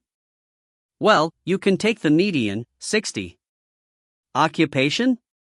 "The principal of the Royal Academy of Music and many other part-time jobs." The white-haired prisoner said gravely, "All in all, I'm a big man." Be full of awe. Remember, when you write, you must recite and praise the Queen in your mind. Be serious. Ye Qingxuan. This is for your own good, the interrogator pounded angrily at the table. Do you want to stay here for the rest of your life? If you want to have a trial at the earliest possible time, just cooperate. Come on, if you're serious, we won't have to repeat that for so many days. Behind the table, Ye Qingxuan raised his little finger to clean his ear. Besides, if you really want to hear my words, it won't be you here. I am enough. In the gloom, the interrogator turned pale and his voice went manic. Who do you think you are? Oh. Ye Qingxuan narrowed his eyes, looking into the dark, gazing at the man behind the table. When his eyes narrowed, there was sharpness as if his eyes could sting one's skin, making people want to look away. Come, let me see. He murmured, there are thick calluses on the wrist and fingers, your shirt is good, but the cuff seam has split from much washing.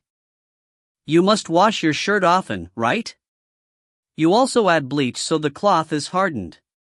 The shirt should be often contaminated with stains. It's ink, right? Or perhaps the ink pad? Speaking of this, he stooped to look under the table and whistled. Good leather shoes, no dirt, fine maintenance, so you seldom walk. But the shoes are not the high-grade kind. You're a clerk who sits in the office all day? Your daily work is probably copying, recording, stamping and being the scapegoat for your boss, right? It's not easy for you. Shut up. With a snap, the pen was shattered. Ye Qingxuan smiled, leaning forward slightly. I mean, although I killed people, at the very least, this is a serious case no matter from plot or influence. Can you ask a more reliable person to do this work? You probably don't even know how to use a vice. After that, he heard angry breathing in the darkness. Just as he was ready to meet the expected fury, somebody suddenly knocked on the door. Against the light, someone came in and whispered a few words in the interrogator's ear. The man froze. He quickly got up, put away the meaningless records, and departed. Before leaving, he glanced indignantly at Ye Qingxuan. Another layer of handcuffs were snapped around Ye Qingxuan's wrists. Ye Qingxuan sighed and raised his feet. Isn't it enough to isolate the ether with this thing? The handcuffs are so heavy. Soon, he found that he had not come back to the road he came from but turned and set foot on a path which he had never been to. Where are we going? He frowned. Someone wants to see you. The guard looked back at him indifferently. The door opened and he was pushed in. The other end of the chain was locked in the pipe. Before the guard left, he said, You only have 5 minutes. Ye Qingxuan was stunned. He looked around but found himself in a narrow cubicle. This was the prison visiting room, which was separated into many compartments. It was like a bank teller station for secret business, but the glass was covered with a dark curtain. He could not see who was on the other side. When he sat down in his chair, the curtain rolled up, revealing a familiar face. Ye Qingxuan blanched. What's the matter? Said the man, sitting in his chair, smoking his cigar and puffing out smoke. You just used my name to fool the interrogator a few minutes ago. You didn't expect that karma would hit so soon, right? Ye Qingxuan's expression was troubled and embarrassed. I did not expect that you would come to the sacred city to see me. I arrived here 2 days ago. It's not easy to see you. I needed to get through many hurdles, Maxwell smoked and said lightly. The examiners of the Amnesty Hall have been quarreling about your business, but you are still so relaxed. Are you planning to stay here for the rest of your life? Maybe. Ye Qingxuan settled into a comfortable posture and slowly nodded. Killers should be killed and debts should be paid. If I have sinned, I will accept the consequences, even if I will be imprisoned for life. I just didn't expect that Anglo was willing to pull me out. It's not about whether we are willing but whether we can. Maxwell glanced at him. Today, the time is limited. I don't want to judge what you have done. After all, you've already done it. You have enough time to think over the whole thing. I will look for someone to clear your name and pull you out. We will talk of other things only after that. But I ask one thing of you. If you do such things next time, don't say pretty nonsense like killers should be killed anymore. He got up and put on his hat, sighing with complex look. Ye Qingxuan, having courage and determination is commendable. But there are many people in the world who care about you. Because of them, you shouldn't confess to die so easily. This is how an adult becomes filthy. One day you will understand. As for the rest of the time, I'll leave it to you all. After saying this, he turned away, leaving Ye Qingxuan rooted to his spot. A familiar smiley face emerged on the edge of the glass barrier before he can figure out what the old man meant by you all. Hey cousin, long time no see. The girl shook her head of long silver hair and looked at him with strange smile. You left me hanging for the winter festival, but thanks to your blessing, I got the ticket to the sacred city to play.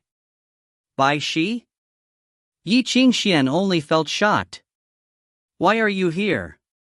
Not just me, but our professor. Bai Xi reached out to pull over the person next to her. Look, the principal used military connections so the professor could come to the sacred city for academic exchanges on behalf of the academy. Abraham's wooden face appeared from the side. He looked at Ye Qingxuan with a complex and sorry expression. His mouth opened for a while, then said in muffled voice, Yezi, it's good to see you are all right. Don't worry about the department. For the first time, Ye Qingxuan felt unspeakable shame and embarrassment. He looked at the two. After a long silence, he couldn't help but sigh. Sorry, Professor, I must have made a lot of trouble for you, haven't I? Nothing to be sorry for. Abraham shook his head. He thought for a while and said, to tell the truth, I'm relieved. I don't need to worry about you and think that you might not be alive anymore. You just killed people, don't worry. The prison seems to be good to you. They didn't hit you. I'm so happy to see you are okay. Don't feel any pressure. Bai Xi and I will strive to see you regularly. Abraham's words made Ye Qingxuan feel that his ears might not be working. He was suspicious of his own perception. Then he realized that his teacher did not care about this kind of stuff at all, but who was Abraham? He was a former member of the Dragon Riders who had been licensed by the state to kill and had killed countless people for the first half of his life. What Ye Qingxuan had done seemed to be serious but meant nothing to him. He might have even committed assassinations in the sacred city, let alone outside the gates. Ye Qingxuan really didn't know whether it was good or bad thing to have a professor who lacked common sense like this. But what Abraham had just said was probably to comfort him. Otherwise, he wouldn't have been so worried that he even came here all the way from Anglo. Thinking of this, Ye Qingxuan could not help but sigh. But he suddenly remembered something. Why is it just you two? He asked. Where's Charles? Is he watching the house? Hearing him ask, Abraham and Bai Xi suddenly became awkward and hesitant. No need to explain. Ye Qingxuan shook his head helplessly. I know he's a heartless guy. I bet he was too lazy to walk. He would rather stay in Anglo, unwilling to go out. Junior, I'm so sad to hear you say so. In the cubicle beside Ye Qingxuan, there was a sad voice. You think I'm like that? For the third time, Ye Qingxuan was shocked to blindness. Charles. He jumped off his chair and looked at the wall blankly. You. Why are you here? Why? The sound of shackles sounded in the next room. I was also imprisoned. I had a good chat with them before you came. Hey, by the way, have you used the soap here? It is really the sacred city. Even the soap in the prison is better than that cheap stuff in our academy. It smells like jasmine. Wait a moment. Ye Qingxuan was confused. He thought he had seen much in the world, but did not think that Charles could become even dumber. It suddenly shattered his world views. He organized his thoughts for a long while. What have you done to be imprisoned here? I also want to know why. Charles's voice was full of grief.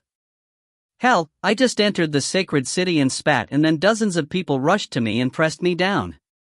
I was immediately handcuffed and stuffed into a sack. Then I was here. No one has told me what the hell is going on. Is it because I was so good looking that the priests feared that when I went into the city, the ladies would be blushing and unable to stand up? Shut up. Ye Qingxuan kicked the wall of the next cubicle and looked to Abraham. Abraham was also very helpless. He just nodded. Not having been to the sacred city for many years, I did not expect that the laws here have become strict to this extent. Ye Qingxuan almost spat out blood. Professor, you don't really think that Charles was arrested just because of spitting, right? He wanted to say. Rest assured, it's possible that Charles may get lost and somehow run out of the prison. Don't worry, Bai Xi comforted him seriously, but Ye Qingxuan did not feel comforted. Within a few minutes, his worldviews had become distorted. He felt like his recovered IQ had fallen into the abyss again. If you find any errors, ads pop up, ads redirect, broken links, non-standard content, etc., please let us know. Report chapter so we can fix it as soon as possible. Chapter 411 to 420. Chapter 411, Sound of Heart Movement. Truthfully, the sudden surprising reunion made Ye Qingxuan feel unreal. His worldviews did not stop shattering until he returned to his cell. He could only ascribe all this to the senior's righteousness. Ye Qingxuan did not feel touched, but they were classmates, sharing the loot, and now Charles was even imprisoned here to be with him. He just wanted to know what a big mess his senior had done to be imprisoned here. After a short visit, Bai Xi and Professor had left. They lived in the embassy of Anglo. There was a shuttle bus for them, so there was no need for him to worry about them. As for Ye Qingxuan, there was still something good from committing such a serious case. At least the treatment was not bad. He was even allocated to a single cell. There were 2 prisons in the sacred city. The one outside the city was where ordinary criminals were imprisoned. Those common criminals were all thrown there. The other one was located in the northeast of the sacred city. It was a lonely tall tower. Martial law was enacted in the zone of a radius of several kilometers around the steel tower. It contained various military institutions and sensitive departments. There was a heavily guarded roadblock every 10 steps. Not even a bird could fly in. Serious criminals like Ye Qingxuan were imprisoned in the tower. In addition to those politicians and nobles from the occasional downfall, the major clients here were the arrested dark musicians. There were thousands of dark musicians imprisoned here. More than half of them were pulled from here to be purified, 1/3 died here, and the rest were often taken away in a dark night for some unknown reason and never returned. They just totally disappeared. Since the prison was founded, no one had ever been able to escape. But compared to the horror stories spread outside, the inside of the prison was quite harmonious. The guards smiled, and the prisoners were calm and polite. They greeted and talked to each other with the elegant retroflex of aristocratic accents. There was nothing hostile in the prison. Everything looked bright. It was like a sanitarium with iron fences. But the harmony here was enough to explain how scary this place was. Having been here for so many days, Ye Qingxuan did not encounter the king of prisoners from rumors or any provocations. He was not even made fun on. He lived a quite happy life. He could eat meat every meal and have books to read every day. It was just that he had to wear 1 kilogram shackles on his feet, which prevented him from touching anything related to ether and movements. If he ignored the dozens of layers of enchantments and abstinence discipline rules, it was like a holiday to him. However, for any qualified musician, there was no difference between a life without ether and being dead. Fortunately, Ye Qingxuan was not very qualified. In fact, the rings on his ankles that blocked any ether sensing actually helped him. Ye Qingxuan closed his eyes, sensing things in his body silently. A long time later, he opened his eye and sighed softly. I was really heavily injured. Double snake timer meter. This one, engraved with the Faust movement, was the top 3 instruments Ye Qingxuan had known. When it was detonated, the force that broke out from it was far beyond Ye Qingxuan's expectation. Even if there was Jiu Shao Huanpei's fine control, that power was still too strong. When it converted into lightning, it completely simulated the spirituality of the falling spirits and completely obliterated 6 grandmasters in seconds. It even broke down the territory of Holy. The aftermath of the frenzy reached the depths of the Aether Sea. The price was the complete mess Ye Qingxuan's body was in. The music theory system that had just been constructed with the Philosopher's Stone as the core completely collapsed again. As he broke the barrier of knowledge, the music theory which formed the Philosopher's Stone had once again evolved and detached from the body. It fused into his source in the ether world and became a lever for him to pry the Aether Sea. The sub-originator that was formed in this way had gone beyond the imagination of all musicians from School of Stoneheart. Ye Qingxuan's vigorous foundation had reached an unprecedented degree. However, without the repression of the Philosopher's Stone, the injury of his body completely broke out. It seemed to be fine on the surface, but this could only show that the Philosopher's Stone had strengthened his physical fitness to an extent that he could even survive from the music theory's collapse. But in fact, if any music theory disturbed him now, the chaos in his body would kill him. Had it not been for the suppression of the Philosopher's Stone at the time, his fate would have been like Gavin's dead father, who had sat in his wheelchair with a shattered heart of sound. A bigger possibility was that he would be dead without a complete body.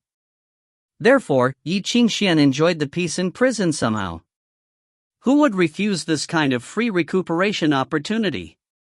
The afternoon sun shone from the window with warm gold so that the steel prison became gentler. The air was even fragrant with tea. Thanks to the sacred city, he could enjoy a good afternoon tea even in prison. A tray with refreshments passed through the gap of the fence and was placed on the table. In the cell, Ye Qingxuan just stared at the wall rather than responding. The walls had been plastered with pieces of paper written with fine notes. The notes connected across the papers and included traces of revisions and deletions. They somehow formed a large and complex music movement. This was only a framework without details but vaguely revealed some unspeakable complex and arrogant. It seemed to want to carve out thousands of water systems on a wasteland into rivers and seas to create a lofty tide, to construct mansions and high buildings from ruins and make it better than the past. However, the complex music theory lacked finesse and details, which made it difficult to be consistent. For different schools of music theory were independent here. Although there was a vague theme in them, it was difficult to merge them. Ye Qingxuan silently stared at the messy music theories on the wall. The complex and incomplete movements changed in his eyes like crisscrossing gears fitting into each other. The huge machine ran under the same force and burst with grand power. However, when it advanced to a certain place, the entire sophisticated system always collapsed quickly. It was like twisted steels under internal stress. When it overheated, the engine would explode. This was only a paper deduction, there was no danger. But if these theories were constructed in his body, it would cause disastrous consequences. The combination of music theory and human body was very dangerous. Even the School of Stoneheart, which was good at implanting ether into the body, was very cautious about this. Planning one's foundation again and build a heart of sound movement, the fundamental strength of a resonance musician, in a prison was even riskier. After entering the resonance level, musicians would rearrange the internal music theory to form a movement and create the sound of heart. Then the spirituality of the movement could have their own personalities. By resonating the sound of heart with the source, the musician could get out of the shackles of his predecessors and create his own path. The sound of heart also strengthened the musician's power. For example, the effect of a certain type of movement could be enhanced. One typical example was Sam. The music theory from the School of Destruction strengthened all types of destructive movements so that he achieved unimaginable attainments in modifications. The sound of heart could give musicians certain ability, such as rapid regeneration, tempered bones, or the starry eyes. It also complemented the musicians' weaknesses by endowing them with an indescribable sixth sense and mysterious perception of certain aspects, etc. Every musician could find the best way for him in the sound of heart. Throughout history, there had been all kinds of attempts and breakthroughs in the sound of heart. Some of them had succeeded, but more had died during this vital section. Therefore, all musicians of the resonance level were very cautious when constructing music theories and the sound of heart. During this stage, each school secretly passed on the secret chants, music theories, and rituals of the first generation of musicians to help musicians complete this stage more easily. It could cause a qualitative transformation, which was why there were so many advanced occupations for musicians. No one was as bold and silly as Ye Qingxuan, who just directly began to do this in a barren prison without caring about his life. But fortunately, Ye Qingxuan did have something. There was a treasure in him that all musicians coveted: Deva's blood. Chapter 412, Afternoon Tea. Hundreds of years ago, the 9 dragon bloodline families went through countless experiments and sacrifices to finally succeed with the miracle of music theory inheritance. They were then able to pass down their music theory to their descendants. This was how the talents were born. It was essentially a convergence of music theory and the prototype of a heart of sound, symphony of predestination, and even a scepter. A man's life had a limit. Compared to the world, it was as insignificant as dust.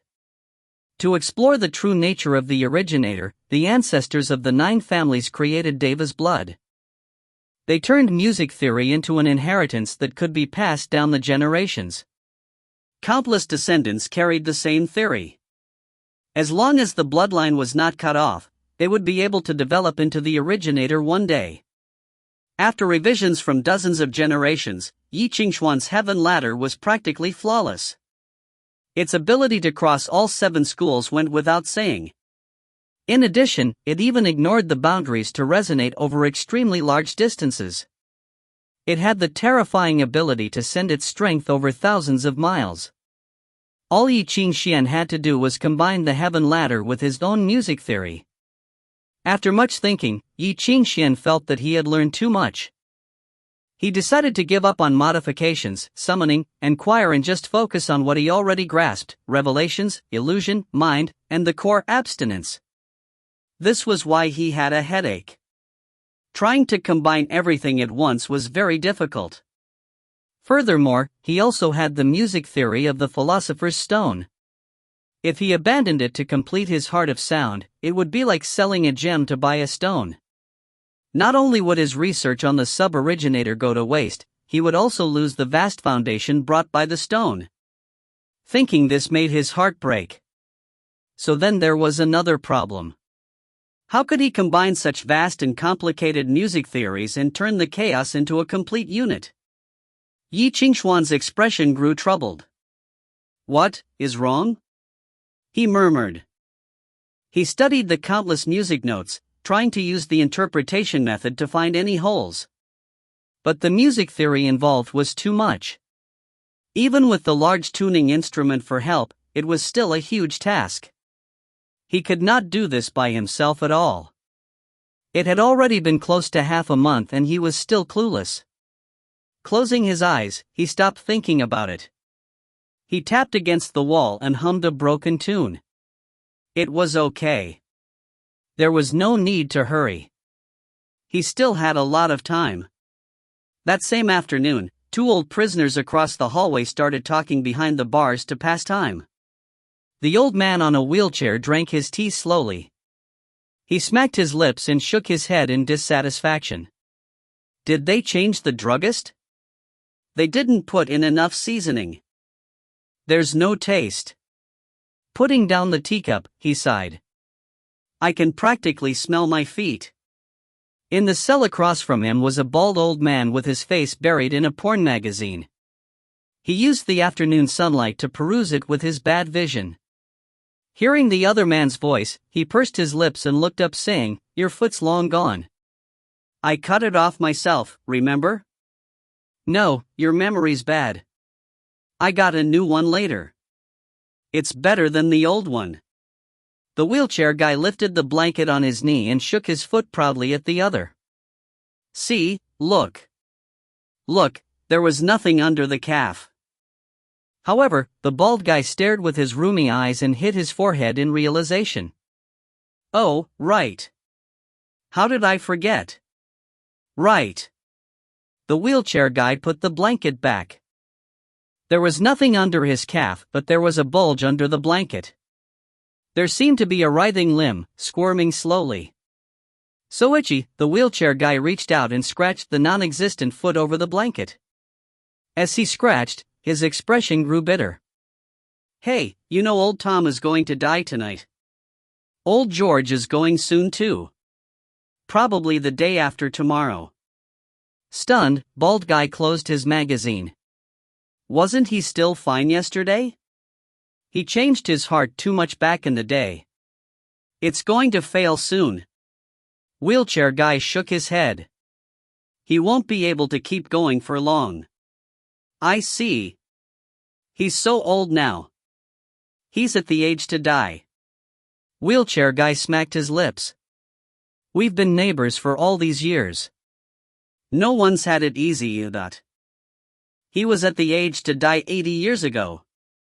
Bald guy opened the magazine again. Burying his face in it, he said indifferently, the undying old guy is going to die, what a pity. You should convince him to just confess. Maybe the sacred city will feel merciful and get him a prostitute to send him off.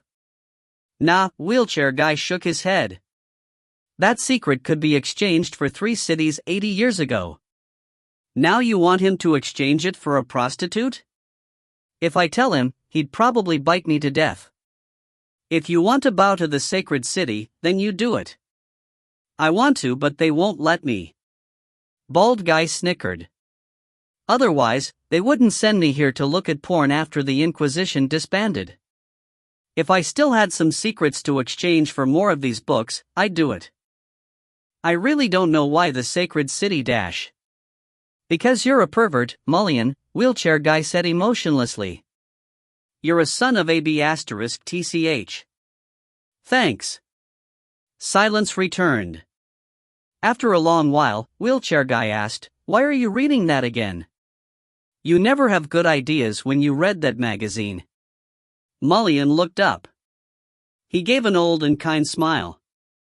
For some reason, I want to kill again. Understanding him, wheelchair guy looked up into a certain direction. Because of him? Yeah. Mullion sighed. Your foot itches, but my hand itches really, really badly. If it was 30 years ago, I wouldn't be able to resist it. Listening to the vague humming in the distance, he could not help but chew on his nails. He ground his teeth with cracking sounds. Youngsters these days, he murmured. So impressive. Yeah, you cruddy grandmasters from the sacred city detonated an instrument because of him and instantly killed 6 people. I'm not talking about that, Mullion looked up with bloodshot eyes. Not that. Wheelchair guy suddenly fell silent. He smacked his lips and listened to the vague voice in the wind. He tapped his knee to the rhythm. The singing was very unclear.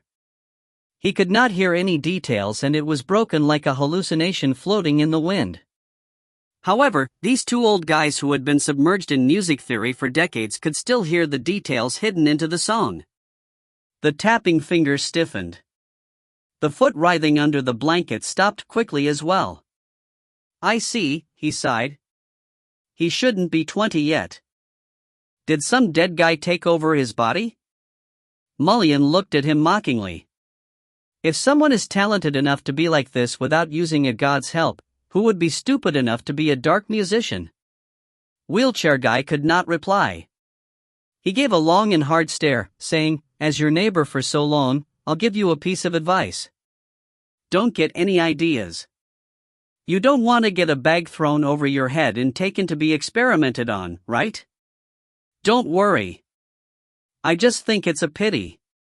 Mullion cackled.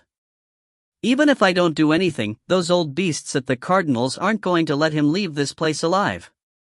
What a pity that such a good kid can't die in my hands. Let's end the distasteful conversation here. Wheelchair guy sighed. If you keep going, the tea will be even more disgusting. He lifted the teacup and drank all the cold tea. He wiped his mouth. Some remaining drops fell onto the table and sizzled. Chapter 413, Cantarella. The only sounds in the dark hallway were thumping heartbeats. The elder is waiting for you. The secretary standing outside the door glanced at the examiner who had been waiting for a long time. He said indifferently, as etiquette requires, do not speak unless there are questions after reporting. Do not raise your head and look into his eye. Don't have a smart mouth, understood? Understood. The examiner nodded respectfully. His face was a bit pale and he could not breathe as if his collar was too tight. This is for your own good. The secretary patted his shoulder and pushed open the door without waiting for his reply. The examiner lowered his head and walked into the silent room. Dark red curtains hung in the room. The carved holy emblem shone with black metallic light under the dim candle. In the darkness, there was only an old man in a rough robe. He sat on a metal chair. His features were plain and his eyes were closed. He held rosary beads and seemed to be praying. The tiny marks on the rosary beads emblems showed the elder's status. It was only a mere glance, but the examiner involuntarily held his breath and knelt down, reverently lowering his head. It was the ecclesiastical order. This order, composed of the old creatures of the sacred city families, did not exist in any records. However, they held a mysterious yet powerful influence over the sacred city for a century. They were born from the elite families of the sacred city families and had all undergone the intense competition within their families to become beasts who did not fall for decades in the political world. They were once active in Amnesty Institute, the Bishop Department, the Gospel Ministry, and other important institutions. Even the cardinals could not be isolated from their influence. Now, they had aged and were willing to be ascetic monks without any status, but they were still powerful figures who could change the entire church with an order.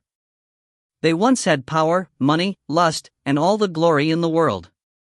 What they once had was no longer important now. Instead, they began leading ascetic and crude lives. They spent their days in the dark underground palace to study the scriptures and rarely ventured out. If they came out from the underground, would they smell like a rotting corpse? They were like ghosts that hid in the shadows and paced through the human world. They gazed at people with their murky eyes with a chilling aura. Kneeling before the elder, the examiner respectfully reported his name and institution. After a long silence, the praying elder opened his eyes. He raised the simple ring on his finger to the examiner's lips. Child, I bless thee. You are the hands of God. The voice was deep yet hoarse, as if it came from far away. In a daze, the examiner kissed the ring. Fear flashed past his reverent expression. The amber ring was carved with the elder's family emblem.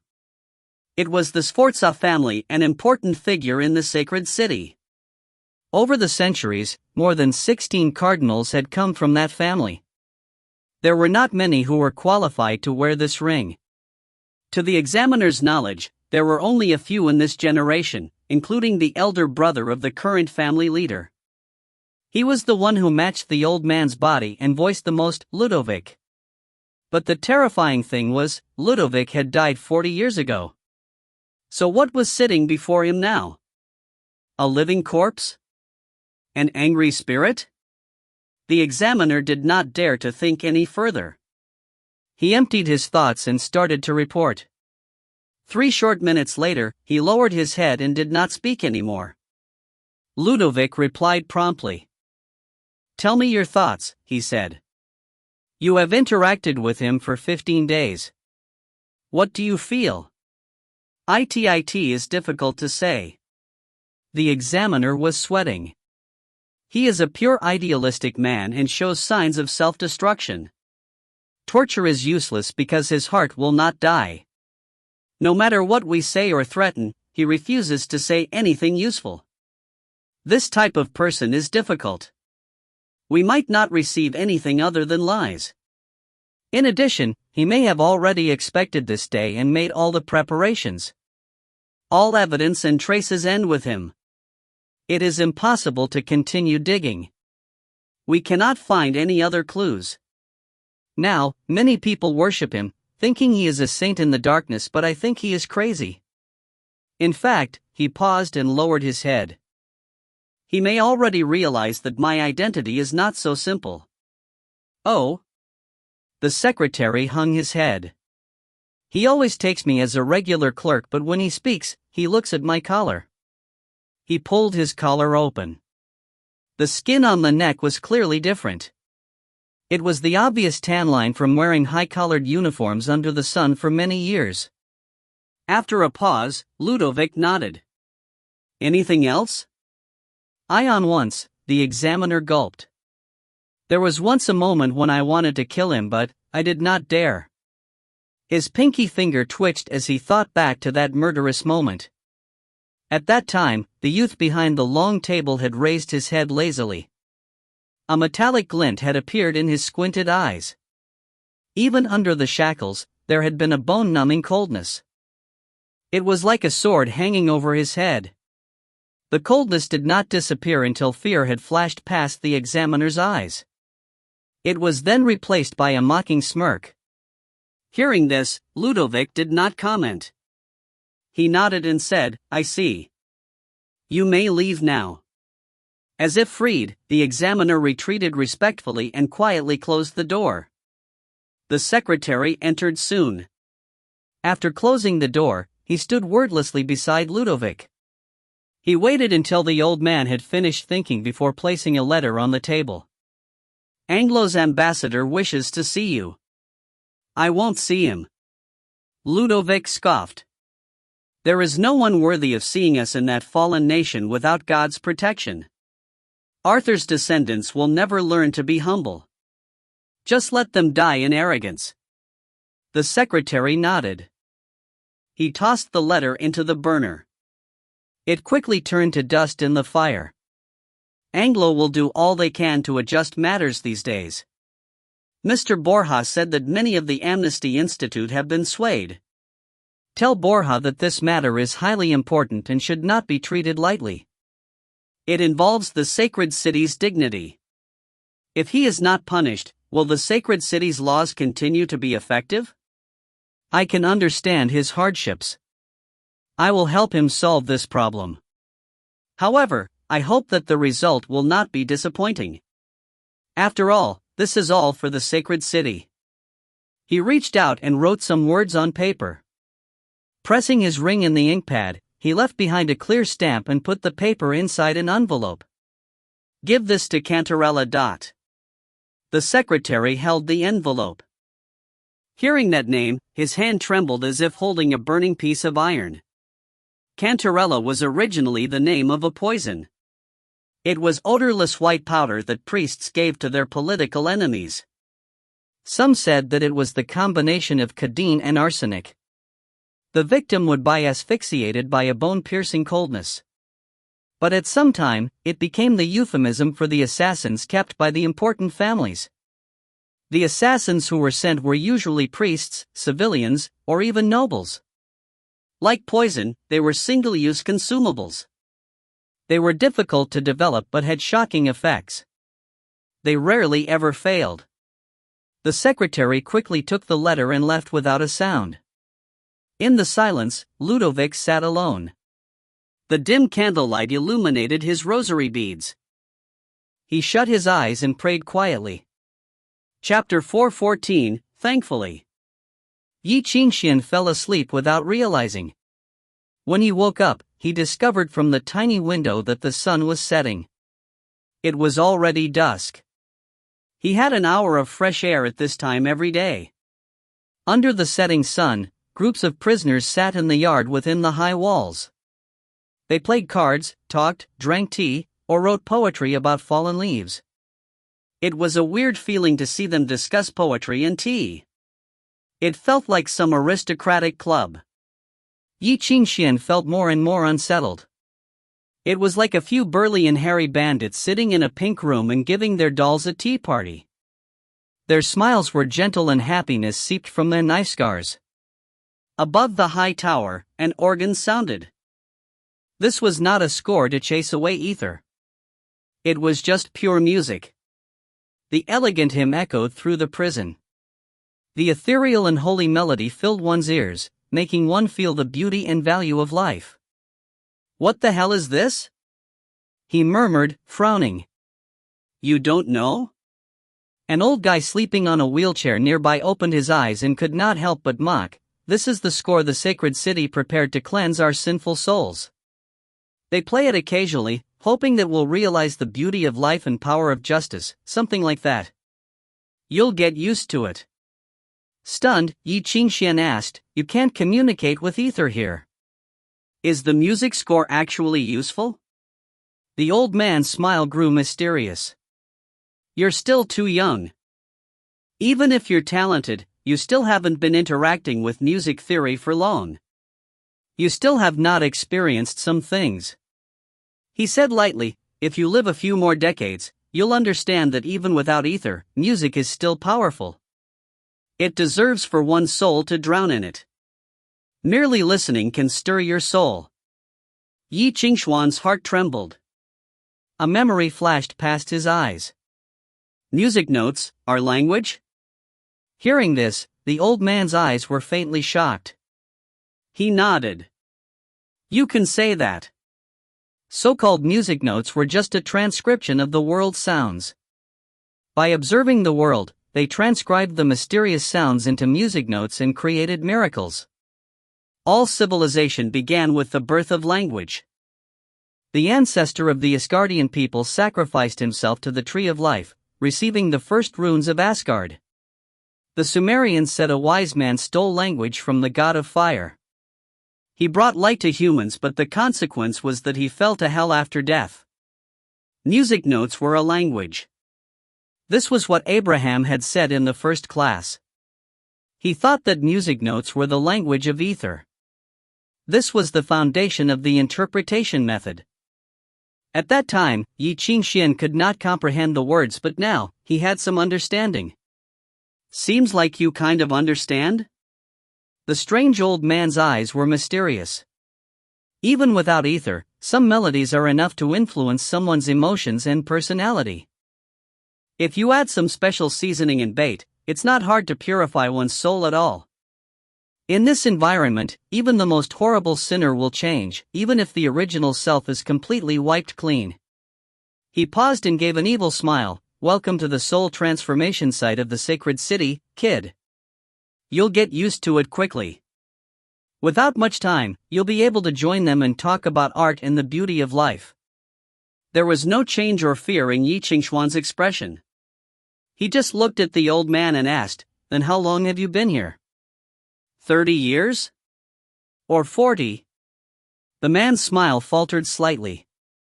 Ye Qingxuan had grasped the core of the problem. 56 years. "It'll be 57 next month," he replied honestly.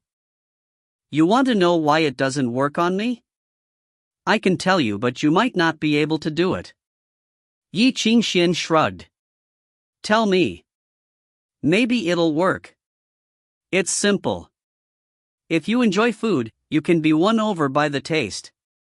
But if you know that what you're enjoying is made out of rotten meat with mad cow disease and sewer water, you won't like it anymore." The old man coughed and cackled at the same time. He continued, "If you look past the sacred jacket and see what's underneath, you might not like that person's flashy jacket anymore." Ye Qingxuan frowned, his expression was blank. The man pointed at the source of the music. "What do you think of the musician?" After pondering, Ye Qingxuan answered, "His foundation and fingering are pretty good. He should be from the Trinity College and inherit classicism. His grasp is good and his technique is just right. That's it? You're too shallow." The elder seemed to be smiling. "Music has a spirit, but where does it come from?" Ye Qingxuan said without thinking, "The composer and performer." "Yes." The old guy laughed. A man can hide the spirit, but the music theory can't. It knows what you're thinking and doing. It can also reveal things that even you don't know. I became a dark musician after realizing this. As if reminiscing on his thirst for power when he was young, his eyes brightened a little.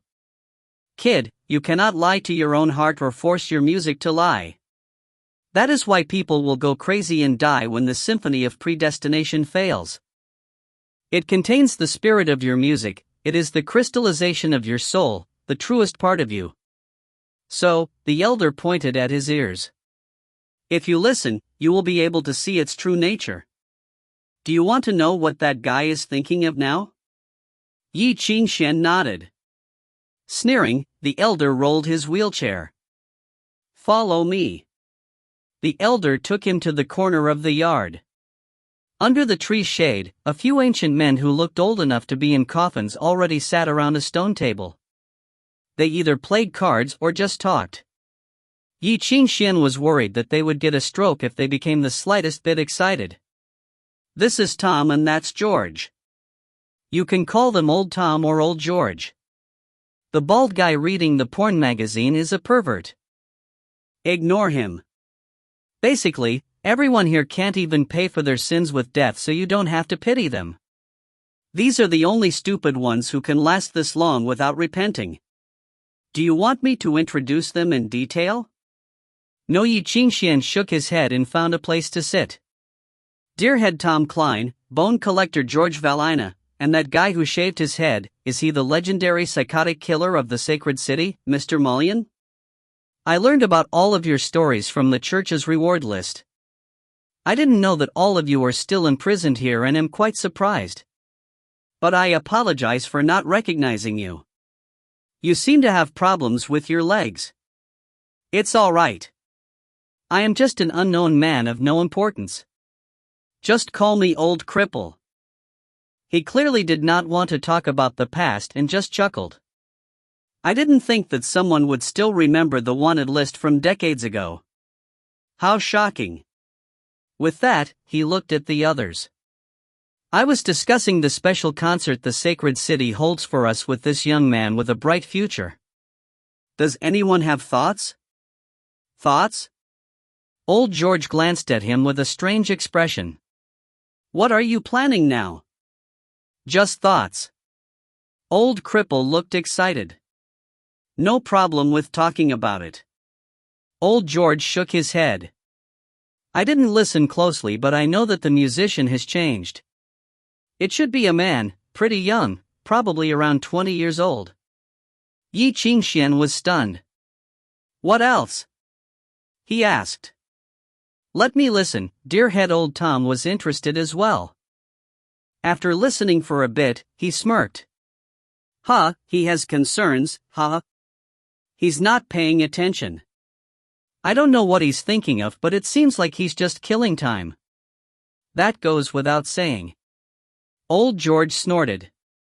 The sacred city doesn't pay much. Coming to this place for that money, you can't even buy a house in 10 years. I wouldn't like it either. If you have a bright future, you should go make more money. Mullion, who had been quiet the entire time, raised his head and said lightly, I think it's because of his lower body. Bat? Old Tom rubbed his hands. Loser has to say daddy 10 times. Sure. Mullion smiled confidently. Not even after 2 measures, Tom's expression grew ugly. F***ck, how come youngsters nowadays only think about sex? He spat on the ground. That guy's probably thinking about some WH**re. I'm betting 10 more calls of daddy. Mullion's smile was creepy as he raised a finger. He's gay. With that, everyone fell silent. No one wanted to bet with him again.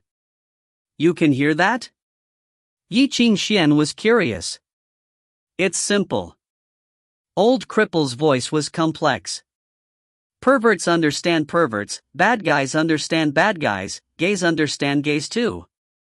This asterisk shoal is all 3. When he was the licensed killer of the sacred city, he could smell an asterisk shoal from 3 streets away. Finding a gay now is nothing.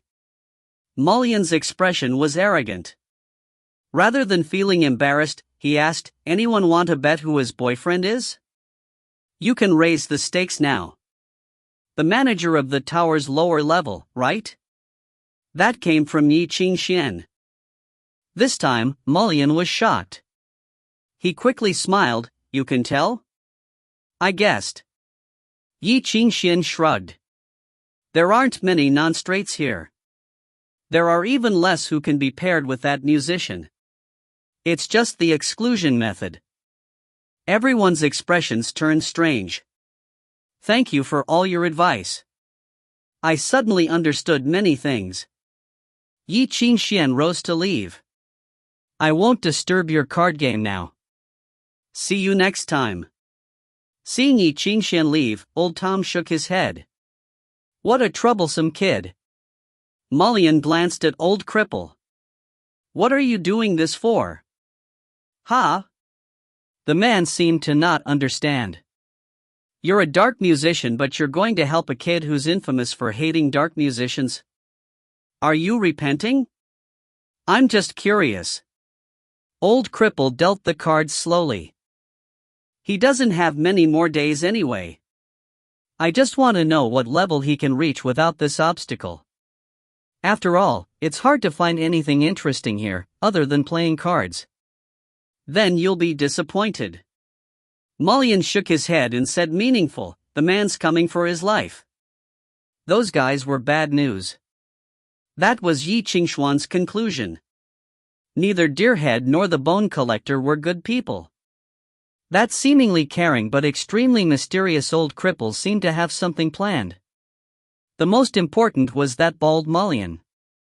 Under his peaceful eyes was raw murderous intent. He wanted to kill Ye Qingxuan but did not dare, so he could only force down his urge. If they ran into each other outside of prison, it would be a fight to death. Therefore, even though they had given him answers, Ye Qingxuan felt more cautious than grateful. Now, the most important thing was to find Charles. He had to ask his stupid senior what was going on outside and how he got in here. But he could not find Charles after searching for a long time. He asked many people, but no one had even seen Charles before. With his features and gold hair, he should be memorable. So where exactly was he imprisoned? While deep in thought, he heard a bang. Rows of bars away, a new prisoner was taken out of the heavily guarded car. He seemed to have been tortured horribly and could barely stand. His eyes were blank, hair unruly, and his face was sheet white. Ye Qingxuan froze. Even with the distance, he could see the face clearly. It was the examiner who used to interrogate him every day. Seeming to sense his gaze, the examiner looked over. His eyes were gloomy and troubled. He opened his mouth to say something, but nothing came out. Finally, it became a pathetic smile. Ye Qingxuan quickly found out his crime: attempted assassination of the cardinal. Stunned, Ye Qingxuan laughed. The break was over. Under the dim light, Ye Qingxuan studied the incomplete music score on the wall. In his brain, countless details rolled through, continuously breaking apart and going back together. A new structure formed in the mess of thoughts.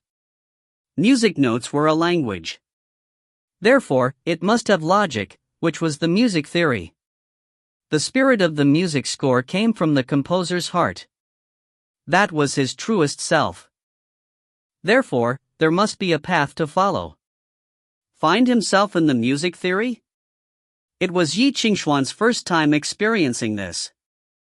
After looking at the problem from another perspective, he was enlightened. He tried to understand it from the angle of a scholar of ancient studies. Like organizing an incomplete document, he carefully edited, revised, and deleted. Using his own understanding and needs, he reorganized the content and created a new image. He quickly found a new direction, but he had new troubles too.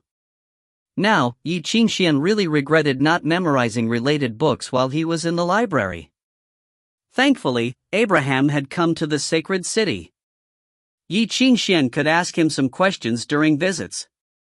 He stood before the wall. Grabbing his pen, he quickly got rid of the unnecessary parts.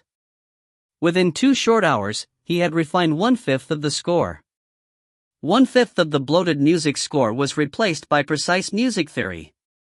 More importantly, he had found a way to combine the 4 originally complicated cores. There were finally signs of the Dreamweaver in his Deva's blood. Before lights out, Ye Qingxuan looked at the totally different music score and nodded in satisfaction. Without feeling like a lost blind man, he would come to the solution sooner or later. He slept better than any other night in prison. However, in his sleep, he heard muffled choking sounds in the near distance.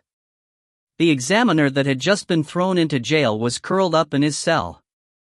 Tears streamed down his face as if he was regretting something. Ye Qingxuan's mood worsened. He did not know what happened, but he had a feeling the man's arrest had something to do with him. He felt a bit guilty.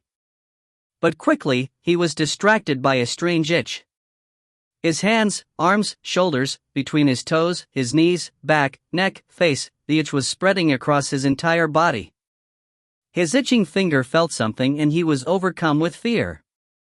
Flipping over, Ye Qingxuan sat up.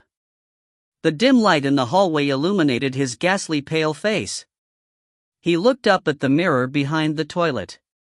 In the reflection, the frail young man looked completely different. Tiny blisters spread across his body rapidly. The thumb-sized blisters grew out of his mutating flesh, covering his body. They broke at the slightest touch and dried. After squeezing out the pus, they left behind tiny holes. As if he had somehow contracted a contagious disease during the night, his entire body was changing, mutating, rotting, and becoming some twisted thing. Ye Qingxuan yelled for the guards, but no one came. The choking sounds traveled to his ear. It's a music score. It dawned on him and his expression darkened. Because of his shackles, he could not sense any ether. He had no way of knowing where it came from or how to defend himself. There was only one solution. Bearing the pain and itch, he rolled off the bed and crawled to the sink. He knocked the toothbrush to the ground. Clenching his jaw, Ye Qingxuan applied force and cracked the toothbrush in half. He grabbed it with a deformed hand and stabbed the sharp point into his chest. Blood spurted out. Screaming, he yanked it out and stabbed himself again. The blinding pain pierced his heart and spread. Then he dug his fingers in and tore at the wound.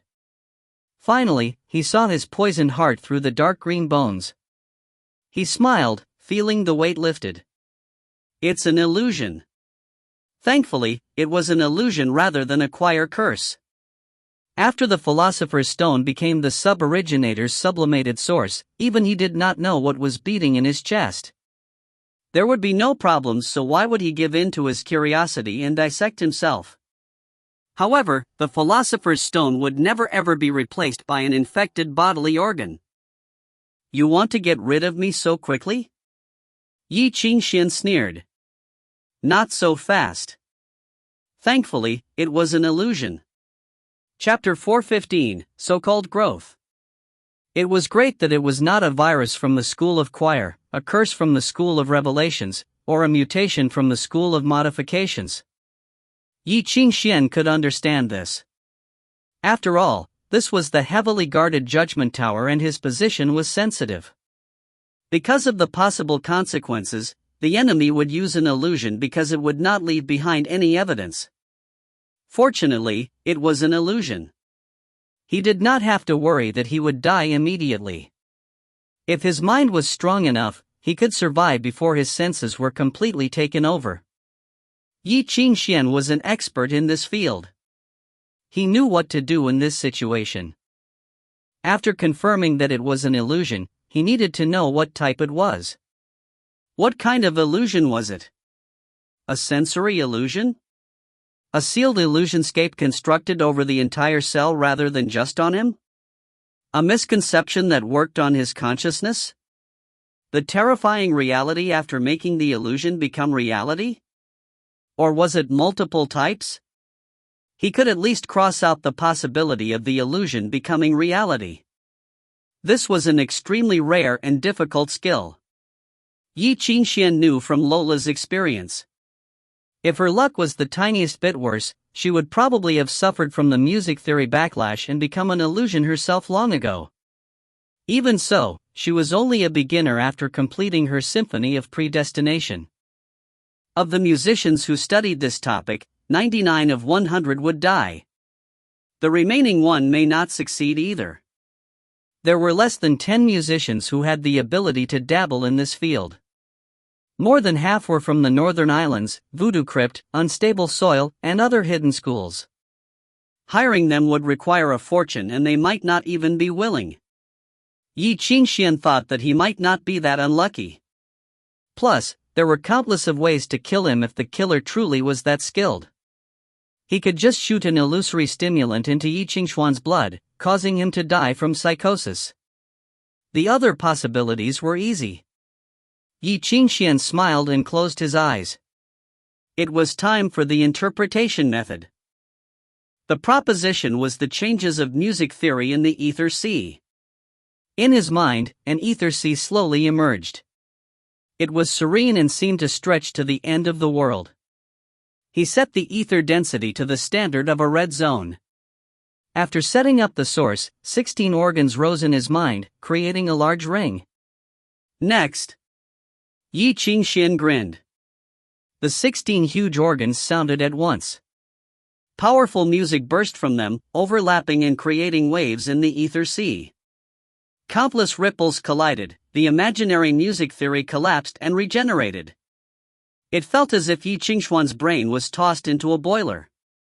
It was about to break down under the huge performance. In the imaginary ether sea, the waves tossed and crashed wildly. As the tides came and went, countless music theories were created, broken down, scattered. This was Abraham's rule. No matter what, he could not try in human performances. Otherwise, his brain would fail under the operation of the interpretation method. Ye Qingxuan's consciousness started fading from the extreme pain of the poison. But in that moment, he saw everything distort and fade. As his brain turned wildly, his consciousness changed dramatically. Even his perception turned abnormal. He saw the cell warp and distort. It was as if he was experiencing some weird abstract mathematical logic. The structure of the cell became very strange. Even Ye Qingxuan's body became thin and flexible like a doll stretched and stuffed into a box. I see, he stopped the interpretation and watched as the world changed. It dawned on him. So it's in my mind? Then where was he? Probably still sleeping on his bed and dreaming, right? Ye Qingxuan wanted to laugh. He entered a prepared dream of the Dreamweaver. Friend, he thought, are you truly not joking around? 10 minutes ago, soft crying sounded in the hall outside Ye Qingxuan's cell. The examiner curled up in his own cell, but his eyes glowed with strange red light. His lips slowly curled. Before the midnight bell rang, he quietly opened his mouth and lifted a piece of thread from under his tooth. He pulled out the object hanging in his throat. It was a ring. It looked like an average thing carved with basic music notes. However, under his activation, the simple interval fused into the midnight bell. Its subtle ripple became one with the enchantment of the tower.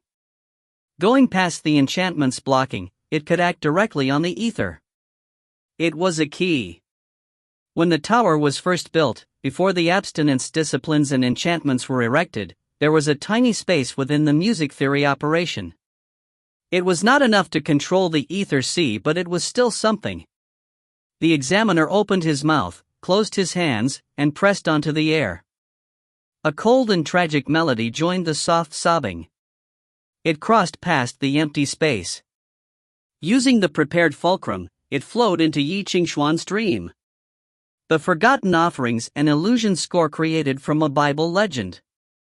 When the Holy One died and the end of the world came, some sinners fell into hell to be tormented for eternity. In the Bible, the descending angel said, "Time is up. There will no more time in the future." After this, the sinner would experience pain for eternity as he begged for the last salvation. Thus, illusion musicians created this score. It consisted of judgment, sin, and sacrament. The fulcrum was introduced during judgment. Then, sin tormented the victim in the illusion until his consciousness was wiped out by the endless pain. Finally, sacrament provided the final salvation, allowing the victim to rest in peace. In 5 short minutes, he could experience thousands of years of torture. Of course, the requirements for the score were very strict. The musician must drag the victim into the depths of the illusionscape without him realizing, and there must not be any resistance. A musician with the slightest bit of ether sensing would wake up when noticing the ether waves, which would then destroy the illusion. Therefore, the prison was the most suitable for this score. Here, everyone's senses were blocked by the shackles. They could not use music scores and were practically just like regular humans. Affected by the drugs and hymns, their minds were even weaker than the average man. Ye Qingxuan was quickly dragged into the nightmare. It was effortless. The examiner controlled the music score inside Ye Qingxuan's mind, dragging him deeper and deeper in. He also prepared a mind music score. The client's request was that it must be wrapped up cleanly, and Ye Qingxuan could not die in prison. He must be put on trial and confess to his sin. He must die from the noose. Therefore, after Ye Qingxuan's mind was tormented completely, it was time for the mind score. He must plant the hint, mold Ye Qingxuan's mind, change his thoughts. It was detailed work, especially because he could not let anyone realize something was wrong. Who knew what valuable things this guy had in his brain? The musician pondered. It would be best if he could find something useful and make some extra money. Maybe the chapter of Golden Victory? Putting all 12 together could create the Scepter of Heaven Comes, which was apparently the most powerful, second to saints. Or maybe there were other valuable secrets to sell? After all, he would not be able to use this identity after the deal.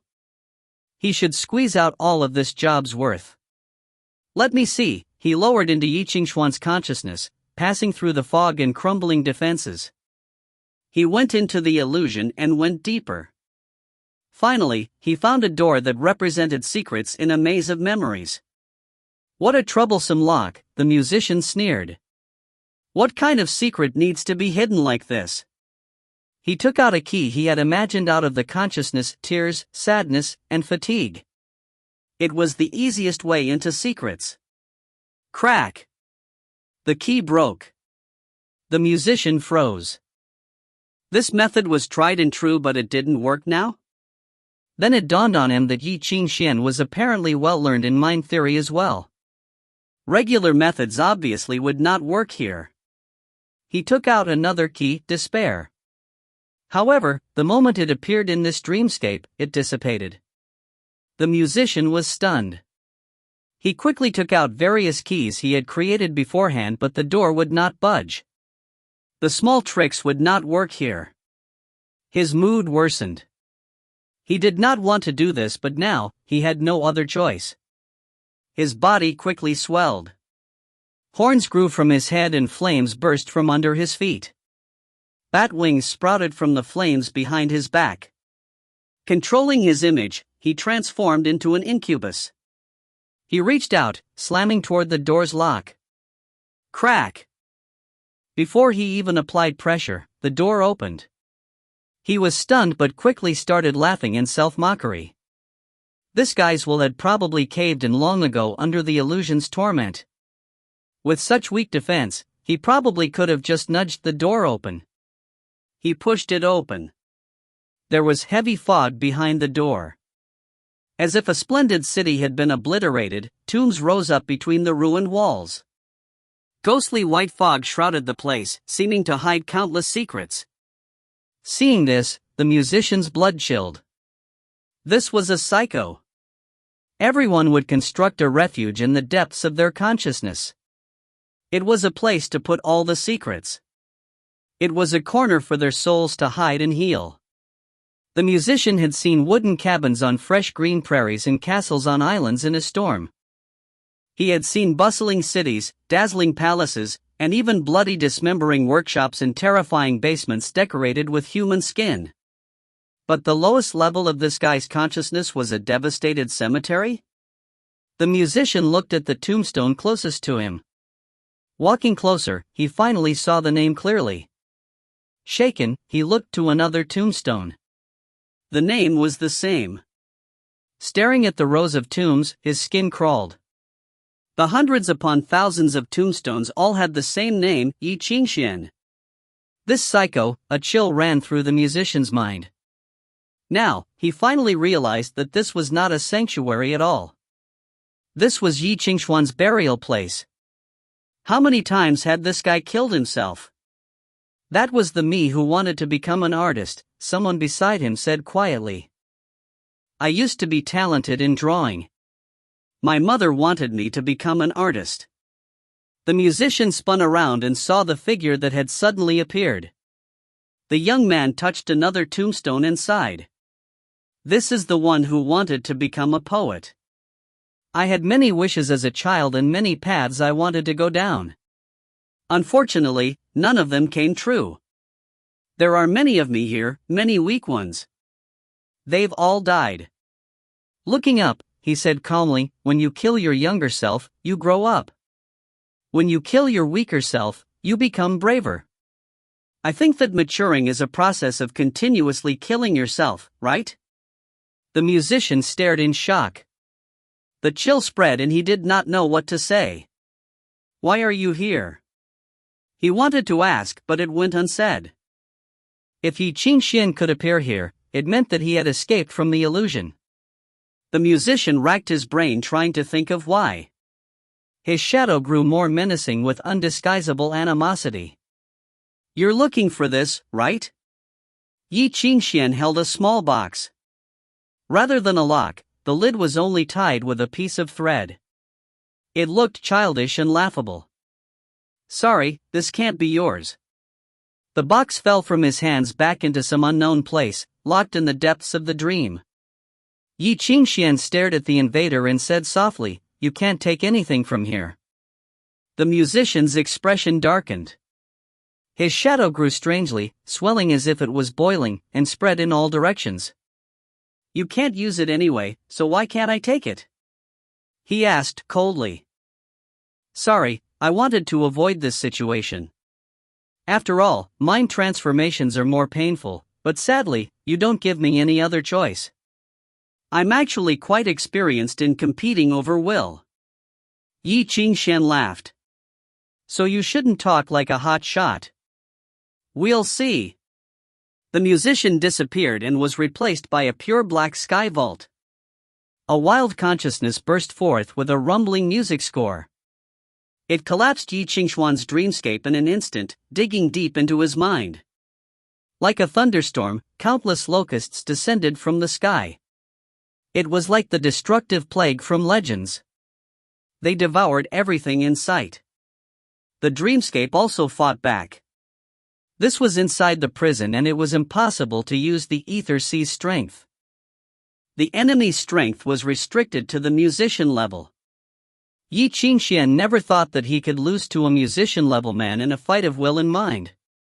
Their minds changed thousands of times within an instant. They collided and clashed, using themselves as weapons to stab the other. This was the least technical battle in the school of mind, but it also relied most heavily on one's strength. Everything was built on their will and tenacity, their changes of technique and experience. Everything was decided on the foundation. The more they fought, the more scared the musician felt. He could not find any trace of Ye Qingxuan's encroachment and hint. It was seamless and his colorless river was all-consuming. Every gap in the turning thoughts was a chance. He could sense the tiniest weakness and take advantage of it. Within an instant, the musician had removed dozens of hints from his mind. They had all been planted without him realizing when he slightly let down his guard.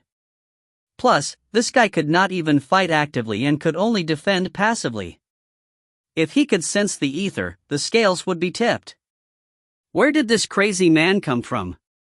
Was he a musician secretly trained by the Dark Forest, mindfulness, or some other mind school? His profile only said that he did not have a school of mind mentor and had only dabbled in it. What bullshit. His skills and foundation were even more stable than the musicians. With his encroachment and hint planting skills, he was darker than dark musicians. Who did he learn from? On the other hand, Ye Qingxuan was also struggling. Unexpectedly, he was not losing because of technique but because of his tenacity. The assassin who had invaded his mind always attacked like it was a suicide mission. The man tried to destroy Ye Qingxuan's mind even if it meant dying himself. Every attack on his consciousness shook his heart and soul. Every attack used up all his potential. His mind was spinning in overload. If Ye Qingxuan could leave his dreamscape, he would see that his body was convulsing as blood flowed out of his eyes, nose, and mouth. How was the assassin a musician? He was clearly a suicide terrorist. There was no sign of the early greed and hesitation. It seemed to be a totally different person. Ye Qingxuan would practically be defeated with every attack. Most of his efforts were spent on the aftershocks. The invisible river managed to take the brunt of things. The enemy was not scared of dying, but Ye Qingxuan was. If the assassin's thoughts did not suddenly go stiff and show a bunch of flaws, Ye Qingxuan would not even be able to disturb the man. He couldn't help it. The dumb were afraid of the shocked.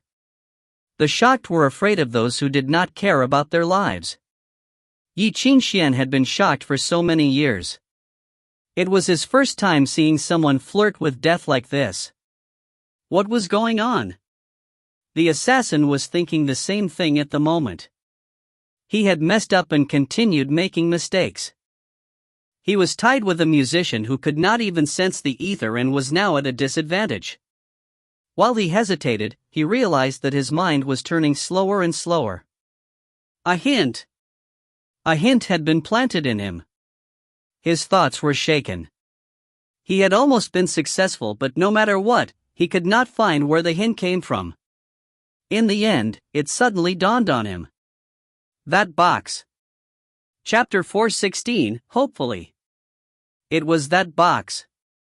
The one Ye Qingxuan had showed when he first appeared. He knew that the assassin would focus on the box because he was greedy, so Ye Qingxuan turned it into a hint. He was so stupid to be so hung up on it. Whenever he recalled the box, the greed would feed the hint. He had bred the demon himself. It suddenly dawned on him and he became decisive. In the next moment, he no longer hesitated or dodged. Ignoring Ye Qingxuan's invasions, he activated every bit of potential he had.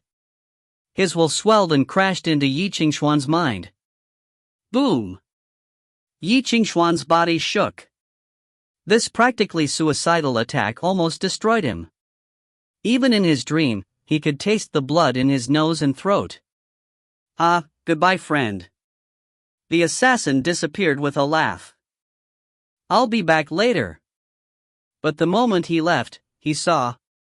The consciousness world was falling apart, but the tombstones were buried and the fog was blown away, revealing the core of the scene. It was a tall tower. A tower that reached into the sky. Like a pillar, it supported the world of Ye Qingxuan's consciousness. It reached into the end and disappeared into the void. This miracle made from music theory was shocking. It led straight into the heavens. It was the heaven ladder. I got you. In the slowly recovering consciousness world, coldness flashed past Ye Qingxuan's eyes. The man was trying to retreat with Ye Qingxuan's hint in him. Was he courageous or a fool? He could not help but laugh. The next instant, the examiner in the close yet far cell opened his eyes. Before he could smile, his expression stiffened. He had cut off the mind connection, but it had somehow reconnected. The feeling of fury charged from the other end. Ye Qingxuan was using a mind music score. How could he use music scores here when the ether was locked? Did he have a key too? No, impossible. This was the Judgment Tower. His own key was a precious one-time alchemy item. How was this possible? How did you think I undid your illusion? A hallucinatory laugh sounded in his ears eerily. The voice murmured something that practically overturned the rules of musicians, who said that I can't cast music scores without being able to sense ether? No one knew that when Ye Qingxuan first approached music theory that he had never relied on ether sensing. This was his most powerful hidden trick. Every musician knew that trying to cast music scores without sensing ether was nonsense. Even if one succeeded after trying thousands of times, it was pure luck, like a blind man walking on a tightrope. It was okay if he could not find the tightrope. It would be worse if he found it. A single misstep and his bones would shatter. However, this bit of common sense did not apply to Ye Qingxuan. He did not go the regular path since he started. Even without sensing ether, he could use the interpretation method and the millions of music note records from Hermes to cast various low-difficulty music scores. Thank you for opening the door for me. Ye Qingxuan's voice appeared like a ghost, causing the examiner to pale. This time, the defense became the offense. His last bit of defense broke down. Ye Qingxuan completely ruled over his mind. However, his brain was already close to failing after the endless usage. It could break down at any moment. Even Ye Qingxuan did not notice that his opponent was at the brink of death. However, he frowned quickly. Things were not so simple. The examiner's consciousness was empty. It had been wiped clean. Nothing was left behind. The man did not even remember his name. All that remained was a vague figure. It was a woman in a wedding dress. He could make out a sweet smile. This was why the man kept crying. I see, Ye Qingxuan murmured. The examiner was not the assassin at all. He was just a poor springboard. He had been brainwashed long before arriving at the prison and turned into an empty shell. When he arrived, he was already being controlled by the assassin. Ye Qingxuan did not understand the technique, but it must be a top-secret inheritance from a certain school. The assassin himself did not enter the judgment tower. He had been using this shell to fight with Ye Qingxuan. His suicidal fighting style made more sense now. He was not the one who would die. He had been forcing down the examiner's consciousness and brain, manipulating his strength to fight against Ye Qingxuan. This was why he was so fearless.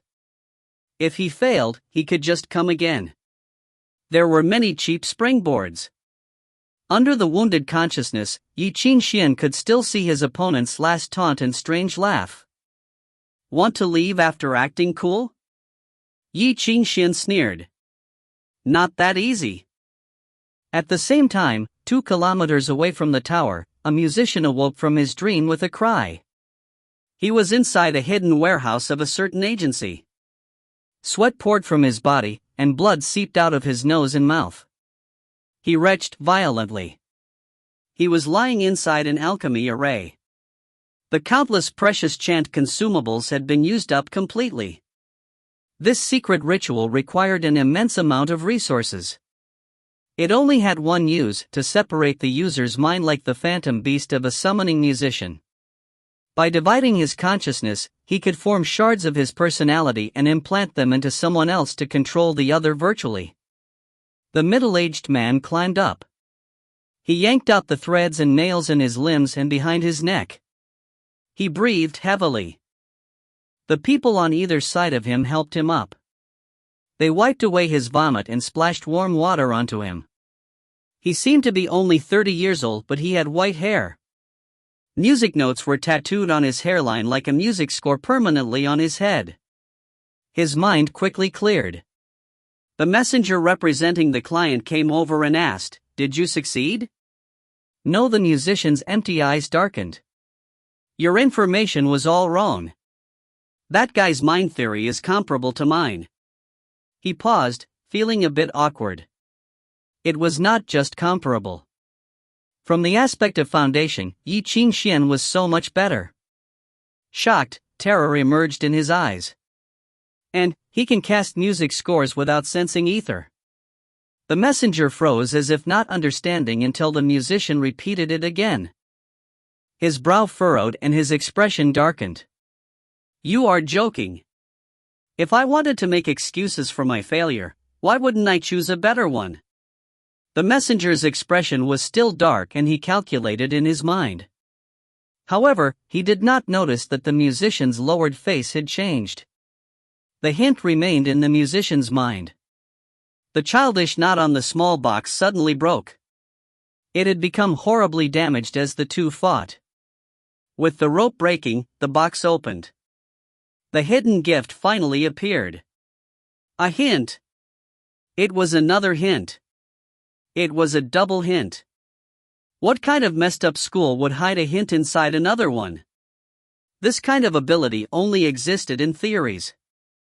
The musician's expression flipped and he quickly tried to change his mind and erase that memory. It was too late. He could wipe away the hint, but the command was already being enacted. It embedded into his consciousness and adjusted the heart of sound movement inside him. It was just a small change: coherence. Coherence? He froze. Who was he undergoing coherence with? The next moment, a strand of water vapor solidified into a thread and stretched out of thin air. It was the heaven ladder. 2 kilometers away, relying on the hint's guidance, a water vapor perception thread flew from the cell, followed the heaven ladder, and pressed onto his forehead. The coherence began. "Hey, we meet again." In his mind, a white-haired youth appeared and smiled at him. "I have a gift for you." With that, he raised his empty hands. Moonlight glowed in his palm. It was like a dream. "What is this?" The musician froze, swallowed by the moonlight. To other people, he was convulsing right now, on the ground and muttering garbled words. Then the seizure-like spasms stopped. He opened his eyes again. "Hello, nice to meet you." The musician gazed at the shocked assistants and messenger beside him and smiled. "I'm Ye Qingxuan. Please take care of me." He reached out to the foreheads of the 2 assistants. Before they could react, an invisible river surged and swallowed their minds. The messenger stumbled back, but the musician climbed up like a mad dog and pounced. The messenger slipped a sword out. He stood up and stabbed forward. He had never stepped onto the battlefield, but he still moved with bloody violence. His swordsmanship had been taught by the sacred city's swordsmen. It was extremely aggressive and fast. When attacked, most people would retreat involuntarily. However, these unplanned moments required even more decisiveness and courage. With the sword out, he was prepared to die with the enemy. He would fight fire with fire. He could only live if the enemy was dead. However, even faced with the aggressive sword, the musician did not retreat. Instead, he sped up toward the blade. It pierced through his shoulder and his hand pressed onto the messenger's forehead. F***CK. That was his last thought before blacking out. Late at night, someone knocked on the door of a porcelain shop at the edge of the sacred city. "Who is it?" So late, the awakened worker yawned and looked through the peephole. He saw a shirtless man with a badly wounded shoulder. His face was blank as if he was half asleep. "Sorry, we're closed," the worker said. "Come back tomorrow." "The old guy told me to bring the products," the man said blankly outside. "Auntie asked me to bring him an urgent letter." The door opened a crack and a hand reached out to drag him in. When the door closed, the man collapsed onto the ground. The worker was stunned. The men hiding behind the door searched the man's body and found a letter in his pocket. It seemed to have been ripped out of a notebook. Rather than placed in an envelope, it was folded messily and then crumpled. It quickly dawned on the confused workers. They gave the mysterious man some emergency aid. 10 minutes later, the urgent letter was brought to the old guy in the Anglo embassy. In the bedroom of the embassy, Maxwell turned on the bedside lamp. He put on his glasses and smoothed the wrinkled letter. The words seemed to have been drawn by a kid. Maxwell, someone wants to kill me. Please check his identity. Also, thank you. Rather than a name, the inscription was a messy picture. He could make out a hat. Maxwell sank into shock and shook his head after a while. It's so hard to make you say thank you. Despite his words, he could not help but laugh. The next afternoon, Maxwell moved close to the thick glass and stared for a while. No offense, but you look like you're about to die, he said. Yeah, I almost did. Ye Qingxuan shrugged. Literally, metaphorically, all that. The young man in the chair behind the wall was pale with dark circles under his eyes. He looked completely sapped, as if he would collapse from a slight breeze. Principal, if you have any drugs, please don't keep them hidden. Save me. Then Ye Qingxuan uttered a long string of medicines. Maxwell's lips quivered. Did this guy not know what money was? Just the first few could buy a square meter in the most expensive place in the sacred city. And this guy wanted bottles of them. There was no other way though. Last night's ordeal had added more to Ye Qingxuan's still recovering injuries. He had survived, but things were not positive. He had dueled directly with a mind musician and then underwent countless violent battles. He had first used Bolero and the space in the enchantment to cross 2 kilometers. He had strengthened the hint and forcefully connected the two. Then, using Heaven Ladder's long-distance perception, he finally forcefully resonated. The final battle seemed easy, but Ye Qingxuan had used all his strength in the cell. His broken music theory had been damaged again. 2 kilometers apart and unable to sense ether, the music score control was harder than he had expected. He added the final blow with moonlight. At that time, he was on his last breath. He used vague commands to make the assassin clean up the site and bring the letter. Then he passed out. If the enemy had not been shaken by the attack, the result would have seemed so simple. The victory was a miracle. If this event could be publicized, it would definitely be included in textbooks as a genius fight. Sadly, he could only keep this secret and make himself happy. Ye Qingxuan shook his head, no longer wishing to think about it. He asked, "How's the investigation?" Maxwell sighed. "It's a sacred city assassin. Cantarella. Have you heard of this name before?" Ye Qingxuan nodded. "Yes, somewhat. It used to be the technique that the 6th Pope used to kill others," Maxwell said. "If he found you to be in the way, he would invite you to eat dinner. During the meal, he would bring you a cup of wine. You would drink it politely, thank His Majesty, and enjoy the meal. When you sleep at night, it's time to die." Hearing this, Ye Qingxuan nodded. At least it sounds like the sacred city at that time still cared about manners. Apparently he died from the poison, and after that, it became taboo. However, the assassins started using this term. They are raised by the big figures of the sacred city until it's time for them to shine. Maxwell paused, a look of pity showing. "Unfortunately, you met one of them. What happened to him?" "He died," Maxwell said. "According to the choir musician who did the autopsy, there's a fatal fungus strain group in his stomach. It would start growing if he did not take the antidote within 24 hours, and he would turn into a petri dish for the fungus. To be honest, the image ruins my appetite." Hearing this, Ye Qingxuan sighed. "Seems like I've made a mess. To say the least." Maxwell's expression was troubled. "You beheaded a hero at the sacred city gates before the entire world. Even though the hero is a fake. No matter if he was real or fake, it all damaged the sacred city's prestige. No action of this level had been done in decades. Especially now, with the tense and sensitive relations between the nations, any spark could cause a disaster. You angered many of the old guys in the sacred city. In their opinion, you must pay for this. So that's how it is?" Ye Qingxuan sighed. I didn't realize how much trouble it was. Can you feel how hard it is for me to clean things up for you? Maxwell sighed and shook his head. At least thank me a few more times so I feel comforted. Maxwell. Ye Qingxuan raised his head. Studying Maxwell's forced calmness, his expression was serious. If you cannot salvage this, then don't bother. If you want to help me, then help me take care of my professor, Bai Xi, and get that stupid Charles out of here. I won't have any more regrets. Idiot, what are you saying? Maxwell laughed as if he had heard a childish joke. Ye Qingxuan, you are my heir, the future sword-bearer, and principal of the Royal Academy of Music.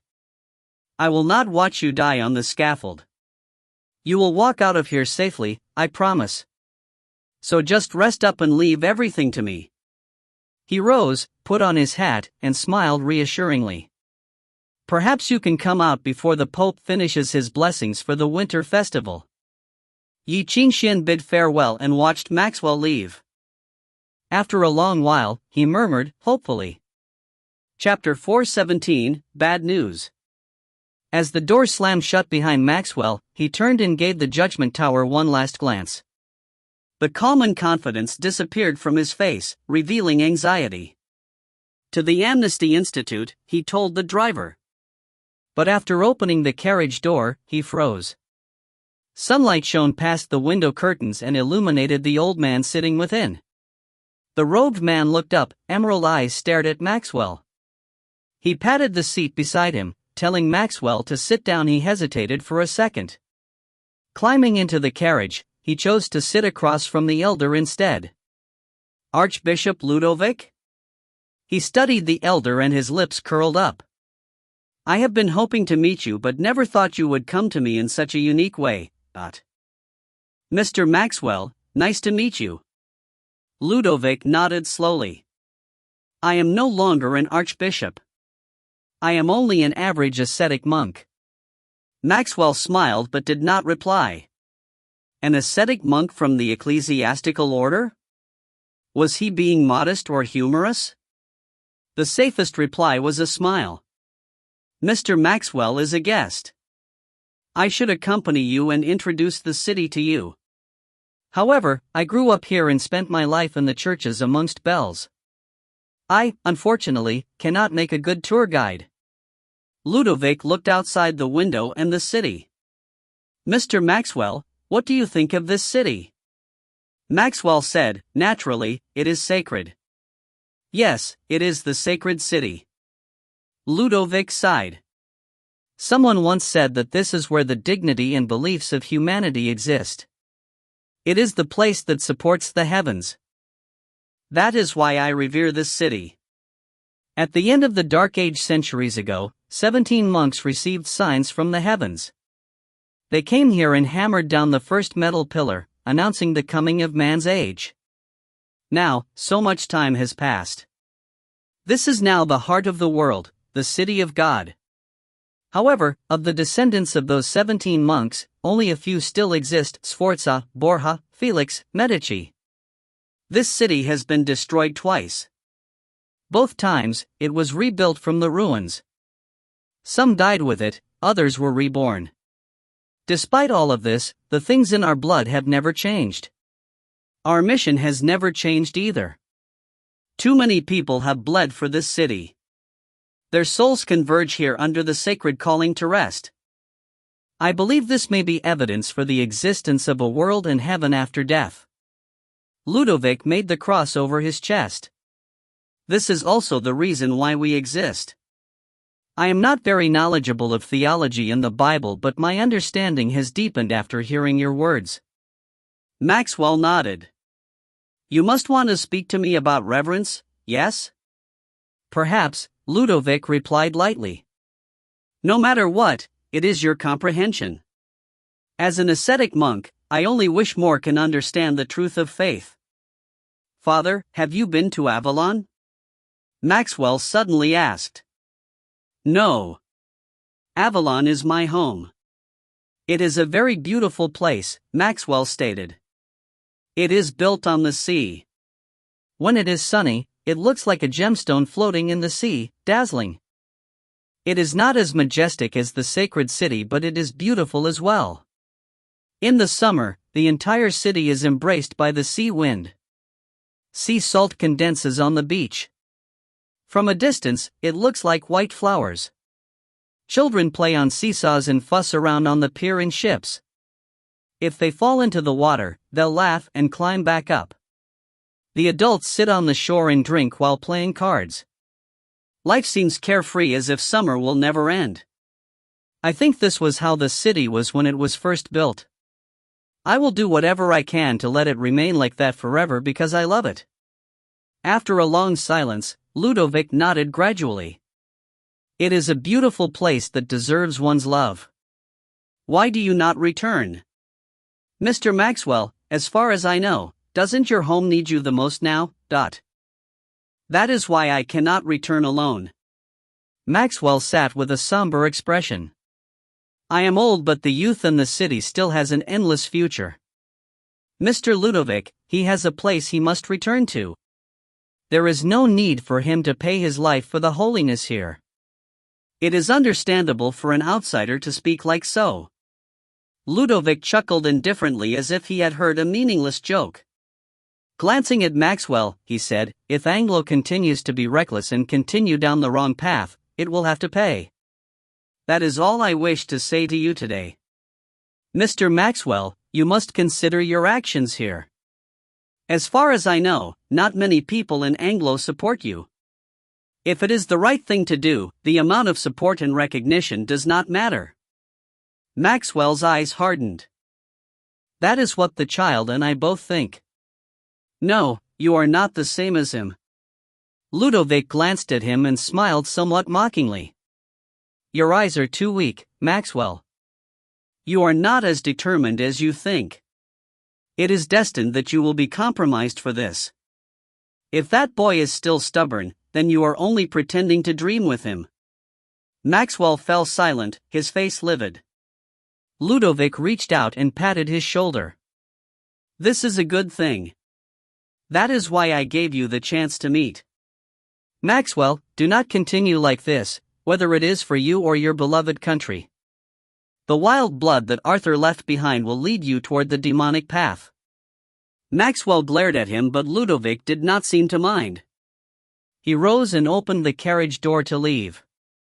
Outside, he nodded in farewell. Let us separate now. I hope you will cherish this last chance. I do not wish to be on either sides of the burning stake the next time I see you. The door closed. The carriage moved forward in the dimness. In the carriage, Maxwell closed his eyes and forced down the angry sword. F***CK. When he returned to the embassy, a second piece of bad news came. Sir, the face of the embassy's manager was green. Half an hour ago, the silent authority came for the body.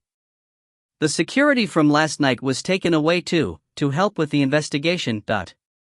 He paused and said hesitatingly, Quinn, I'm already this old. I've heard worse news. Maxwell took off his hat and sighed. Tell me. Don't worry about my heart. It won't fail now. The man handed over a picture wordlessly. It was a porcelain shop. All the porcelain there had been dyed blood red. The workers were nailed to the wall. Before death, they had been tortured. Their eyes were full of despair. All dead, Quinn said. Maxwell took the picture. Without saying anything, he stuffed it in his pocket and walked to his office. He regretted saying too much. Clenching the picture, his heart thudded painfully. When the office door closed, he looked up. Looking at the man sitting behind his desk, he sighed. Maxwell placed the picture in a drawer and poured some liquor from the table in the corner. He tugged his collar loose and collapsed on the sofa, downing the liquor. After a long time, he rasped out, Lancelot, I hope that you didn't come thousands of miles from Anglo to give me the third piece of bad news of today. The pale man behind the table coughed and nodded slightly. Sorry, but I am. Maxwell cursed like an old gangster from the streets. Spit it out. He laughed hoarsely. I can't wait. Since last night, already 4 countries and more than 10 groups notified us about various problems, Lancelot said. They might not be able to continue following through with our agreement of grain imports. The Privy Council has been able to keep things down, but I think people will soon start raising the prices.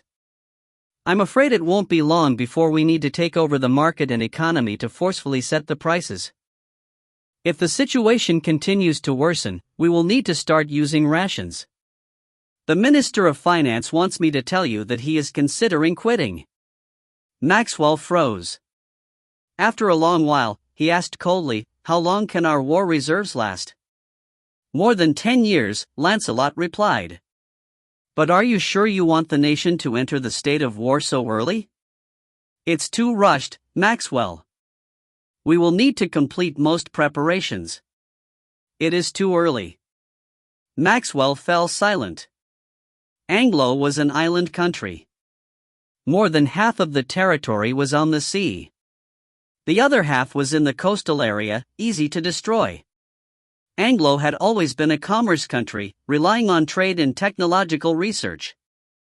In addition, its heavy industry was well developed and was close to being the best in the world.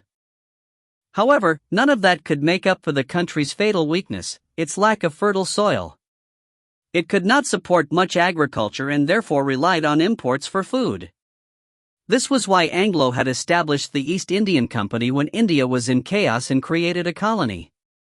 India had large swaths of fertile soil and could grow millet, rice, tea, meat. To achieve this, Anglo had paid a lot. It threw more than half of the military into the quagmire but also accumulated much wealth. However, as India became more and more chaotic and Leviathan's threat loomed, the colony shrunk. More and more people wished the country would pull the troops back. Faced with one of the 4 living beasts, there were never enough supplies. Guess who's pressuring them? Maxwell did not even need to think to know the answer. Of course, it was the ecclesiastical order. Those old guys only needed to use some of their connections and the families could use their political power to achieve this. They did not even have to destroy the agreements. They only needed to spread some rumors and the citizens would be thrown into chaos. If the imports were delayed 3 months, Anglo would be forced into a regulatory state. So F***ked, Maxwell lifted the bottle of liquor. Not in the mood to search for a glass, he drank half the bottle in one breath. After a long while, he said, I saw Ludovic. I know. Lancelot nodded. Maxwell laughed at himself. For a moment, I wanted to kill him. Without caring about anything, just kill him. He looked down at the liquor. But then I hesitated. Now I regret it, he murmured, I really hesitated. I should have killed him. Killing him would do nothing. Lancelot stood up and patted his shoulder. Her Majesty gave you the authority for this matter. Everything is up to you. She wanted me to tell you that Anglo is a country that inherited dragon blood. We suffer from it, but we also find pride in it. Rather than replying, Maxwell smiled bitterly. Ludovic was right, I'm a liar who pretends to dream with the kid. I have no way of withstanding the possible consequences. He sighed. I really regret it, Lancelot. Why did I agree to take this back then? It would have been so much better if I just stayed in the Jianlan underground palace. You want to give up now? Lancelot's voice was low. I gave you all my trust. If you give up, my family will be after you. Who said I'm giving up? Maxwell looked up. I still have an idea, but it depends on whether you are willing to give up your position. The Third Amendment? It dawned on Lancelot. The Third Amendment stated that the sacred city ruled over man's soul while the nations ruled over the man's body. God's domain belonged to God, man's domain belonged to the men. It was stated in the amendment that the sacred city had no right to interfere in a country's matters. Its extension stated the nobles were to be prosecuted by the country rather than the sacred city. The noble mentioned here was not the type titled by the country but the true nobles who could trace their sources. According to pedigree, the title of the Anglo emperor was only an archduke. Emperor was a self-proclaimed title and was regulated by the sacred city. It was impossible to pull a title out of thin air for Ye Qingxuan. However, if Lancelot was willing to step down, the title of the family leader would be given to Ye Qingxuan as according to Anglo's law of inheritance.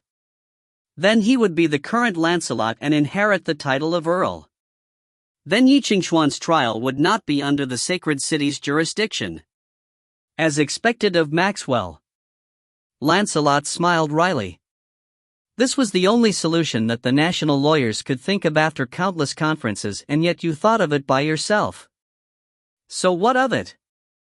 Maxwell glanced at him. You're not willing to give up your status and power? Your position in the Privy Council is for life, don't worry. No, I support this idea more than anyone else. Lancelot shook his head. But Maxwell, you don't understand him.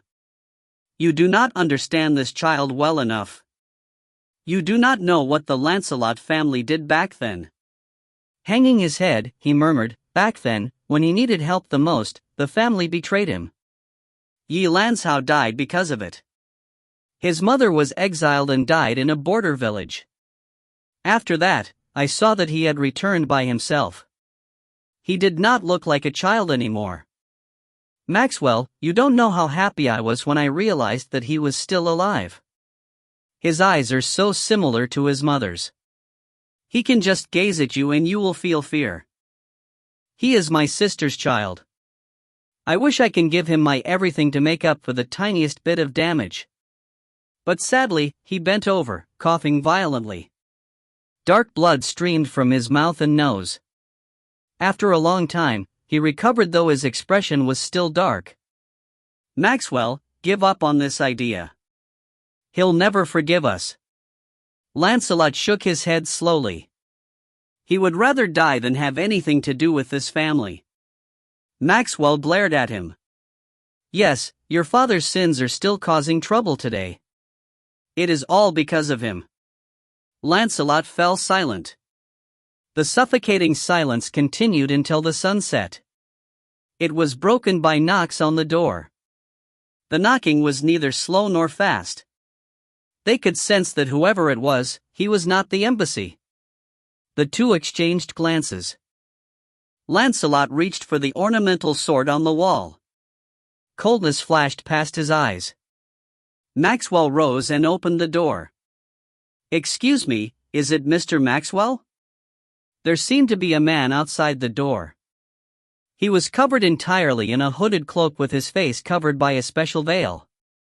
Only his graying hair was revealed. My apologies for coming without an invitation. I just felt it was necessary to meet with you. He removed the veil, revealing his face. At that moment, Maxwell and Lancelot almost forgot to breathe. It's you. In a certain cell of the Judgment Tower, a guy who had been sleeping and eating for 2 days straight was now sleeping. He had gained 3 kilograms. His originally handsome face was now bloated. When he woke up, he opened his eyes and glanced outside at the sunset. He yawned, rolled over, and continued sleeping. In his dream, he seemed to be feasting on something. This type of life was not bad, but it felt so sad to be forgotten. Chapter 418, Court Session. It was December 24th in the sacred city. In the heart of the city, 3 sets of large doors opened in the solemn square surrounded by statues of saints. One led to the papal chamber, the core of the sacred city, the core of the core. It was where everything saintly and theological resided.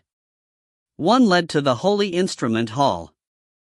The instruments of saints from various countries and other holy instruments, natural catastrophe scores, saintly inheritances, and other relics were kept there. It was a shrine for everything related to musicians. One led to the sacred court. It was where the church and sacred city executed and carried out all law and order. Everything related to God, wisdom, and order in the world existed here. Early in the morning, it was already bustling. A mass of people stirred outside the square. Armed guards tried to maintain order, but the reporters who tried to get to the front could not be stopped. It had been so long since there was such big drama. It was the hottest news from the sacred city in decades. The first was Colt's identity as a hero being overturned. Then it was him being killed right before the sacred city gates. Finally, it was the murderer accepting the arrest. And now, it was finally the day of the court session opened. This news had been brewing for the past few days. Even though it was censored, the civilians were still curious and attracted even more bystanders. Of course, Maxwell had something to do with this. After all, the more people who followed the news, the less chance of dirty tricks. Pressured by Public Onion, the Amnesty Institute, in charge of the Sacred Court, put out the strongest team. The Deputy Minister Borja was the judge. For the past few days, countless events had happened. They were all stressed over this matter. Outside the square, a cry suddenly sounded above the din. "They're here! They're here! I see the procession!" Soon, a solemn procession moved through the cleared street. Between the armed guards was a sealed steel car. The crowd started yelling, but it was too chaotic to tell if they were cheering or jeering. Well, it sounds pretty intense. It's big news, right? In the carriage, Ye Qingxuan sat layered in shackles. He sighed and glanced at the muscular black-clothed guards on either side. The guards and musicians acted as if he did not exist. It was boring. Ye Qingxuan did not seem stressed at being the accused for the first time. He knew how serious his actions had been. He had already been prepared to die before he prepared the mission. For someone who did not even fear death, not many other things were scary. However, if possible, Ye Qingxuan still wished to live. It would be great if he could live. While he thought nonsense, the door suddenly opened. Amidst the din, Ye Qingxuan was forced off the car. He passed through the square between the many guards and climbed the white stone steps. When he reached the middle, he suddenly stopped and looked back at the crowd. The people sensed his gaze, and the cheering or jeering instantly raised an octave. However, Ye Qingxuan's eyes moved past them to the quiet square. There stood a black iron monument. The gloomy monument rose in the center of the square, between the papal chamber, the holy instrument hall, and the sacred court. Ye Qingxuan studied it silently. No matter how the guards shoved him, his eyes were focused. He sighed, "Is this fate?" This was the tablet of fate. According to legends, this was the top holy instrument. Fate was something that could not be touched. It was also the hardest proposition. Nothing could escape fate's plan, everything was fated. Even struggling seemed to be part of fate. God held this invisible web, controlling how the world operated. But here, other than the abstract meaning, the word represented something else. It was the kind of red scepter score fate. It was the legend of legends, the mightiest of all mightiness. It was the strongest music score in the world. This tablet was famous and even played a role in many legends because the entirety of fate was carved on it. The sacred city even put it out in public for people to look at. If a musician wished to study it, he could find a duplicate in any shop or stall. They were sold for $5 per book, or even a package with more resources for $15. Of course, this was all useless. The structure of the music score seemed to be simple, but no matter how it was played, it would have no effect. Practically every musician who came to the sacred city would try to decode the tablet's secret, but no one has been able to play it successfully. Other than the mighty King of Red. Fate would only unleash its power in the hands of the Pope. There were no tricks or secrets. The melody just created unbelievable effects in his hands. It was a miracle.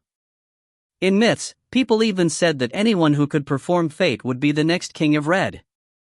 It was as if the Pope's crown was passed down through this mysterious yet odd requirement. For years, countless researchers had tried to undo the secret.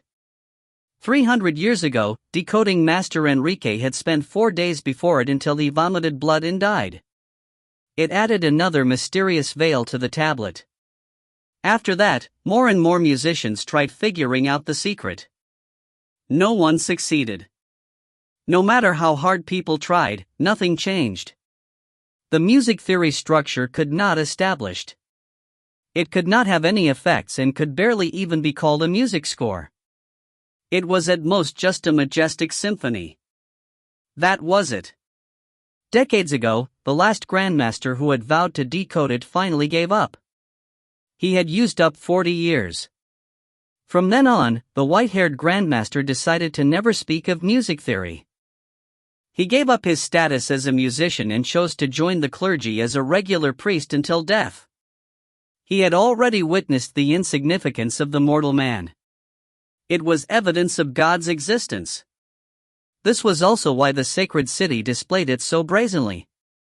Only God could turn a failure into a legend. This was God's blessing, all glory and holiness naturally resided there. Therefore, only the Pope, God's apostle, could control the power of fate. This was the King of Red's crown. Created by God, it was unshakable. This was proof of fate's existence and of God's existence. This tablet established all justice, order, and the foundation of holiness. It separated God from men like a ruler. This was why it could be ranked before all holy instruments even without any power or additions. As a pure piece of metal, it was able to be number one. There was nothing more undeniable than that fact. A pity.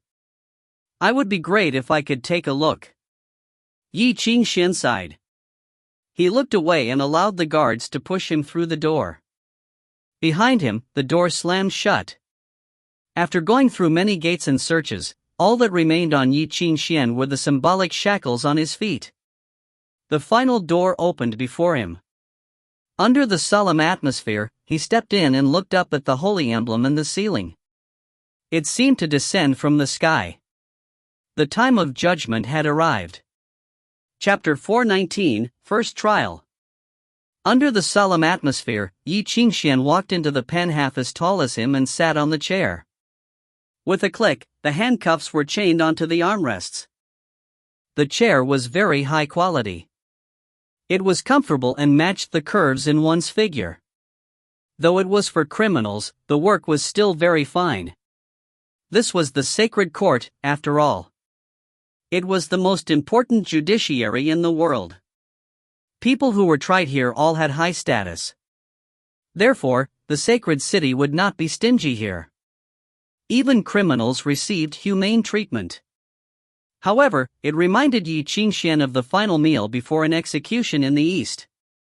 Everyone would treat those about to die nicely, right? The nicer, the less they would want to die, the more painful it would be. He lowered his head and waited quietly for the session to open. In the silent courtroom, the complex gazes fell on the quiet youth. Other than the packed seats, there were also 12 jurors for fairness.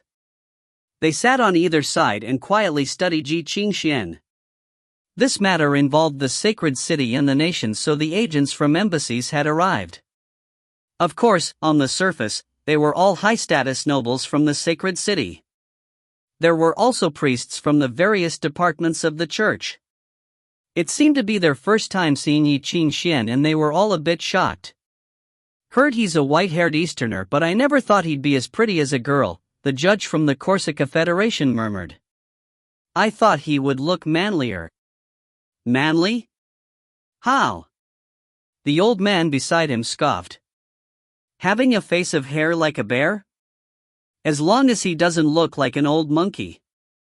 Before the old man could lose his temper, the Corsica judge turned to the other side. What do you think? I can't tell. The young man smiled wryly. I think Easterners all look the same. Why don't you ask Mr. Who? The white-haired middle-aged man at the end of the smiled but did not reply. He just gazed at Ye Qingxuan with troubled and heavy eyes. Beside him, the Asgardian ambassador appeared in the juror section without disguises. He was a typical crude Asgardian. Glancing at the quiet Mr. Hu, he asked, "What do you think of the sacred city's decision?" "I don't know. It is difficult to guess the sacred city's thoughts." Mr. Hu chuckled bitterly. "After all, didn't the Pope say that they'll judge with justice? That is what's hard to understand." The Asgardian ambassador played with his beard and looked up at the empty seat of the judge. There was no problem of dealing with justice, but who was responsible? The Pope had been appearing less and less. More and more power was given to the other departments. Other than Knights Templar, there were no other directly controlled troops. Many said that if the previous popes who worked hard in ruling knew about this, they would be turning in their graves. After years of political wars, all the power was finally in the hands of one man, but the current King of Red tossed it back out without hesitation. It was as if he truly was a devout monk who did not care about the outside world. This had caused the ecclesiastical order to strengthen. This originally small ascetic group now influenced the majority of departments in the background. Its influence was still growing. Sometimes, they even affected the cardinals. These old guys should have been waiting for death. But now, they received some mysterious power and even their relatives benefited. They paced through the city like wraiths. They had not done anything major yet, but the far-sighted ones had realized that the ecclesiastical order were preparing to edit the Third Amendment. They wished to recover the sacred city's supreme glory from centuries ago. No country wished to see the sacred city ruling above them, no matter how holy it was. This was why the relationships between the city and countries had become more complicated. Ye Qingxuan's trial became critical. Without a doubt, Anglo would not let it go if it was not dealt with well or if it could not placate the public. In everyone's eyes, it was as if an invisible hand was rubbing the fuse now. No one wanted to see that. Thus, everyone on either side gazed in silence. Today was the first trial for Ye Qingxuan's case. How would it end? At this moment, heavy footsteps sounded. Everyone's expressions became serious. According to customs, the judge would arrive 5 to 10 minutes late to express his high status and power. Borja did not break this custom today. He was perfectly 5 minutes late, not a second more or less. When the second hand pointed to 12, he sat into his seat and pounded the gavel, announcing the start of the trial. Borja was a middle-aged man who took care of his health. About 30 years old, he was at the height of his life. To all the other departments, his first impression was being strict. He was inflexible like a machine and did not understand the rules outside the world of law. 4 years ago, he exiled his own brother here. He used to be the most popular choice for the Borja family's inheritor. The Borjas' reputation in the sacred city was comparable to the Sforzas'. 3 popes in history had this surname. However, after he exiled his brother, the family passed the title of family leader to his uncle. To most people, he was a crazy man who cared more for law than his family. He was like the bastard child that the sacred city laws accidentally left behind. With him as the judge, no one would suspect he would be biased. As everyone gazed solemnly, he pounded the gavel. The court shall begin now. As everyone expected, the sacred city was the sacred city. They would not start with uncontrolled yelling and violent fighting. After a bureaucratic process and tests, the sacred city's prosecutor finally read Ye Qingxuan's indictment and accused him of the crimes. There were more than 30 crimes. At least 16 were enough to give him the death sentence. Under the prosecutor's strong and furious voice, everyone involuntarily straightened their backs and looked at the lawyer of the accused. The show was coming. Many musicians were killed in the Romulusian disaster of October. During this event, not only did Ye Qingxuan show signs of fear and encouraged others to escape with him, he even created an imaginary refuge and lied that he had found important evidence of the King of Yellow. Afterward, because of his own desires, he ignored the military commands and the sacred city's laws. He forced his way into the mutated region. Because of his brash actions, the situation became unsalvageable. He then resisted being arrested by the Sanctors. After killing 1 and wounding 17, he was still unsatisfied and moved his hatred toward the sacred city. Not only did he crazily pursue a member of the church, he finally killed mercilessly before the sacred city gates on November 19. During this attack, Ye Qingxuan killed Colt, the much-respected hero of the Romulan War, before the public's eyes. He manipulated the public, attacked the sacred city, and created a horribly negative influence. His sin is unforgivable. His evil intentions and cruel actions have never been seen in the past 100 years. Here, I earnestly request the sacred court to make a ruling. Otherwise, the fairness of law and the prestige of the sacred city will be destroyed. Chapter 420, Questioning. Ye Qingxuan's defense attorney was a lawyer from Avalon named Aldrich, an old man who seemed to be losing all his hair. The old man spoke in a very low pace. 10 minutes was still not enough for 100 words. It was quite annoying. Most of the time, the old man seemed to be in a daze. When it was his turn to speak, he would ask the speaker repeat because of his deaf ears. Sometimes, he even forgot some legal provisions so that he had to open the ever-so-thick legal encyclopedia to check.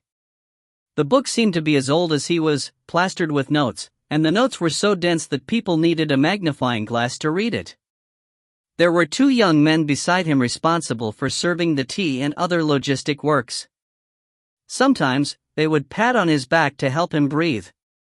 People would definitely question about whether the old man's lawyer license was still valid since he was so old. But in fact, the old man's professionalism was beyond doubt. When he showed up, one could tell how tough he was from the face of the prosecutor. In addition to having acquired 6 of the lawyer's licenses which could be used in various countries, Aldrich also served as the vice principal of Avalon National Second College. He was definitely the leading authority in the field of law. Almost all the high judges of Anglo could be counted as his students. 60 years ago, when the old man was 30, he had taken part in the refurbishment and assessment of the law of the sacred city. The older, the trickier. Now, the old guy was thick-skinned and as annoying as gum under one's shoe. He kept spacing out with closed eyes during the whole process. He would say a few words from time to time, but every word he said just happened to meet the other's omissions. Taking advantage of his seniority, the old man recalled his years. He spoke so slowly and incoherently that listeners had to control their impulse of turning him upside down to dump out his words. It had been 3 hours since the trial began, but the 2 sides were still quarreling about what Ye Qingxuan had done at Auschwitz 1 month ago. The range of their topic got larger and larger. Almost all the musicians and schools involved in the trial of Auschwitz were dragged in. If the judge met the old man's wish, merely the investigation of evidence would need 3 more months of preparation. Then the trial would be expected to take up to 1 year. He was trying to buy time. Don't drag things on with him. Next to the prosecutor, the one who dressed as a clerk glanced at the old man who was still closing his eyes and whispered, "What Aldrich, that older turtle, is best at is buying time." The longest property case he participated in was a decade long. Anglo is not sure about this case, so they dragged him out. You should not be carried away by his words. Just pass through those details. There are 30 charges. Confirm any of those charges and we will win. The prosecutor was silent for a moment and then put down his manuscript. He pulled out another thick stack of documents from the suitcase next to him. He was going to change his strategy. Aldrich opened his eyes a crack, glanced at them, and closed again as if he was contemplating. But the mouth under the thick and white beard opened slightly. He spoke hoarsely, "Get my glasses and medicine." "Professor," the student next to Aldrich hesitated but seemed to see something surging in that pair of old eyes. "No more delay. If the other party does not follow my rhythm, I can't importune anymore. Otherwise, it would give the judge an excuse to expel me." Aldrich opened his mouth, swallowed 2 green capsules, and drank half cup of hot water. He vaguely muttered, "This time, I'll pull no punches. Let's speed up." We can't step back now. If we take a step back, the client will be pushed down the cliff. We have to stand before him." It was obvious that his old, dispirited look vanished. He looked up with his cloudy eyes open wide like a furious boa spitting out a decadent breath that had been stored in his lungs. "Don't worry about me. When I was young, I killed so many people with my moves. This can't beat me down." He put down the glass and said, "Your Honor, we question the so-called hero the prosecutor mentioned before. As far as I know, the sacred city has never once admitted that there is any so-called war hero. The halo around cult was nothing more than a folktale. The Romulusian incident has not yet been formally finished. Regardless of the connection between the latest winged folk and the dark world, I would just like to correct a point based on the evidence we have now that Colt is by no means a bright and upright hero like what the prosecutor said. On the contrary, much evidence proves his dark nature. Isn't it too rash for the prosecutor to ignore the reality and characterize the incident as such? Moreover, the contribution made by my client in Romulus is obvious to all musicians and cannot be denied by anyone.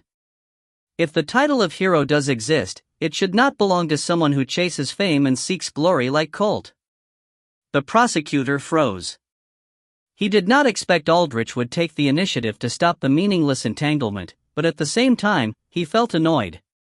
The old man was getting serious. It was really troublesome. "The investigation of the silent authority shall prevail," the prosecutor retorted. "No one is qualified to question Colt until the results of the investigation come out." Really? Aldrich threw out a document and sneered. "Even if Colt has confessed his sins to so many people at the gate of the sacred city? What is said in the situation where one's personal freedom couldn't be guaranteed cannot be used as evidence." The prosecutor glared at Aldrich. "Moreover, as far as I know, Ye Qingxuan is an outstanding musician of the school of mind. How can you conclude that he did not use his ability to force Colt to utter some words that he didn't mean to say?" Aldrich reached out and the student handed him another document. "According to the autopsy results, there is neither ether residue in Colt's brain nor did signs show that he was forcibly controlled by mind movements. No matter how you try to argue, you cannot change the fact that this was a deliberate murder. Even many clergymen died because of this." The prosecutor asked in return, "If Colt truly is guilty, then why did Ye Qingxuan not tell the sacred city to let him be investigated and tried but chose to disregard the law and use public lynching? Is it acceptable to kill people as long as there is a righteous excuse?" Aldrich laughed when he heard that. For some reason, the prosecutor became instinctively uneasy. "I want to correct one point." Aldrich raised a finger and said, "It has nothing to do with the law. It is a duel between musicians." The prosecutor was stunned. "If I remember correctly, because of the complexity and specificity of the musicians themselves, there is a rule in the sacred city, which is that a duel can be waged with the consent of both musicians. To die or live depends on their destiny. In such a confrontation, there is no need to take legal responsibility." Aldrich slowly opened the law encyclopedia and read aloud the relevant provisions word by word. He looked up to the judge. "Your Honor, is there any fallacy from what I said?" "Nonsense." The prosecutor was furious. "The duel has its inherent etiquette. How can it be confused with this despicable murder?" Judge Borja's face was still indifferent. He just nodded. "Defender, pay attention to your words. Do not confuse the definitions." "Did I?" Aldrich nodded. "Then look at the evidence. I think it's enough to justify the duel. This is a recording that a Revelations musician read from the ether. As for the restoration of the scene, I think the prosecutor also has a copy at hand. It is enough to prove the authenticity of the evidence." The small ether ball was given to the court musicians. After being activated, the image was projected into the air.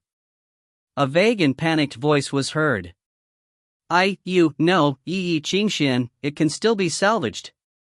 Yes, it can still be salvaged. Don't be brash. I can. A melted sword was stabbed to the ground. Come, Colt. Haven't you always been waiting for this moment? It was Ye Qingxuan's voice. I'll give you the chance for a fair fight. If you're a man, pick up the sword. You can do anything. Just stop talking. After a long silence, the figure that represented Colt pulled the sword out. You will regret, Ye Qingxuan. You'll definitely regret. The scene stopped here abruptly. It was a long silence. The prosecutor turned livid. In the past, this was just a common dialogue, but from the perspective of the dual law, this fully complied with the rules. The only missing part was a notary. Moreover, since Anglo had proposed this bill, they would certainly not omit this premise. Maybe they had dug a trap, waiting him jump in. In this case, he had to use another strategy. Thinking of this, he hesitated. He looked at Aldrich's calm face but began to hesitate. Was this a trap that the old fox had set for him? Ye Qingxuan had offended so many seemingly guaranteed and irrefutable charges, but for lawyers like Aldrich, who had played with the disciplines for most of his life, there must be many loopholes for him to take advantage of.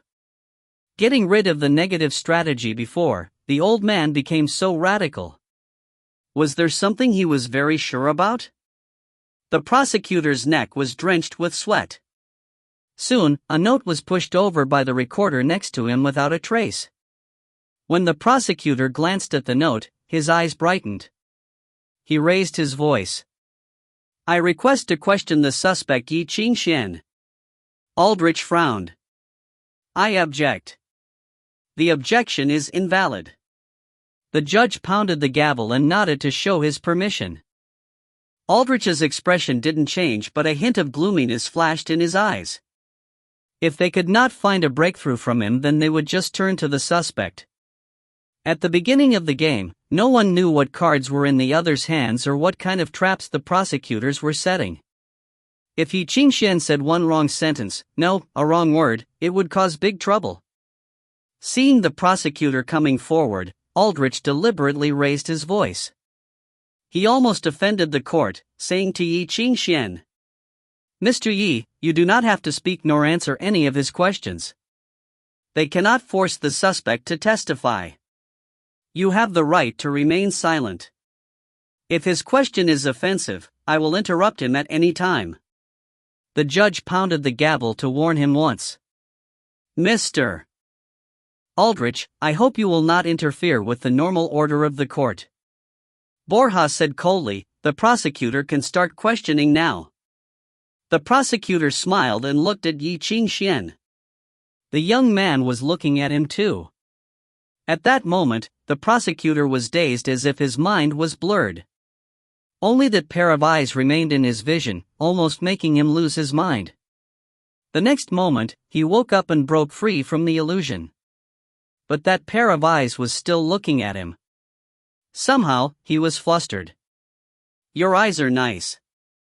Before the prosecutor asked, Ye Qingxuan uttered, I've seen that in many people's eyes. He paused, frowning. You want to kill me? The prosecutor froze. His face subconsciously twitched a bit. He curbed the impulse to look back. But Ye Qingxuan seemed to have an insight into what he wanted to do. He turned his eyes to the prosecutor's original seat and to the recorder next to his seat. His expression grew puzzled. You want to look at him? Ye Qingxuan asked. Why? The prosecutor was stunned with pale look. Ye Qingxuan, now I am questioning you. He saw through you. There was a sigh behind him. The recorder got up, took off the awkward round frame glasses on his face, revealing a thin and ordinary face with gray hair, and shook his head. Let me do this. The prosecutor froze. His complexion turned quickly. Aldrich's face also turned pale. Bastion, Aldrich said with a sneer, I didn't expect that the famous judge of the sacred city would even be willing to be a recorder. Don't you feel ashamed to let such a young man take the lead? The young need experience, Aldrich. The old need to give the young chances. Before Aldrich could reply, Bastian submitted his identity card and qualifications in accordance with the procedure. Soon, Judge Borja nodded. Qualified. So Bastian came forward. He gazed at Ye Qingxuan's eyes politely. He looked solemn but not offensive. He just took a stack of papers from the original prosecutor and said lightly, "Mr. Ye Qingxuan, I'll show you a few things. I hope you will tell me your true feelings truthfully after reading." A moment later, Ye Qingxuan nodded. But as Bastian pulled out a picture, Lancelot, sitting quietly in the corner, suddenly looked up. Coldness flashed past his eyes. "This is bad." Maxwell, who represented Anglo, also frowned in the jury seat. "If you find any errors, ads pop up, ads redirect, broken links, non-standard content, etc., please let us know. Report chapter so we can fix it as soon as possible." Chapter 421 to 430. Chapter 421, Witness. In the silence, Bastian chose a picture from the stack and showed it to Ye Qingxuan. The picture showed a barren village. Haphazardly piled stones and rotten wood managed to form things like homes on the cracked earth. Sallow-faced farmers clad in rags smoked some type of curled plants and showed their toothless gums. "Ye Qingxuan, do you remember where this is?" "Oz," Ye Qingxuan answered. "It's the village closest to Auschwitz and the last supply stop before entering Auschwitz. I was there before. I remember it. Sam, before he died, he had wanted to dig a well for them. He even wanted to borrow money from me. Did you agree?" Bastian asked. Ye Qingxuan nodded. "Congratulations, you can keep the money," Bastian said nonchalantly. "They do not need it anymore." He took out a second and third picture for Ye Qingxuan. It was devastation. The village did not exist anymore. The buildings had collapsed and the earth was in ruins. There was only a tan kid searching through the rubble. "Because of your fallacy, the battle reached the surroundings," Bastian said. "Including Oz, 6 villages are uninhabitable now. They had lost their last bit of land and now wander the world. This kid here is the last inhabitant. His mother abandoned him and fled. His father was buried by the ruins and died. If Heaven's Gate opened half an hour earlier, they would be alive." Ye Qingxuan was silent. "And look at this." A broken ship was pictured. 1 month ago, the ship Mick was attacked. It is our first known attack on Colt. Bastian's voice was coldly monotonous as if he was reading the news. 16 suffered light injuries while 1 sailor was gravely injured. 1 pregnant woman had a miscarriage and lost her child. Her family fell apart and the doctor said she will never be able to become pregnant again. The ship's company fell into debt due to this and was bought by another company. 2 directors went bankrupt. The son of one had just been accepted by the First National University of Burgundy but decided to drop out. He could have become an actuary. Objection. Aldrich roared. This has nothing to do with the case. Objection invalid. Borja pounded the gavel. Continue. Thus, Bastian continued. The third one. Bastian picked out another picture. There was a mysterious disaster at the Bates Chain Motel. 600 workers became unemployed due to this. Most of them come from the slums and have nowhere else to go. The fourth, the Burgundy Rail Company. The fifth, the precious metal exchange of the Asgardian National Bank. Ye Qingxuan stared at the picture in silence. Veins bulged on the back of his hand. And this one, Bastian displayed the picture in his hand. Half a month ago, 16 members of the Witch Hammer died in your attack before the sacred city gates, as well as 6 musicians who had great futures. These are their bodies. Their families could not even recognize their fathers or husbands from the melted iron and ashes. A total of 91 innocent people lost a family member due to this. Some of them are sitting behind you right now. You can look back at them. Bastion pointed behind Ye Qingxuan. Tell them that you are innocent. Ye Qingxuan hung his head for a long while before looking back stiffly. In the back of the room, an old woman in a black veil curled in the corner with her head lowered. Beside her, a 14-year-old girl hugged her mother and glared at Ye Qingxuan. Her eyes were red, but she definitely kept her tears from falling. Those eyes were familiar. It was as if he was looking at himself from 7 years ago. Ye Qingxuan stared before finally lowering his eyes. Seeing his paling face, Bastion didn't show any animosity or scorn. His expression was still calm, as if waiting for a reply. After a long while, Ye Qingxuan said, "See, can I look at it again?" "Yes." Slightly arching an eyebrow, Bastion handed all the pictures to Ye Qingxuan. Watching him look through the pictures carefully, the coldness and disdain in Bastion's heart grew. Everyone had weaknesses. Everyone. Pathos. This was the strategy that the 16 examiners had concluded after a month of case studies. These 16 examiners had sent countless villains, perverts, and psychotic killers into jail over the years, and this was the weakness they found. It was also Ye Qingxuan's biggest weakness.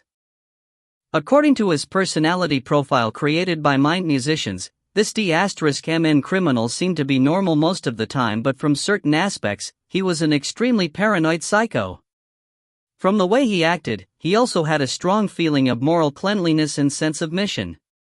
He sympathized with those who had suffered similar experiences, even more than he valued his own life. This type of person only cared for his own ideals and thoughts. One could not use threats for these people. Temptation was ineffective as well, because nothing could tempt them. Pain and suffering were only food for the mind that could strengthen him. Bastion had to admit that Ye Qingxuan truly was strong. He was very strong, almost to the point of being a saint. However, saints had weaknesses too. Great weaknesses. Bastion sneered subtly. If you think you're right, then let me show you the evils you created and the sins of pursuing your ideals. Look at the disaster that resulted from the thing you gave everything to protect. When saints realize their original sin, they fall. What about you? Ye Qingxuan? Bastion gazed at him. Are you truly okay with this? Objection. Aldrich roared. The prosecutor's words are inducing. Bastion, stop your despicable traps. Do not taint the law. It's okay, Mr. Aldrich, Ye Qingxuan uttered with his head lowered. Aldrich froze and looked back at his side profile. Ye Qingxuan was looking at the pictures. He studied them one by one, not letting any details go. Staring at those crying faces, his expression darkened. His eyes were sad. Aldrich felt a chill. He yanked the pictures away and tore them up furiously before throwing the pieces into the trash. Rather than stopping him, Bastion looked mockingly. My party is mentally unstable. He cannot continue, Aldrich said. Your Honor, I request to end this session. I'm very clear-headed. Ye Qingxuan lowered his head and said something that Aldrich could not believe. I feel fortunate for being able to see these pictures. Bastion smiled. Then what are your thoughts? After a pause, Ye Qingxuan uttered, I feel sorry. Bastion stepped forward and studied the young man. He saw the dark gloominess and tears in those eyes. He was overjoyed, as if seeing the last straw break the camel's back. He had finally made a breakthrough. It was just as predicted. Ye Qingxuan's heart had caved in from the evil feeling. No matter how Anglo got in the way, Bastion would just need to guide him a little and no one would stop him from walking to the gallows. But before Bastion could utter the words he had prepared carefully, his expression stiffened. Because I wasn't the one who made sacrifices and suffered. Wait. Bastion started feeling that something was not right. Ye Qingxuan's voice continued. It was filled with sadness but devoid of any regret. These days, I've been thinking how great it would be if I could suffer all these pains. Sadly, that is impossible. The voice was so sad, like a shark looking at the carcass of its prey and shedding fake tears. What the F***ck was he saying? Bastion froze. He wanted to yank Ye Qingxuan's collar and yell, "That's not what I want to hear."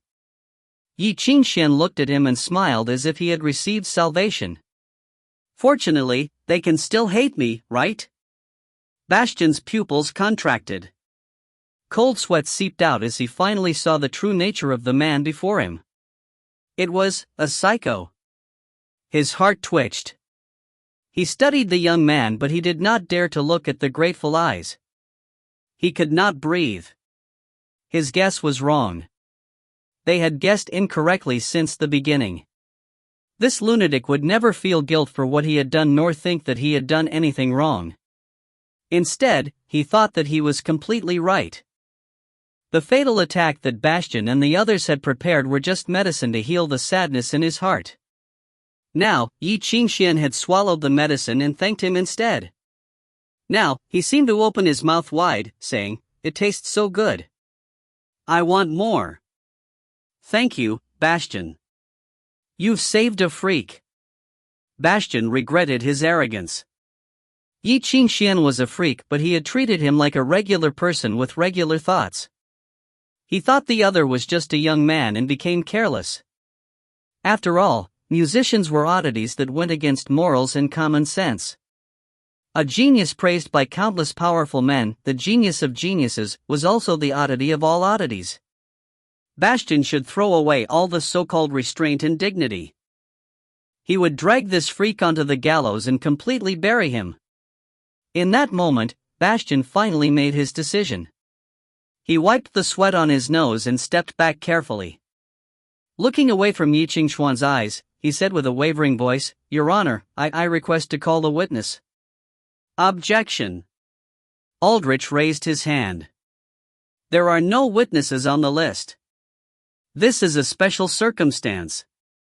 There is a vast amount of evidence and it is understandable.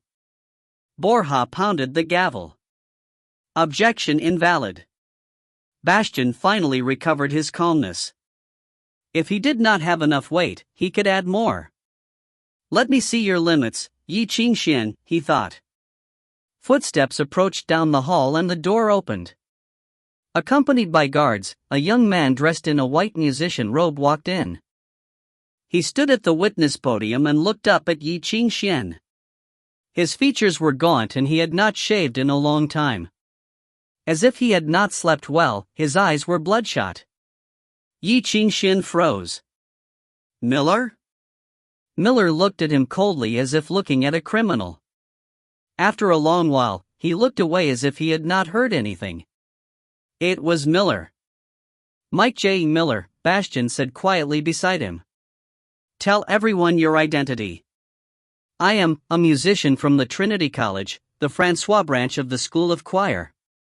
I was a participant of the trial months ago and a survivor of the Auschwitz event. He paused. Looking at Ye Qingxuan, his eyes were calm. Today, I am here to reveal the criminal's true nature. Oh? Bastion looked up at Ye Qingxuan in shock. You have interacted with the suspect before? We were in the same team in Auschwitz. I was the medic. My friend Sam invited him into the team and I did not oppose. Miller lowered his head. That is my biggest regret.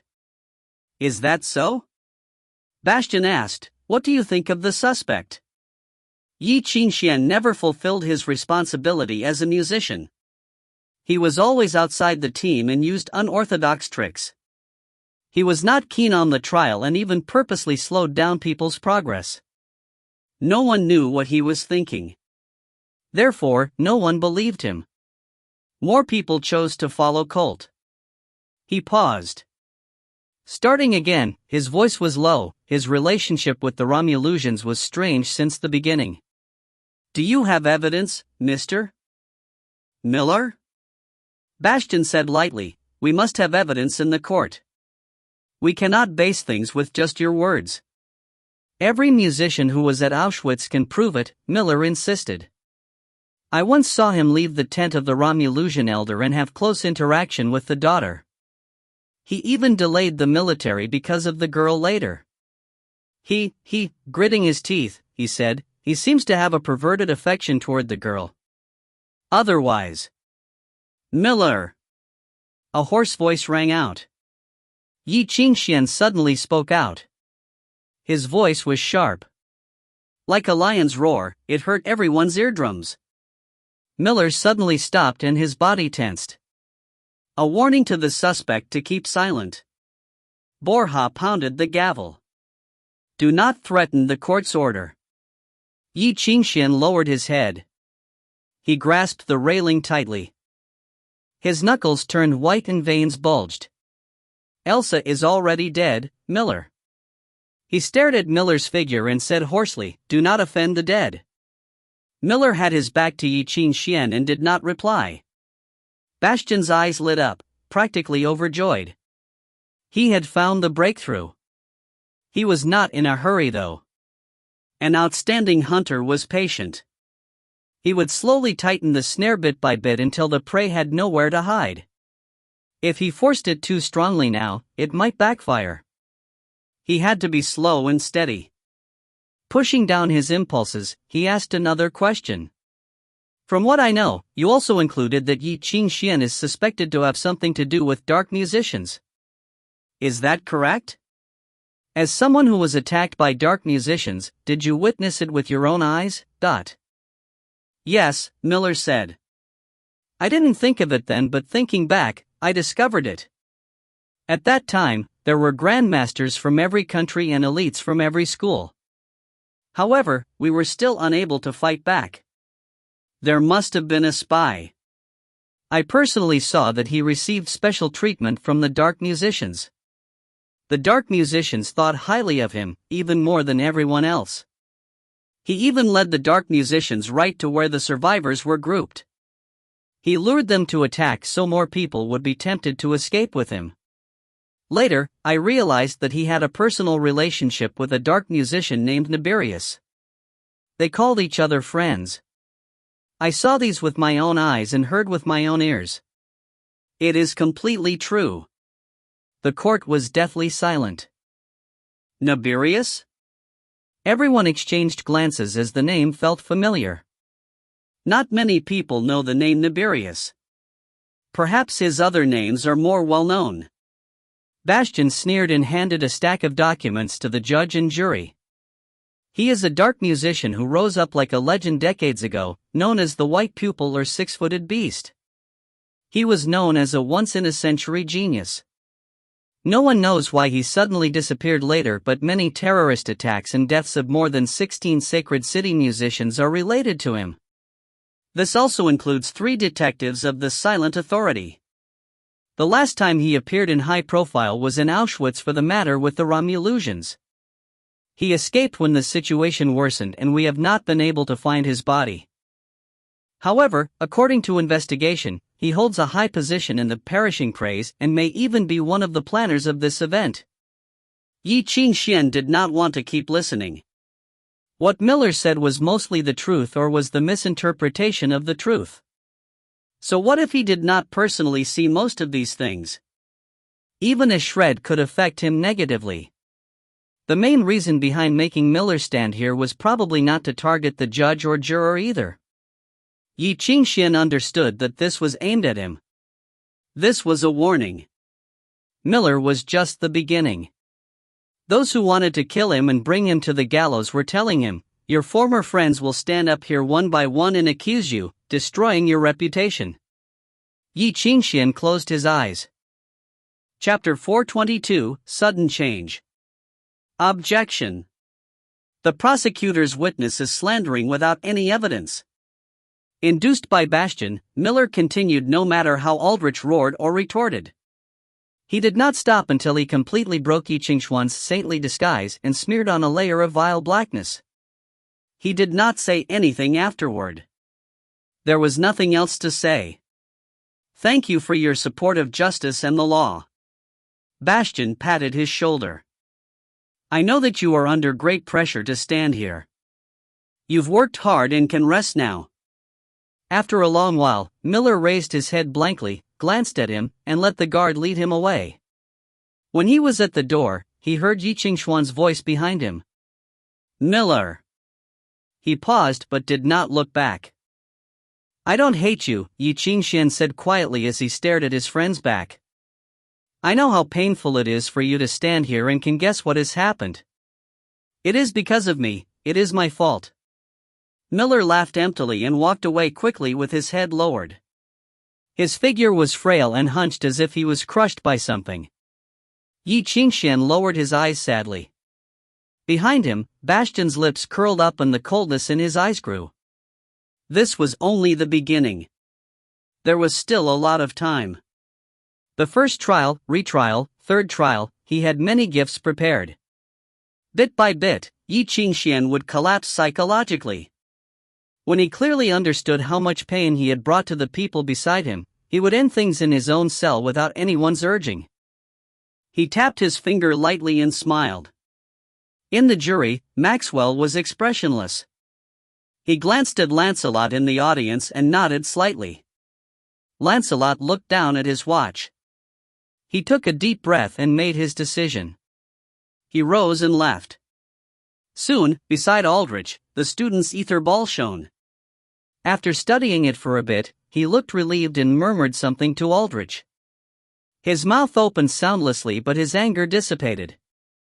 Cruelty emerged in the old man's eyes as well as a chilling glint. Bastian froze. For some reason, he got a bad feeling. Your Honor. Aldrich looked up and stated, we also request to call for a witness. Objection. Wit, Bastian reflexively tried to stop Aldrich but he trailed off halfway through. What could he protest? That the witness was not on the list and this broke the rules? He had broken the rule first earlier. If he tried to argue on this fact, he would not win anything. Judge Borja could not support him either. He had allowed for Bastian's request earlier. If he stopped Anglo now, he would seem biased. Anglo could then target that and even say that the judge was keeping the court from being just. So how could he stop them? The gears in Bastian's mind spun. Countless laws flashed past his mind and he suddenly raised his hand. Your Honor. I request that the witness's identity and credit are investigated before appearing to ensure credibility. He paused and gazed at Aldrich meaningfully. After all, this is the sacred court. If the defender grabbed a random passerby because he was losing, it would be disgraceful. Bastian requested the court to check the witness's identity before appearing in court. He must have the advantage and never become passive. He did not know what evidence Anglo had, but while the court was investigating the witness, he could have time to get ready. If he dragged things on purposely, the entire process could last up to 30 minutes. Half an hour? For an examiner of the amnesty ministry, it was enough to check the witness's entire background and make the right preparations. At that time, Anglo would lose the advantage of suddenness and instead become passive. Hearing this, Borja nodded slightly and raised the gavel, but his actions froze. A random passerby? Hoarse coughing traveled from outside the door. Is that what I am now? The door was thrown open. An old man hobbled in with a cane. No guards stopped him, no one dared to stop him. As everyone looked in shock, Bastian froze and his expression stiffened as if he had seen a ghost. After disappearing for half a month, the man seemed to have aged decades. He was even older than before, withered and decayed like a dead man who refused to stay in the coffin. He remained on this world because of his stubbornness and discontent, refusing to die. Now, he wore the church robe he had not worn in a long time. The black robe was lined with faint gold. He wore a black headpiece and old rosary beads were wrapped around his wrist. A holy emblem hung from it, swaying as he walked. It looked as if he was attending a solemn ceremony. Leaning on his cane, he moved slowly into the court. He walked to the witness stand under everyone's shocked scrutiny. He glanced at Bastian with disdain and finally to the pale Borja. Now, if anyone still doubts my identity and credibility, please feel free to come investigate me. If you think that my status as a bishop is not enough, what if we add the title Commander of the Witch Hammer? The silence dragged on. Borja did not speak, but his expression changed dramatically. After a long while, he took off his glasses and studied the old man at the witness stand. Father Michel, according to customs, I should bow to you. However, this is the sacred court. As the judge, I cannot lower myself to anyone. Please forgive me. His voice was a bit raspy. Have you thought clearly what you are doing? Why are you here? The last word was practically an interrogation. Why? In the witness stand, the dying old man coughed lightly. Hearing Borja's question, he looked up and smiled. Didn't I tell you? I am here as a witness. The director of the Ministry of Information, the Archbishop of the Sacred City, the commander of the Witch Hammer, Michel Gray, had appeared in court. There were finally surprised cries in the audience. As the commander of the Ministry of Information, Michel had been bedridden and had not appeared publicly in a long while. Other than a handful of people, no one could recognize him. Those who did recognize him thought they were hallucinating. The Ministry of Information. The director of the Ministry of Information. The director of the Ministry of Information was appearing as a witness for Anglo. Was this a F***king joke? Is he crazy? The low murmur of the audience could no longer be kept down, despite Borja's pounding of the gavel. People rose and left continuously to report this shocking news to their organizations. This was as bizarre as if Hayacom and the Sacred City suddenly held hands and became good friends, but the ministry that had raised Colt as a hero, the ministry that had kicked Ye Qingxuan into hell, the ministry that had sacrificed so much to save Colt, the ministry that had 6 musicians killed by Ye Qingxuan, the ministry that had lost dozens of Witch Hammer members, the ministry whose last bit of dignity was torn apart by Ye Qingxuan before the Sacred City gates. Michel had appeared as Ye Qingxuan's witness.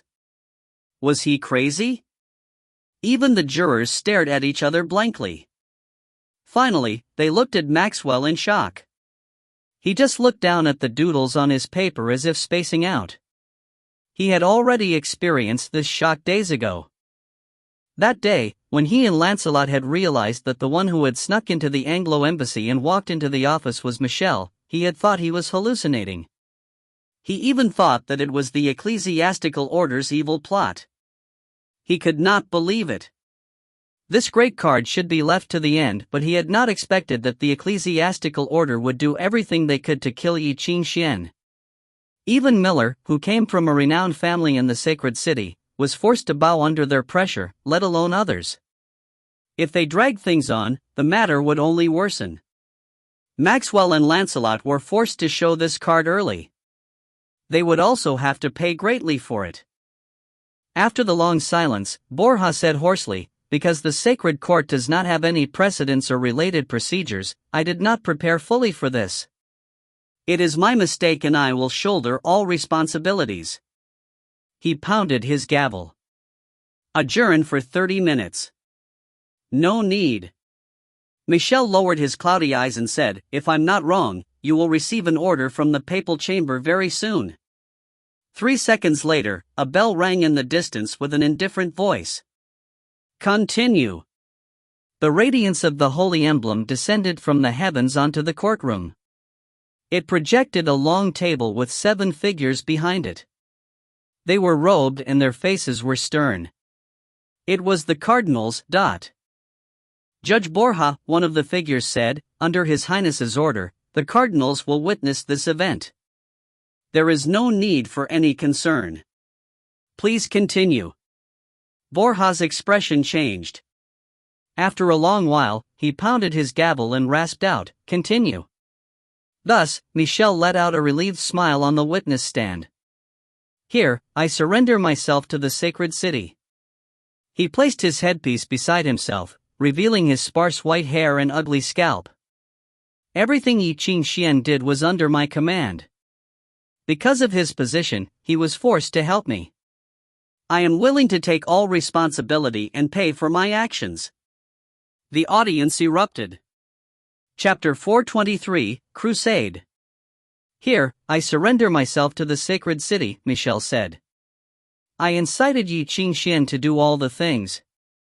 He was forced to assist me. I am willing to take all responsibilities and pay the price. The spectators erupted in shock.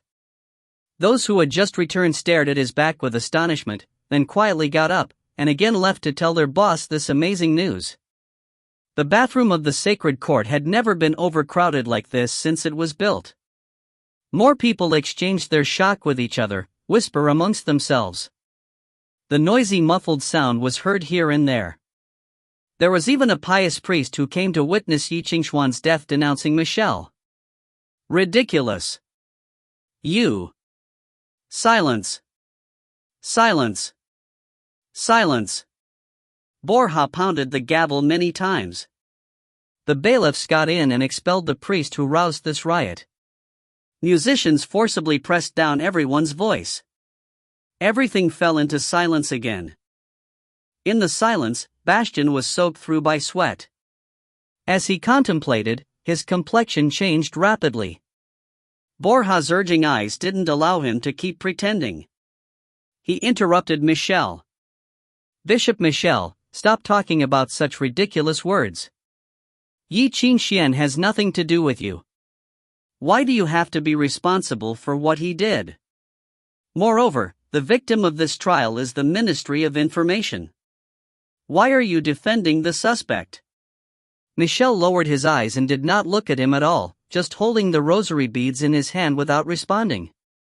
Borja urged again, Bishop Michel, answer the prosecutor's question.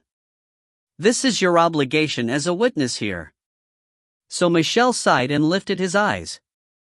Ye Qingxuan has been member of the Ministry of Information from the very beginning. The night on Bald Mountain that he inherited is the best evidence. Is there any other musician who will choose to practice this movement that can only be used to kill demons? He gazed at Bastian's face and said word by word, the witch hammer recruited him secretly 10 years ago. His records are still in the archives of the Ministry of Information and are available for you to fetch. He has been the best man in the Ministry of Information for decades and the genius who will be able to revive the Department of Teaching and the Ministry of Information. So what's the explanation for Ye Qingxuan to kill Colt? Bastian asked again, isn't Colt also a member of the Ministry of Information? He was also hailed as the hero and savior of the department. Before he finished, he regretted his own panic. He should have insinuated, guided the testimony, looked for a loophole, to then change the situation rather than questioning directly. He was suppressed from the beginning. He looked up but was afraid to look at the solemn robe and the bishop's heraldry. He took a deep breath and was ready to speak but heard Michel's voice. This is my mistake. Michel coughed violently. He drew his handkerchief from his pocket, wiped the scarlet from his mouth, and took his medicine. Soon, he stopped coughing. His face was suffused with red, looking radiant. Even the bent backbone was again propped up, seeming to return to normal. But purple-blue veins appeared under the neck. It was the vicious potion mixing in the blood, squeezing out every residue of his life. I ordered him to kill Colt in the name of the Ministry of Information. He raised his voice, but his voice was so hoarse like metallic friction stinging the eardrum. I did this to make up for my mistake, but my woe still came and I have to pay the price. Bastian opened his mouth, trying to say something. However, Michel looked over. Shut up, don't interrupt my words. Michel looked at him coldly. I am old. Even in court, at least one should learn to respect the old. Since our cardinals are here, do not be disrespectful. Bastian was stunned, sweating. He opened his mouth, wanting to say something but could not say anything. The old man's eyes were like a nightmare. There was a dead darkness in that dark green that suffocated him. This was the judge who had crucified countless demons on the fire rack. They were both examiners. But unlike Bastion, who would only sit in the office, Michel's courtroom was in the wilderness of the dark world. He arrested, judged, and executed. He erected the teachings of mankind in the dark world and lit flames with the corpses of demons. Over the years, he became terminally ill. He sank into the mire because of the political downfall. For various reasons, he lay in bed, watching the Ministry of Information die gradually. He was old. Now, he stood here again with the final determination. No one dared to stand in his way. If you speak again, you will die, the pair of eyes said clearly. Bastion swallowed. His face turned pale. I hereby confess my sin to the sacred city. Michel raised his hoarse voice and it echoed in the court. I set foot on the path of the devil to revive the Ministry of Information. In order to seize this once-in-a-lifetime opportunity, I was blinded by cult. Without any scrutiny, I disregarded the will of the sacred city and made my first mistake by allowing him to be a member of the department. After I realized his real nature and the sins he had committed, I made my second mistake. In order to protect the honor of the Ministry of Information, I ordered Ye Qingxuan to execute him secretly at all costs. I also prepared to sacrifice him afterwards to show the innocence of the department. Everything that Ye Qingxuan has done has been approved by me. My secretary will submit the detailed records to the court as evidence to convict me in the future. Borja looked at the sluggish Bastion several times, but Bastion was transfixed. He was unaware of the judge's eyes and did not even dare to speak. Borja frowned and asked, Bishop Michel, how do you explain the protection of the department to cult as well as the sacrifice of dozens of witch hammers and purgatory musicians? It was all an act, Michel said softly. Those who died hold different political views from mine. Those traitors had long forgotten the glory of the Ministry of Information. In order to ensure their death, I even attacked a church where 2 innocent priests were displaced. I am guilty. I am glad that in the end, Ye Qingxuan can stand up and correct my mistakes. Even though knowing that he would be sacrificed, he still faithfully carried out my commandments and never betrayed me. What he said in front of the gate of Scared City at the end was actually targeted at me. I was so ashamed of myself that I knew I had made a mistake. Even if I prayed, my guilt and regret would never be diminished. I have betrayed the path of God, and have thus committed many unforgivable sins. I'm willing to accept all punishment and pay any price for it. He looked back at Ye Qingxuan, who was totally stunned.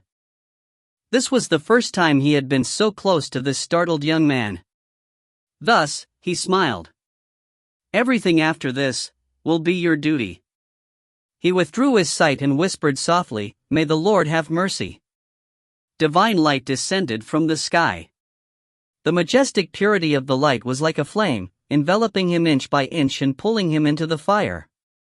He was slowly turned to ashes. Under the screams and startled eyes, the jury's faces changed, and even the cardinal's projection became turbulent. Stop him. Borja lost his grace.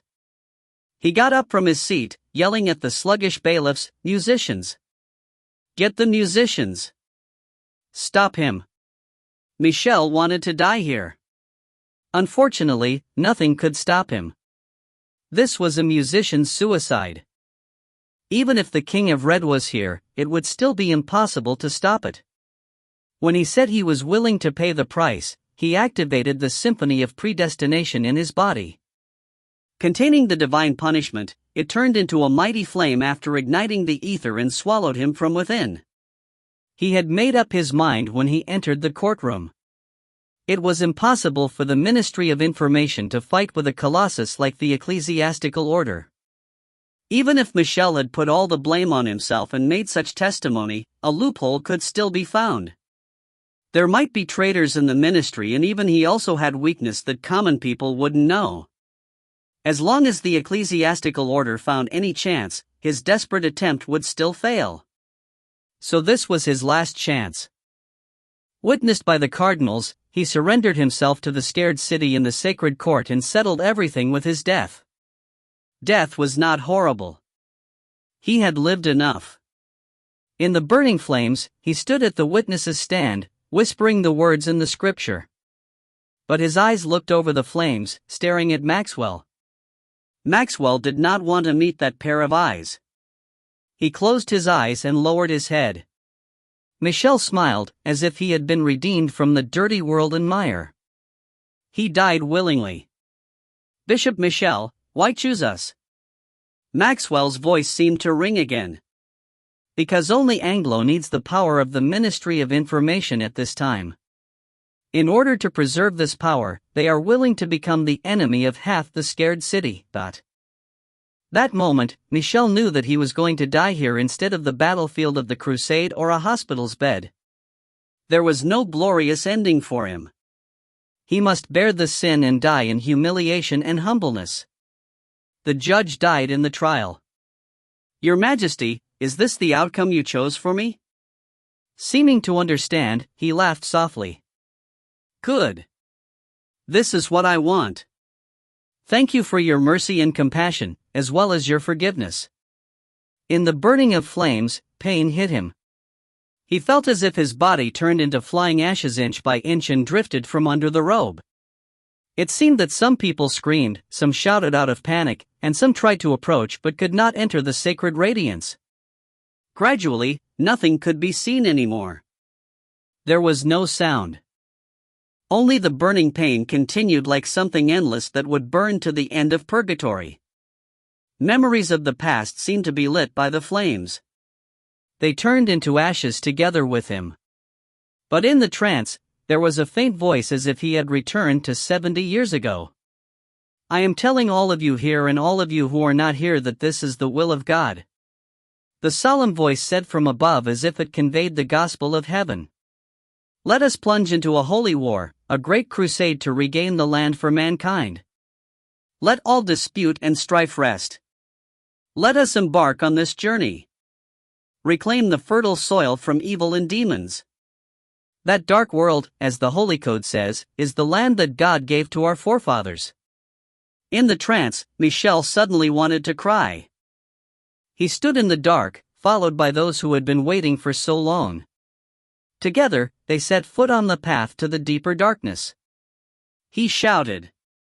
Under the calls, he walked forward with his past teachers, his dead comrades who had died in humiliation as well as those gloomy priests. Let those who used to fiercely fight with others just because of personal affairs to fight the demons for their countrymen now. This is a battle worth fighting, a battle to be won. Let those who used to be robbers now fight for mankind to become the night of God.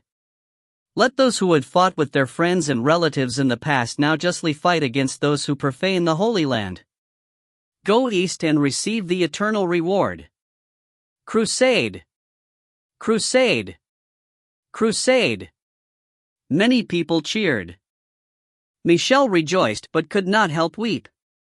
Go east, everybody, go to the dark world. In the dying yearning came the last words of mourning. Go to the battlefield where we dream of. Go to the blood and the bones. If one day you go there, please take my soul with you. Michel faded away in the darkness. In the silence, only pure white ashes and a solemn robe were left on the witness stand. Silently, the cardinal's projection dissipated and departed. Everyone stared at Michel's last vestiges. Recess for 10 minutes. Borja pounded the gavel. The scared city's bells rang. At the port, a common merchant ship to Anglo was about to set sail. The crowd gathered. The young and middle-aged people seemed to come from all over the world. But when they stood together, they had a similar aura. When the bells rang, the whistles sounded loud.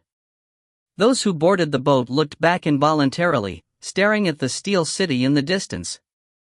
Some people looked sad, some looked indifferent, and some of the elderly shed tears. Michel was dead. The Ministry of Information would not exist anymore. The dead shell would sink into the mire. The new blood and backbone would be taken to the displaced road to rebuild their hometown in the dark world with the help of Anglo. even if they were called traitors and could no longer return here, no matter how heavy the price was. The long wait before the crusade started. They would go there one day, to the depths of darkness, and ignite it. Chapter 424, I changed my decision. There was a short break. In the heavily guarded room, Ye Qingxuan sat across from Maxwell, neither speaking. After a long time of looking, Ye Qingxuan asked, Michelle, why did he do that? Perhaps he woke up from his dream, Maxwell said. He should have understood decades ago when the Inquisition disbanded that the dream was over. He put in everything to extend the dream. Recruiting Colt was a risk. He had wanted to give the ministry a steroid shot, but now it has turned into poison. The ministry has completely become a joke and will never rise again. He has no other way. Actually, he didn't have to do that. For an idealistic person, the scariest thing is realizing the distance between reality and the ideal. This is more painful than falling into hell, isn't it? Maxwell glanced at him. I believe you understand this feeling. Ye Qingxuan remained silent. I know you're not willing to accept it, but you must respect his sacrifice. You should think about the people you care for. You don't wish what happened to Miller to happen again, right? People live to care for things and are willing to do dirty things for what they care about. If he did not stand out today, then his family would fall apart. His parents and brother, everyone he cares for would lose everything. Stop giving people reasons to attack you, Ye Qingxuan. You don't fear dying, but think of your teacher, think of Bai Xi. Ye Qingxuan was silent for a long while. Then he asked, got a cigarette? Maxwell tossed a pack into his arms. With his handcuffs on, Ye Qingxuan awkwardly tore open the package and bent down before Maxwell's lighter to light the tobacco. He sucked in the painful smoke and sighed after a while. Maxwell, the adult world is so complicated. Yes. Maxwell nodded. Complicated and dirty. That's why adults all become so jaded.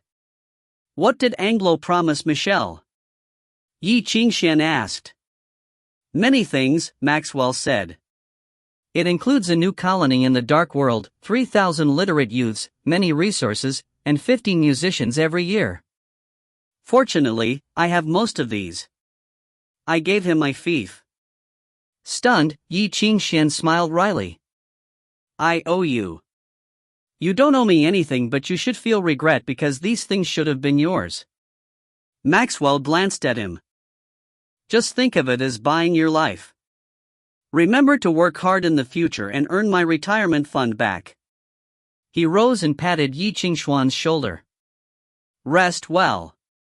When you get out, I'll treat you and the others to the best restaurant in the sacred city to celebrate for you.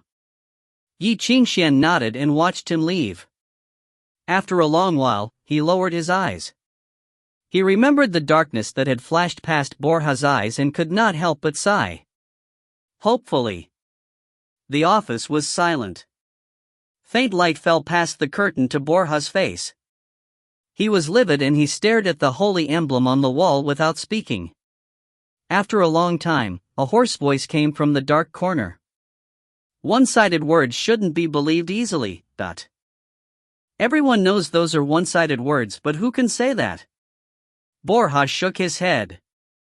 Mr. Ludovic, if this continues, I can only rule Ye Qingxuan as innocent. After all, isn't it easy for the ecclesiastical order to kill him? Why must it be here? Ignorance. Ludovic sneered. If we truly wish for him to die, we do not have to wait until the court. The prison cell, the toilet, even the bath. It is very easy to kill someone, but his death will only aggravate the problem. The only solution is for him to die from the court's ruling. Only then is it meaningful and can prove that the sacred city's laws cannot be ignored. Do you not understand, Borja? Otherwise, the sacred city's laws and dignity would become a joke. Where would you be at that time? You do not wish to inherit an empty amnesty ministry, correct? Borja remained silent. His gaze wavered. Borja, think of Michel's result. Ludovic's words did not stop. The Inquisition was once so powerful, but in the hands of the ignorant countries, what has it become? To revive the Ministry of Information, he could only die a humiliating death in the courtroom. That freak deserves to go to hell. He could not forget about his dream of another crusade. When he was alive, he was like the living dead and is troublesome even in death. Do you wish to be like that? I am thinking. Borja lowered his head and suddenly asked, what if this is what His Majesty wishes? If? But the problem is, this would not be what His Majesty wishes. Ludovic's voice was raspy like eerie wind from a cellar. Since he was wounded in the battle with Hecatonkir 30 years ago, he should have understood that his position as the Pope had started to lose meaning. All these years, he has been pretending to be strongly ruling over the countries and natural catastrophes. However, his injury has already worsened at an unstoppable pace. There is no way for him to give a clear opinion.